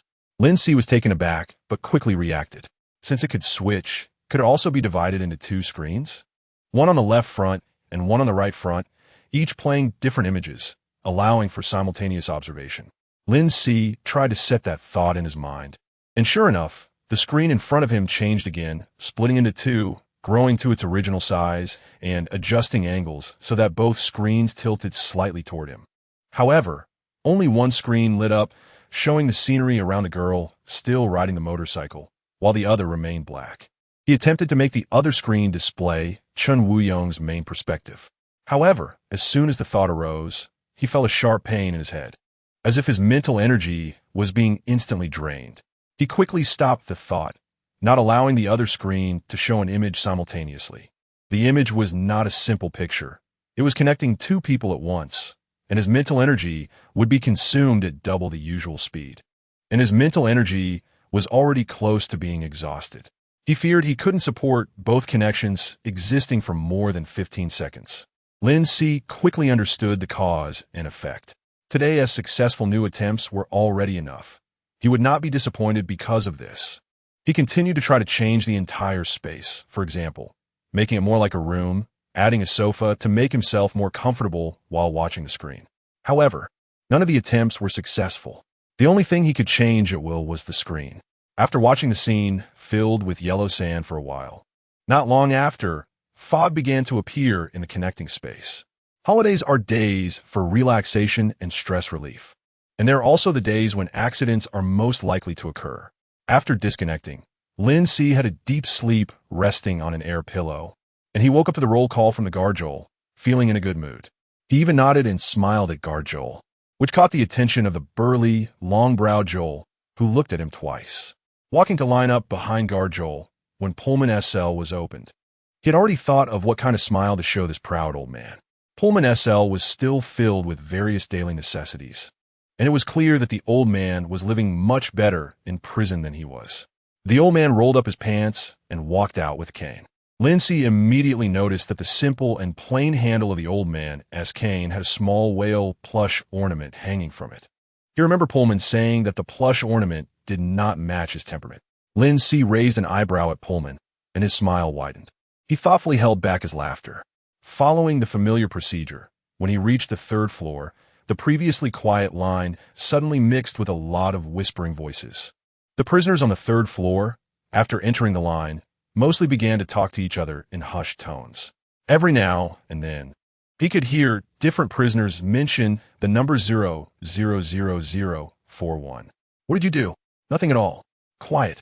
Guard Joel shouted loudly. The prisoners finally quieted down and restored order. Until they reached the hall, the prisoners finally spoke loudly without restraint, making the hall extremely noisy. Just as Lin Si was about to walk toward his familiar long table seat, Pullman suddenly raised his hand and grabbed the shoulder of a passing prisoner, asking, "What were you discussing just now?" Lin Si paused for a moment, looking at the prisoner who was shoulder to shoulder with his companion along with Pullman, waiting for an answer. Chapter 76 Healing Day. As he ran, his head fell off. The nearby prisoner interjected incredulously. "Really? Running and having your head fall off is too scary, right? I'm on the second floor." And there were indeed 2 members of the Raider gang who died inexplicably, but it's not that ridiculous. The prisoner who was stopped by Pullman immediately emphasized to him, "I'm telling the truth." Half of the prisoners on the third floor saw it. You can go ask around. Almost everyone is talking about it now. The prisoner raised his gaze and looked around, kindly pointing out the location of the protagonist in the story. Lin Si followed the direction the prisoner pointed. A prisoner with a sallow complexion, sunken cheeks, and red eyes was hugging his arms around his chest, trembling as he looked at the people around him. Whenever someone approached him, he would scream and tightly hold his head, seemingly afraid that it would suddenly fall to the ground. He indeed looked quite unwell. Another prisoner sincerely commented, then asked, "Is it really that bizarre? Isn't it human-caused? Why did only the Raider gang members have accidents? TSK, they're a major force in our prison." The prisoner thought of something, his shoulders suddenly shrinking, his gaze wandering, hesitantly stammering. "Anyway, I heard Thompson screamed a couple of times before he died. Many people heard it. It's not just what I think. I'm just relaying. Thompson said that it was 000041 who killed them all. 000041. 3 pairs of eyes simultaneously looked at the person involved at the scene. Lin Si showed a helpless smile. "I don't know what happened, nor do I know if Thompson went crazy and said such things. After all, I was already in my cell at that time." The 2 prisoners immediately exchanged knowing awkward smiles and nodded repeatedly. "That's true. Thompson must have been talking nonsense." The prison guard said the same. "Huh? How could it be you? You weren't even there. It's really funny." Rooting out the problem is the most correct approach. Pullman nodded slightly in appraisal. Pullman walked slowly towards the long table, neither affirming nor denying, simply saying, "Whether you have such ability is not important, as long as the result is what you hope to achieve." The result I hope to achieve. Lin Si looked at the red-eyed Raider who was being controlled by the prison guards, not knowing where he was being taken. The prisoners passing by were secretly watching him, and when his gaze swept over, they quickly looked away. Their fear began to sprout and grow in their hearts, as the power of the Raiders was destroyed. 000041 became a prisoner that no one dared to provoke easily anymore. The streamers and balloons in the hall had been cleaned up, returning to the usual cold monotony. Nichols appeared to have stabilized much more, Besides being stable, he also seemed a bit dazed, allowing the guards to manipulate him, sitting in an empty spot, responding sluggishly to everything around him. He was very familiar with this situation. In the past, if patients in the mental hospital showed symptoms of emotional instability, like severe bipolar disorder, they would be forcibly medicated. After taking the medication, they wouldn't become happy. They would appear emotionally calm. But that was actually a dulling of all emotional perception, exactly like Nichols' current state. However, the medication in this world could quickly control the emotions of someone who had already gone mad, and the effect was evidently better. Soon, the broadcast sounded, and a mechanical female voice began to announce, "While everyone is diligently reforming, recognizing their mistakes, and becoming better people, the group has not overlooked everyone's physical and mental health. Welcome to Healing Day. During Healing Day, professional medical personnel will bring medical equipment to provide checks for everyone. Depending on your physical condition, you can choose a room for examination. While ensuring physical health, we must not neglect mental health. Professional psychologists, AI, therapy, and confession with priests are available for you to choose from. Please do not disturb medical personnel and do not damage medical equipment. Please actively participate in Healing Day." Ding! Several room doors opened simultaneously. Lin Si listened with great interest. Healing Day actually had priests from the Mutual Aid Society participating. However, to be serious, priests might be more suitable for physical healing. It would definitely be painless healing. Of course, the Mutual Aid Society probably wouldn't send their scarce, awakened ones to the prison. Lin Si didn't expect the prison to be prepared with examination equipment, and he exclaimed in surprise, "I didn't expect Healing Day to actually be about healing." The prison seems to have prepared quite thoughtfully. Pullman stood up, looking down at him, with a mocking snort. "Thoughtful? Of course they're thoughtful. This money must be spent." Chapter 77 Health. Check. The prisoner who cannot leave the prison has a serious illness. Lin Si's gaze shifted down to Pullman's empty left leg. The pants were neat and clean, carefully rolled up to the thigh. The old man did not treat his amputated leg carelessly. Before Lin Si could put on an appropriate expression, Pullman chuckled and shook his head. "Do you think I'm talking about myself? I don't have that much money to offer to the group and the prison guards.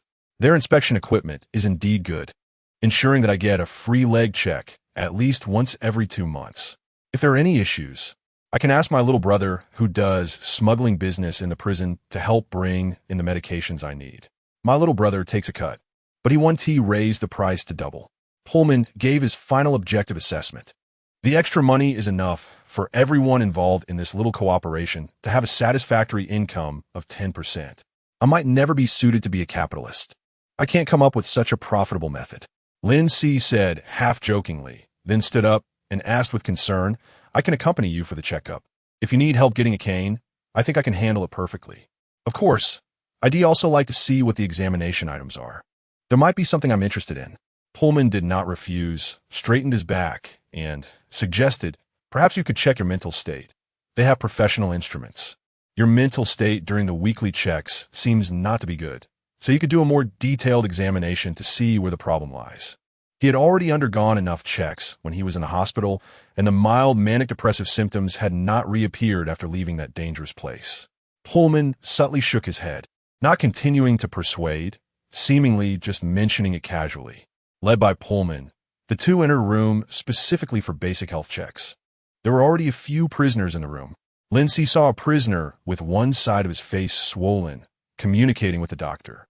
The prisoner had just finished his checkup and looked worried. "Doctor, I want to wait for the wounds on my face to heal by themselves. Do you think that that's possible? I used to have a mask embedded on this side of my face to cover a bullet wound, which was also pretty cool, but it was forcibly removed when I entered prison. Recently, I've been feeling pain in my face and can smell something foul." The doctor glanced at the data on the instrument display without any fluctuation in emotion and said, "Because your wound is inflamed and you've used medication recklessly, there's a lot of necrotic tissue, which is causing your pain and the foul smell. It's best to clean the necrotic tissue immediately and administer an anti-inflammatory injection. It will cost a total of 1,000 credits. Do you want to start now?" Lin Si heard the prisoner gasp lightly at the price quoted by the doctor, then stood up from the chair, threw out a remark, I think I'll wait for it to heal by itself, and hastily left the room. The doctor emotionlessly deleted the examination report from the screen. 1,000 credits? He had heard Chun Weong complain about the price of a gun magazine, which was 800 credits. Already an overwhelming burden for a priest. The cost of cleaning necrotic tissue, plus an anti-inflammatory injection, being 1,000 credits, was indeed a predatory price. And even excluding the double charges, not everyone could afford it. Lin Si couldn't help but click his tongue in secret. Pullman sat down in a chair and said to the doctor behind the screen, "I want to check my left leg. Thank you." The doctor merely nodded slightly and skillfully tapped on the screen. The appearance of the instrument was much simpler than Lin Si had imagined. A white mechanical claw connected to the screen, which didn't even look like a medical examination device, but rather like an arm taken from a robot. "The examination is about to begin. Please relax your muscles. The examination will not cause any pain." Upon hearing the AI female voice announcing the use of the medical equipment, Lin Si was not surprised. He recognized that the personal communicator used by priest Chun Weong had the same AI voice. Even though this medical equipment came from the Conley Group, as long as AI was used, it operated on the same program. He didn't know which group monopolized it. What surprised him was that while the mechanical program undertook the examination work and the task of comforting the patient, the doctor could do very little. Yet the group that never treated people as human did not completely replace the existence of doctors with machines. There must be a reason behind this. Beep. The white mechanical claw gently grasped the base of Pullman's left leg, sounding the prompt that the examination had begun. Pulling himself out of the aftermath of the confinement, he redirected his attention to Pullman's checkup. The mechanical claw, using the position it grasped on Pullman's thigh as a fulcrum, slowly rotated the long mechanical arm. The doctor began to read the examination results monotonously. No inflammation. The bone is not necrotic, just a bit of muscle atrophy, well maintained. Pullman stood up, not giving the doctor a chance to provide subsequent medical advice. He was not surprised by the result, but his expression relaxed a bit, and he suggested to Lin Si, "You should try it. Get a free full-body checkup. It's quick, just a scan." "I certainly can't miss a free full-body checkup." Taking Pullman's place in the chair, the doctor activated the instrument, and the white mechanical claw moved above his head. "The examination is about to begin. Please relax. The examination will not cause any pain." The mechanical voice provided almost the same pre-examination notice. The mechanical claw gently settled on the top of his head. It indeed did not apply force, just enough for one to perceive its presence. Beep. The examination began. Following the process he had just seen and Pullman's remarks, Lin Si waited for the mechanical claw to leave after 1 second to announce the completion of the examination, then hurriedly asked if there were any physical defects he had not yet discovered. However, the mechanical claw lingered on his head for 3 seconds without announcing the completion of the examination.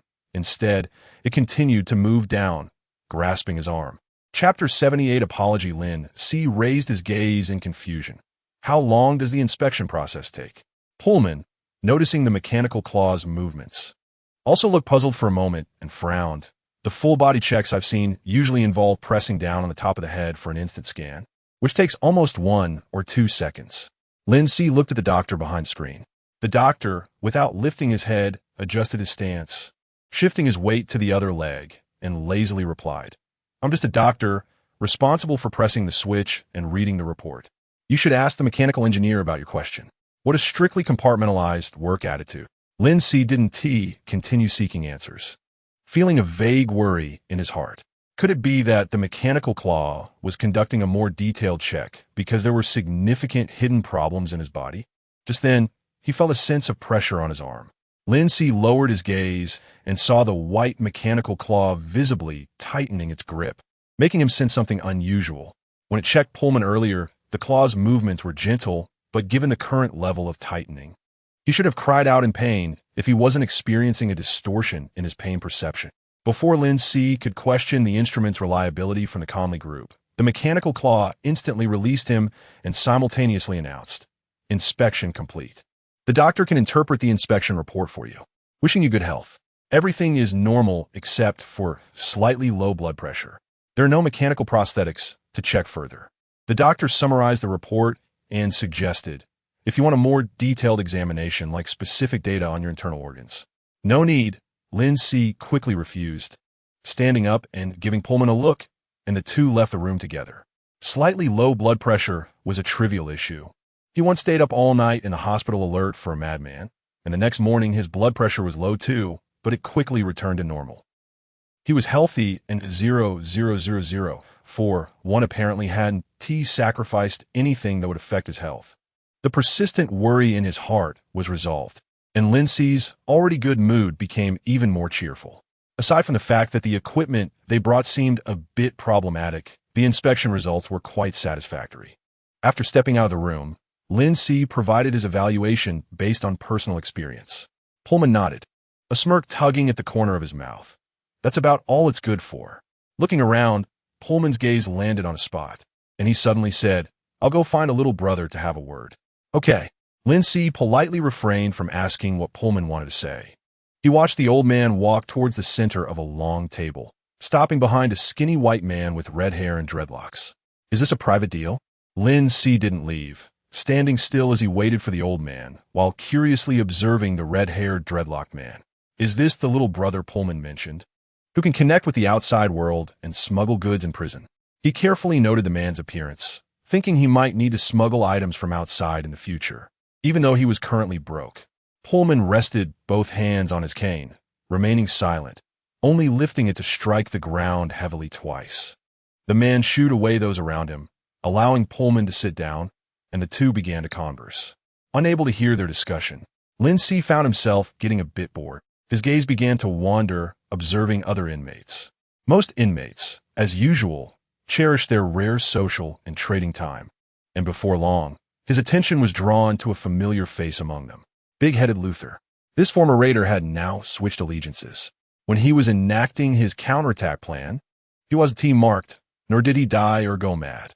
He was fortunate to live normally until now, but he looked much more haggard and disheveled compared to when Lin Si first saw him. At this moment, for some reason, big-headed Luther was being bothered by Nicholas, a raider with red eyes. The effects of the drugs in Nicholas's body seemed to have worn off, and he was showing a tense expression of fear, firmly gripping Luther's arm and saying something. Luther, both disgusted and frightened, was struggling to pull his arm free while looking around anxiously, and then suddenly caught Lin Si's gaze. Red-eyed Nicholas also saw him, and his whole body jolted, no longer daring to cling to Luther, crouching down and trying to hide himself. Was big-headed Luther looking for me just now? Lin Si was somewhat surprised and curiously watched Luther run up to him and stop. Luther quickly steadied himself, still panting heavily from running, reached into his pocket, paused, then leaned closer, sidestepping to block the direction of the guards, and pulled out something from his pocket. 5 gold teeth and a thick silver necklace. Luther held these items out to him with both hands, showing a fawning smile, bending slightly as he cautiously said, 0.00041. I don't know how to address you appropriately. Cough. I want to say that I've been regretting what I did to you recently. Then Eden reminded me that since I did something wrong, I should apologize and make amends with the most sincere attitude. I don't know what you need, so I took out all my savings to express my apologies. I shouldn't have thought that just because of your kindness and concession, I could bully you as a thief. We are all pitiful people oppressed by the group, and I only recently understood this truth. Luther emphasized at the end. Eden? That name sounds somewhat familiar. Lin Si quickly searched his memory for the corresponding name, a name that stood alongside Thompson at that time, clearly a leader of another faction in prison. So this is Luther's new support. Lin Si realized, and at the same time, he had already seen the big bearded bald man sitting at the long table, looking at him. Chapter 79, Criminal Record, Eden. Lin Si nodded in greeting as he matched the name with a not-so-compatible face. Under the silent pressure, Luther's smile gradually faltered, and his gaze wandered as he fidgeted with his legs and adjusted his arms. At that moment, Luther thought of something and made an effort to adjust his stiff facial muscles, forcing a smile while intentionally slapping his forehead, saying, I almost forgot there's something important. I did something foolish back then, and I shouldn't have forgotten this when I apologized to you. Important matter? Lin Si slowly furrowed his brows, trying to recall an incident that could correspond with Luther's words, but he saw Luther bend his knee and lower his body. Thud! Without hesitation, Luther knelt down before him. The considerable movement attracted the attention of nearby inmates. Wow! The not-so-friendly jeers and giggles followed. Luther's action quickly triggered a corresponding memory in Lin Si. Kneeling in prison was definitely not a smart move. However, Luther seemed completely unaffected by the subtle mocking sound around him. He raised a face filled with fear and earnestness. Pleading, "I beg you to forgive my past actions. I really don't want to die." Luther was the one who initially claimed he practiced witchcraft, so he certainly wouldn't doubt who the instigator of Thompson's gang's successive deaths was. Lin Si didn't experience much emotional fluctuation due to Luther's kneeling. He felt more like an observer. Luther was a very slick person. Otherwise, he wouldn't have sought another ally right after the raiders got into trouble, cutting ties with them. At the same time, he was indeed cowardly. When 11 people were attacking him, he didn't even dare to stab himself in secret. "I'm not a crazy person who enjoys killing." Lin Si quickly sorted out his thoughts, showing a smile as he picked up the gold tooth and silver necklace from Luther's hands, speaking lightly. "I can't control your life and death, but I accept your apology. And if you don't get up soon, Officer Joel might misunderstand what I'm doing as a violation of prison rules." This was indeed a luxury item now, although he didn't know which mouth it was knocked out of. Holding his first income since entering this world, Lin Si revealed his first relatively sincere smile to Luther. He rubbed his hands together, wanting to say something more. Just then, a gentle and rich male voice interrupted the big-headed Luther. Lin Si turned around to see a priest dressed in a satin, smooth robe, with neatly combed gray hair at the back of his head, golden earrings accentuating a pair of light golden eyes, and a gentle smile on his face, watching him. "Father Lickett Woodrow?" Lin Si called out in surprise. What a coincidence! The one participating in Healing Day today was precisely Father Lickett Woodrow, whom he had spoken to during prayer day. Father Lickett walked over with his hands hidden in the wide sleeves of his robe, smiling. "I'm glad you still remember me. 000041. I finally found you. I apologize for calling you by your number all this time. When you introduced yourself, you only mentioned your number. Although I now know your name, I should still respect your wishes. Because back then I wasn't sure if this world as 000041 was also named Lin Si." Lin Si noticed a key point in Father Lickett's words. "You know my name. I check your file. I know you have an interest in studying our church's doctrines, and I have a good impression of you, so I should understand your basic information in advance." Father Lickett said calmly, "That's also why I appeared here before the next prayer day. The church issued a directive to participate in this work, and I voluntarily applied to come. Indeed, there are no overly coincidental events in the world." Lin Si detected a deeper meaning in Father Lickett's words. "Is there a problem with my file?"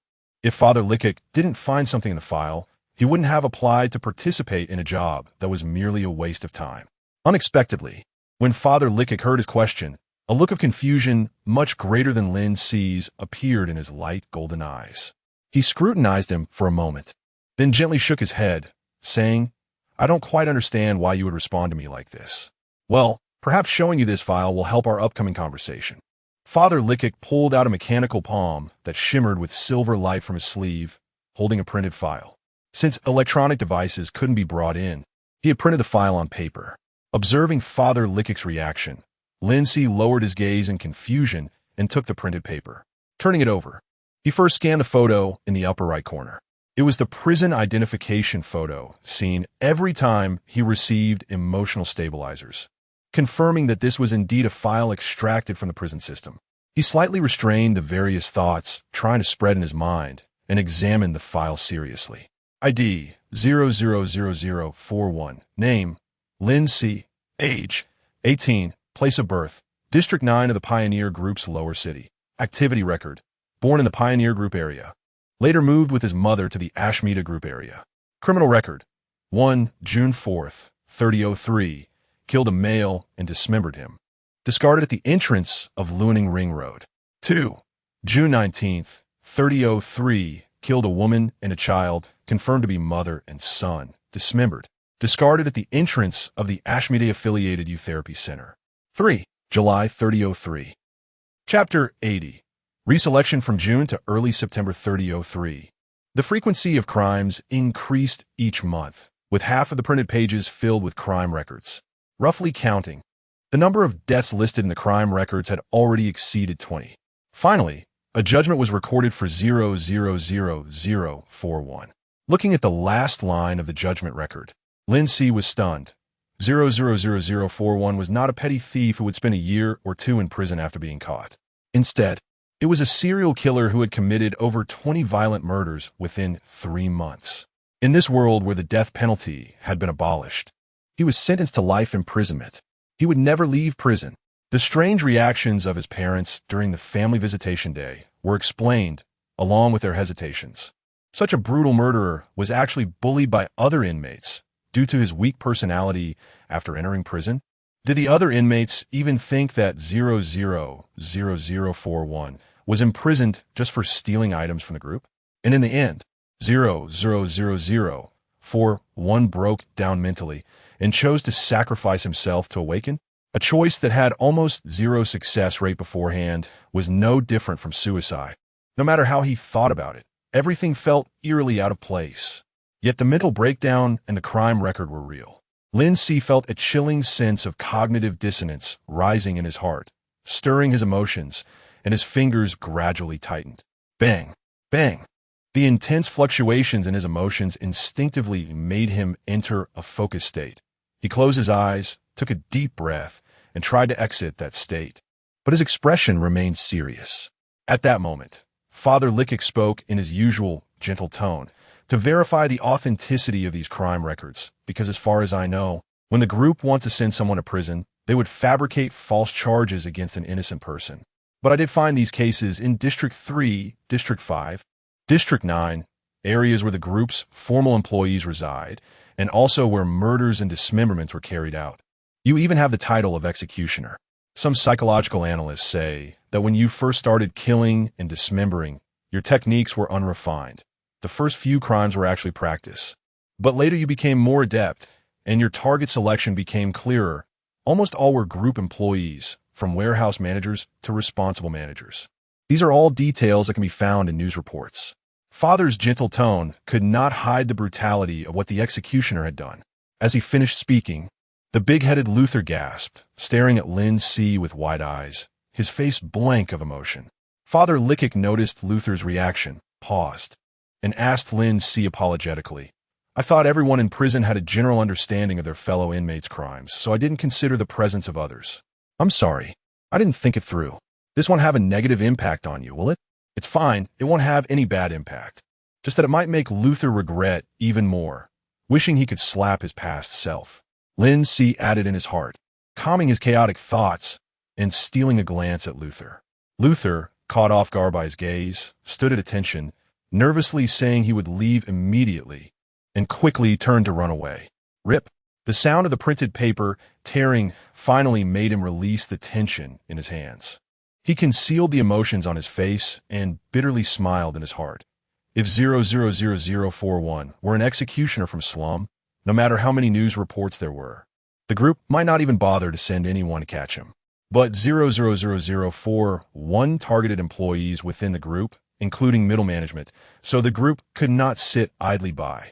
He would rather 00041 really be just a weak-willed thief who could leave prison after a year or two, rather than discovering he had been sentenced to life imprisonment now. There's a prerequisite for leaving prison through the Mutual Aid Association. The inmate cannot be once sentenced to life imprisonment. No wonder Father Lickik made a special trip after reviewing his file. Lin Si thought of his earlier doubts and responded with a bitter smile. "Father Lickik, I never thought of hiding my file situation. As you know, that's something that can't be concealed. I'm just interested in the Mutual Aid Association and want to learn more about the Savior's guidance, while still holding a tiny bit of hope, to see if there's any chance for change." Father Lickik listened earnestly, his light golden eyes filled with comfort and understanding, softly murmuring, "I see." Father Lickik paused, sighed, and said, "After reviewing your file, I couldn't believe it. Even after seeing the news, I wanted to confirm it with you personally, because I can tell you will definitely be a gifted believer, and I had even planned to guide you myself. But unfortunately, the rules cannot be broken for one person. Life imprisonment is the harshest punishment and cannot be altered. 00041. We can only exchange insights on prayer days in the future. The possibility of change was cut off by Father Lickett himself. With no way to find a means of escape, Lin Si confirmed that only two paths lay before him: serve his time quietly until he dies in prison, or escape to gain freedom. Stability and risk were the two choices. He never expected that after crossing into another world, he would still be unable to escape the fate of being confined to one place. Pullman's warning was still fresh in his mind. No one had ever successfully escaped from the history of Ashmeda's prison. Escaping was definitely the worst decision, and he wouldn't choose it unless absolutely necessary. Moreover, this was not a decision that could be made instantly. During this period of decision-making, he should strive to improve his strength, confirm whether he belonged to the magician path, and find clues for elevating his level. Regardless of what choices lay ahead, strength would be the best guarantee. For the first time, Lin Si felt an urgency for improving his own strength. With a plan and focus, the anxiety and restlessness within him gradually settled down. Chapter 81, Eden, the remaining half of the Savior journey, seems to be only useful for passing the time. Lin Si showed a look of regret and had already organized his words. I believe the heart of mutual assistance has not changed, and I hope to have the opportunity to learn more about the Savior's guidance from you in the future. Father Lickett displayed a comforting smile, extending a mechanical palm, and said, "Sounds like you're trying to find excuses for a serial killer. Is this an instinctive reaction of a priest helping a criminal confess?" Lin Si also extended his hand, grasping Father Lickett's smooth, cold mechanical palm. "Thank you, Father. By the way, this file. I accidentally tore a corner of it. I'm really sorry." Lin Si showed the small tear on the printed paper, looking at Father Lickett with sincere apologies. The priest, with his gray long hair, shook his head indifferently. "No need to worry about it. This file belongs to you anyway. Keep it." Meeting his gaze, Pullman stepped over, casually glancing at the printed paper in his hand. "Does the priest have something to discuss with you? Has your plan to leave prison through the Mutual Assistance Association progressed?" "There's no way to progress further. I've already been eliminated from the most basic conditions. The priest just came to inform me of this." Pullman was taken aback, his blue eyes showing confusion, not immediately understanding his words. Because of this, I didn't expect the priest to investigate my file so early." Lin Si calmly handed over the printed paper. Pullman glanced at him, then lowered his gaze to take the file, quickly scanning it from top to bottom, suddenly pausing for a moment, slowing down, his expression tightening, and finally turning into realization, even raising an eyebrow. "So you're not a thief?" Pullman returned the file to him. "I mean, the old you did look like a thief. But now it seems that a butcher is indeed a more fitting identity for you. In fact, back then, 000041 was the real butcher." Lin Si folded the file and placed it in the pocket of his prison uniform, helplessly saying, "It seems that things will not be an exception. The Mutual Assistance Association will not become my way out." Pullman did not comment on his actions, turning to walk back to the long table he came from, reminding, "Perhaps I should introduce you to my little brother, Bill. You will definitely have many opportunities to use him in the future, especially when you have savings." Savings? Those apology gifts from the big-headed Luther? Lin Si walked alongside Pullman. "It's true that nothing can escape your keen eyes. I'm getting old, but my eyes are still sharp, whether it's seeing people or things." Pullman casually and confidently stated, "Mr. Solomon, do you know about this person named Eden?" "Eden, of course. I know him well." Two laughing inmates suddenly blocked Pullman, causing him to temporarily stop, as the raiders are a force born from gangs, while Eden is completely different from them. The two inmates were reminded by others, and upon seeing Lin Si, immediately made way. He continued forward while half turning his head to look at the old man. "Completely different? It seems your assessment of Eden is much better than that of the raiders." Pullman walked steadily down the cleared aisle, nodding. "Eden entered prison earlier than me. He bears a life sentence and had quite a bit of power back then." Life sentence? Lin Si couldn't help but connect it to the criminal record in the file. He was also a serial killer? No, he only killed one person. Pullman smirked sarcastically. The son of a senior executive of the Ashmeada Group. "This is truly an unexpected yet reasonable cause for a life sentence," Lin Si thoughtfully commented. "It's not hard to imagine what kind of story lies behind this." Pullman's simple explanation was as follows. His young daughter and wife were brutally harmed, and he chose to take revenge alone, just like us, a poor person from the bottom. Pullman continued to introduce Eden's situation. They say he is a force within the prison, but unlike the gang-like behavior of the raiders, the inmates willing to follow him are all people sent to prison for reasons that do not warrant heavy sentences. Eden believes they are all wronged individuals who should unite and help each other. Eden has considerable charisma, but he has never oppressed other inmates, nor would he kill another inmate for the sake of face, which is the difference between him and Thompson. As his thoughts flowed, the white-haired old man seemed to see through his mind and shifted the topic. He sent Luther to apologize to you, probably to express the idea of peaceful coexistence. After all, the impression you've been giving others lately is a bit crazy and frightening. He doesn't want his people to be affected.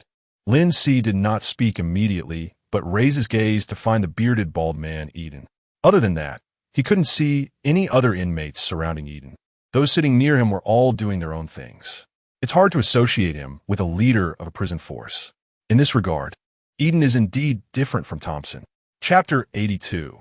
The absolute troublemaker. When one doesn't truly know a person, first impressions can easily be misleading. I never actively seek trouble. Lin Si shook his head with a smile, expressing his thoughts, especially now that he was aware of the truth regarding his potential life sentence. He needed to spend a lot of time improving his own strength while contemplating the best decisions, and he truly did not want to get involved in any more troubles. Crazy is indeed a somewhat skewed impression. You have always been quite calm. Your eyes are sharp, indeed, whether you're observing things or people. Since Eden also desires peaceful coexistence, I certainly won't break this rare peace. Lin Si watched as Pullman skillfully pulled out a cigarette, broke off a piece, and chewed on it, shaking his head, secretly envying the old man's luxurious consumption in prison. About half an hour later, he noticed that the guards, who had become relaxed due to the calmness of the day, suddenly gathered together. Guard Joel stood in front of the other guards, saying something, then pointed out several guards, allowing the others to disperse, and led the selected guards out of the hall through the main door. What happened? Lin Si leaned slightly towards Pullman, actively seeking advice from the elder when faced with an unclear situation. Pullman glanced over and shook his head, saying, I don't know. Why are you suddenly concerned about the guards' movements? Knowing a bit more never hurts. Of course, I'm also considering whether to escape. Lin Si added silently in his heart, slightly surprised by Pullman's sharpness. Fortunately, his confusion was quickly resolved. The commotion caused by the guards bringing people into the hall was not small, and gradually all the inmates' gazes were drawn over.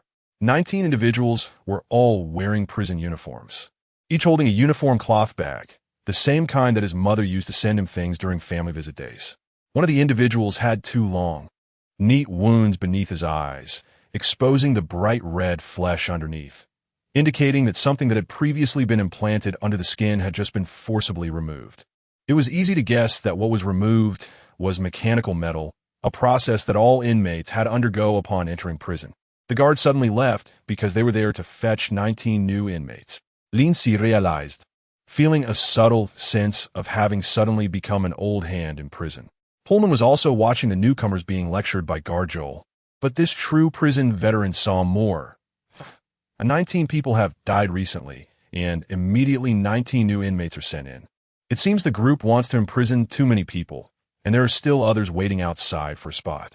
As soon as an empty cell appears, there are inmates ready to fill it. 19 people, just enough to match the number of deceased raiders. So the prison higher-ups must thank me for helping them lighten a significant part of their workload. Lin Si thought humorously in his heart. Guard Joel was a stern speaker who never wasted words. His lecture lasted less than half a minute before he nodded, signaling the new inmates could disperse. Almost everyone in the hall was observing them, each with different thoughts. After the guards left, most inmates searched for empty seats, carrying their personal items from the cloth bags, not looking around much, keeping quiet, and choosing to behave themselves in the new environment. However, 7 inmates walked together first, exchanged a few jokes, and then headed towards the nearest long table. Do they know each other? Lin Si was somewhat surprised. Moreover, they looked quite familiar. The probability of 7 acquainted individuals committing crimes and being sent to the same prison didn't seem very high. Pullman also noticed the 7 people who were shoulder to shoulder and frowned slightly. It seems so. When the raiders entered prison, from what I saw, at most only 2 people entered at the same time. They formed a certain influence intermittently, with some leaving and new ones replacing them.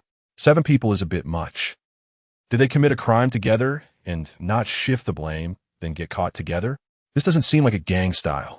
They are best at pushing a scapegoat out after multiple people commit a crime, but they seem like people born from gangs. Lin Si added to what Pullman had not explained. A large number of tattoos, with an abstract and intricate tattoo pattern resembling a woman embracing herself on the back of their hands, is the most distinctive feature of gang members. He learned this from Chun Wuyong, who identified 2 members of the Varotis gang based on their tattoo patterns. Have you seen the tattoo symbols on the back of their hands? Lin Si asked. Pullman shook his head. I haven't seen them. They might not be from the Aishmita area gangs.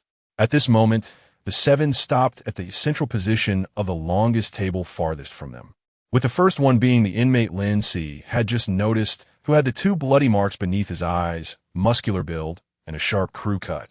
The tough-looking inmate lowered his gaze and said something.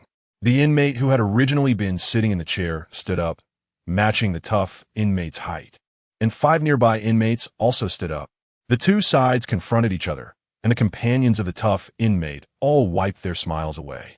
Just then, the inmate with the bloody marks, whose demeanor became even more fierce, unexpectedly raised his hand, gripping the back of the standing inmate's head and forcefully pushing down. Bang, bang, bang. Following, there were several consecutive downward pushes, causing the inmate's head to repeatedly collide with the hard table surface. What are you doing? Stand straight. The timely reprimand from the guard sounded, preventing the imminent conflict. 000229. Let go. As everyone else stepped back, the tough inmate, also known as 000229, was still pressing the other inmate's head down against the table. Bang, bang. After 2 more quick and forceful hits, 000229 finally released his grip, raising his hands above his head. The guard took away both sides' inmates, along with 1 inmate who was bleeding profusely and in critical condition. The hall erupted into lively discussions. An absolute troublemaker, Pullman calmly commented. Chapter 83. Supply Channel's new inmates generally choose to behave well upon entering prison, and their attitude clearly affects their status in this small society. The initial case of 000041 is an example of someone who started at the bottom.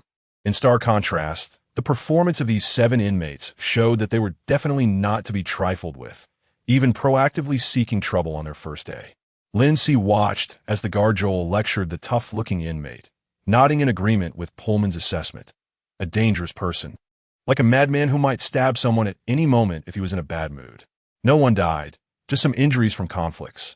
The punishment for the inmates wouldn't be severe, at least they wouldn't be sent to solitary confinement. At that moment, an inmate with a hand tattoo approached him and whispered something in his ear. He turned his face slightly, his gaze crossing all the inmates in the hall, landing on Lin Si, caught off guard by a sharp gaze. Lin Si was momentarily stunned and wanted to confirm whether the other was looking at him. The tough inmate had already turned away and sat down with his companions. Was he just looking at you?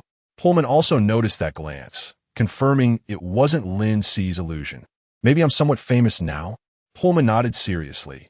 Indeed, if they didn't just want to stay safe in prison, they would have done their homework on the prominent inmates. Fortunately, there are many ways to avoid someone. Lin Si reiterated his stance of not wanting to get involved in trouble. Until the end of the healing day, the newly incarcerated 7-member group did not cause any more trouble. At this time, the red-haired, dreadlocked inmate, Bill, who Pullman referred to as a smuggler's little brother, suddenly walked over, leaned down, and whispered in Pullman's ear, Mr. Solomon, the goods have arrived. Do you want them now? Pullman looked up in surprise. Now? Now, Bill nodded, swinging his dreadlocks adorned with plastic decorations. Pullman naturally wouldn't refuse, of course. The room on the far right. I'll wait for you there. Bill flashed a big smile, looked over at Lin Si before leaving, and gave an awkward salute, enthusiastically saying 000041 wow. I'm Bill. If you need anything in the future, just find me. Watching the light-footed Bill leave, Lin Si couldn't help but curiously ask, buying things from Bill. Can you really get them the same day? Usually not. It depends on which supply channel Bill chose this time, plus a bit of luck. Pullman shook his head and explained. The old man didn't rush to get up. Watching Bill walk in the last room on the right, Pullman briefly introduced Bill's business model. Actually, there are two supply channels, but they have one thing in common. The items must go through the guards to enter. The difference is that one method involves Bill contacting his friends outside through the guards, who buy the items and have the guards bring them into the prison. The other method is for the guards to buy directly and hand them over to Bill. The price difference between the two methods is minimal. It just depends on whether the guards want to keep all the profit to themselves or share with others. If it's the latter channel, there might be a chance to get immediate stock. For example, if the guard bought extra last time for a discount and is ready to sell when inmates need it. Guards participating in smuggling within the prison? This is actually a normal phenomenon. Guarding and stealing is a profitable method in any world. But are the inmates smuggling channels monopolized by the guards? Is it due to the guards' greed? The strict management of certain rules in prisons is certainly one reason.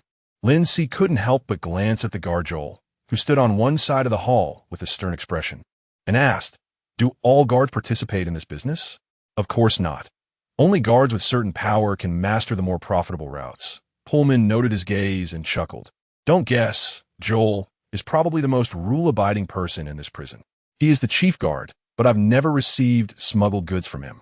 Compared to the rampant smuggling business, Officer Joel is indeed a breath of fresh air. Lin Si also laughed. It's good that Joel hasn't broken my impression of him. After waiting for a while, instead of seeing Pullman and red-haired Bill come out of the room, he noticed the inmate with bloodshot eyes walking in with a companion after wandering through a few rooms, also entering the last room. I hope nothing happens. Lin Si frowned and thought. He didn't have a good impression of this new cellmate, especially after that inexplicable glance earlier. Lin Si remained calm, noticing out of the corner of his eye that some inmates and guards were focusing their attention on him. He kept his gaze steady and stopped in front of the door to the last room. Chapter 84. Pullman. The door was ajar, and he raised his hand to push it open. Bang! A loud crash echoed as a heavy object struck the metal surface. The sound caught his attention, and his gaze immediately fell on a chair that had been thrown to the ground. Are you crazy? Shouted the red-haired Bill in anger and disbelief. As he looked up, Lin Si saw a hand still gripping a leg of the chair, followed by a muscular arm, the sleeve rolled up, and the shoulder tensed from exertion. From the side, he could also see bloodstains under the man's eyes. 000229, the new inmate who had drawn attention today, standing opposite 000229 was Pullman. Pullman raised his hand, wiped his forehead, and then brought it to his face, revealing bright red blood.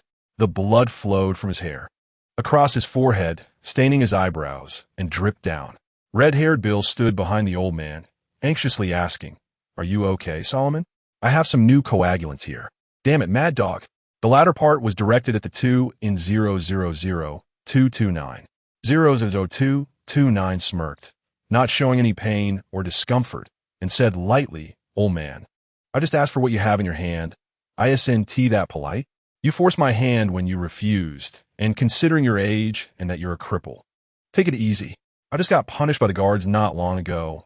I don't want to be punished again on my first day in prison. So let's keep this peaceful. You give me what you have, and we leave this room, okay? Red-haired Bill pushed 000229. Hey, do you understand the rules? That was bought by Solomon, and you can't just take it with a simple word. In the entire room, apart from the four inmates, there was no one else to be seen.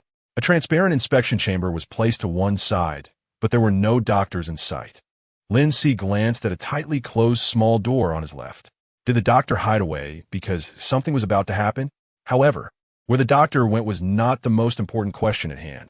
Understanding what had happened, Lin Si saw 000229 gripping red-haired Bill's outstretched hand, while the hand still holding the chair leg began to stir again. He immediately spoke up. Pullman, are you okay?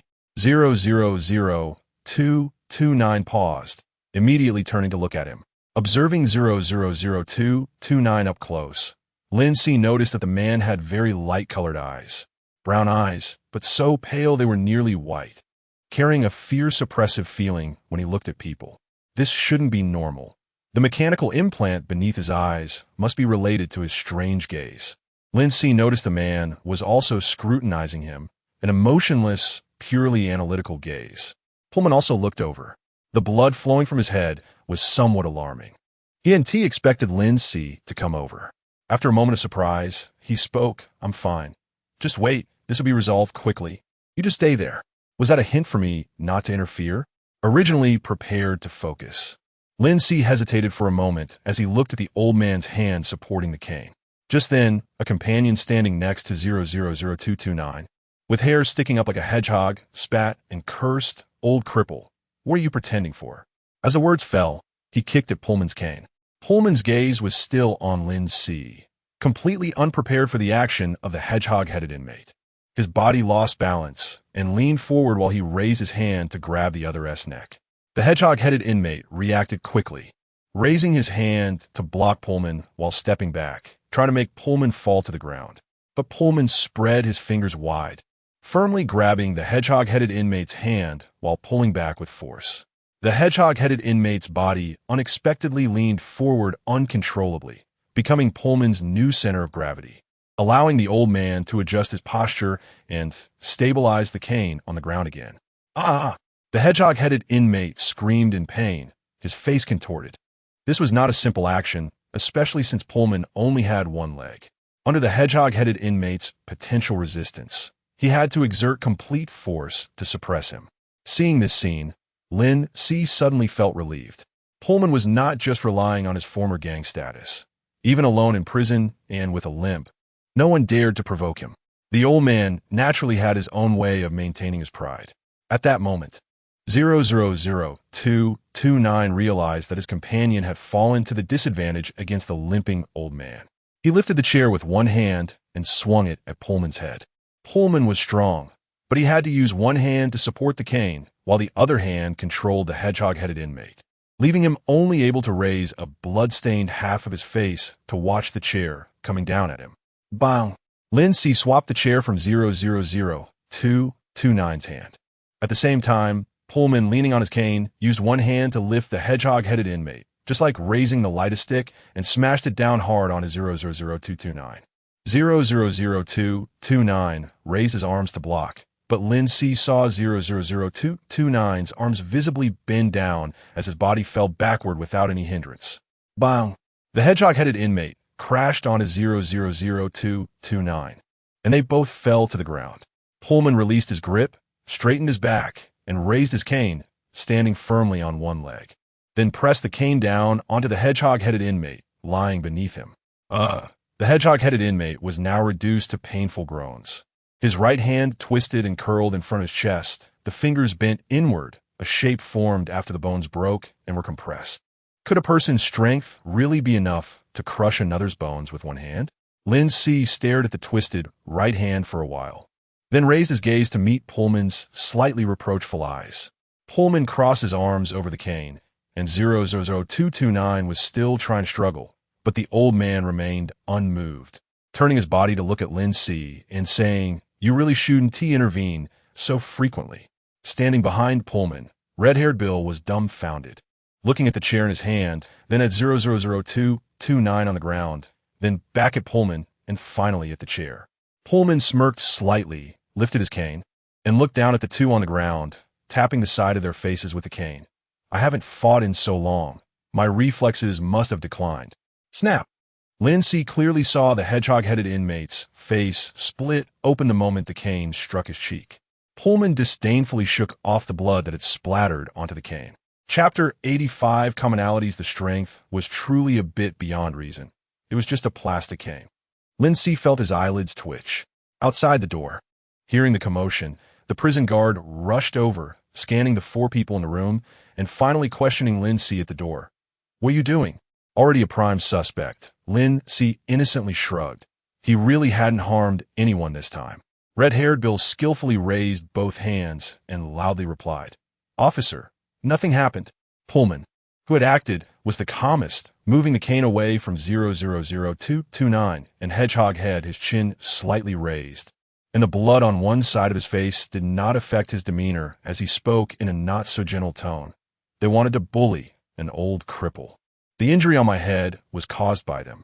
He didn't mention why 000229 and Hedgehog Head were now lying on the ground. The prison guard suspiciously looked at the three who were trying to appear innocent. And before he could continue questioning, a rich voice came from behind. "Officer, I can testify. I just saw it. Those two new inmates attacked first, hitting Mr. Solomon on the head with a chair. They were like rabid dogs, just admitted today, and kept provoking others.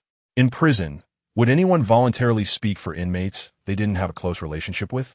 Lin Si unexpectedly turned to look and saw the big-bearded bald Eden standing up, having just finished his testimony, then flashed a big smile at him. Big-headed Luther shrank behind Eden, also giving him a cautious yet flattering smile. As Eden spoke, more inmates began to confirm his statement. Especially when it was mentioned that Pullman was a pitiful old cripple who was bullied, Lin Si noticed that some inmates couldn't control their expressions, showing a humorous look of disbelief, then quickly lowered their heads. The old inmates in the prison must have seen Pullman's actions before, which is why no inmate would look down on a crippled old man. Lin Si understood the expressions of some inmates very well. At the same time, he finally witnessed Eden's charisma. These inmates who spoke up were not sitting with Eden. They were scattered at the two nearby long tables, totaling about a dozen people. This was completely different from the tight-knit group of marauders. Eden appeared to be a friendly yet complex character. Lin Si mentally sketched a rough portrait of this leader of a significant force in the prison. Nearby, prison guard Jasper, holding a hat and revealing a head of golden curls, quickly walked over. Pressing his lips together, Jasper's friendly face looked much more serious as he furrowed his brows and asked, "What happened?" The prison guard briefly explained the situation, and, after listening, Jasper nodded and decisively said, "All right, officer." The prison guard quickly responded. Jasper nodded, and as he turned to leave, his gaze swept over Hedgehog Head's twisted right hand. He pulled at the corner of his mouth, but did not stop, quickly walking towards the further guard, Joel. With a judgment made, the guards handled things quickly. They let Lin Si and the others leave the room and began cleaning the bloodstains on the floor, also helping 00229 and Hedgehog Head to stand up.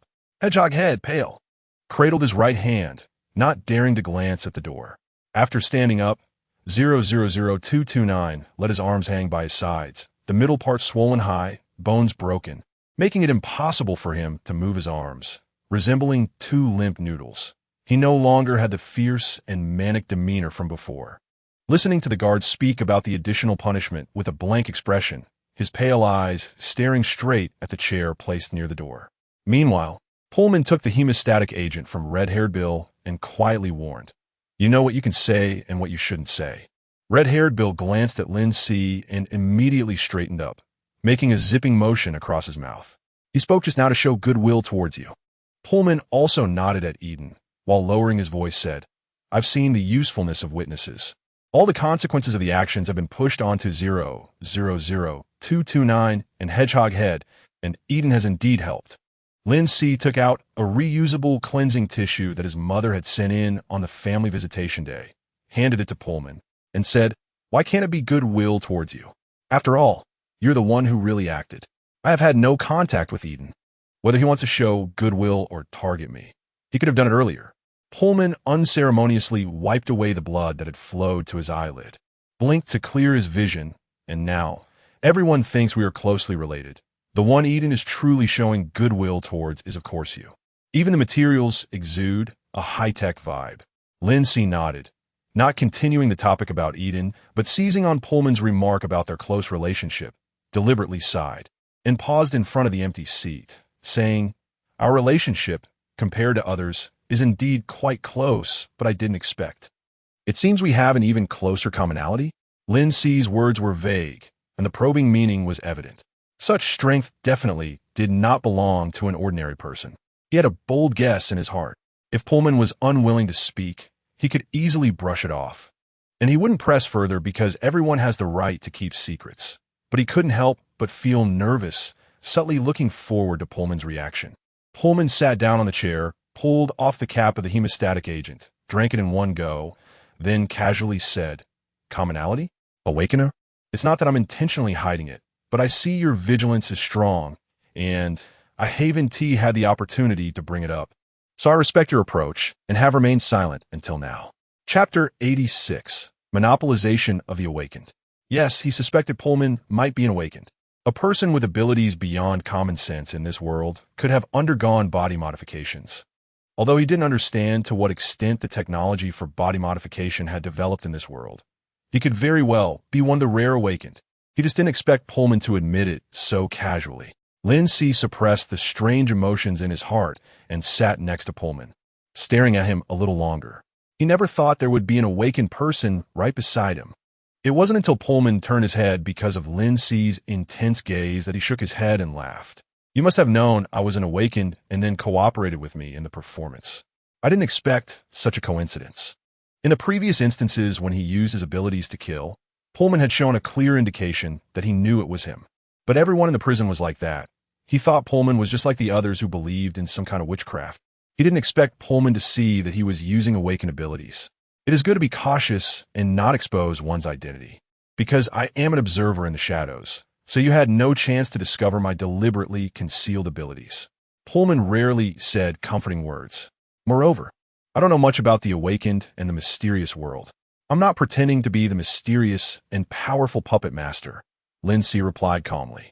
Pullman was trustworthy. There was no doubt about that. His efforts to explore information about the mysterious world were slow, and he hadn't even reached the entry level.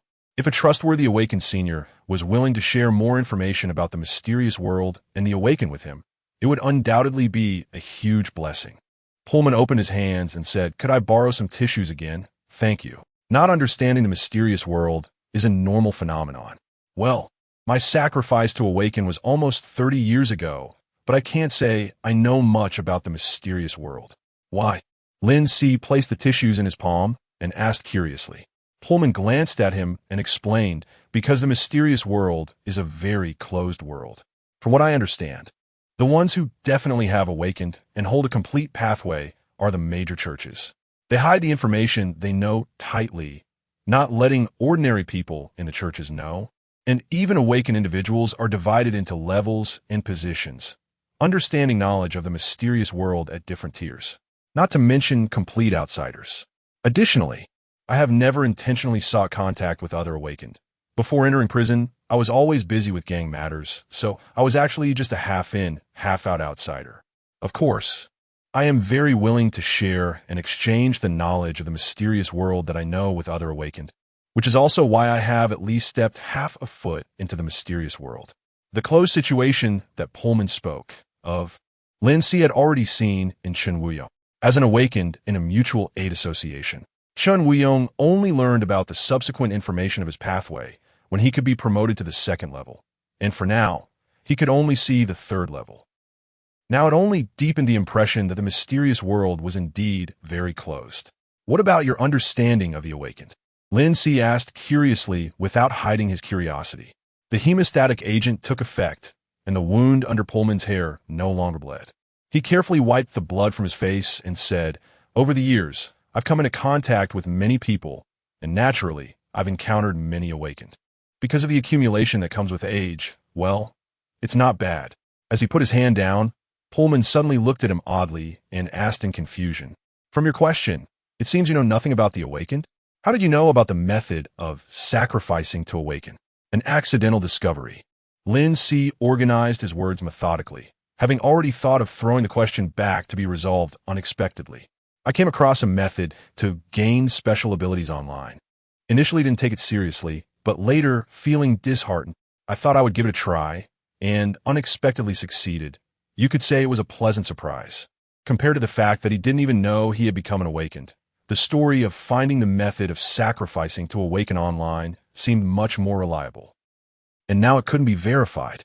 Lin Si wondered what kind of story Pullman had conjured up after hearing the words, feeling disheartened.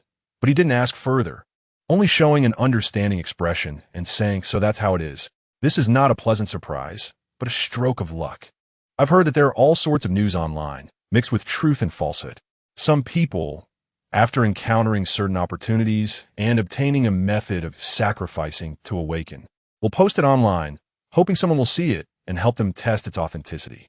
Such methods that circulate generally only lead to people seeking the existence of the mysterious world dying and making the news. You are quite bold to gamble. It's no wonder many prisoners think you are a madman."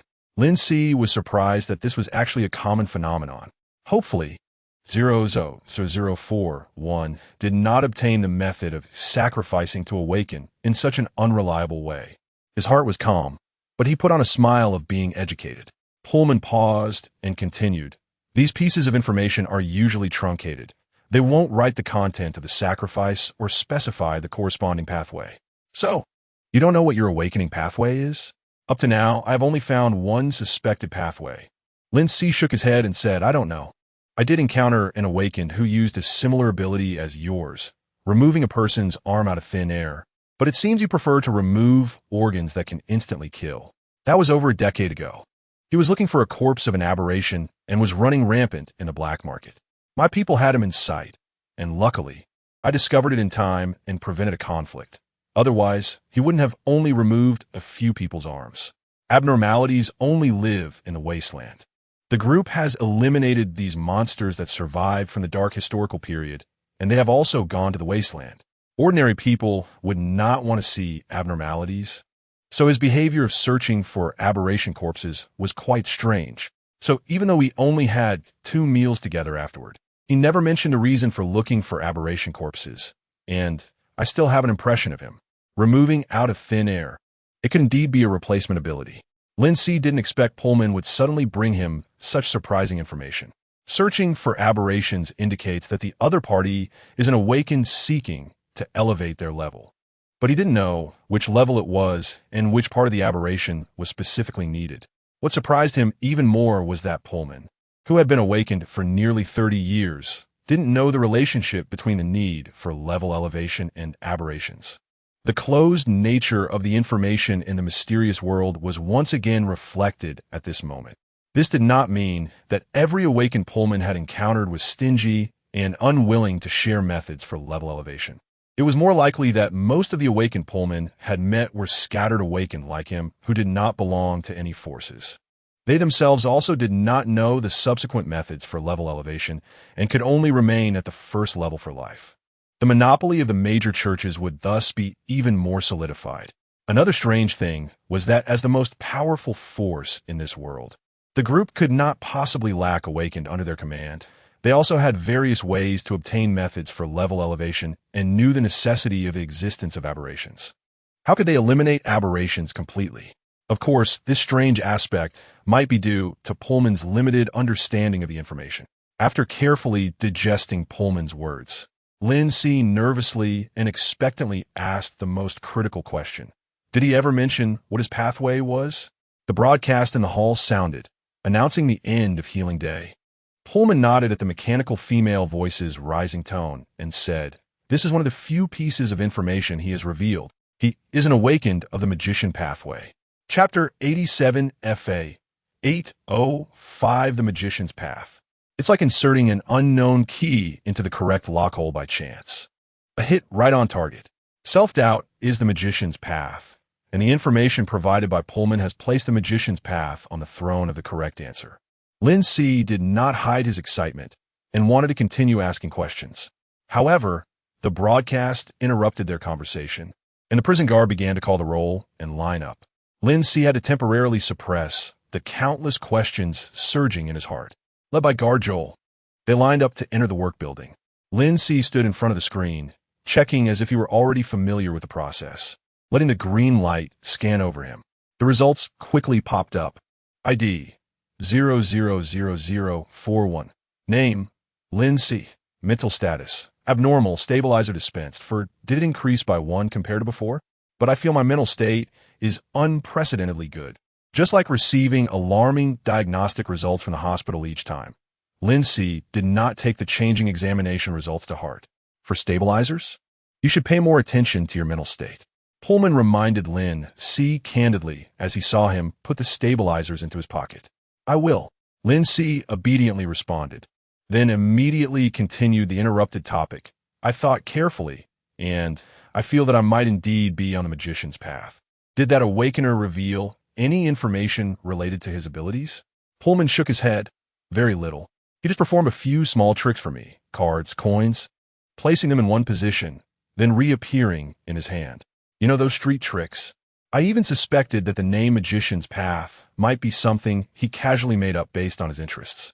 It seems Pullman does not have a very good impression of this magician awakener. The magician's path does exist, and the Mutual Aid Society's data files should count as one of the most authoritative documents in the mysterious world. Lin Si suggested, the name magician is quite fitting for the abilities he displays. Maybe so. Pullman did not dwell on this issue and continued, besides that, there is likely information he had related to his search for an anomalous corpse. Seeing that Garjoel had gone aside to smoke, Pullman also took out a pack of new cigarettes he had recently obtained from a red-haired person, broke one into 4 pieces, and continued. I suspected that his search for an anomalous corpse might be related to his abilities and the path. In short, a person wouldn't suddenly want to search for an anomalous corpse. I have heard that some upper-class people are quite curious and even eat food made from anomalies, but he, like me, does not have the temperament of upper-class people, so he should not be looking for ingredients. Coupled with his identity as an awakener, I always feel there is a tricky connection here. Is it possible that it is related to ability enhancement?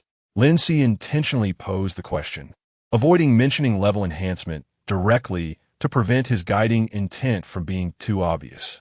Those upper-class people who eat anomalies may not do so out of curiosity, but because they are awakeners.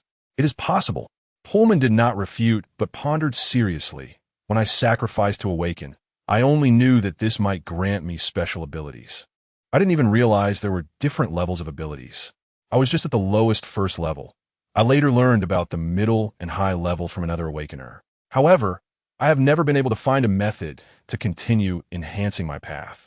For so many years, I feel like my abilities have reached the peak, but I've always been unable to find the breakthrough point, always feeling something is missing. Most of the awakeners I have encountered remain at the first level. Everyone is seeking methods for breakthroughs. Anomalies. It is difficult to connect the enhancement of an awakener's abilities with anomalies just by imagination. After all, they are terrifying monsters, and we are human. Pullman's brow remained furrowed, even forgetting to chew on the cigarette he put in his mouth.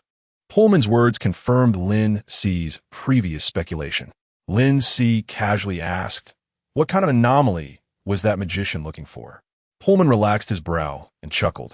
My memory isn't very good, but because it was the only time I encountered someone looking for an anomalous corpse in the black market, I still remember that he was looking for the corpse of the FA805 anomaly. FA805. He silently noted the anomaly number down. He didn't know what factors define the anomaly's number, but the FS901 needed by Chen Wuyong and the FA805 mentioned by Pullman displayed a pattern in their numbering. He didn't know what the FA805 anomaly specifically looked like or which part was used for level enhancement, but at least there had been a significant breakthrough. He now had a clear direction, and the first step was to figure out what the FA805 looked like. There was also a question that could be solved right now. Was that magician also a first-level awakener? Since getting acquainted with Pullman, he had been like a teacher who answered any questions, which made Lin Si feel less hesitant about expressing doubts in front of the old man. Yes, at least according to his own statement, he was also a first-level awakener. Pullman emphasized that this was the magician's own claim, showing no concealment of his distrust towards the magician.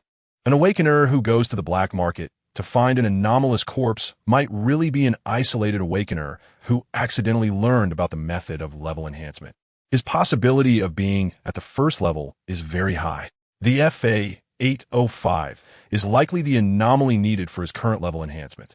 Having a rough idea in his mind, Lin Si watched another batch of prisoners walk into the inspection room and lowered his voice even more.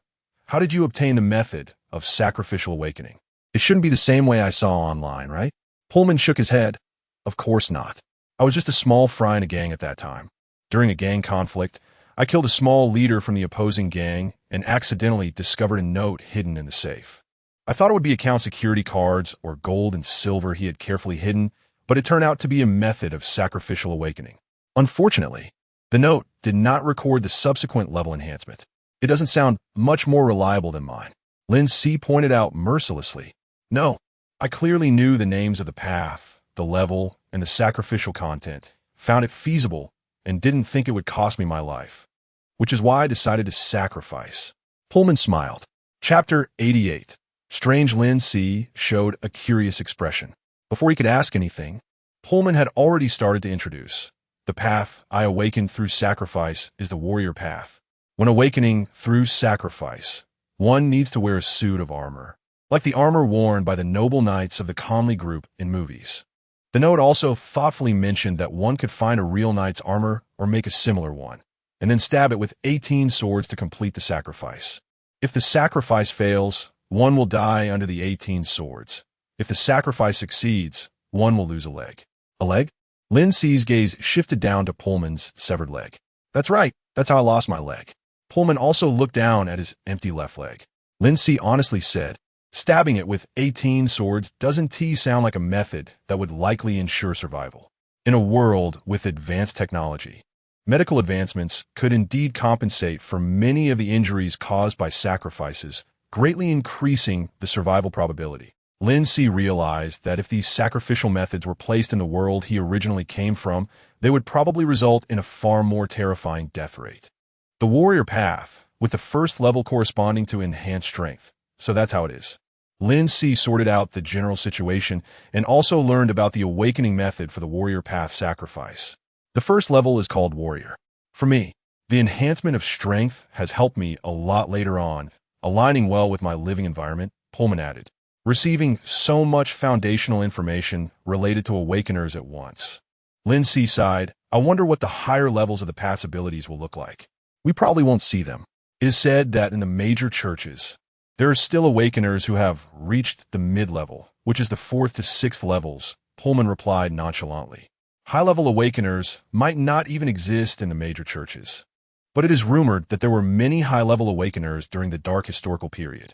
However, since then, not only has the historical record been severed, but the information on the awakeners' paths has also been cut off.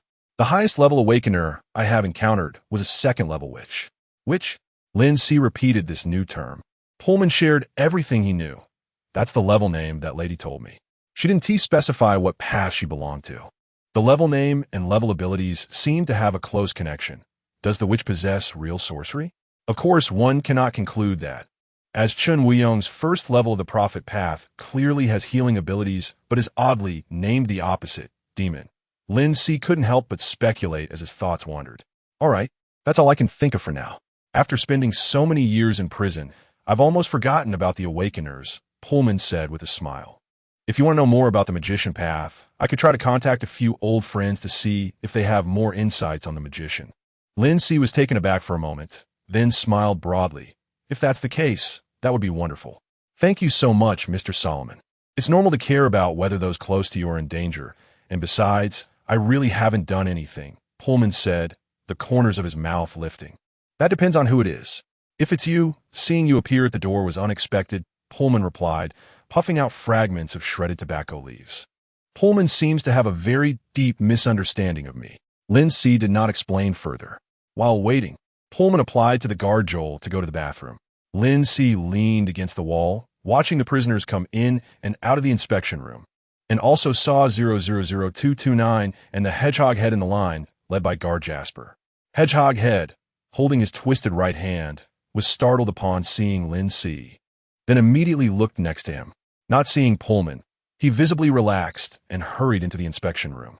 000229's gaze, however, remained fixed on Lin Si. As the main instigator in 2 conflicts, 000229 had been punished twice and was not allowed to receive emotional stabilizers. This 000229 seems a bit strange. Lin Si frowned. Initially, 000229 noticed him directly in the lobby, and then in the room where the conflict occurred, and now 000229's attention was almost entirely on him. If at first, he could explain it by his recent notoriety in the prison, now it seemed odd.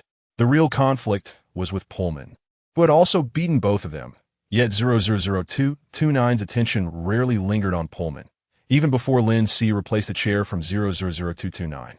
Hedgehog head had a normal reaction, but in 000229's eyes, there was never a Pullman. 000229's fixation on him had surpassed mere curiosity about a notorious figure. I need to keep a close eye on this 000229. It's better to be cautious. Lin Si raised his alertness towards 000229 in his mind. Chapter 89. The clever student is your head injury, all right? Lin Si asked with concern.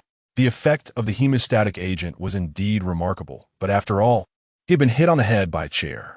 Pullman's ability is strength, but that doesn't mean his body has greatly improved. He might suffer from after effects like a concussion. Sure enough, Pullman shook his head and said, I have a bit of a concussion, but I'll be fine after resting for a few days.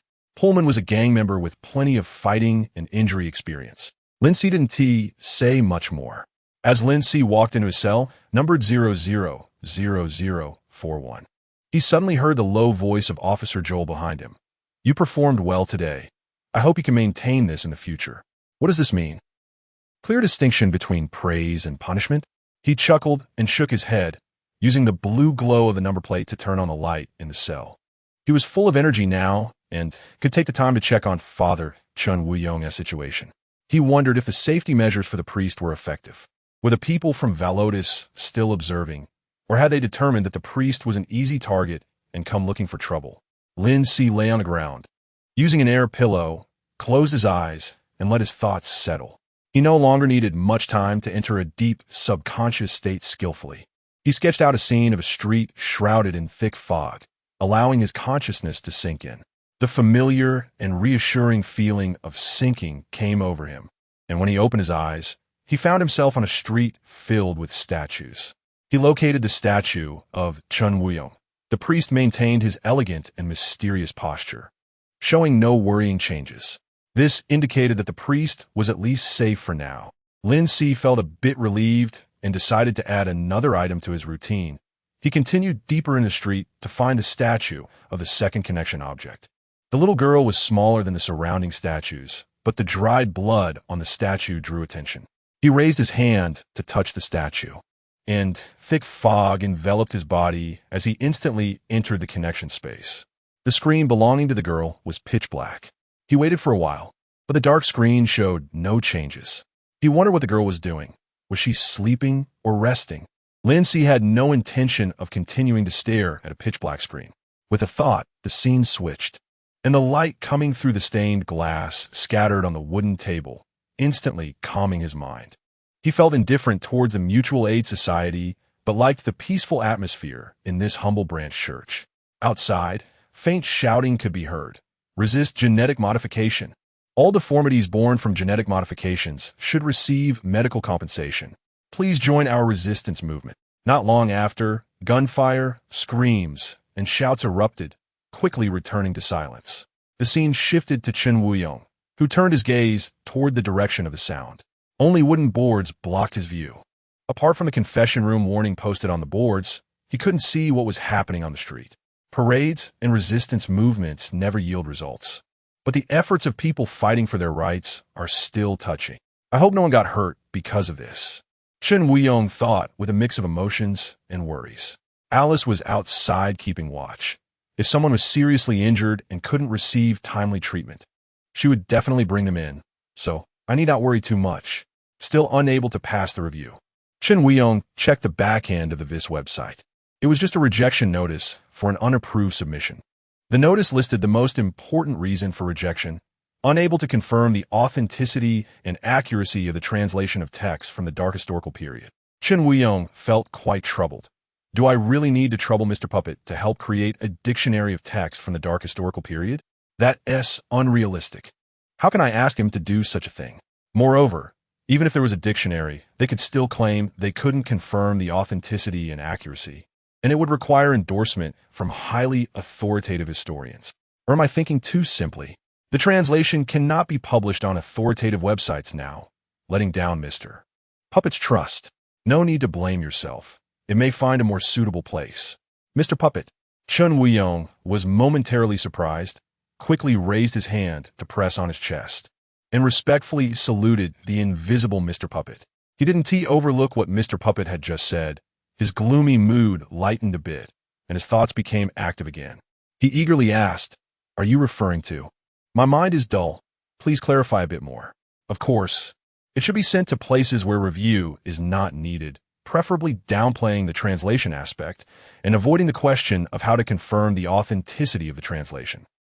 However, I can't express this too directly to maintain Mr. Puppet's mysterious and powerful image.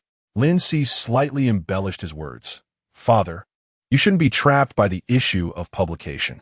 Have you forgotten that when you first translated it, you simply hoped to let those in need see it? Right, I almost forgot. Chun Wuyong reflected.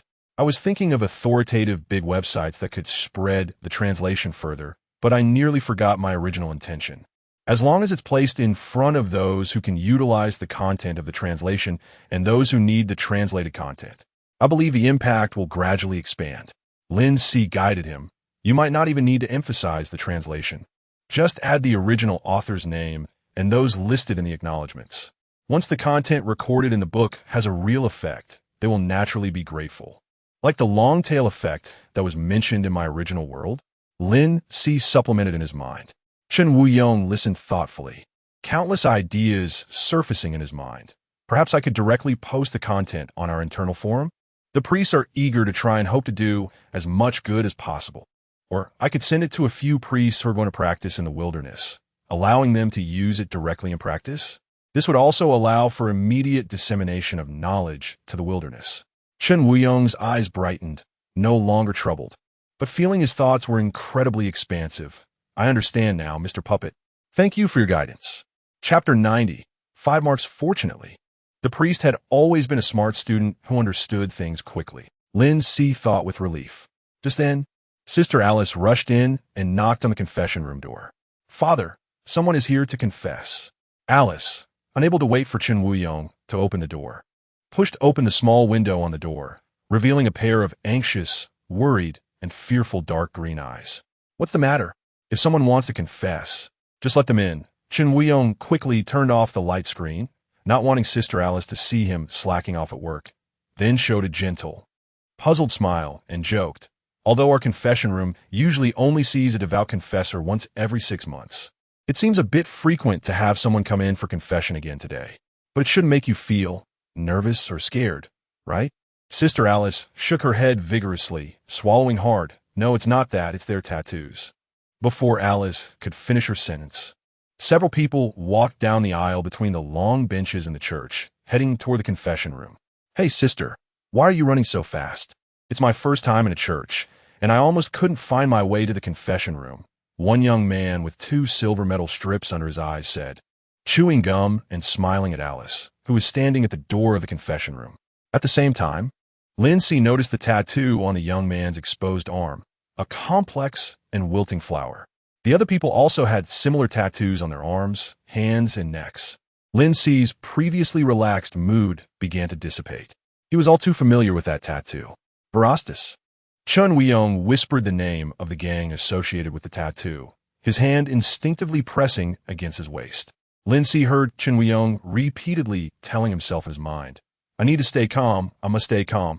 Then, looking at Alice's pale face filled with fear, he smiled gently and calmly reassured her.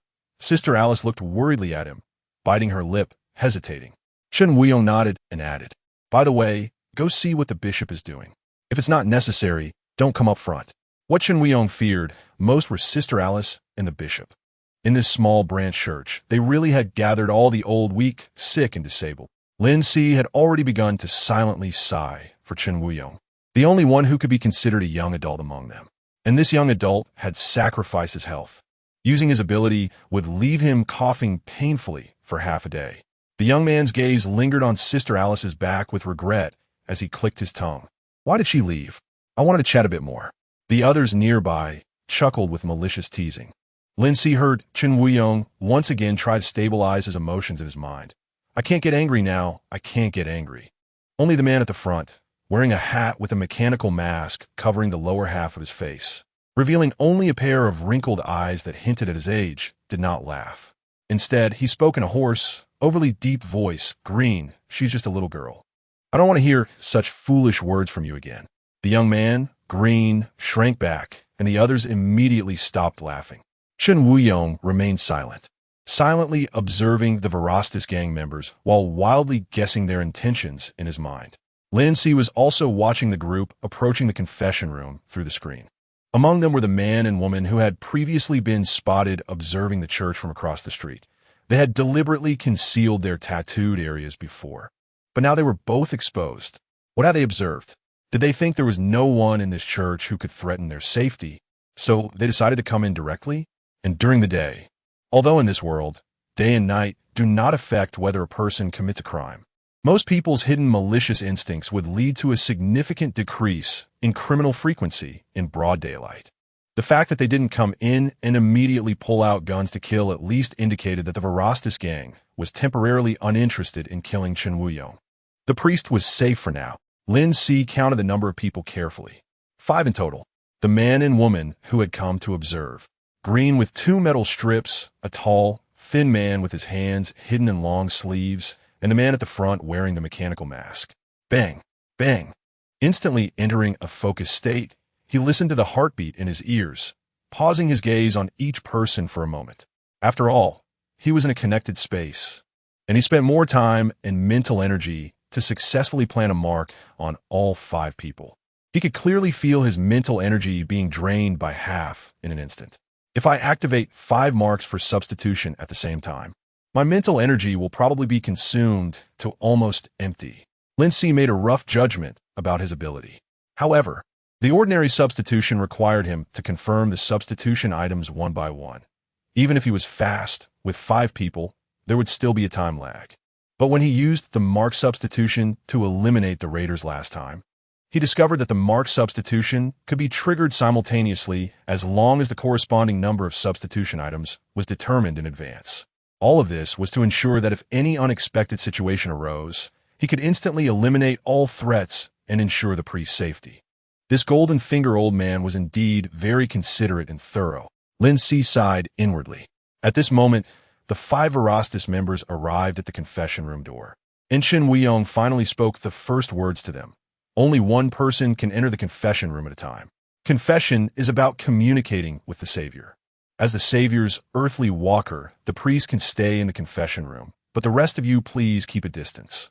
As soon as Chen Wuyong's words fell, Lin Si couldn't help but praise him in his heart. Smart. Chapter 91. This city is full of danger, utilizing the rules of the confessional to limit the number of people entering the confessional, facing only one person. Would be much safer for Chen Wuyong. The concern about the time difference could also be resolved, as he could use most of his mental energy in an instant to replace all the symbols, tackling them one by one. But the premise is that they would really adhere to the rules. Chen Wuyong was also worried about this issue. He quietly wiped the sweat from his palms on his outer robe, keeping his hand firmly on the gun, taking deep breaths to calm himself down. I can't show fear. If I show fear first, they will definitely think I am easy to handle. Who? Don't be afraid. Mr. Puppet is still here. Nothing will happen. Mr. Puppet. Lin Si. What a heavy trust to bear. After a brief and suffocating silence, the man at the forefront, wearing a mechanical mask, raised his hand and waved it back, rasping as he spoke. Everyone sit aside. Done. Chen Wuyong cheered silently in his heart. The fingers of his right hand, which had been tense for so long, suddenly relaxed and twitched, which he quickly grasped with the other hand under his sleeve. Lin Si's attention lingered for 2 seconds on the young man named Green, whose eye markings looked very similar to those of 000229. However, one was intact with metal bars still installed, while the other had been forcibly removed in prison, leaving only 2 flesh wounds without skin. Green's eyes were golden and somewhat light. Due to the originally light base color, they did not stand out like 0229's and did not carry the same sense of oppression. May Mr. Puppet bless. The man at the forefront had already walked into the confessional. The confessional was separated by a closed wooden window, and Chen Wuyong sat on one side, able to see the situation on the other side through the hollow patterns on the window. Chen Wuyong discreetly took out his gun, holding it in one hand and placing it on his lap, covered by his outer robe, making it almost undetectable to the person on the other side. Please close the door. Thank you. Chen Wuyong spoke calmly. The man complied and closed the door, isolating the gazes of the remaining 4 outside. Creak. The man sat down, and the old chair emitted a sound of being overburdened. He took off his hat, revealing a head of black and white mixed curly hair, deep-set eyes, and a bronze complexion. Raising his hand, he pressed the slightly protruding parts on both sides of the mechanical mask, which opened in 2 parts from the top and bottom. Hiss! A faint sound of the air lock opening. Through the hollow gap, Lin Si was surprised to find that the mechanical mask was directly embedded in the man's facial bones. Once the mask opened, it revealed that the internal metal was intertwined with flesh, seemingly supporting the bones and muscles, allowing the lower half of the man's face to maintain a normal appearance. Spencer Motiima, the man politely introduced himself, and when he spoke, one could clearly see the metal that was embedded in the flesh moving. How should I address you, Father? During confession, you don't need to tell me who you are. You only need to know that I am a priest. The one truly listening to your confession is actually the Savior. Spencer Motiima? Chen Wuyong repeated this name in his mind, confirming that he had no impression of it and did not know the man's status in Varotis.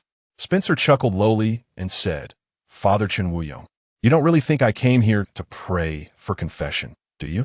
Calling you by name is almost like writing the visitor is not kind on my face. Lin Si worried about Chen Wuyong's ability to withstand pressure. Fortunately, Chen Wuyong only took a deep breath, tightened his grip on the gun, and calmly said, whether you are a criminal engaged in smuggling or an illegal person trafficking in humans, there will be times when you need to confess. And our Mutual Aid Association welcomes anyone willing to listen to the teachings of the Savior. The priest seems to have not mentioned the term my lord, a phrase often used by believers towards the Savior. Recently, Lin Si, sensing the marks on Spencer, could also notice subtle changes in Chen Wuyong's language habits. Spencer chuckled.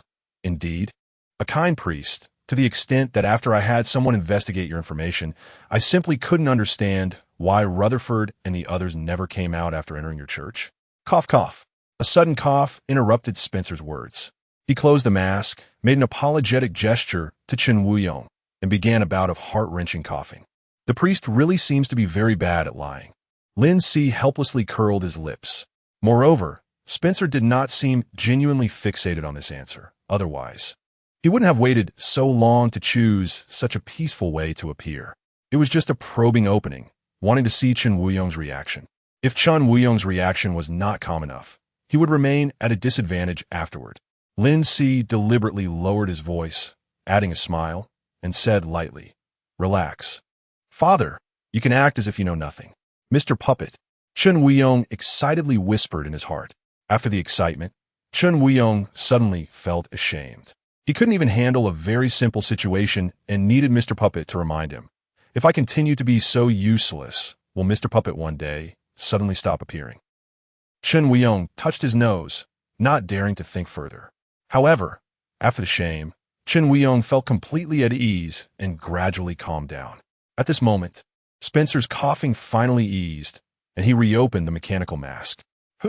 Sorry, let's continue our previous topic. Spencer slowly exhaled, his voice becoming even more hoarse. They're all my people, and they can't just disappear without a trace, so I came to ask you. For an explanation, a pair of dark eyes stared straight through the gap, seemingly able to see through one's heart in an instant. Chen Wuyong gently rubbed his fingers on the gun, smiling confidently. It's truly unfortunate.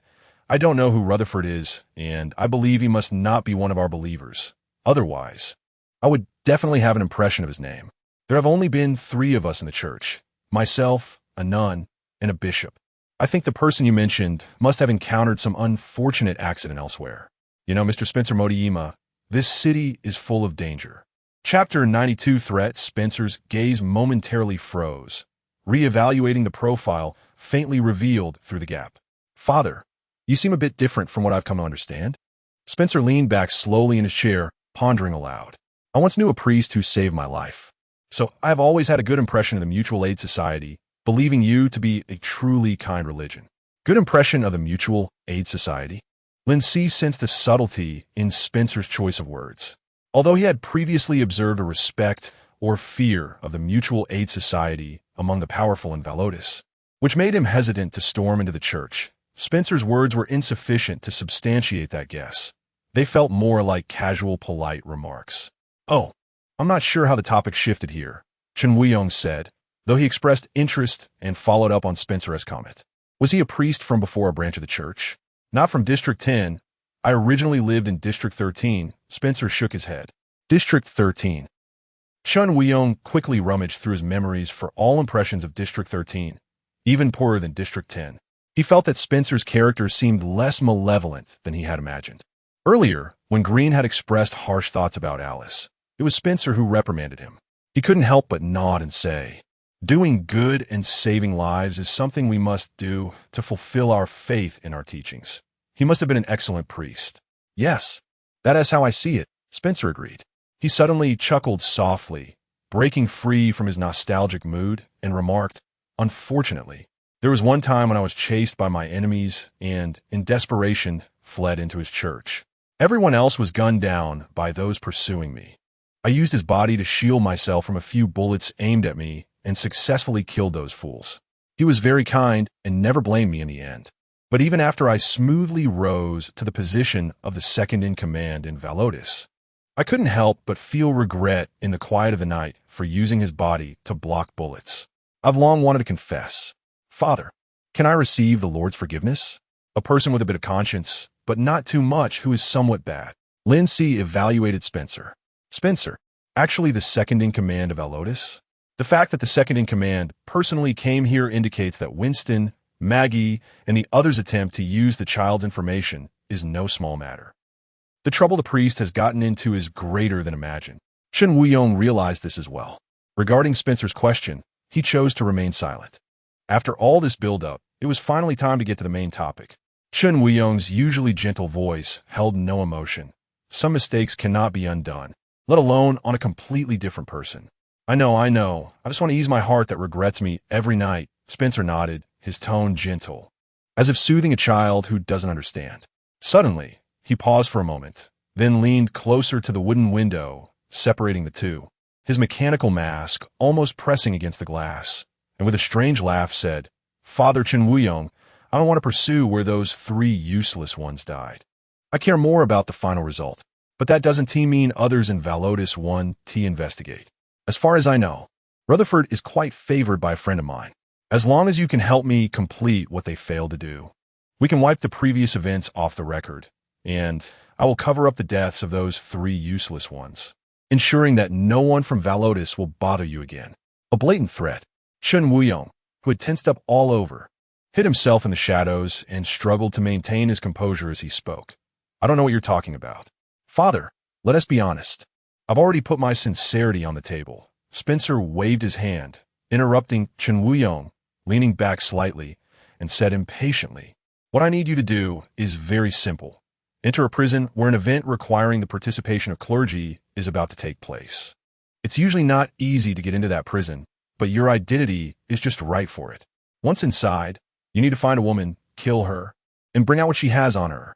A very simple and completely risk-free operation to exchange for your safety and that of the Bishop Nun. This deal is quite advantageous. I assent to it." At this point, Spencer even clapped his hands, feeling he was absolutely right. "Prison?" Lin Si leaned forward instantly, getting closer to the screen, even wanting to hear more from Spencer. But his excitement quickly faded as he realized that the prison Spencer mentioned could not possibly be the Faming Prison. As he faced a life sentence, he began to unconsciously hope for a connection with the outside world. But there aren't that many coincidences in the world. Lin Si helplessly rubbed his brow, adjusting his slightly disappointed emotions. Chapter 93. Pray for me, murder? Chen Wuyong's hand tightened little by little, feeling he had just heard the most ridiculous joke in the world. He let out a light huff and immediately refused, saying, "Mr. Spencer Matama, I am a priest, not a hitman under your command. I will not kill a person completely unrelated to me for my own safety." Spencer raised his chin slightly, his eyelids drooping, looking down at him with a condescending gaze. He showed no signs of anger at Chen Wuyong's refusal and returned to a gentle and agreeable tone, saying, "Father, don't be agitated. I have no intention of slandering your identity. This is just a transaction, a mutually beneficial transaction for both of us. Do you understand? You can take a look first. Consider it. We have already arranged everything." Spencer opened the personal communicator on his wrist. His communicator was a compact black screen that could be detached from the strap, projecting a bright light screen that felt tangible with a smooth, tactile feedback, clearly much more high-end than Chen Wuyong's communicator. "You see, the information is all here. Baihu Prison will hold a prayer day event in 5 days, aimed at helping criminals find their personal spiritual faith and completely turn over a new leaf. The prison has specially arranged this event. We have a good relationship with the prison guards, and your identification is completely authentic. You just need to submit your belief, and we can guarantee you will pass. Spencer flipped through the documents, turning the light screen so Chun Woo-young could see. Baihu prison? It was indeed not the faming Si prison where he was located, but they both had the same prayer day, which should stem from the enormous influence of religion in this world. Lin Si analyzed with some regret. The Varotis gang focused on smuggling in prisons, and faming Si prison was also a hotspot for prison guards stealing from the inmates. Perhaps they had a good relationship with the guards there too? Chun Woo-young was nothing like Lin Si, who had the leisure to contemplate which prison Spencer was referring to. He decisively interrupted Spencer's monologue. No, I've made it very clear. I will absolutely not do such a thing. Spencer's finger, which had been sliding across the light screen, paused, and he looked at him through the hollowed-out gaps. Father Chun Woo-young, just a friendly reminder, my expression under this mask is not very pleasant at the moment. I think you still don't understand the situation you are in. It's not a matter of whether you are willing or not. With a single command from me, that old man and that young girl in the backyard will die. Do you really think this is a negotiation? Chun Woo-young was taken aback, almost immediately standing up. Want to go to the backyard. He only saw 5 people walking into the hall through the front door, but he overlooked the fact that the other party could easily arrange for others to sneak into the backyard and hold the bishop and Alice hostage. Had the alarm system failed? He didn't even dare to gamble that Spencer was bluffing and that he really had control over the bishop and Alice, who could lose their lives at any moment. Click! The familiar crisp sound made Chun Woo-young's foot freeze mid-step. He turned his head and saw the dark muzzle of a gun pointing at him. Spencer leaned forward, resting one hand on his face, casually tilting his head to observe Chun Woo-young's tense expression. His smile relaxed. Father, where are you going?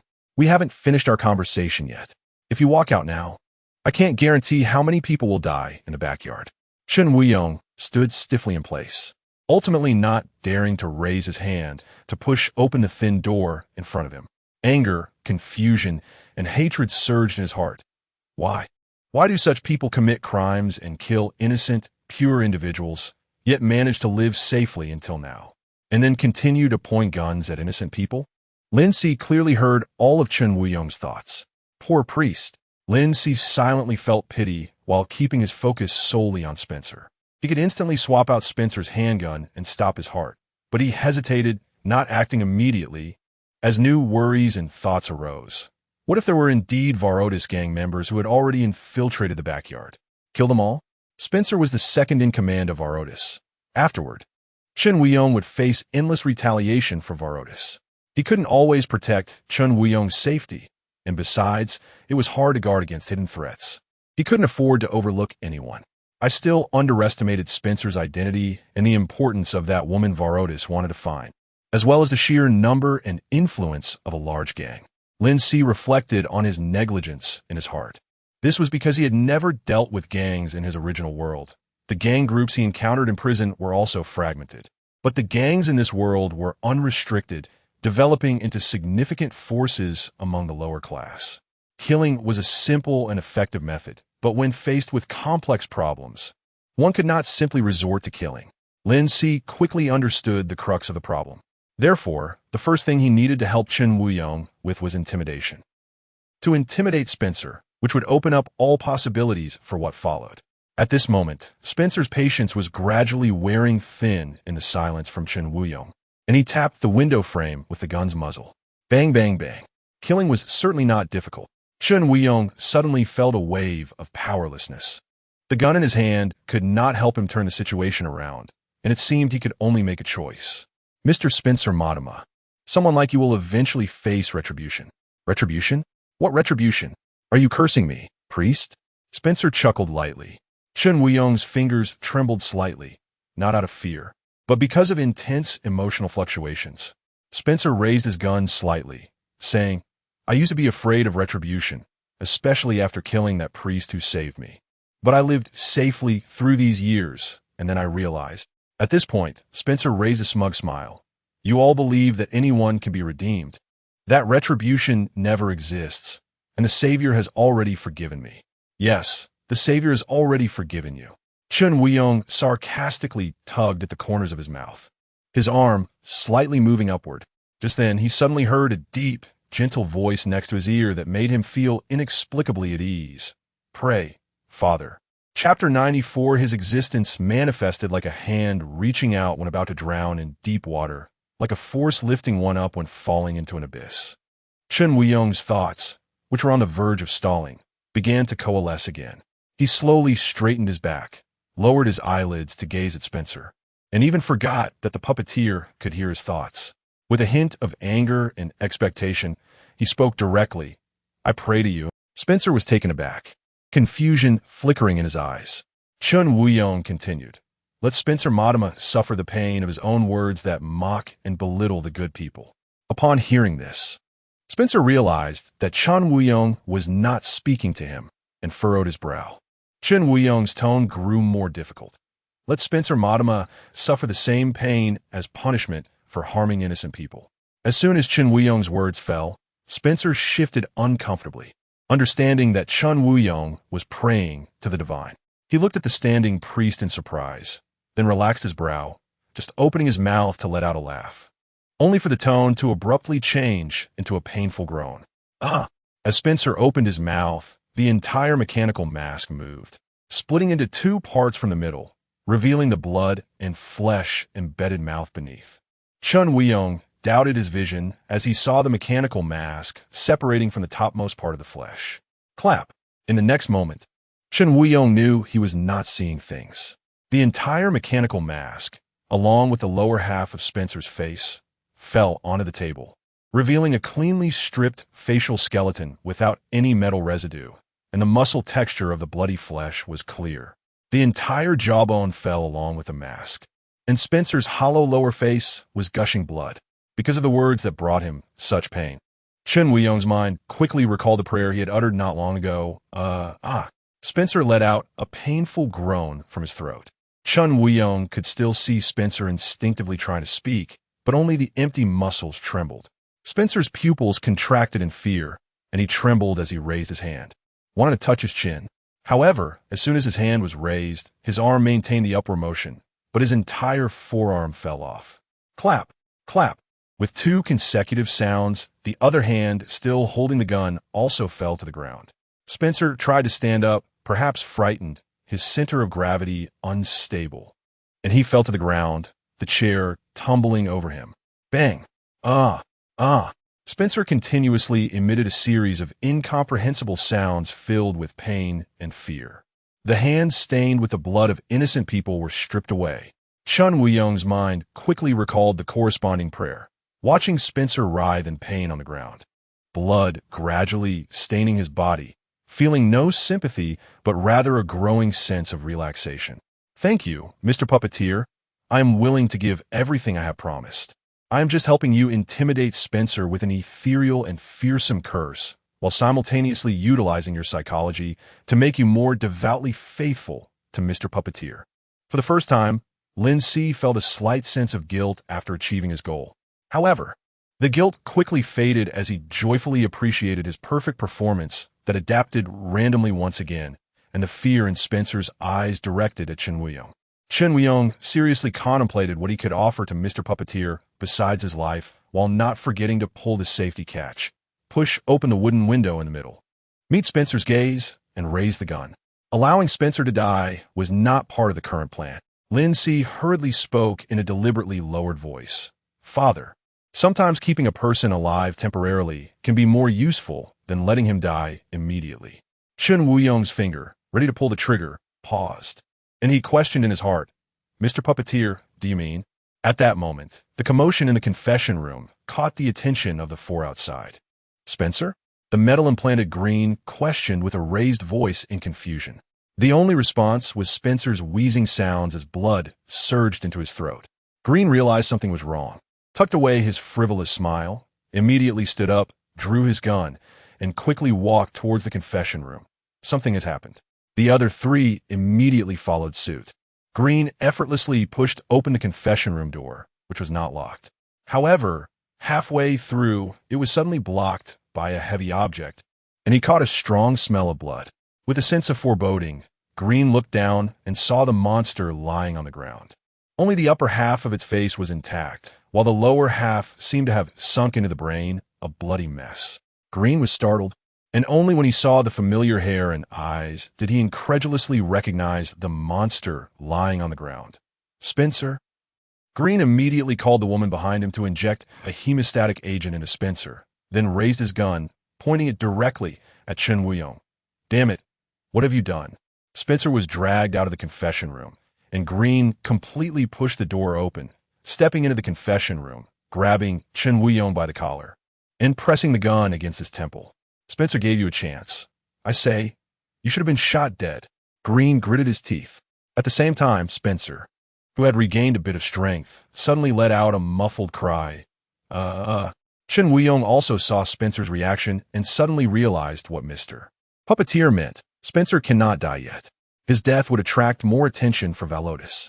To eliminate the threat from Spencer, besides killing him, making him fear and dread was also an option. He almost acted recklessly, which would implicate the bishop and Alice. Fortunately, Mr. Puppeteer reminded him. Chen Wuyong felt a wave of fear, forcing himself to calm down, his mind racing.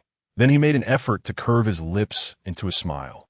Speaking softly, "Don't be agitated. Spencer is only receiving the retribution he deserves. It is not that I did anything, but rather that his existence has manifested."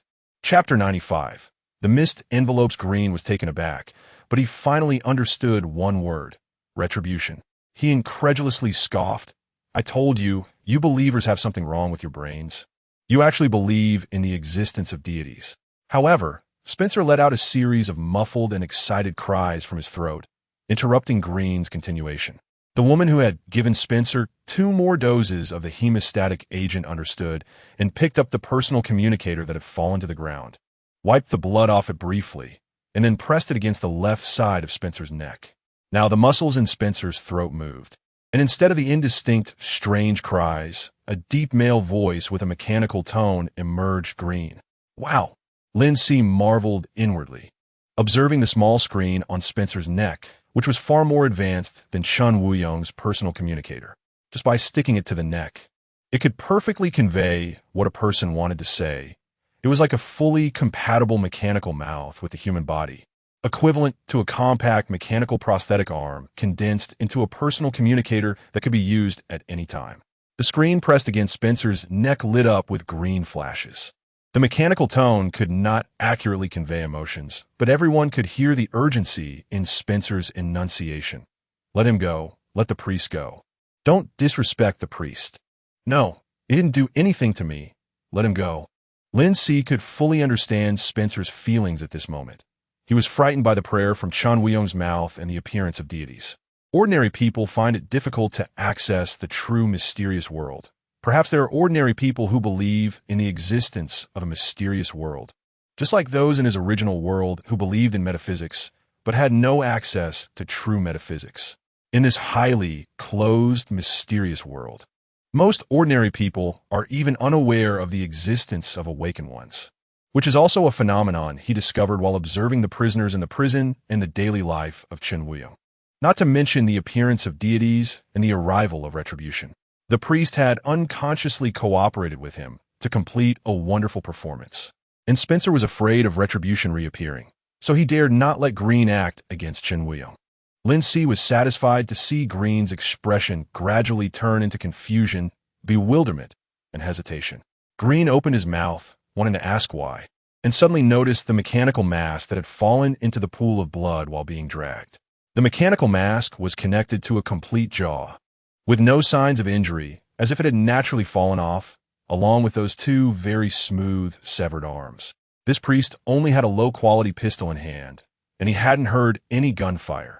How could a pistol possibly cause such wounds?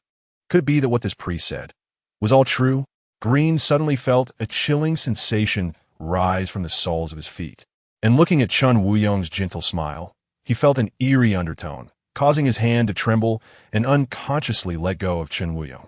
Seeing Green's action, the personal communicator pressed against Spencer's neck emitted a long sigh of relief, cautiously watching Chen Wuyong while telling Green, "Come over, retreat to my side, and pick up the things on the ground." They were scared. Chen Wuyong Realizing he was no longer at a disadvantage, secretly sighed in relief. Straightened the collar that Green had pulled askew, and stood tall to look at the 5 people outside the door. Spencer signaled to people on both sides to help him up. By the way, Chun Weiyong suddenly spoke again. I believe you must know that what you have done will not just face this little bit of retribution. May the Prophet bless you. As the words fell, Spencer's body trembled violently, and the screen of the personal communicator on his neck flickered. Go. Go. The tall, thin man with his hands still hidden in his sleeves, and the man with half a tattoo exposed on his neck supported Spencer almost completely, while Green cradled Spencer's bloody remnants and the woman lagged behind, hurriedly leading Spencer through the rows of long benches and out through the colorful stained glass door depicting the Virgin Mary. After Green exited the hall, he couldn't help but ask, Spencer, what exactly happened? Spencer voiced his suspicion. I suspect Rutherford and the others died at his hands. Damn, we've all been deceived by him. So, do we still need to find him? What about your plan? Spencer's silence lasted for more than 10 seconds before he finally spoke. All right. Green realized that Spencer was wary of that priest. What he said might not necessarily be immediate, and he was smart enough not to expose it. The church's exterior was simple, the glass spire inconspicuous among countless tall buildings, and the image of the Virgin Mary with drooping curtains seemed to be shrouded in a layer of mist and haze, no longer sacred and clean, but instead exuding an eerie aura. Thinking of that priest in a black robe, Green's mind conjured up a word, sinister. Phew, Mr. Puppet, it's good to have you here. Otherwise, I wouldn't know what I would be facing. Chun Weiyong raised his hand to press against his chest, thinking to himself. Chapter 96. What to offer you before Chun Weiyong had a chance to speak. Lin Si suddenly stood up, slapped his forehead, opened the confessional door, and hurried to the backyard. It wasn't until he pushed open the shed door and saw the bishop and Alice still safe and sound with the children that he finally breathed a sigh of relief. Alice looked surprised at Chun Weiyong, who had suddenly burst in and immediately walked up to him, asking with concern, How is it? Father, are you all right? I'm fine. They've already left. It was just a very ordinary confession. Nothing to worry about, Chun Weiyong said with a smile, shaking his head. Seeing that Chun Weiyong was not injured aside from a slightly disheveled collar, Alice was only half convinced by his words.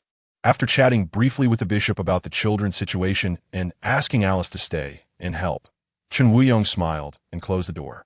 Standing quietly in front of the door for a few seconds, Chun Weiyong turned around and checked the alarm system by the wall. He found that the small black box of the alarm system was functioning normally. It hadn't been tampered with, nor had anyone broken in. Spencer was just trying to deceive me, and also threatening me. He didn't immediately act against the bishop and Alice. Chun Weiyong figured this out, and also confirmed the quality of the alarm. Back in the confessional, Chun Weiyong grabbed a semi-automatic mop and began cleaning the blood on the floor. Lin Si provided an accurate answer. Not for now. Not for now. Chun Weiyong paused his mopping. My father, you're still thinking too simply about things. Lin Si said with a smile, the trend of interests. The greed and ignorance of human hearts can overshadow most fears. Interests? Chun Weiyong caught the key word in the marionette statement and humbly asked for clarification. I'm not quite sure what you mean. Please make it clear. As a lofty marionette, he certainly couldn't make it clear. Lin Si organized his words and pointed out the issue in Spencer's statement with a meaningful tone. He mentioned a friend who has high hopes for Rutherford. He said, if I agree to his conditions, he will cover up the deaths of the 3 Rutherford. If he was really a friend, how could he hide it from the other party? Just a verbal friend. As his emotions calmed down, Chun Weiyong's thinking became more active, and he recalled more things he had previously overlooked. Spencer, a shrewd and self-serving second-in-command of the gang, must have hidden the truth about the deaths of the 3 Rutherfords because it was also beneficial to him. Can I assume that he and that verbal friend were originally at odds? Although I don't know much about it. I've heard that there are indeed many disputes within the gang. Perhaps they were fighting over something related to that female convict. Spencer seized the opportunity of the 3 Rutherford's deaths, and I became the most suitable target because of my identity as a priest and my connection to the deaths of the 3 Rutherfords. To him, I was the best object to exploit without incurring extra costs. If he can't find a better candidate later, and the situation becomes increasingly urgent, he might come after me. just not directly talk to me. Perhaps he would choose to act against the bishop and Alice first, or maybe he would change his approach to comfort his verbal friend. I actually don't have safety. Marionette, is my guess correct? It took 7 days for Spencer to truly come to Chen Wuyong. During this time, there must have been a lot of pulling and tugging. Lin Si added in his heart, I am not an all-knowing, all-powerful God. All of this is merely speculation, and I cannot give you a definite answer. He paused for a few seconds and said with a faint smile, Everything is possible, Father. You have already gained the opportunity to take further control. Dissuading Spencer was just the first step, to completely rid himself of the threat of Orotis. The father needed to seize this opportunity for a counterattack.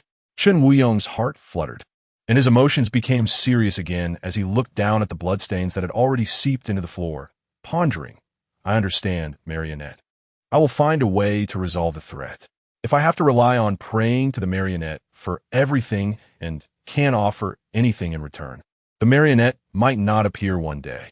Chen Wuyong shamefully interrupted his thoughts. The Marionette, who had already heard everything clearly. Because of the shameful thoughts in his heart, Chen Wuyong then recalled the question he hadn't had time to ask earlier. I have indeed thought carefully about this question. Lin Si said casually with a faint smile, a complete illustrated guide, an illustrated guide to all modern aberrations. In order to get an FA 805 illustrated guide, I need a complete illustrated guide. An aberration illustrated guide? Chen Wuyong was surprised, not expecting the Marionette to make such a simple request. This is too simple. But he quickly thought, the Marionette does not belong to our era. It has survived from the dark historical period, during which it likely experienced a long slumber. And even now it may still occasionally sleep. It must have missed many changes in the world. The last time it saw, many aberrant plants had disappeared in the river of history or had changed. It must also want to see if aberrations have changed. Long slumber must have imposed some limitations on its power, preventing it from personally accessing many things. And the Marionette must have considered that I couldn't provide anything more useful, so it made a request within my capability. Chen Wuyong pressed one hand against his chest with a mix of shame and gratitude. I will follow your will. But how should I deliver the illustrated guide to you? Actually, you can directly open your personal communicator now. Search for the aberration illustrated guide. And let me see it all at once. Lin Si smirked. After a moment of silence, as Chen Wuyong began to feel a bit anxious, he finally spoke lightly. Chapter 97, Are you searching for the prison city? Chant my name and offer your items. Chen Wuyong silently noted this down. What seemed like an incredibly simple description, in a calm tone, resonated in his ears, stirring up waves of turmoil within him. He knew all too well what the puppet master was referring to. Sacrifice. Earlier, when the puppet master intervened to save him from Rutherford's gun, he had mentioned an exchange. At that time, Chen Wuyong had suspected that the puppet master could accept the offerings of believers directly, just like the deities from the dark historical periods of legend. Now, his speculation had been confirmed. Fortunately, he enjoyed reading legendary stories and had thought of this beforehand. Chen Wuyong felt both fortunate and awed, cautiously asking, I understand. During the ritual, when chanting your name, are there any key points I should pay attention to? I'm worried I might make a mistake and fail to get you the offerings. Of course, avoid the times when I participate in prison activities and when I am not in the connection space. Lin Si pondered for a moment and said, although his mental strength had increased, allowing him to spend most of the day in the connection space, to be safe. The daytime in the outside world coincided perfectly with his sleep time in the cell, making it the best time for Chen Wuyong to offer items to himself. The puppet master only had to consider when he would be sleeping. But Chen Wuyong had much more to think about. It was said that the sacrificial ritual had to be very complete to be effective, with requirements for time, place, environment, and a setup for communicating with the spirit. It might even require a couple of exotic heads. The puppet master's sacrificial ritual was surprisingly simple. Did it only require the correct timing? Could it be that because he is closer to the earth, he can easily connect with the prayers of believers, avoiding the arrival of night? Could there be some hidden information behind this? Is he being more aligned with the sun? The information I have access to is still too limited. Among the deities of the major religions, the Buddha of creation, the immortals of the Wu Wei Church, and the savior of the mutual aid society, none have a clear tendency toward the sun or night. He is a more mysterious existence. As Chun Wuyong's thoughts continued to swirl, he pressed his hand to his chest and said, "I will follow your will." The puppet master must have left, as I am no longer in danger and do not need him to pay constant attention. Chun Wuyong internally mocked himself with a bitter smile. Shaking his head and adjusting his emotions, he continued with his tasks, cleaning all the blood from the floor. He also lit the favorite incense candles of Alice to cover the lingering smell of blood. Opening all the windows to ventilate, Chun Wuyong looked at the floor, which had been darkened by blood, feeling somewhat distressed. It's impossible to clean it just with a mop, and I don't have the money to replace the floor. However, if I keep the lights dim and don't turn them on too much in the future, people who come in probably won't notice. For now, I can handle the floor like this. Chun Wuyong was preoccupied with the sacrificial ritual and immediately opened his personal communicator. After restarting it twice, he successfully accessed the West website and found the exotic species catalog, borrowing the bishop's account to pay for the download. With the downloaded data, he went to the Pioneer Group's specialty store across the street, and the kind shopkeeper, a believer in the savior, helped him print it out for free. However, noticing that it was already afternoon, Chun Wuyong did not plan to perform the sacrifice immediately. The puppet master had said not to conduct the sacrificial ritual when night fell, and since night was not far away, it was safer to wait until tomorrow during the day, preferably at noon, to perform the ritual. Chun Wuyong made this plan and carefully placed the printed stack of catalog documents into the drawer of the lounge. He did not disappear, but was secretly observing the entire process. It's good to have an imagination, but Father, your imagination has exceeded my expectations. Lin Si watched as Chun Wuyong began fiddling with his increasingly glitchy personal communicator, silently sighing. However, the priest's love for imagination was actually a good thing for him. The matter of the sacrificial ritual was precisely what he had intended to guide after hearing Chun Wuyong's imagined sacrifice to the deity after mentioning the exchange last time. Now it seemed that the guidance was quite effective, perhaps even too effective. It was just one more day to wait, after all. It was much better than before, when he had no clues or sources of information, and he also couldn't find the exotic species immediately. Lin Si was not disappointed, watching with interest as Chun Wuyong successfully accessed the West website again. This was indeed a comprehensive knowledge website with very detailed content. Unfortunately, in this world, apart from the free knowledge exchanged among users on the forum, any knowledge uploaded to the website required payment to browse. Chun Wuyong turned off the AI voice and typed in the search, White Lake Prison. Related search results immediately popped up. How is the prison city of Ashmita built? All prison directories in the prison city. Top 10 prisons introduction. Chronicle of the construction of Ashmita Prison. A total of 3 related results, with White Lake Prison only mentioned as a small part of the content. Chun Wuyong reluctantly spent 3 coins to open all 3 pieces of information. The puppet master reminded me to take the initiative. The information I currently know is that, besides Spencer and someone within their gang who might be on par with him, there's also that woman in White Lake Prison. I can start by understanding the prison, and then find a way to locate the woman's information while also learning more about the Varotis gang. Chun Wuyong already had a rough idea. As Chun Wuyong clicked on the first piece of information, Lin Si had already taken 2 steps closer, leaning in to see the text displayed on the screen more clearly. The directories of all prisons. This was not information he could obtain while in prison. Moreover, the prison directory was not like the exotic species catalog that could present Chun Wuyong with required items. Did the puppet master need a detailed report on the prison? It felt strange no matter how he thought about it. Lin Si inwardly complained as he watched the names and brief descriptions of prisons appear on the projection screen of the personal communicator. Chapter 98 below is the prison directory. 1. Baspeak Prison. Built at the junction nearest to the wilderness in the prison city, it has deep cooperation with the civilian group. The prison has cultivable land and greenhouses, where inmates need to plant new seed crops developed by the civilian group and raise animals. The inmates are self-sufficient and also serve as free labor for the civilian group's experiments. 2. Kunli Prison. Most of the most vicious outlaws are gathered here.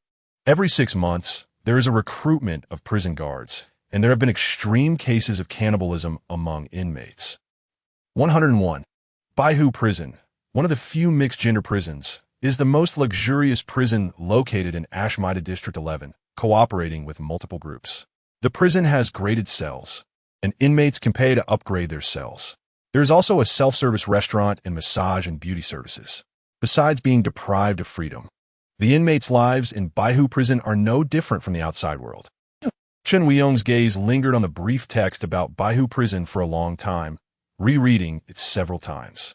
No different from the outside world. This is much better than the lives of most lower-class people. Chen Weiyong sighed, restrained his excess emotions, and focused on the information revealed in the brief text. Baihu Prison is obviously a good place to hold minor offenders. It is particularly suitable for wealthy individuals, group managers who use imprisonment to evade accountability, and gang members temporarily taking the blame while waiting to pay for their release. The female inmate Spencer is concerned about comes from another gang, and the situation is evidently closer to the latter. Previously, he and the bishop only picked up newborns at the back doors of nearby prisons and did not specifically inquire about the conditions inside the prisons. But he had heard that the inmates in Baihu Prison live quite well. The introduction to the prison in this data is still too simple, lacking much information that I do not know. It is likely because detailed information about the prison is not suitable for public disclosure online, as it would lead to more inmates seeking external assistance to escape. Chen Weiyong quickly flipped through the rest and then opened 2 other documents. Unfortunately, the introduction to Baihu Prison is still brief, with similar content. It seems that to understand the specific information about Baihu Prison, I cannot rely on the internet, but must go through some professionals, such as Boss Fan, who sold me a handgun. I have seen customers seek information from him about smuggling channels for a certain prison. Bargaining with Boss Fan. I should also be able to obtain some information about the rival gang of Arotis, and even about that female inmate. With this idea in mind, Chen Weiyong reluctantly closed the useless documents he had bought for 3 points and prepared to head out to the black market. He was very serious and careful in his reading, at least much more so than the priest who was only fixated on the 4 keywords of Baihu Prison. However, in the 3 documents he had just reviewed, he did not see the name of the prison he was hoping for, Faming Sea Prison, and was momentarily puzzled. Could it be that Faming Sea Prison belongs to a higher level of confidentiality with not even a simple introduction available online? But prisons are not small buildings that can be hidden, and during the celebration day, when inmates are released, it can also be seen that Faming Sea Prison is within the city, making it even less likely to be hidden. A prison that anyone can see yet has no name and cannot be searched for. Isn't that more likely to pique others' curiosity? Of course, it is also possible that the priest scrolled through the directory too quickly and I missed the name of Faming Sea Prison. But I also cannot ask Chen Weiyong to slow down so I can carefully look for the name of Faming Sea Prison. Lin Si pinched his brow, not letting himself dwell too much on this issue. At that moment, he suddenly felt a shift in his thoughts. It was the mark on Spencer and his group that had disappeared. This was not an effective time, because when marking the raiders in the prison, the duration was longer and he could still clearly perceive the mark. It was the effect of distance. Lin Si carefully sensed the change in the mark.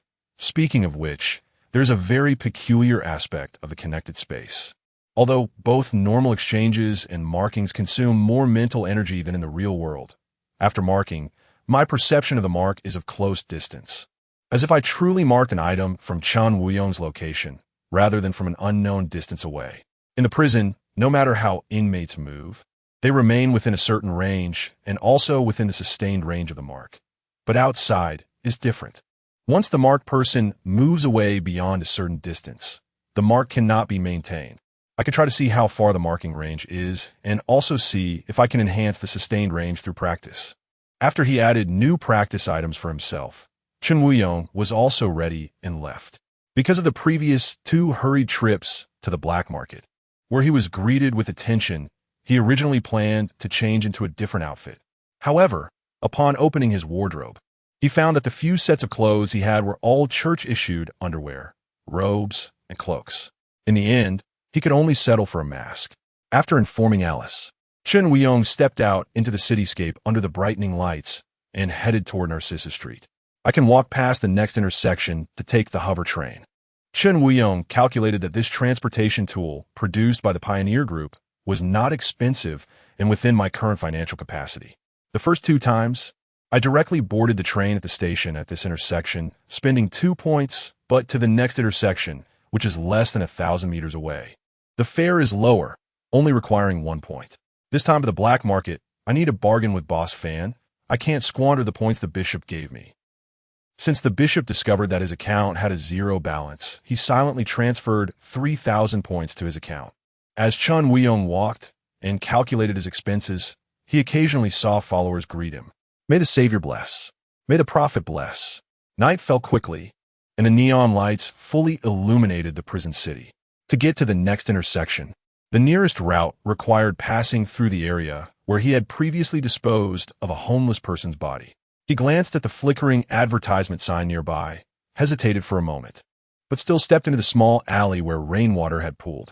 The feeling of revisiting the old place was indeed a bit strange. Chen Wuyong muttered to himself. Just then, he noticed a very familiar homeless person huddled by the street. Chapter 99. Genetic modification is the devil's trick. The clothes on the homeless man were stripped from Rutherford and casually tossed to a homeless person. This man, dressed in mismatched clothes and pants, had come to the confession booth a few days ago to confess. He admitted to robbing and killing an ordinary man who had a wife and children. Chen Wuyong didn't remember much about the homeless man's face. During the prolonged rainy days, the man had found a baseball cap from somewhere to wear. At this moment, the face that had been filled with guilt in the confession booth was now filled with malice, cunning, and murderous intent, fixating on the back of a woman passing by. The woman, wrapped in a thin windbreaker, had her long hair tightly pinned up, holding a bag in one hand and an earphone in her left ear, complaining about her work as she walked. She didn't notice that an inconspicuous homeless man behind her was quietly standing up, gripping a rusty wrench in his hand. Chen Wuyong's heart suddenly raced, and he blurted out without hesitation, "Ma'am?" The woman on the phone paused in surprise, stopping in her tracks. The homeless man who had been silently following her also halted. "Father?" The woman called out in confusion, not feeling scared by the sudden voice of this believer from the Mutual Aid Association, but simply asking, "What is the matter?" Chen Wuyong took a couple of steps closer, smiling as he said. The woman became more puzzled, sensing that the priest in front of her was somewhat strange, but still politely tossed out a phrase, "God bless." She then slightly sidestepped and walked past him.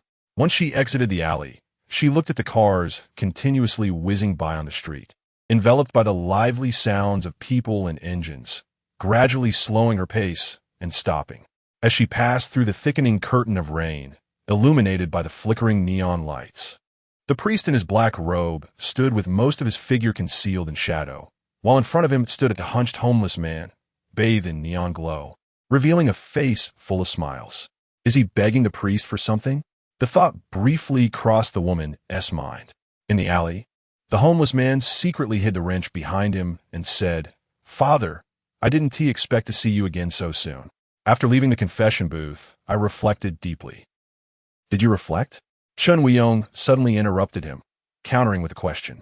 The homeless man, whose prepared speech was interrupted, paused for a moment and then noticed that the priest's usually gentle and forgiving black eyes showed no emotion. Of course, I reflected, the homeless man said, his eyes darting. I didn't complain about you last time. I just said it in a moment of anger. I'm really serious about confessing. Chen Wuyong scanned him up and down, maintaining the priest's polite demeanor, and asked, "Sir, tell me, what were you just about to do to that lady?" "Do what?" "Nothing." The homeless man immediately shook his head in denial, hiding the wrench further behind him. Chen Wuyong shook his head in disappointment. "Sir, you haven't truly repented at all."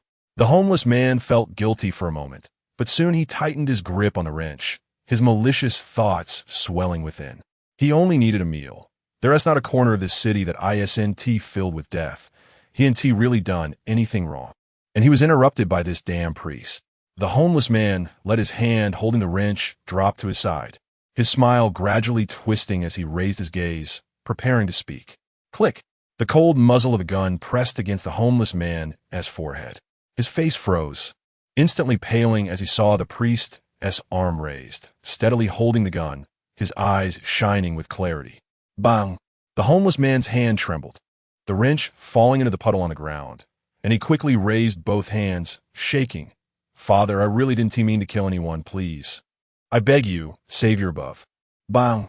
As the homeless man uttered Savior above, Chen Wuyong didn't hesitate to pull the trigger. The bullet penetrated his skull, blood splattering out, flowing down from the man's brow and spreading. His pupils froze in a contracted state as he fell backward. Bang! The corpse crashed into the puddle created by the uneven ground. Blood splattered onto Chen Wuyong's cloak, quickly washed away by the rain, leaving no trace. Looking down at the corpse of the homeless man from above, Chen Wuyong quietly said, "May the puppet master bless." Just a corpse of a homeless man. By tomorrow morning, when the cleaners find it, no one will question why he was shot. They will only complain about the extra workload. Fortunately, the place to burn the homeless man's body is not far away. I should have dealt with him sooner. A person born with malicious intent will eventually harm more people, like that innocent lady just now. Chen Wuyong reflected in his heart, while also feeling a bit pained about the bullet he had spent. Looking around, seeing that the alley was empty, Chen Wuyong put away his gun and quickly walked out of the alley. Lin Si watched the death of the homeless man on the screen, merely raising an eyebrow, internally mocking. Truly, Savior above, the priest decided your final fate. Compared to the homeless man's fate, he was more interested in the hover train that Chen Wuyong was about to board. During Chen Wuyong's previous visits to Narcissa Street, he hadn't been in the connecting space, and usually Chen Wuyong's range of activities was limited to areas reachable by walking in a short time. Thus, his understanding of this new world was actually confined to the small area around the branch church. After exiting the alley, he arrived at a crossroads adorned with massive holographic advertisements. The holographic projection displayed a girl with exquisite features, unlike a real person, extending her hand to everyone passing by. "Welcome to experience the Andres N11 genetic modification syringe, developed by Yumu Group. Free registration grants you a year of medical guarantee at all Conley hospitals and funding participation." A drunken man lying on the street threw an empty bottle at the girl. The bottle passed through the girl's virtual body, leaving her perfect smile unaffected, shattering on the street. Chapter 100. Leisure Massage Parlor. Chen Wuyong walked quickly through the crowd, stood on the ascending escalator, and looked up. The image of the suspended tracks intersecting in midair above the city appeared on the connecting space screen. The escalator led directly to the station entrance. Several adjacent gates ensured that passengers could enter and exit without waiting in line. "Hello, sir. Is there anything I can assist you with? I can help you into the station or contact staff to come and meet you." The robot displayed no emotional fluctuations and soon noticed a little girl without an adult nearby. It moved naturally, without any stiffness, and squatted down to ask, "Hello, little one. Where are your parents?" Before the robot could continue its inquiry, a woman rushed over, picked up the child, and hurriedly went up the escalator. The robot then proceeded to inquire with those who seemed to need assistance. But Lin Si could not know, as Chen Wuyong's perspective had already shifted to inside the gate, obscuring the robot's movements. This was the first time Lin Si had seen robots in the current world. They seemed to be specifically designed for assistance at the entrance. But did all the robots in this world look like this? There must be a reason behind such a design. Is it to completely distinguish humans from robots? But the design is too extreme. Lin Si pondered thoughtfully. However, he knew little about the robotics industry, let alone the robotics industry in a highly advanced technological world, and could only think of the most superficial reasons. Ding ding. The notification sound, identical to that in the confinement room, triggered a residual effect, making the hairs on his body stand on end. But he quickly calmed down. All AI systems are the same, and the notification sound is naturally identical. Much like the body examination device he had experienced during the healing day, likely due to the designer's laziness. The residual effects of the confinement room were still too severe and had yet to disappear. Lin Si felt a mix of helplessness and wry amusement. A familiar mechanical female voice announced, "Security check passed." The gate opened. Chen Wuyong confirmed the deduction from his account before quickly entering the station. Everyone had to undergo facial scanning, with the fare directly deducted from their accounts. Without a proper account, One wouldn't even qualify to use public transport. Lin Si watched as the scene moved forward, stopping in front of the platform. The doors of the semi-transparent train opened, and the scene shifted to the inside of the suspended train. Chen Weiyong stood on one side of the carriage, looking down. The semi-transparent train body hovered in mid-air above the city, displaying a splendid view of the illuminated scenery. With all the darkness and alleyways filled with homeless people concealed by neon lights. Of course, if there weren't some messy graffiti on the train body, the viewing experience would be even more perfect. The speed of the suspended train was actually not fast. The passengers on board were a mix of people, including tattooed punk individuals with piercings and weary office workers in suits. This was a mode of transport accessible to everyone, as there were no barriers, and everyone adapted well to the train's speed with no complaints. Only Lin Si, the outsider standing in the connecting space, quickly lost interest after the initial novelty, boredly watching the light and shadow of the scenes outside the train window. During this time, he practiced some replacement exercises and switched the TV channel to check on the status of the second connection object. Unfortunately, the girl's connection screen remained pitch black. Fortunately, it wasn't long before the train arrived at the station. Chen Weiyong got off, passed through the gate, and the Narcissa Street station had no escalator, requiring him to walk down to the street. Even the service robot at the station entrance was not as clean as the one he had seen before. The robot had a clown face drawn on it, completely unaware of how ridiculous it now looked, still earnestly asking every person who seemed to need help. Chen Weiyong remained tense. He could feel many people sizing him up because of his clothing, but wearing a pre-prepared mask allowed him to quickly adapt and ignore those gazes. Just hastily following the route in his memory to arrive at the front of a massage parlor. The massage parlor had a neon sign that was commonly seen, Leisure Massage Parlor. Chen Weiyong pushed the door open and walked into the dimly lit interior, illuminated with ambiguous red light. Simple curtains separated the massage beds, and the air was filled with smoke and the low laughter of men and women.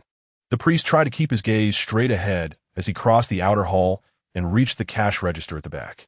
Chen Weiyong cleared his throat uncomfortably and spoke, looking for Boss Fan. A red-haired woman with a slender cigarette holder raised her eyes lined with red from the bottom up, glancing at the priest. Her red lips parted slightly as she slowly exhaled a puff of white smoke, saying, "Please come in, Father." The last two words were deliberately spoken in a lower voice, with a prolonged tone, leaving a lingering aftertaste. Chen Weiyong stiffened his neck and hurriedly walked to the small door next to him, pushed it open, and felt the hook-like gaze disappear from him. Phew! Chen Weiyong closed the door behind him and quietly let out a sigh of relief. Chapter 101 Spencer is worthless. The door was not a massage room. A small lantern with a glass cover floated beneath the ceiling, casting shimmering light, while low, soothing music isolated the sounds of laughter from the outer hall. Various green plants covered half of the wall. A muscular man, bare-chested, lay on the sofa, while a woman in a short skirt sat beside him, carefully drawing on the only bare patch of skin on his back with a tattoo machine. Chen Weiyong's sudden intrusion made the man on the sofa lift his eyelids to glance at him a couple of times. At the same time, the man standing behind the bar, directly opposite the sofa, also looked over, raising an eyebrow in surprise. "Father, why are you suddenly wearing a mask today?" The mask seemed to have failed to conceal his identity. Everyone who had seen him could recognize him at a glance. Chen Weiyong awkwardly raised his hand to touch the mask, explaining, "I heard on the broadcast that the air quality has been getting worse lately, so I wear a mask when going out to protect my respiratory system." "Is that so?" the man asked casually, nodding as he continued to shake a silver cocktail shaker in his hand. "Please sit down. Let me finish this drink first." Chen Weiyong took off the mask and sat at the bar. "All right, Boss Fan, I'm not in a hurry." "Boss Fan? Is this the black market boss who sold a gun to the priest and also deals in information?" Lin Si scrutinized the inconspicuous man in the scene. He had dark skin, brown curly hair, brown eyes, prominent brow bones, thick lips, clear facial wrinkles, was around 40 years old, not tall, and his exposed right hand was missing the middle and index fingers. The more inconspicuous the appearance, the more suitable for doing business that requires a hidden identity. Lin Si thought teasingly. Boss Fan smiled and opened the shaker. "Oh, Father, I can hear your hints." He took out two glasses, pouring the drink from the shaker into them, pushing one glass in front of Chen Wuyong. How much is this drink? Chen Wuyong did not reach for the glass immediately. Instead, cautiously inquired. Boss Fan laughed twice. It's free. I'll treat you to a drink. So what do you want to buy this time? Are you looking to upgrade the quality of the gun or stock up on more bullets? Actually, I recently acquired a batch of modified magazines. Each magazine holds 18 rounds and only costs 1,000. Previously, the magazines held 10 rounds and cost 800. The price for the 18-round magazine only increased by 200, which is indeed very tempting. Chen Wuyong suppressed his excitement, not forgetting the most important matter. Well, Boss Fan, actually, I came today to buy some information. Information? Boss Fan raised his glass, a brief moment of surprise, then quickly entered business mode. What kind of information do you want? Father, you know that different information has different prices. It depends on the value of the information. Chen Wuyong nodded and said in one breath, I understand. I'm looking for information about the prison, Baihu prison, not the kind you can find online, but more internal information. Also, about the Velotis gang. Of course, I only want information about Spencer Modema and the situation of gangs that are at odds with Velotis. For now, that should be all. That doesn't sound like the kind of information a priest should be asking for, Boss Fan said meaningfully. Chen Wuyong opened his mouth about to speak, but Boss Fan continued. The information you want is just the easiest kind. As a friendly price, I'll only charge you 300. That's much cheaper than I expected. Chen Wuyong immediately agreed. Deal. Let me think about where to start. Let's start with Spencer Modema from Velotis. His information is worth 50, and the information about Velotis Independent Gang is worth 20. 300, with more than half being the information from Baihu prison? Chen Wuyong asked in confusion. Is the information from the prison more valuable than the information about Spencer Modema? Father, the prison belongs to the group. The gang is just the force of us lower-level people. Any information related to the group will increase in value. Boss Fan simply explained. Of course, internal information about the major religions is also quite valuable. If you're willing to exchange internal information about mutual aid societies, this one will be free for you. And I'll even throw in another one for free. Chen Wuyong raised his glass, concealing his silence. Boss Fan's brown eyes swept over him. Smiling nonchalantly, let's continue discussing Spencer Modema. He's quite an interesting person. An orphan born in District 12, he climbed to the second-in-command position in Velotis. His methods can be predicted to be bloody and ruthless. I think you specifically mentioned Velotis because you're more curious about his current information, right? Spencer Modema has unregistered wives and children, but has 5 illegitimate children. The information about the illegitimate children is priced differently. Boss Fan took a sip of his drink to moisten his throat and continued. His position as second-in-command is actually quite stable. The leader of Velotis needs Spencer to help him support the human trafficking business. However, recently the leader has been getting older. Mechanical modifications can't replace his aging organs. And the medical equipment from the Connolly Group only helps him to linger on. The leader has a son who wants to carry on the bloodline. But Spencer will definitely not be willing to accept that. There are rumors that internal conflicts within Velotis have already begun. Is it because of the struggle for the top position in Velotis? Is Spencer's close friend the leader's son? Chen Wuyong seriously memorized and digested the information Boss Fan provided, filling in the gaps in his previous reasoning. So that's how it is. Chen Wuyong timely responded, habitually ensuring that no one's words went unacknowledged. This is the latest information about Spencer. Boss Fan opened a box set aside and pulled out a cigar. Chen Wuyong waited for Boss Fan's next words. However, he found that Boss Fan was leisurely lighting the cigar and taking a puff, not in a hurry to continue. Chen Wuyong was taken aback, then reacted quickly. Opening his personal communicator, let's settle Spencer's 50. Okay. Boss Fan smiled, opened the silver personal communicator on his wrist, and completed the transfer with Chen Wuyong. Father, you have to understand, this isn't aimed at you. It's just an unspoken rule in our industry.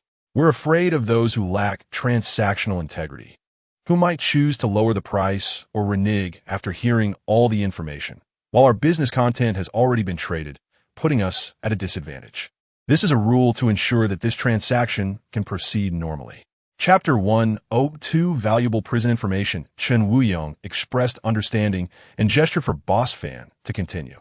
As for Verotis' rival, those small-time gang organizations surely do not measure up. Reminisce is, after all, a well-known smuggling gang within the Ashmida Group's territory. Most gangs of similar size are not specifically engaged in prison smuggling. There's only one gang that almost overlaps with Reminisce in business, and the open and covert struggles between the two gangs have lasted for several years.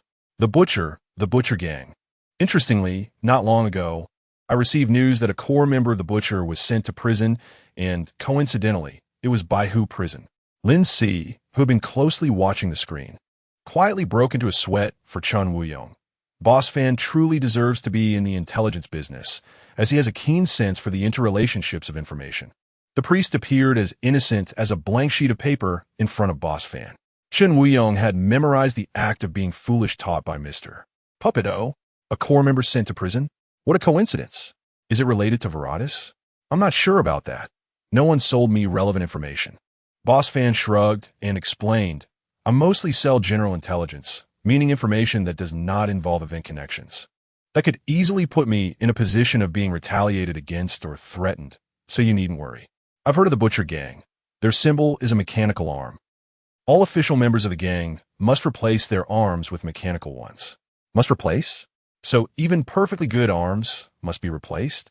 Sounds like tattoos are the mildest form of gang identification. I wonder if the cost of replacement is borne by the individual or reimbursed by the gang. Lin Si gained more insight into the gang landscape of this world. It seems the priest is indeed paying attention to matters beyond the Savior's journey. Boss Fan made a casual joke and generously added, As for the Butcher, I don't have much more information to share with you, since your request is quite broad, so I won't charge you for these 20 points. Chun Woo-young couldn't help but laugh. Boss Fan is truly a businessman who values credit. 20 points are enough for him to have a few meals. It's not a small amount. After finishing the 2 bits of information that were less than 3 digits, Boss Fan downed the last sip of wine in his cup. Lastly, about Baihu prison. Let me guess, what you found online is mostly information about how luxurious Baihu prison is and what kind of treatment wealthy prisoners can enjoy, right?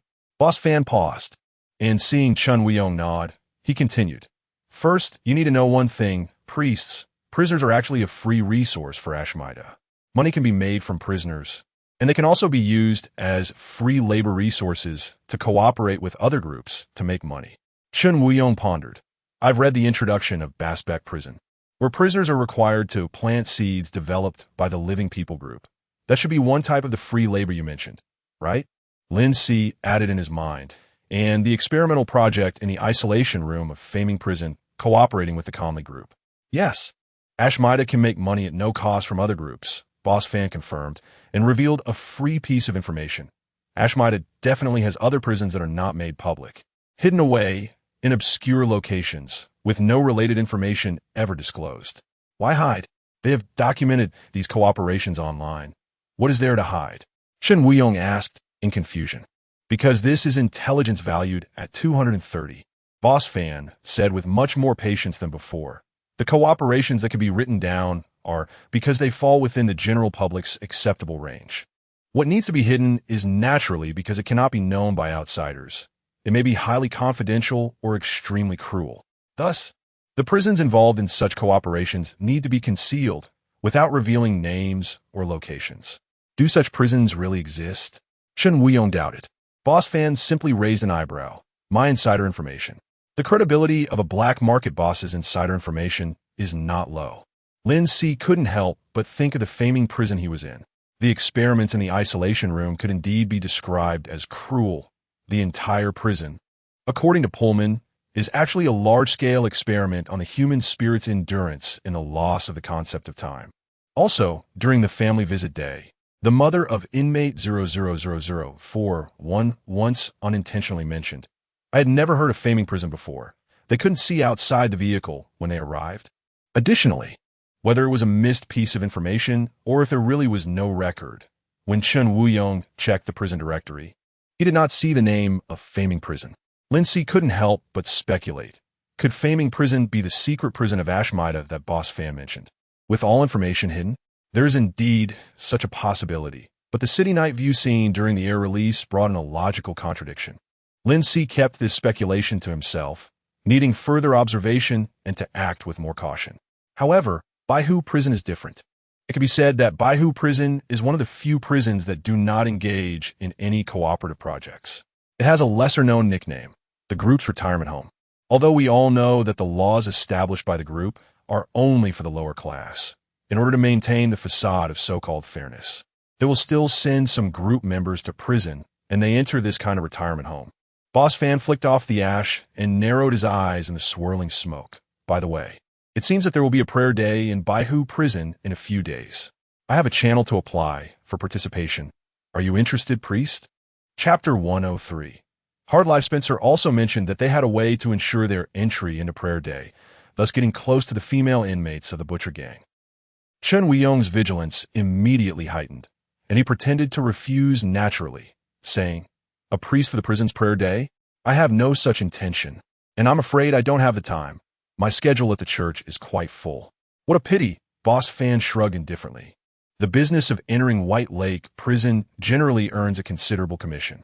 You can still earn a commission from that. Chen Weiyong was surprised by the extensive range of black market dealings. The female inmates seemed to be the only breakthrough currently visible. He actually had some thoughts about contacting the female inmates, but the timing of prayer day was too sensitive. Spencer had mentioned it, and Boss Fan had also brought it up, making it hard for him not to suspect there was a trap involved. Thinking a little more is better than not thinking at all. I need to learn to be vigilant and grow. Chen Weiyong did not forget to reflect constantly. If he wanted to enter White Lake Prison, he needed to choose another safe time, avoiding Spencer's sight. Switching to another screen, he unexpectedly found that the girl's perspective was finally no longer dark. The dark colors had faded significantly, taking on a slight blue tone, and a distant bright spot flickered. Is this the sky? And an inconspicuous star. Lin Si realized belatedly. In the city where the priest lived, the sky only left him with a gloomy and dim impression. The starlight had never appeared under the dazzling neon lights. Is this the night sky over the wasteland? Lin Si couldn't help but admire the scene on the screen for a while. When he was in the closed hospital, he rarely saw the night sky. Unexpectedly, after crossing into another world, the first time he carefully observed the night sky was actually through the screen of the connection object. Lin Si was internally wryly smiling when the image on the screen suddenly shifted down, sweeping past distant city walls, towering construction cranes like giant monsters, and abandoned buildings with collapsed tops, finally freezing on a mountain of garbage in front of him. The girl's psychological activity echoed in the connecting space. I seem to still be alive. Was the darkness of the previous screen because she had been unconscious? Had she finally woken up now? Lin Si quickly realized what the girl had gone through during the dark screen. The image shook for a while as the girl struggled to stand up. After standing quietly for a moment to relieve the dizziness in her head, the girl turned around and looked at a large cloth bag on the ground. Beside it was a rusty mechanical arm. The mechanical arm was different from the mechanical prosthetics Lin Si had seen. It was an exoskeleton that could connect to the original arm. This was clearly something the girl had picked up from the recent garbage pile. The girl cautiously pointed the mechanical arm forward, pressed a protruding part on the inside, and a steel needle shot out from the outer side of the arm, piercing the ground.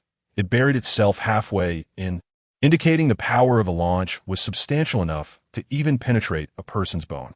Confirming that there were no remaining steel needles or other weapons in the arm, the girl finally breathed a sigh of relief. The valuable components on this arm have been mostly taken apart. Only 2 residual steel needles are left, along with some undried paralyzing agent. The girl raised her arm to take a look. Her left forearm had been pierced by a steel needle. Blood filled the entire forearm, but fortunately, it wasn't bleeding continuously. She tried to move her fingers. As soon as her index finger lifted slightly, it began to tremble, and she couldn't make any more movements, so she gave up. Letting her arm hang down, the girl opened the cloth bag and threw the mechanical arm inside, not forgetting to pull out the steel needle that was stuck in the ground and toss it into the bag as well. The image finally showed what was inside the large cloth bag. Lin Si confirmed with a few glances that it was filled with garbage that clearly came from the same mountain as the mechanical arm. Dirty-looking nutrient solutions, countless mechanical parts that were unrecognizable, a half box of syringes with a triangular symbol, and a faceless robot head. After carefully checking the contents of the bag, the girl tightened the drawstring of the cloth bag, dragging it with one hand, slowly walking towards the distant road. There were no signs of people nearby, indicating the girl's chosen location was remote. Is she living by scavenging? Lin Si was surprised for a moment, then felt it made sense. In the wasteland that had been drained by the corporations, a girl only 15 or 16 years old, with a sick mother in a container home, scavenging was undoubtedly a relatively decent way to survive. Moreover, the garbage the girl picked up seemed to be worth more than plastic bottles and old cardboard. Lin Si watched as the girl walked to a motorcycle parked by the roadside, placed a bag on the back seat, and used a stretchable rope to secure it with one hand before getting on the bike and turning onto the road. Riding with one hand while still in a daze from waking up, Lin Si silently applauded the girl's fearlessness. The girl was also aware that her current state made it easy for accidents to happen, so she slowed down her riding speed. Fortunately, this junkyard wasn't too far from the container where the girl lived. The girl safely parked the motorcycle, got off, and dragged the bag full of garbage to the container with a cloth curtain hanging in front, clearing her throat. She then spoke in a hoarse voice. After rummaging through her clothing pockets, she took out 2 relatively clean nutrient solutions, placing them on the ground in front of the cloth curtain before dragging the large bag into the adjacent container. Creak! The sound of the iron door closing was particularly harsh in the night. The girl finally let go of the bag, walked to the table, and pulled down a retractable desk lamp to illuminate her arm. Opening a drawer, she took out a strip of cloth to bite down on, using a small knife to reopen the wound pierced by the steel needle, allowing the flesh that had stuck to the needle to separate. She wrapped a rope around her left hand, stepped on the other end of the rope with her foot, clamped the steel needle with pliers, took a deep breath, and pulled up forcefully. Ugh! Amidst muffled groans, the girl trembled as she poured alcohol over the wound, not caring whether it had been cleaned or disinfected properly. She kept pouring a white powder over it, then injected it, and finally tightly wrapped it with a strip of cloth. She then threw herself onto the bed and quietly fell asleep. What a simple and crude way to handle a wound. Lin Si sighed as he watched the screen fade to black again. Chapter 104. All beings suffer there's no way to maintain hygiene and disinfection. Whatever can be used is used. Even the hemostatic agents found in prisons are absent here. The living conditions in the wilderness are indeed terrible. Lin Si didn't feel much sympathy, only thinking objectively and calmly. Just then, the connection space was shrouded in mist, and his mental energy was running low. Lin Si did not resist, allowing the fog to envelop him as he descended from the connection space. Time passed quietly. Staying in a cell with no temperature and no change in light certainly leads to a loss of perception of time. Swish! Lin Si opened his eyes and sat up, the soft friction of his prison uniform against the ground. After drinking a nutrient solution, he felt his mental energy replenished and quickly closed his eyes to re-enter the connection space. Unable to mark Chen Wuyong, marking random passers-by wouldn't allow him to know how far they had to travel for the mark to disappear. Therefore, Alice, who was just about to leave and had a clear route, became his experimental subject. Of course, he only intended to mark her. He wouldn't actually replace Alice's heart. Calculating Alice's outing time, he ended the connection early, not taking much time to restore his mental energy before reconnecting. Through the repeated process of depleting his mental energy, letting it recover, and then depleting it again. Although there was no significant increase in his mental energy, the speed of recovery was noticeably faster. At the same time, the number of marking replacements finally increased to 7. However, other improvements had stagnated, and Lin Si vaguely sensed that he seemed to have touched a threshold that he could only cross to continue improving. During these few days, he observed the life of the second connection subject a few more times. Her physical condition was quite good, and with a bit of luck, she hadn't contracted tetanus, and her wounds hadn't become inflamed. His primary connection subject remained Father Chen Wuyong. After successfully sacrificing the exotic bestiary to the puppet master, the priest devoted himself wholeheartedly to the counterattack plan. In addition to gathering more information about White Lake Prison, he also made friends through forums and met a priest who was often called upon by a certain inmate in White Lake Prison to pray. That priest kindly and generously introduced Chen Wuyong to a job praying for another inmate in White Lake Prison. The time was set for tomorrow. Speaking of which, this was an unexpected discovery. After marking Alice, He exited the connection space and found he had lost perception of the mark, so he immediately re-entered the connection space. The connection to Qin Wuyong seemed to have planted an anchor point. The existence and specifics of a mark were calculated based on that anchor point. However, while the effects of the connection space were exaggerated, they also imposed limitations on him. After leaving the connection space, those exaggerated effects disappeared.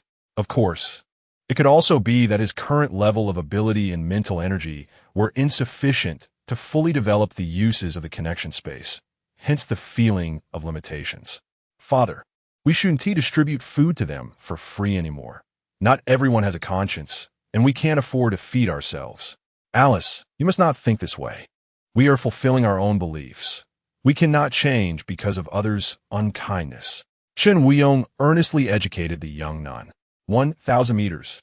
The mark on Alice hadn't disappeared, indicating that the duration of the mark was 1,000 meters, which is completely sufficient for the prison. Lin Si confirmed the approximate range and erased the mark on Alice. The young nun lowered her head, not knowing if she had taken in Father Qin Wuyong's words. Seeing the night deepening, Lin Si actively cut off the connection. He had only rested for a short time. Talp, talp, talp. Familiar footsteps sounded outside the cell.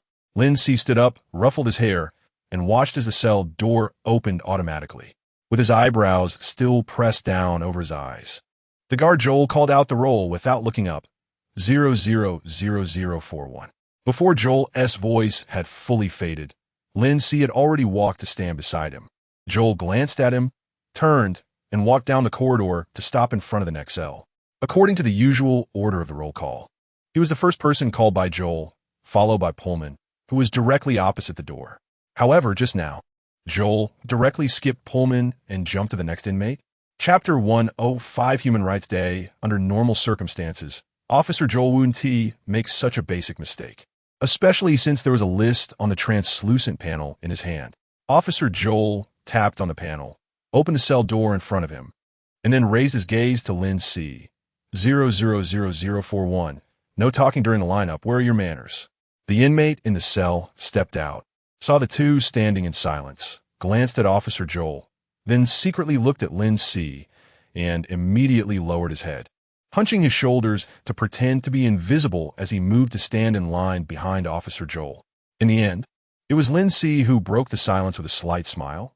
Sorry, I was just a bit anxious and forgot the rules. Provoking the rules in front of Officer Joel was clearly not a wise move.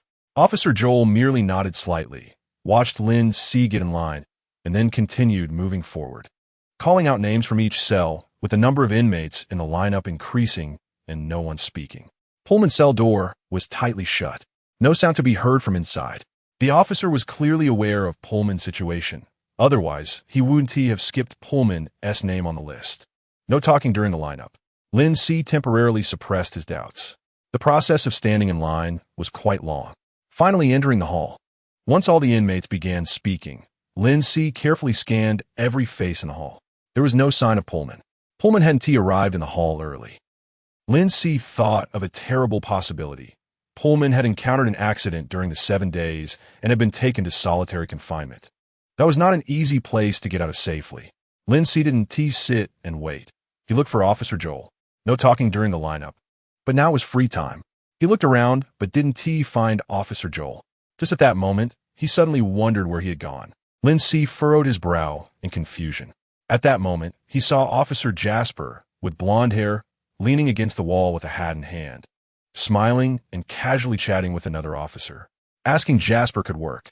Lin Si walked straight through the inmates towards Officer Jasper. The last time the crazy curly-haired inmate 001782 was looking for his friend Junichiro, Officer Jasper was very willing to answer their questions. Although he always felt that Jasper's smile was like a mask. As he approached, Jasper seemed to sense him, turned his gaze, and happened to see Lin Si. He ended the conversation with the other officer and smiled at Lin Si. 000041. Looking for me? Officer Jasper, I have something I'd like to ask you. Lin Si said, glancing at the unfamiliar officer beside him. The sunny-haired man put on his hat. What is it? Of course, this was within the bounds of the rules. Jasper rarely put away his smile and became serious. 000173, let me think. Pullman. Solomon? That's quite a celebrity-level character. The next moment, Jasper shrugged helplessly. But sorry, 04173 is not an inmate I manage on my floor, so I don't know his situation. You can ask Officer Joel.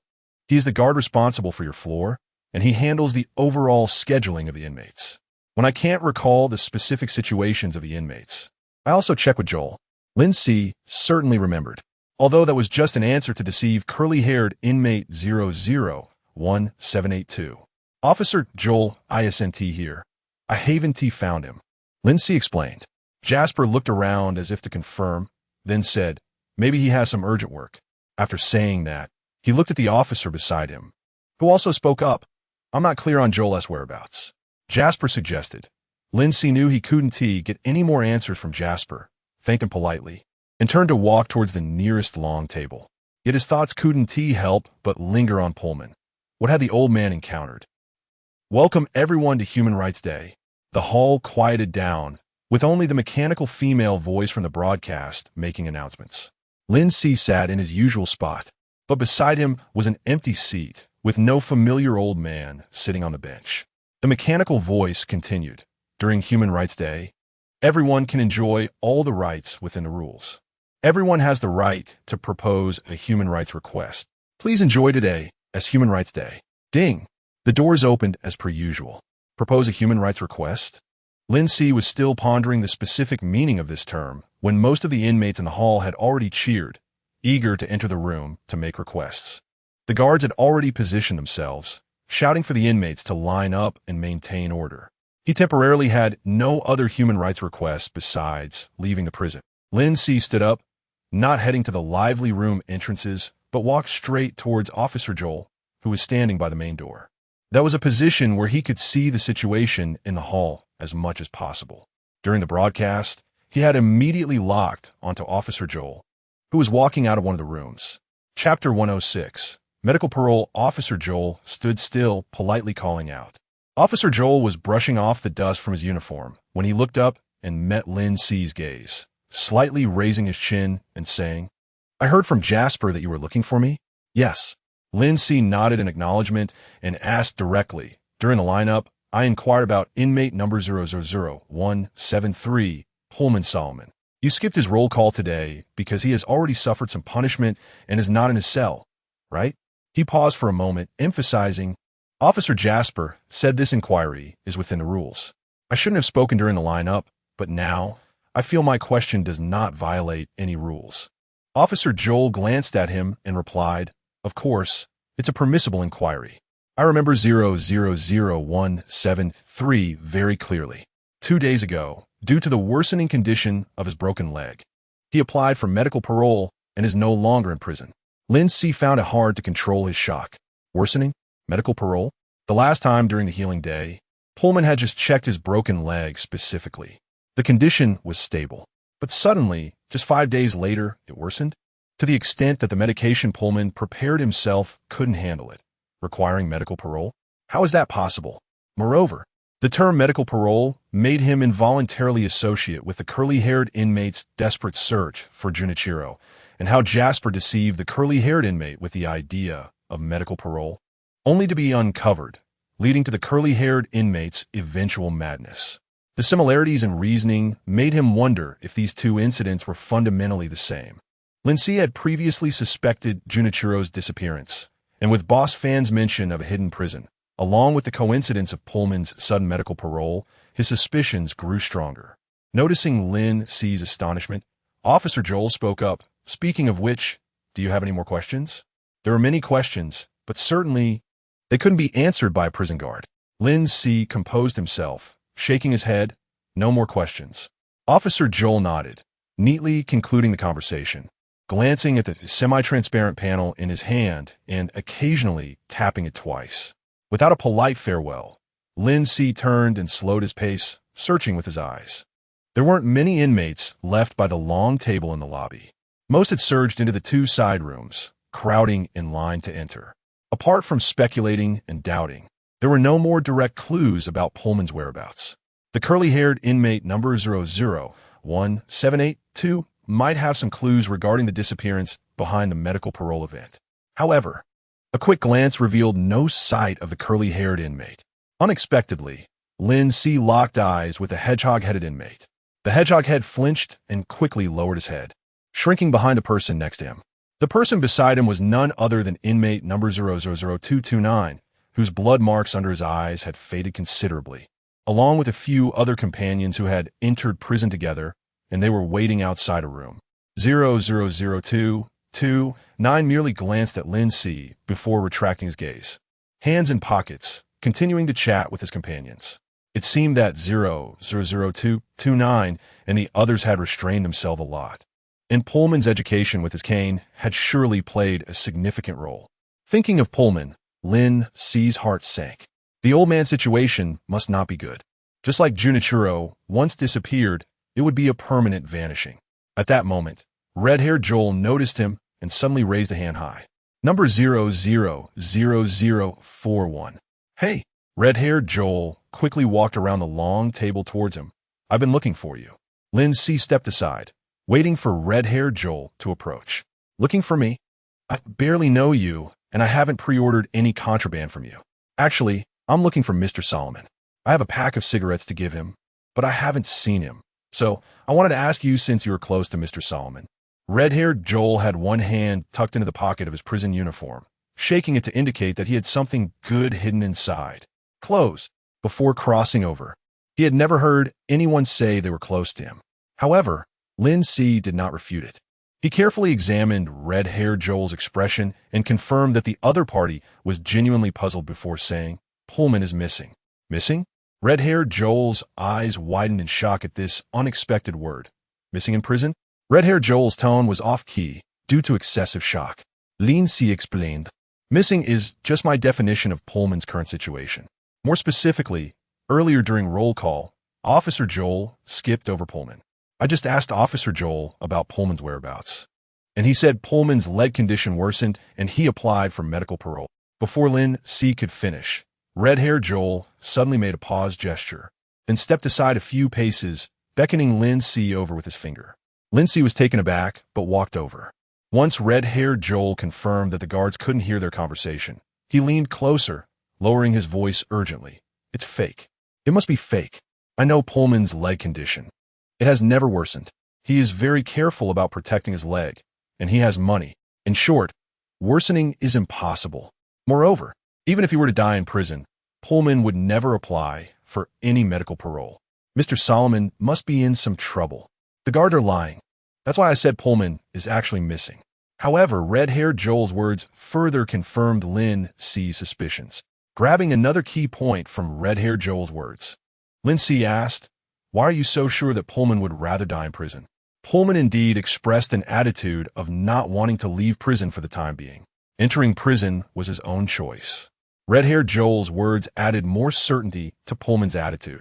Having collaborated with this smuggler for a long time, you should know more about Pullman than Lin Si. Red-haired Joel blinked in surprise and asked back, You don't know? I thought Mr. Solomon had told you everything. After thinking for a moment, red-haired Joel explained, It's not a particularly remarkable secret.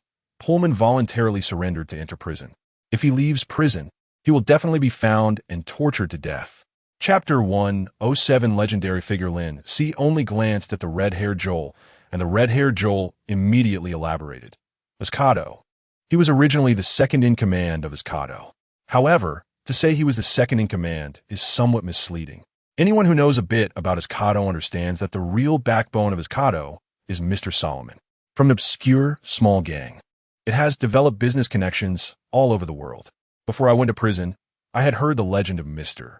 Solomon single-handedly eliminating the members of a considerable gang and taking over a transport line. If it weren't for Solomon's complete lack of interest in power, he wouldn't have settled for being a second-in-command, leaving the more complex gang politics to others, namely the leader of Escado. Escado, another unfamiliar gang name. But it sounds somewhat familiar, like a name from a certain magical movie. Lin Si had only known that Pullman should be a core figure in some large gang. He didn't expect Pullman to be a legendary figure.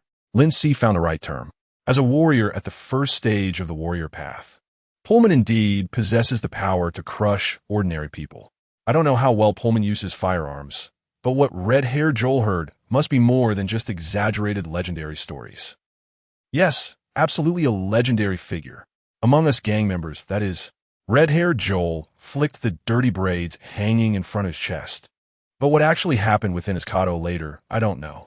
The most widely circulated version is that the leader of his Kato was dissatisfied with Solomon's influence in the gang and took action against Pullman. Sai, a legendary figure. I never expected to see him in prison. It sounds like a coherent and logical story. However, Lin Si always felt that certain small details didn't perfectly align. For example, if Pullman's influence within his Kato was indeed that terrifying, coupled with Pullman's extraordinary awakening ability, why did he only escape instead of simply eliminating the then leader and taking control himself, compared to surrendering? Escaping to another group's territory or into the wilderness could also allow for a fresh start, avoiding pursuit. Lin Si organized his thoughts and said, "It seems Pullman really doesn't want to leave prison. Do you know if anything strange has happened to Pullman recently? Or rather, anything different?" He suspected that Pullman couldn't have been chosen for medical parole without reason. There must have been an opportunity, a cause, that led to Pullman's disappearance. No, well, suddenly getting particularly close to you counts, right? After all, the Pullman I used to see was a lone wolf. Red-haired Joel pondered. It could indeed be considered something different. Lin Si thought seriously for a moment and shook his head, but I don't believe I have such influence, and besides Pullman, there have already been inmates who encountered similar situations. Lin Si briefly recounted the incident involving inmate 001782. So there must have been more than one such incident in the prison. We just kept ignoring it. Oh my God, this is terrifying. I never paid attention to whether there was anything off behind the sudden disappearances of inmates. I only cared about whether they had bought anything from me and if their debts were settled. After learning about what happened to inmate 001782, Pullman actually mentioned similar things. At that time, he also said that no one knows whose turn it will be next for such an accident.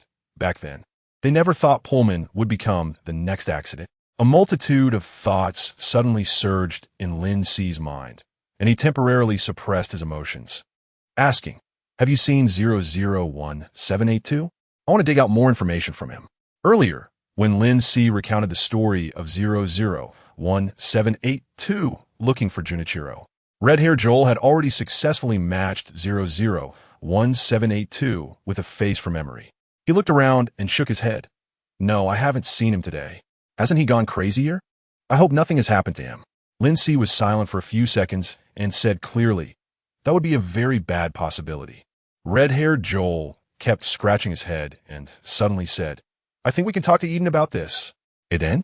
Lin Si didn't expect Red-haired Joel to suddenly mention the name of this prominent figure in the prison. Red-haired Joel snapped his fingers and raised a finger beside his head, as if adding an exclamation mark for himself. Eden has always been very concerned about the situation of the inmates, especially those who seem to be having a hard time.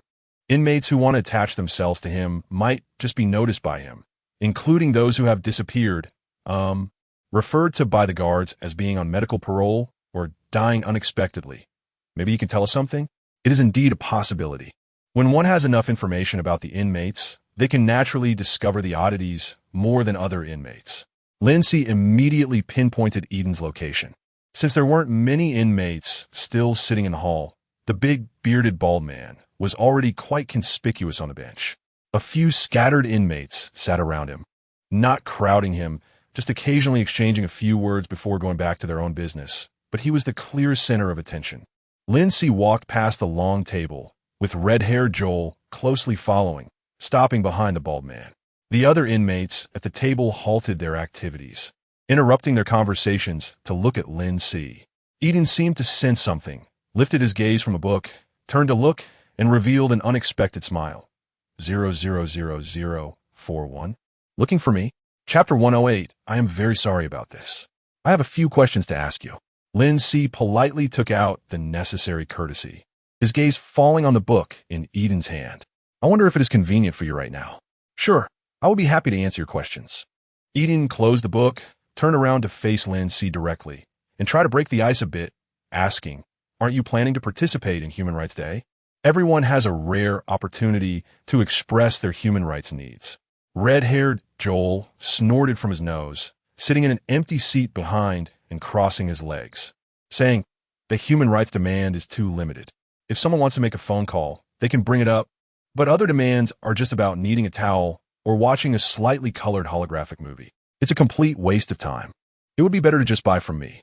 The quality and price are perfect. Aren't you also not joining in the fun?" Eden smiled and said, "I wasn't originally interested, but after hearing you guys, I'm a bit interested now. Of course, I'm very interested in the free towel." Lin Si had no interest in small talk, just politely raised the corner of his mouth and directly said, "Eden, Pullman is missing." The prison guard said he applied for medical parole due to a leg injury. Eden, who originally had a smile in his eyes, frowned and began to seriously and earnestly watch Lin Si, quietly listening to him continue. But both Joel and I believe there is something strange about this. Pullman's leg injury did not worsen, and he would not apply to leave prison. The prison guard is lying. Lin Si paused, carefully choosing his words before speaking. There was a similar situation with a prisoner before, and I don't believe it's a coincidence. So I suspect the prison guards are hiding something, and they're the ones who moved Pullman to another place. For example, a place for experiments.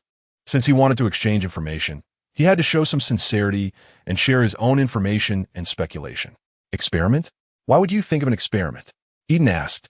Because of the isolation cell. Just throwing out a keyword, Eden showed a look of realization. The isolation cell. I have indeed heard many claims about the isolation cell and have witnessed several prisoners being put in isolation, none of whom survived. The most common claim is that there is a cruel psychological experiment hidden in the isolation cell. You're the only prisoner who has come out of the isolation cell unscathed, so you must know more. There is indeed a psychological experiment in the isolation cell. Lin Si gave a definite answer. Eden nodded thoughtfully, revealing his characteristic friendly smile. It seems that in order to gain more information about the experiments in the isolation cell, I need to give you some information in exchange. So, what do you really want to ask? He did not believe in the kindness shown by a prisoner who could dominate in prison. He only believed in trends of interest and information exchange. So he needed to give himself some guarantees. Hearing Eden speak, Lin Si immediately said, "I want to know if you are aware of other prisoners like Pullman who suddenly disappeared.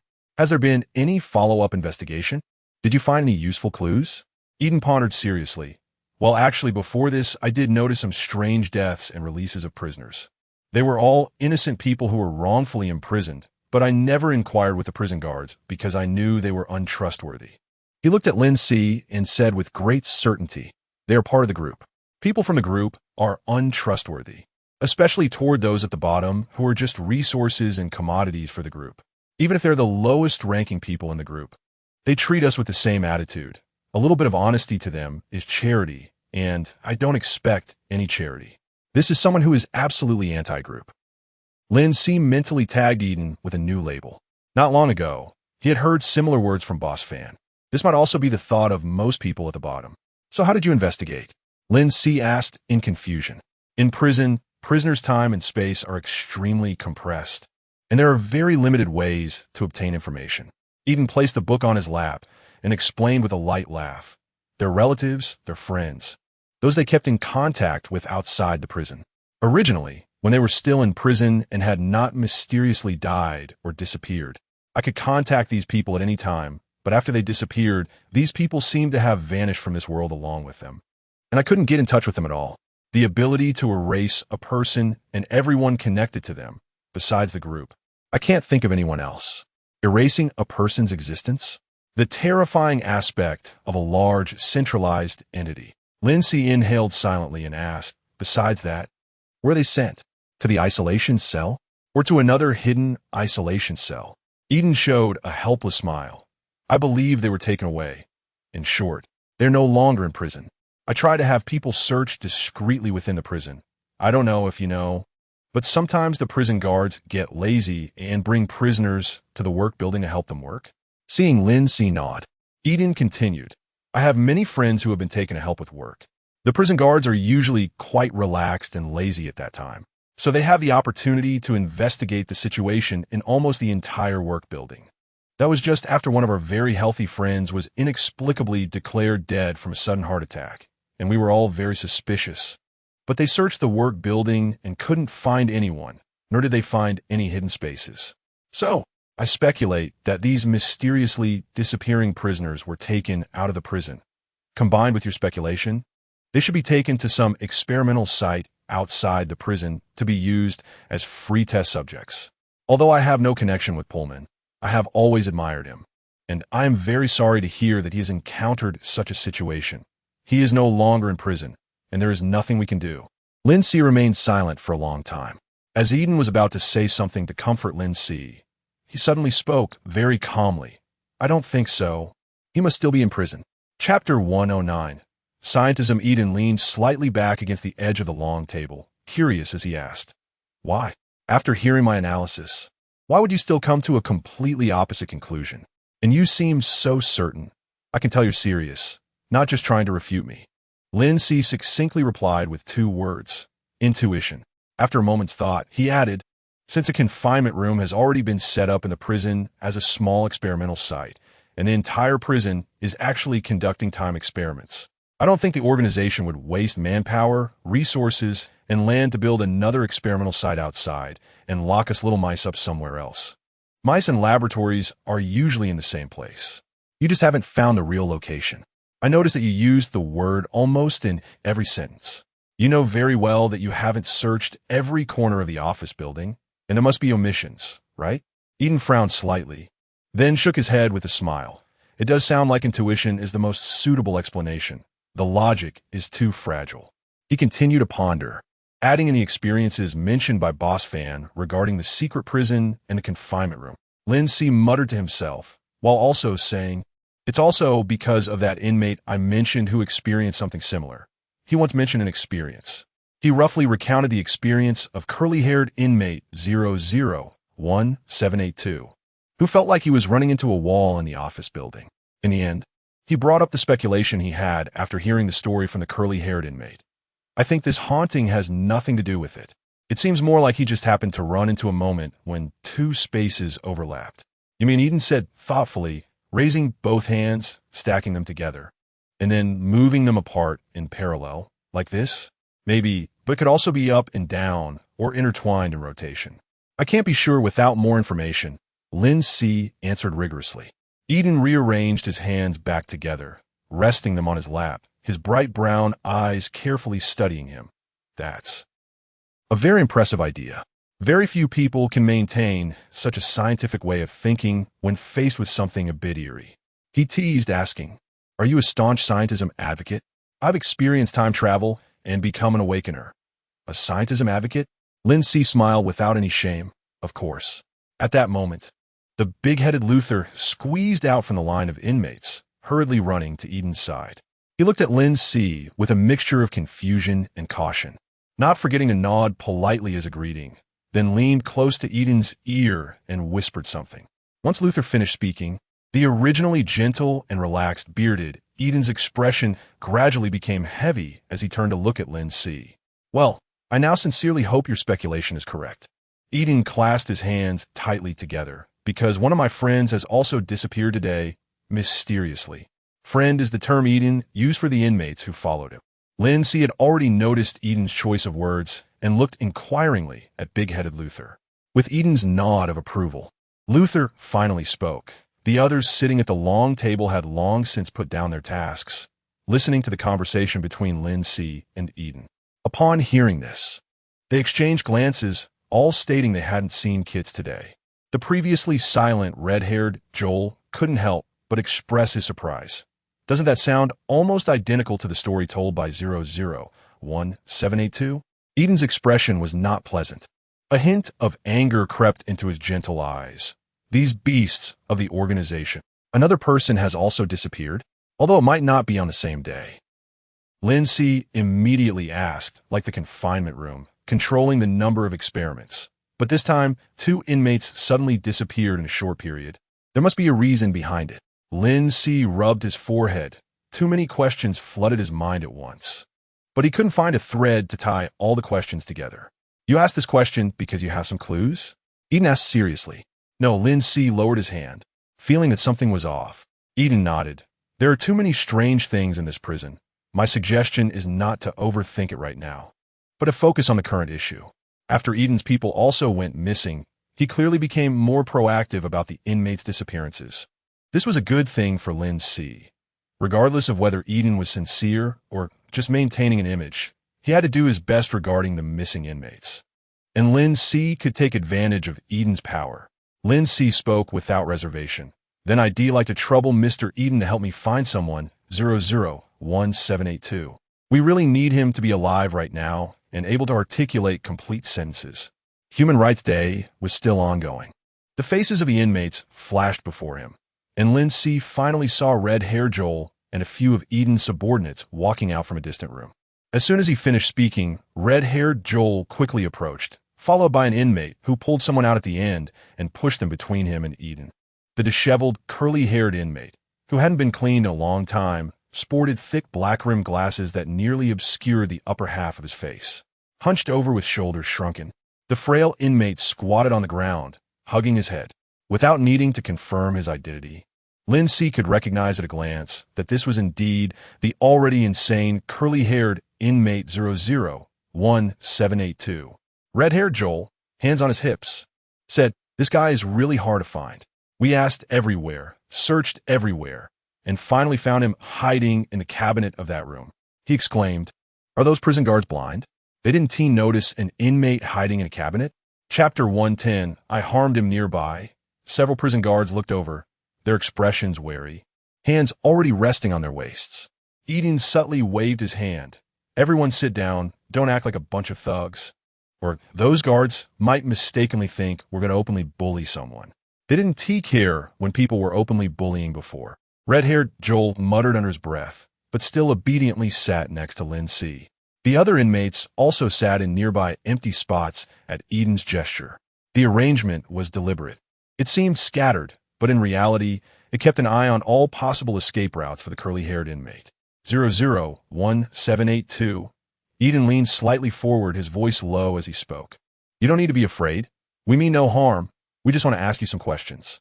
Eden's friendly appearance and voice were even more suited to calming a madman's emotions than mine. Lin Si remained silent, carefully observing the curly-haired inmate's reaction. The skinny inmate, holding his head, raised his eyes and peeked through the gaps in his arms, tremblingly asking, "Are you human or ghost?" Lin Si saw red-haired Joel subtly nodding towards the curly-haired inmate, then pointing to his temple, making a gesture that indicated someone was truly insane. Eden was taken aback, maintaining his smile as he said, "Of course, we are human. We found you because we want to tell you that 2 friends of ours have suddenly gone missing in prison, just like your friend. Well, Junichiro experienced almost the same situation. You're not crazy. What you're obsessed with is real.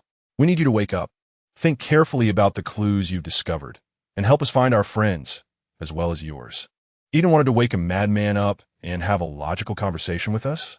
Lin Si looked at Eden oddly, understanding his intentions. Eden had no experience in talking to madmen at all. Sure enough, he saw the curly-haired inmate cautiously lower his hands after sensing no malice. Staring intently at Eden for a while, then suddenly leaned close to Eden, lowering his voice, asking urgently and fearfully, "Have you also encountered ghosts?" Eden was taken aback, opening his mouth, unsure of how to respond. The curly-haired inmate nodded to himself, as if confirming something, nervously saying, "I can feel it. You all have that kind of smell on you. You've actually all encountered ghosts, but you just don't know it. You know nothing at all. A few people have just disappeared, and you feel something is off, but you still don't know what you're facing. They're ghosts. They will devour everyone." The deliberately lowered, neurotic tone drew people into a chilling atmosphere.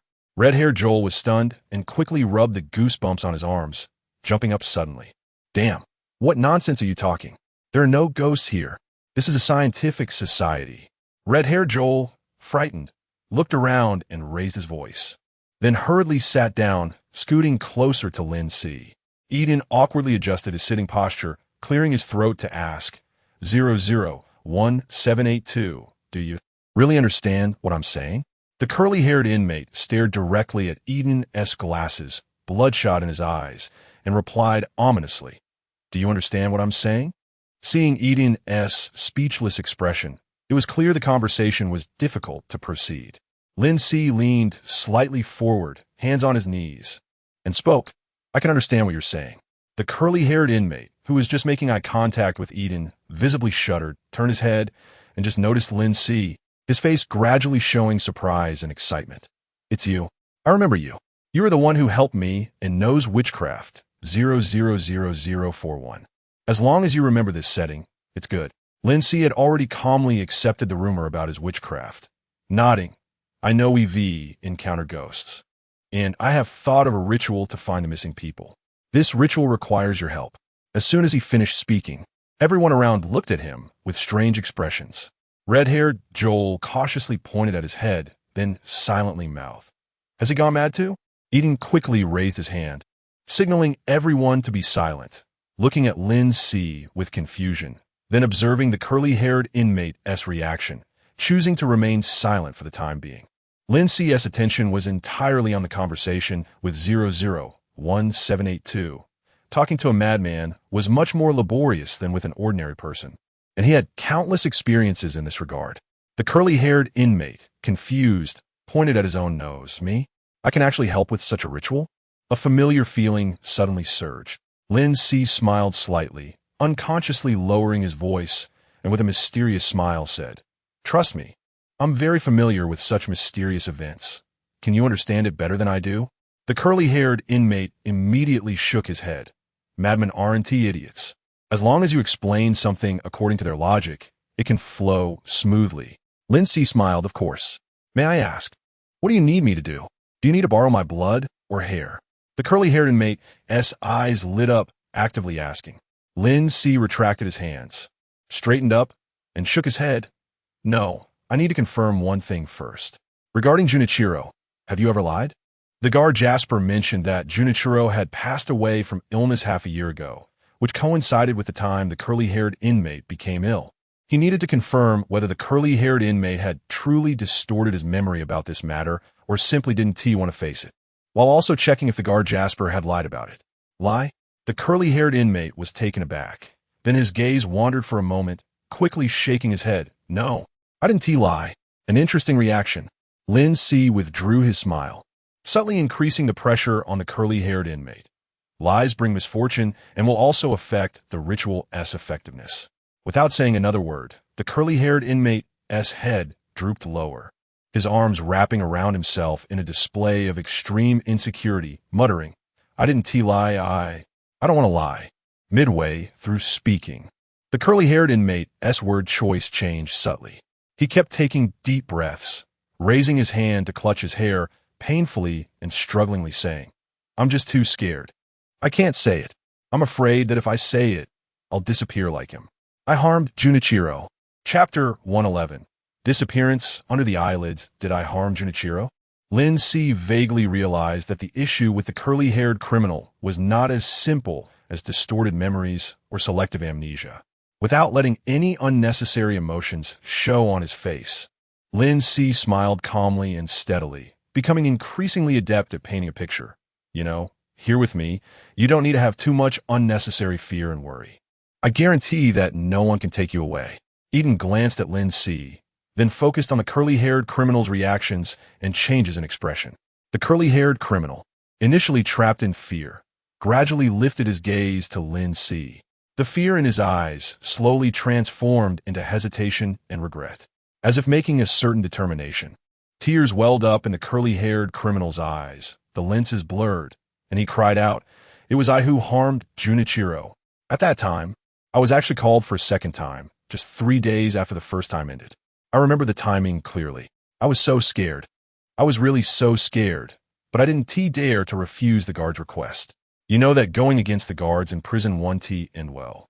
So I called Junichiro and proposed it to the guard. They agreed to my suggestion and didn't mind having one more person.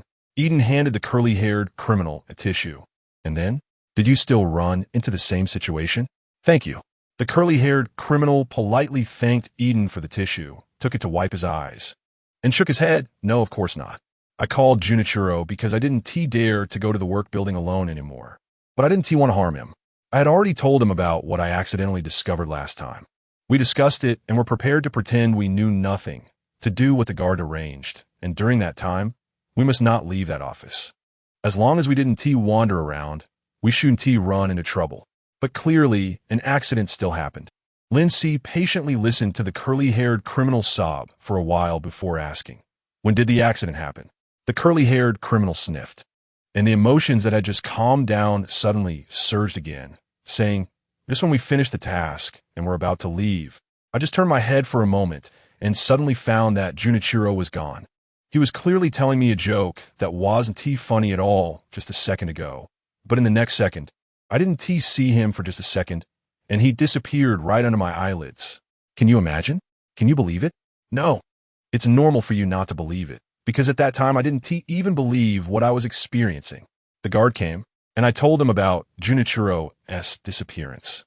The curly-haired criminal took a deep breath, a nervous fear reappearing on his face. His eyes wide open as he leaned closer to Lin Si and whispered. Guess what he said? He said, things he didn't see were outside his jurisdiction. Someone disappeared in the prison, and they had such an attitude. Eden's beard twitched, and he said, that's the guard. When a person begins to doubt reality, it is the easiest time to fall into mental problems. The experiments in the isolation room are based on the same principle. This was also something Dr. Wei had talked about with him when he was in the hospital. Lin Si let a hint of sympathy show on his face and said, you should believe your eyes and let logic judge. Yes, I just didn't believe myself at first. The curly-haired criminal nodded in a somewhat empathetic manner. Fortunately, I eventually woke up. I confirmed from other inmates that Junichiro really existed and then never appeared again. I know he really disappeared in the work building, and the guards must be involved. They're the ghosts of this prison. They know everything and are secretly devouring us, then covering up the traces with seemingly reasonable excuses. The curly-haired criminal tightly grasped Lin Si's clothes, lowering his voice to the lowest possible level, almost whispering. His voice was so low it became intermittent, finally turning into silent mouth movements. After the curly-haired criminal finished speaking, silence spread for a while. Lin Si broke the silence. Do you still remember the specific location of that office? Specific location. The curly-haired criminal asked with curiosity and anticipation. Is there going to be a ceremony there? I think it's better not to discuss such things too clearly here. Lin Si skillfully wielded the language of a mystic, glancing suggestively at the guard not far away. The curly-haired criminal immediately understood. I understand. Don't worry. I'm the best at keeping secrets. As for the location of that office, of course, I remember it, and I could never forget. It's where we pick up the emotion stabilizers. You go straight in, make a left turn, and then go further in. After about 4 or 5 rooms, you'll see a room with a sign saying Office 1028. That's it. Office 1028. 1028. Lin Si nodded, taking note. Eden vaguely guessed Lin Si's thoughts. You want to go check that office? Yes. Lin Si nodded calmly. Time is indeed a big issue, but the longer it drags on, the more dangerous Pullman becomes. Lin Si tentatively said, I think if we could enter the work building before picking up the emotion stabilizers, we would have plenty of time. What do you think, Eden? A person who can contact the inmates' outside relatives at any time definitely has resources far beyond those of other inmates, and may have ways to allow him to enter the work building earlier. Chapter 112. Good at persuasion aside from being seriously injured or emotionally unstable. One could also be brought into the work building by the prison guards. However, this would come at a cost, and one would definitely be under the guard supervision, being taken out of the work building immediately after the situation was handled. These could all serve as backup options when absolutely necessary. Eden looked at him for a while, then suddenly revealed a smile and said, all right, for Pullman and Keats, I will give it a try, but I can't guarantee success. Willingness to try is enough. Indeed, leveraging others' power is much better than going solo. Lin Si nodded in satisfaction and said, then I'll trouble you, Mr. Eden. It's my duty. Eden nodded. The curly-haired inmate sitting in the middle glanced around nervously, carefully raised his hand, and weakly said, I have something to say. Both of their gazes fell on him simultaneously. The curly-haired inmate gulped nervously. I feel like those ghosts have been watching me all along, and I've let out this biggest secret. I'm afraid they might come after me. Is there any way to ensure my safety? The last sentence was said with hopeful anticipation directed at Lin Si. Joel, the red-haired man who had been silent and listening, couldn't help but mutter. I thought he was slightly normal, but it turns out he's still crazy. If the guards wanted to do something to him, they could have made him disappear without a trace long ago. Why wait until now? However, facing the curly-haired inmate's request, Lin Si nodded after serious consideration. Of course, you are a key figure, and I need to ensure your safety. Red-haired Joel. In the last room, half of Human Rights Day had passed, and only a few inmates were still waiting to make requests. The last room had already been vacated. Standing in front of a large cabinet, Lin Si remarked, "The place you chose is quite good. It really is the safest spot for you, right?" After receiving confirmation from 000041, the curly-haired inmate's eyes lit up, and he opened the cabinet door to dive inside. I knew this place would be good, so I'll keep hiding. Inside the cabinet, there were 2 layers. Clean towels were placed on each layer, and next to them were 2 cabinets storing daily necessities. The curly-haired inmate chose the lower layer of the larger cabinet. The choice of location was fine, but the method was incorrect. What should the correct method be? Very simple. Lin Si pointed at the cabinet. Hiding inside is of no use. You just need to stick to the cabinet and stand outside, and you'll be sheltered. Stand outside the cabinet? The curly-haired inmate hesitated and doubted. Lin Si said in a very certain tone, "Do you not believe me? Some shelters seem tangible, but are actually illusory, while the intangible shelter can truly provide protection." The curly-haired inmate pondered for a moment and then showed a look of realization. "I understand." Seeing the curly-haired inmate close the cabinet door and lean against it, trying hard to press his entire back against the door, red-haired Joel couldn't help but facepalm and mutter. What on earth did he understand? As if he hadn't heard Joel's complaint, Lin Si seriously guided the curly-haired inmate's movements, helping him make more contact between his body and the cabinet. Once the curly-haired inmate was finally positioned correctly, Lin Si signaled to the others that they could leave the room. 000041, who had been quietly observing in the room, suddenly stepped out and pronounced Lin Si's number slowly, with a tone that carried a hint of chewing, then smiled and said, "I just realized you were somewhat different from what I had heard and imagined. Not like a murderous madman." Lin Si put his hands in his pockets, habitually squeezing the empty nutrient tube inside, and casually joked about himself. Not denying this point, Eden continued. Lin Si stopped, turned to look at Eden, and said, "I'm just good at putting myself in others' shoes." It seems that rumors cannot truly define a person's real appearance. Eden nodded. Not wanting to continue meaningless conversation with this big bearded man, Lin Si changed the topic. "All right, now let's talk about how I can get into the work building early." Eden first let a few people take their seats so they wouldn't be too conspicuous in the lobby, then nodded. "It's a bit difficult. It will cost some money and resources to exchange, but for the sake of our friend, it's all worth it. I will talk to a prison guard I'm familiar with. Don't doubt it. Although I'm a person who despises groups and the guards, I'm not rigid. In prison, to ensure my friends don't live in hardship, I need to maintain a certain beneficial relationship with the guards." Lin Si immediately nodded in response. "That's enough. If we start now, I believe we can get ample time." Having time and the power to move freely was his most critical need. As for the guards, he could even adapt and resolve the situation of being closely monitored. Eden was a person of strong action. He agreed, and, at a greater cost, could bring the two into the work building. Chapter 113. I need to practice a new method. Eden had already thought of a candidate. Luther. Eden waved to signal the big-headed Luther to come closer and said, "You and 000041 go in together. Don't put too much pressure on yourself. Your safety is the priority." Big-headed Luther's lips trembled, showing a look of timidity. But in the end, he gritted his teeth and nodded, saying, "Don't worry, I will definitely find Gitz and rescue him." Eden's arrangement was clever. He and big-headed Luther had a past grievance, and it seemed they wouldn't get along well, which allowed Luther to effectively monitor my actions. At the same time, this was also a test for Luther. His previous anxiety and worry had disappeared, replaced by cowardice and hesitation. And his final agreement was one he couldn't refuse. An interesting change of expression. Lin Si took the initiative to ask, "When will we enter the work building?" Eden looked at Lin Si and nodded. "Be patient.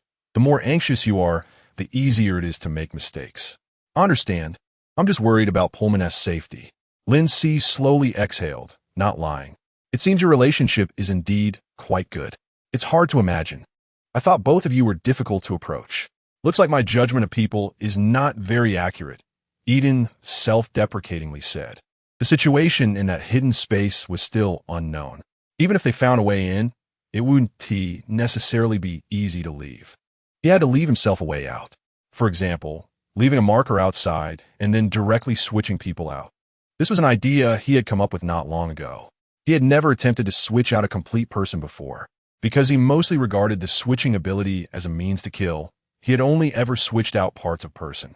Because of this, a person, in his eyes, was actually more like a collection of many different parts. The prerequisite for a successful switch was that he needed to change the concept in his subconscious and see a person as a complete whole. Bang, bang. He instantly entered a focused state. In less than a second, he could enter at any time, thanks to his continuous practice. Watching the red-haired Joel, who was casually promoting smuggled goods to Eden, he constantly gave himself psychological suggestions. He is a whole. Just as the thought of switching appeared in his mind, he vaguely sensed something was off but instantly interrupted himself and exited the focused state. The red-haired Joel fidgeted uncomfortably, muttering, "Why does it suddenly feel like I've been bitten by a few mosquitoes?" "No worries. Let's continue talking about the price of cigarettes. As long as you buy from me regularly, the discounts will definitely satisfy you." "That wasn't mosquito bites. If I hadn't canceled the switch just now, you would have been torn apart." Lin Si silently apologized to the red-haired Joel. It was difficult to shift the concept in the subconscious at that moment. It required more practice, but I couldn't casually use someone else's life as my experimental subject. Sigh, I still have too many boundaries. Lin Si sighed silently and didn't look at the several inmates in front of him anymore. He couldn't practice switching complete people, but he could continuously give himself psychological suggestions. After all, when the time came, there would be no chance to cancel the switch. After he didn't know how many times he internally suggested that a person was a whole, a prison guard with slightly bulging eyes, likely a side effect of long-term glasses use, approached. "Which two inmates?" The guard adjusted his hat, expressionless, and asked simply yet vaguely. Eden patted big-headed Luther, who stood up with his head down. Lin Si also stood up as well. The guard's gaze landed on Lin Si, frowning. "You didn't mention that one of the inmates is 00041. Webster, Eden quickly spoke up, standing and patting the Webster guard on the shoulder. Slightly bending forward with a smile, "We've already made a deal. You can't suddenly break the agreement. Breaking trust will inevitably come at a cost." The guard stiffly tugged at the corner of his mouth, slightly turned to let Eden's hand drop from him. "I want an additional 10%. "That's fine," Eden replied with a forced smile. The guard turned and simply said, "Keep up, don't talk." Lin Si had already followed the guard's pace at the first moment. While big-headed Luther nodded seriously, patted his waist, and jogged to catch up, getting closer to Lin Si. Upon seeing the open door and the absence of guards around it, Lin Si realized that Webster's timing choice was indeed deliberate. He just didn't know what the guards were planning that would allow the door to be open at this moment. However, no inmates took advantage of this opportunity to sneak into the work building. He and big-headed Luther smoothly entered the work building under Webster's lead. Human Rights Day should be ending soon. It lasted longer than I expected, but still not enough for an hour. Lin Si roughly estimated the time in his mind. He had to hurry. Once they entered the corridor, Webster didn't rush to continue further in. He turned around, pulled out a pack of cigarettes from his pocket, and scanned the two with his scrutinizing gaze, finally landing on Lin Si. "I warn you. Although I agreed to bring you into the work building, whatever you did, whatever trouble you caused, I won't help you and won't bear any responsibility." Although he used the word "you," it sounded more like he was speaking directly to me. Just as Lin Si was about to speak, big-headed Luther jumped in first. Understood. We definitely know the rules. Don't worry, it will never involve you." Big-headed Luther beamed with a smile. The Webster guard grunted, tapped the cigarette box with his fingers, took out a cigarette, and placed it in his mouth, before turning to continue walking further in. They passed through the now very familiar corridor and rooms. Unlike usual, there were no other inmates accompanying them, nor were there guards in the corridor or in the open offices. The corridor was exceptionally quiet. Officer, big-headed Luther rubbed his arms, still influenced by the story told by the curly-haired inmate, feeling uneasy, and couldn't help but ask, "What kind of work are you doing? Why is there no one in the building?" Chapter 114, Office 1028. Big-headed Luther pressed his lips together, compared to the prison guard. He was even more afraid to talk to Lin Si and could only try to get closer to him for a sense of security. After passing the room where the stabilizers were distributed, they walked in front of the public restroom. According to the description from the curly-haired inmate, they should turn left next and then count 4 or 5 rooms in to find a room marked as Office 1028. Sure enough, after a few steps, he saw the corner. At this moment, Officer Webster suddenly stopped and turned around, saying, "I need to go to the restroom." After a pause, he added with a warning tone, "You can go to the place you plan to go, but don't touch anything in the office and definitely don't steal." "We want tea. We would never touch your things," big-headed Luther quickly assured. Entering the left-turn corridor, the layout and the doors were no different from the previous corridor. Big-headed Luther carefully watched the electronic signs on the doors. 3091, 1702, 6102. The electronic signs here are different from the last corridor. They're all numbers and seem to have no pattern. So, the abnormal phenomenon of having no clues can be noted. But thinking meaninglessly about it will only disrupt the original thought process. He kept walking forward. After passing 5 rooms, he saw the electronic sign for Office 1028. The door was half ajar, and big-headed Luther quietly asked, "Should we go in?" As soon as he finished speaking, Lin Si raised his hand to push the door open, glanced around, and walked in. Big-headed Luther was taken aback and hurried to follow Lin Si's footsteps. At first glance, the interior of the office looked no different from other offices. Several desks were pieced together, with cups, green plants, ashtrays, and open documents scattered across the desk. However, the translucent screen projected on the desk made him realize that this was still an office belonging to the cyber world. There was no one in the office. Lin Si walked in, scanned the items on the desk, and also paid attention to the floor and the cabinets standing against the wall. Seeing that Lin Si was fine, big-headed Luther's courage gradually grew, and he approached the nearest desk, completely disregarding Officer Webster's words, and curiously examined the documents on the desk. A facilities damage report? How could there be so many damages in our prison every day? Big-headed Luther casually flipped through a couple of pages. The mental state detection device had been reported broken twice? I know that device has never been replaced. Even the scratches I accidentally left on it are still there. TSK. One report claimed 5,000 in damages? When it comes to making money and embezzling, the group insiders really know better. Lin Si also opened the cabinet to take a look. Inside the cabinet were only tea leaves, cigarettes, and brick-sized charging heads. Is the charging head used in this world this big? Lin Si was somewhat surprised. When connecting spaces, he had seen Father Chun Weong charging a shabby little watch.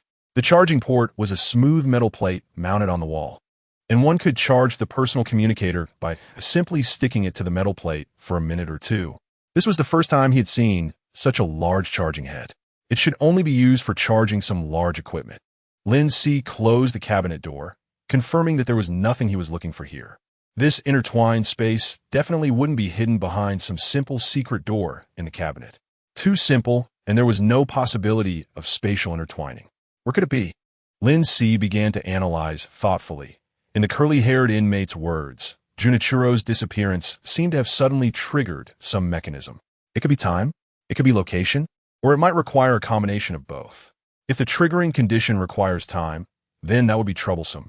He couldn't be sure of the exact time Junichiro disappeared, nor could he guarantee that he could smoothly enter the work building at the same time. Hopefully, it wasn't that unlucky. The triggering key is only related to the location. Lin Si scanned the office again. He had roughly looked over the office. What other places had he overlooked? Not on the desktop. He squatted down, carefully checking under the desk and the floor concealed by the desk legs. After checking one side, Lin Si walked to the other side and squatted down. Finally, he saw a blue object wedged between the 2 desk legs. Lowering his body further, he reached out to take it out. In his palm, he opened it up, a small, blue whale plush keychain with some threads exposed. It was the whale keychain he had given to Pullman, which Pullman had hung on his cane. He didn't know if it was accidentally dropped or if Pullman had intentionally discarded it. Lin Si closed his palm and looked again at the gap between the 2 desk legs. Right here, just not sure what the specific triggering method is. Junichiro disappeared in a second. The triggering method definitely wouldn't be complex. He extended his other hand and carefully felt around the desk legs and the surrounding floor. The floor was white and hard like tiles, but pressing down felt more like a new kind of metal material, which seemed unremarkable. Suddenly, he pressed down on a small hard surface, which felt completely different from the surrounding hard surfaces, and paused momentarily. At the same time, big-headed Luther, seeing Lin Si carefully examining the office, subtly slacked off and flipped through most of the open documents on the desk, becoming bolder and switching to checking the translucent panel on the desk. As soon as his finger touched the panel, it lit up, and a mechanical female voice sounded, faming "Si prison voice guidance at your service. Current time, 5:36, indoor temperature, 23 degrees Celsius, comfortable and pleasant. Reminder, there is a blockage of the passageway. Personnel have been dispatched for repair. Please ensure safety within the prison to prevent inmate riots." Just then, footsteps sounded, stopping at the door. Officer Webster, finally coming out of the restroom, sternly reprimanded. "What are you doing?" Aye. He instinctively turned his head. "Wanted to seek help from Lin Si. I didn't take anything, I just accidentally touched it. 000041 can. He was just here." Big-headed Luther's voice suddenly changed pitch mid-sentence, staring in shock at the empty space behind him. Chapter 115. Human Rights Day is about to end. Prison guard Webster strode in, closed the translucent panel, and then turned to ask in a low voice, "Who is it? I don't see anyone else here." Big-headed Luther's pupils constricted as he looked around in disbelief. "Just now, 000041 was right here, not far from me. Officer, you must know that the three of us came in together, then you went to the restroom, and 000041 and I arrived at the office first. But in just a few seconds, he suddenly disappeared without a trace." Guard Webster's expression remained unchanged as he replied, "I didn't see anyone disappear. I only saw you breaking the rules by messing with the things on the desk." The guard adhered to the principle that if he couldn't see it, it didn't happen. Big-headed Luther tried to argue. "No, officer, what I'm saying is, I don't want to hear your excuses." Webster interrupted him directly. "You broke the rules first. Now, please leave. Our transaction ends here." After saying this, he ruthlessly pushed big-headed Luther out. "Just a second ago, he was telling me a joke that wasn't even funny, but the next second, he vanished right before my eyes." Luther shivered involuntarily. What had just happened felt like a nightmare reappearing, pushed hard by guard Webster. Big-headed Luther didn't dare to resist and had to leave the work building with him. As soon as he stepped out the door, Luther immediately saw Eden and several others who had intentionally sat on a bench near the entrance. The guard, whose eyes were slightly bulging, stopped paying attention to his movements after he exited, walking to the other two guards at the edge of the lobby. One of them said something, and guard Webster's expression relaxed as he began to laugh. "Why are you the only one out? Where's 000041? Red-haired Joel kept glancing back towards the door where Luther had just come from. At this moment, big-headed Luther finally dared to catch his breath, revealing a face full of terror. "He's gone. He disappeared. I was with him in office 1028, and in just a few seconds while I looked down, he suddenly vanished." Eden frowned, quickly relaxing, and stood up, patting red-haired Joel's shoulder, signaling him to be patient. His bright brown eyes turned to big-headed Luther, conveying reassurance. "Don't panic. Tell us carefully what happened after you entered the work building." Big-headed Luther began to recount his experiences in the work building in meticulous detail. By the time he finished, red-haired Joel was shocked, expressing the same thought that had crossed big-headed Luther's mind. "How is this exactly like what Junichiro experienced before? A nightmare? It's really a nightmare." Big-headed Luther kept repeating the same word. Eden first had big-headed Luther sit down, noticing that Luther was on the verge of losing control, and had someone bring an emotional stabilizer to help him calm down. Then he looked at the empty door, deep in thought. It seems 000041 has confirmed his hypothesis. Two spaces overlapping, a triggering key point. He has found it, but he was unprepared, accidentally falling into the same situation as Junichiro, dropping into another space. But once inside, it will be difficult for him to come back. Then, Eden shook his head and began to instruct that a few recent inmates should find a time to recheck Office 1028 and plan the next steps. Human Rights Day is about to end. Red-haired Joel muttered silently. Human Rights Day is about to end.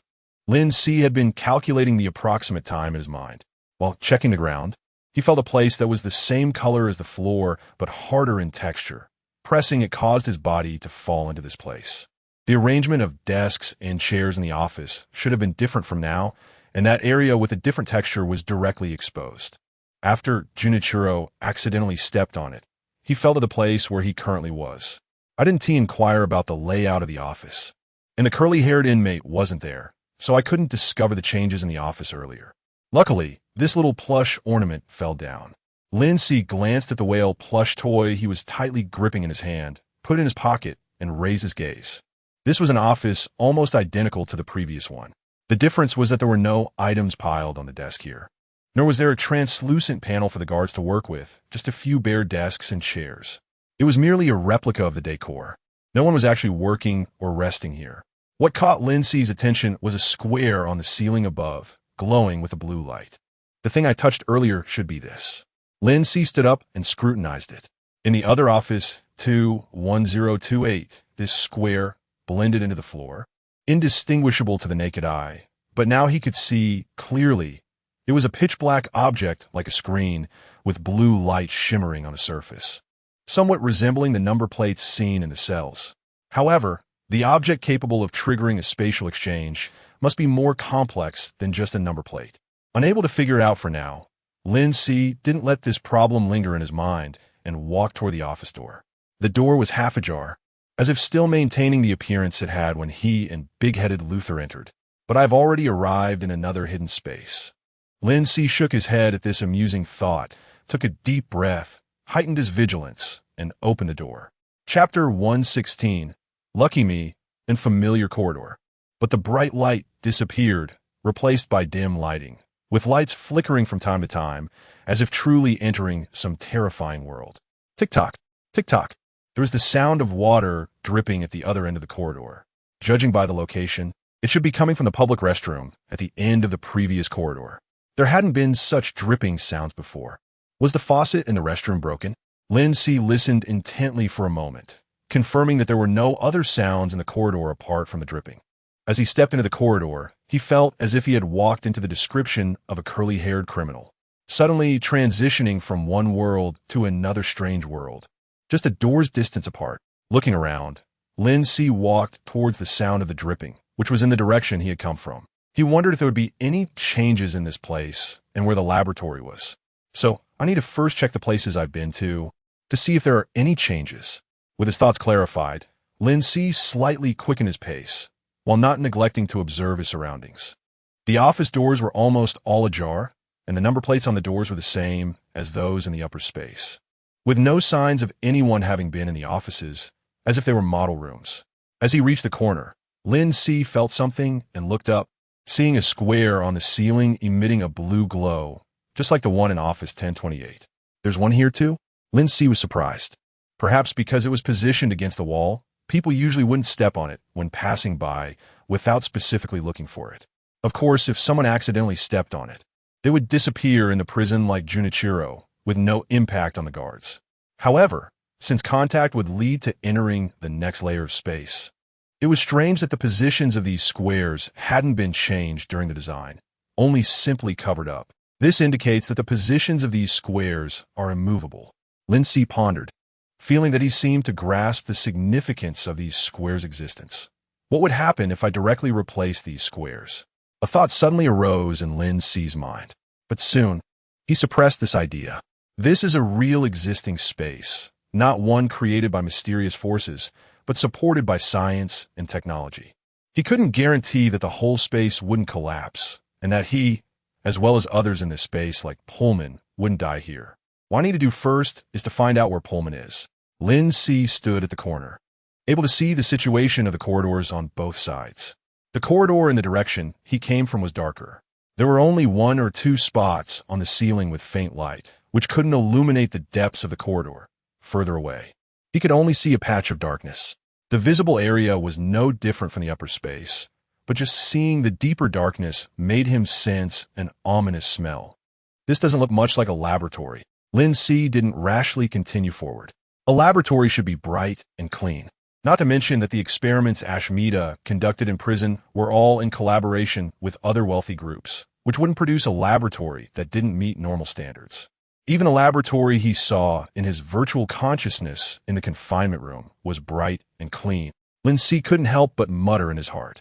And I still haven't seen anything different from the upper space. Is this really a laboratory? Lin Si began to doubt, hesitating for a moment. Tick-tock, tick-tock. Just then, the dripping sound that had never disappeared seemed to amplify in his ears, and Lin Si turned his head to look at the nearby restroom. The change had actually been there all along, just overlooked by him. The sound of dripping in the restroom. When he was in the upper space, the restroom wasn't broken. Officer Webster had even gone in midway, like a light passing through Lin Si's mind. He couldn't help but speculate. The timing of Officer Webster entering the restroom was actually quite clever. Clearly, he should have been keeping an eye on us, yet he left so much time free. Was he really unable to hold it in? Or did he have something more important to do in the restroom? Do the guards have more ways to utilize the two spaces? Lin Si walked slowly to the restroom door, first observing inside through the half-open door. The sound of dripping was very close, but from his angle, he could see that all the sinks were intact. Although the light in the restroom had also dimmed significantly, it was still within an acceptable range compared to the darkness deep in the corridor. Lin Si cautiously pushed the door open. Creak! The door's connection let out a grating sound that made his teeth ache. This was also a change that didn't exist in the upper space. Scanning the area, Lin Si quickly locked onto the left side of the restroom. It was no longer a subtle change easily overlooked. The left side, which had originally been separated into public showers, had turned into a half-open large door in the lower space. The screen lock on the door was still lit with a cool blue light, and the sound of dripping was coming from inside the door. All the doors were open. Could it be that the people here encountered some urgent matter? But for me, this is actually a good opportunity. Lin Si first confirmed that there were no other movements behind the door apart from the dripping sound and cautiously approached. There was only the faint light seeping in from the restroom. He pushed the door open a little. What appeared behind the door was a small space. The first thing Lin Si noticed, and the only thing he could notice, was a huge pipe opening located in the center of the space, pressed against the back wall. Its iron exterior was wide enough for two people to encircle with their arms outstretched and tall enough for someone to stand upright. The pipe opening extended about a meter back from the ground, and there seemed to be standing water on top. Lin Si approached, but didn't immediately step into the pipe. If there were any traps set, that would be terrible.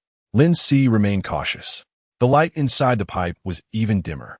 He bent down and first tossed an empty nutrient solution tube inside, pressed it down, and confirmed that no traps would suddenly appear before leaning in. He first smelled a faint metallic scent of blood. He looked up. The pipe extended deep upwards, and its end was completely invisible. Tick-tock. Water dripped down. The metallic scent became unusually strong at the tip of his nose.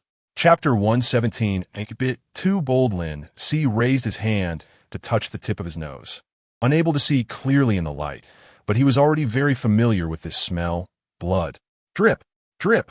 Unable to help but raise his head again, Lin Si looked at the seemingly endless pipe and thought of the worst possibility. All the missing people, including Pullman, were at the other end of the pipe, and the dripping blood was flowing from their bodies. I can't see what's happening at the other end of the pipe, and I can't even get there, let alone rescue Pullman. Lin Si discovered the biggest dilemma in front of him. He shrank back a bit to avoid the blood. Lin Si stared up, and the deeper he looked into the darkness, the more doubts he had in his heart. How could it be so high? What does it extend to? When he watched the complete shape of the work building during the celebration day, it was a square two-story building. The height of the two-story building, looking up, shouldn't make it impossible to see the end. However, I don't know the exact location of this lower space, so the actual depth may differ from the height of the two-story building. Plus, the light limits my vision, and the darkness may subconsciously make me think that the pipe has a depth beyond its actual length. Lin Si did not overlook any factors that might cause an impact. Unable to see more in the pipe, Lin Si stepped back out of the pipe and carefully observed the space behind the door. If the missing prisoners were transported to the other end of the pipe, how would they transport it up there? Lin Si pondered the question as he walked around the pipe opening, carefully observing both sides.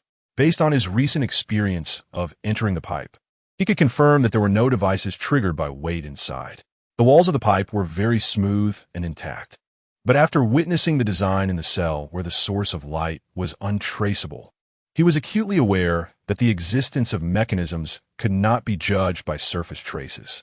Any hidden transport mechanisms should be manually operated. I see that the designs in the prison are mostly mechanical semi-automatic, controlled by a single person. Lin Si recalled the semi-transparent panel that Guard Joel always held. Speaking of which, Guard Joel, in the faming Sea prison, was not only the head guard, but the group's trust in him was evidently higher than that of other guards.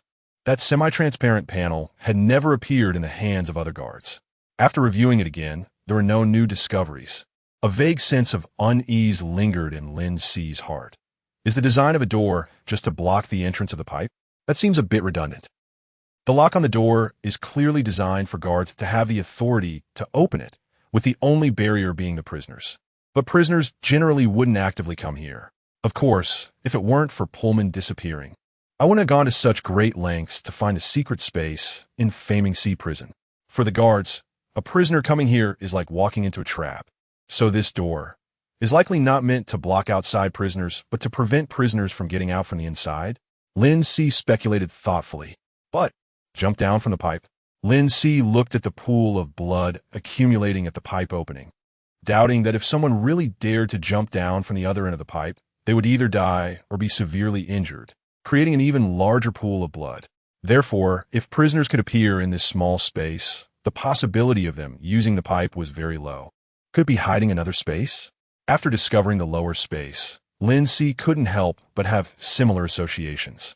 Standing in front of the clean wall, his attention gradually shifted to the wall, and he unconsciously recalled experiences from his virtual consciousness. That was the second day in the isolation room. He successfully escaped from the first virtual consciousness by utilizing the connected space. And the next day, he encountered targeted designs in the virtual consciousness. In the virtual consciousness, the guards caught him, injected him with a stimulant to prevent him from sleeping, and forcibly took him to the laboratory for another looping experiment. On the way to the laboratory, 2 guards stopped him in front of a wall, then opened an electronic door in the wall, revealing a laboratory hidden behind the wall. Although what happened in the virtual consciousness may not necessarily be true, Lin Si raised his hand and tentatively pressed against the wall. No response. The wall remained just a wall. Without losing heart after one failure, he cautiously brushed his palm over more areas of the wall.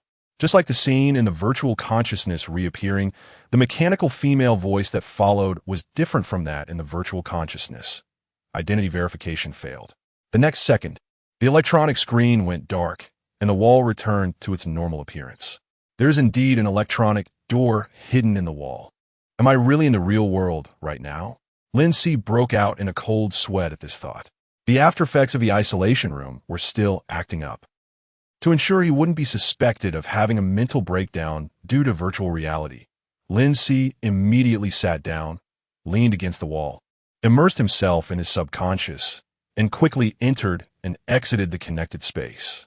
Opening his eyes, it was still the same place, with no changes at all.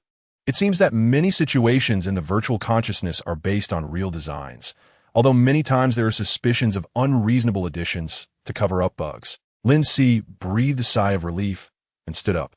Now that he had confirmed that there was a room hidden behind the wall, he still had no way to open the electronic door for the time being. Identity verification requires a guard to open. Lin Si rubbed his forehead in frustration. He couldn't just go find a guard now.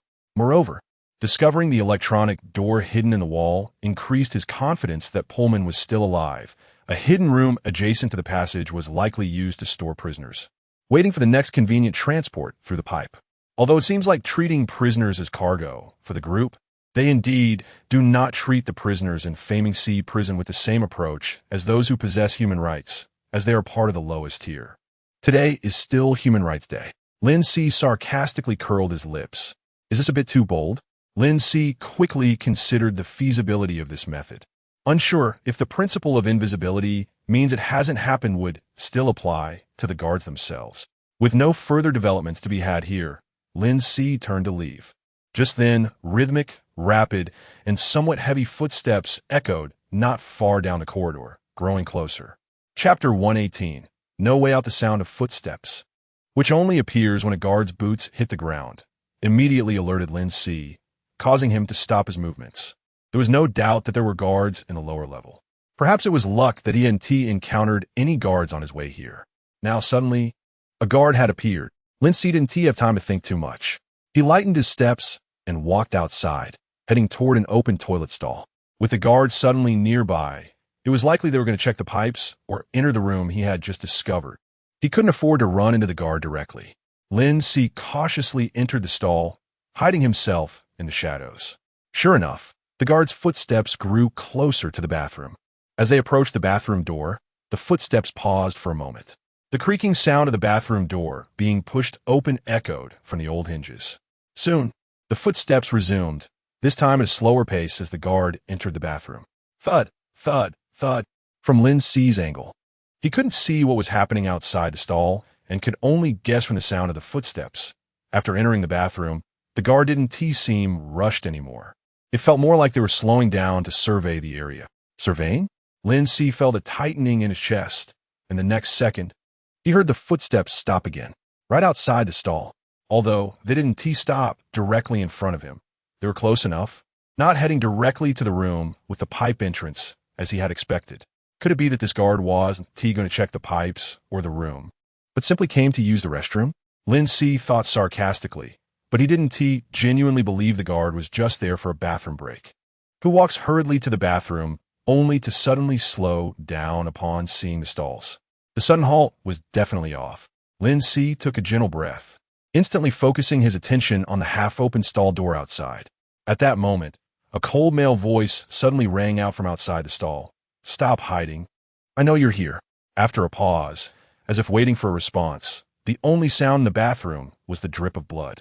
Hearing no answer, the guard continued. The electronic door lock has a record of a fail verification. Based on the time it took me to get here, you had no chance to leave without me seeing you. Before Lin Si could react, a hand gripped the stall door and yanked it open with a creak. Lin Si suddenly saw a familiar face. Golden curly hair, overly pale skin, freckles on both cheeks, and icy green eyes staring at him with precision and coldness. Lin Si, who had initially wanted to activate his switching ability upon seeing the person, couldn't help but freeze, exclaiming, Guard Jasper? How could Guard Jasper be here? Logically, Guard Jasper should be in the upper-level lobby, preparing to lead the inmates he managed to receive emotional stabilizers after Human Rights Day ended. However, he hadn't specifically paid attention to whether Guard Jasper was there when he was in the lobby. The golden-haired guard, with his cap tucked under his arm, furrowed his brow and scrutinized Lin Si for a moment before speaking expressionlessly. 000041. You shouldn't be here. The voice, which should have been familiar, sounded alien due to the complete lack of emotional fluctuation. Lin Si realized that this was also the reason he immediately recognized Guard Jasper when he heard him speaking through the door earlier. The fact that the golden-haired guard now wore a completely emotionless expression, as if he were naturally aloof, gave Lin Si a subtle sense of eeriness. Was it the seriousness of the situation that made Guard Jasper become stern? Or was his usual sunny demeanor just a facade? In fact, Lin Si had felt that Guard Jasper's smile wasn't as sincere and bright when he first met him. Was this an accidental glimpse of his true self? Lin Si put on a confused and innocent expression and said, I don't even know why I'm here.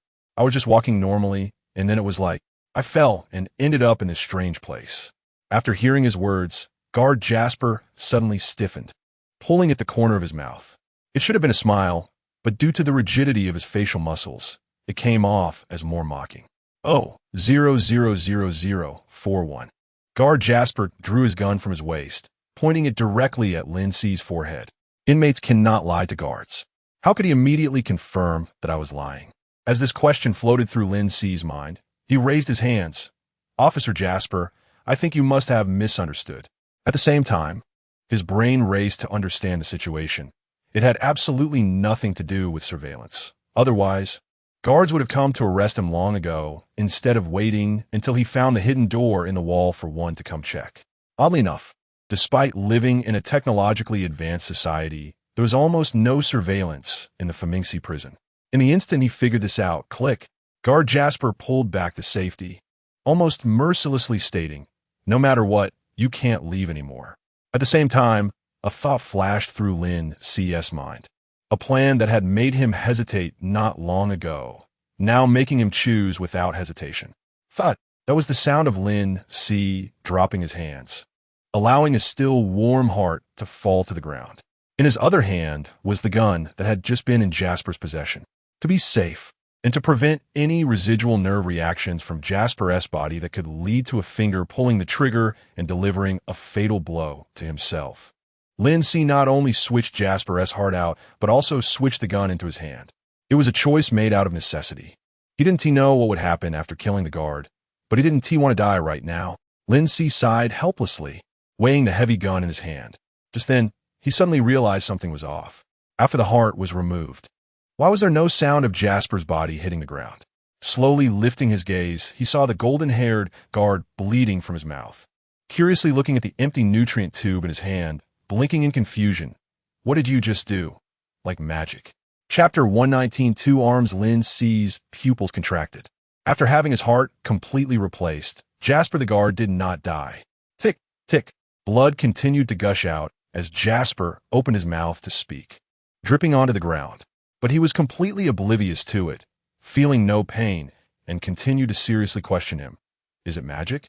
Is magic really this miraculous? Thud. Lin Si instinctively took a step back, a chilling and eerie sensation creeping up from behind. Bang, bang. With his body slightly leaning back and his heart racing in his ears, Lin Si stared at Jasper and unhesitatingly used his replacement ability. Brain, remaining organs, hands, and feet. Jasper was momentarily stunned, tilting his head slightly as blood poured from his eye sockets, nasal cavity, and ear canals. Jasper appeared to be disassembled before him.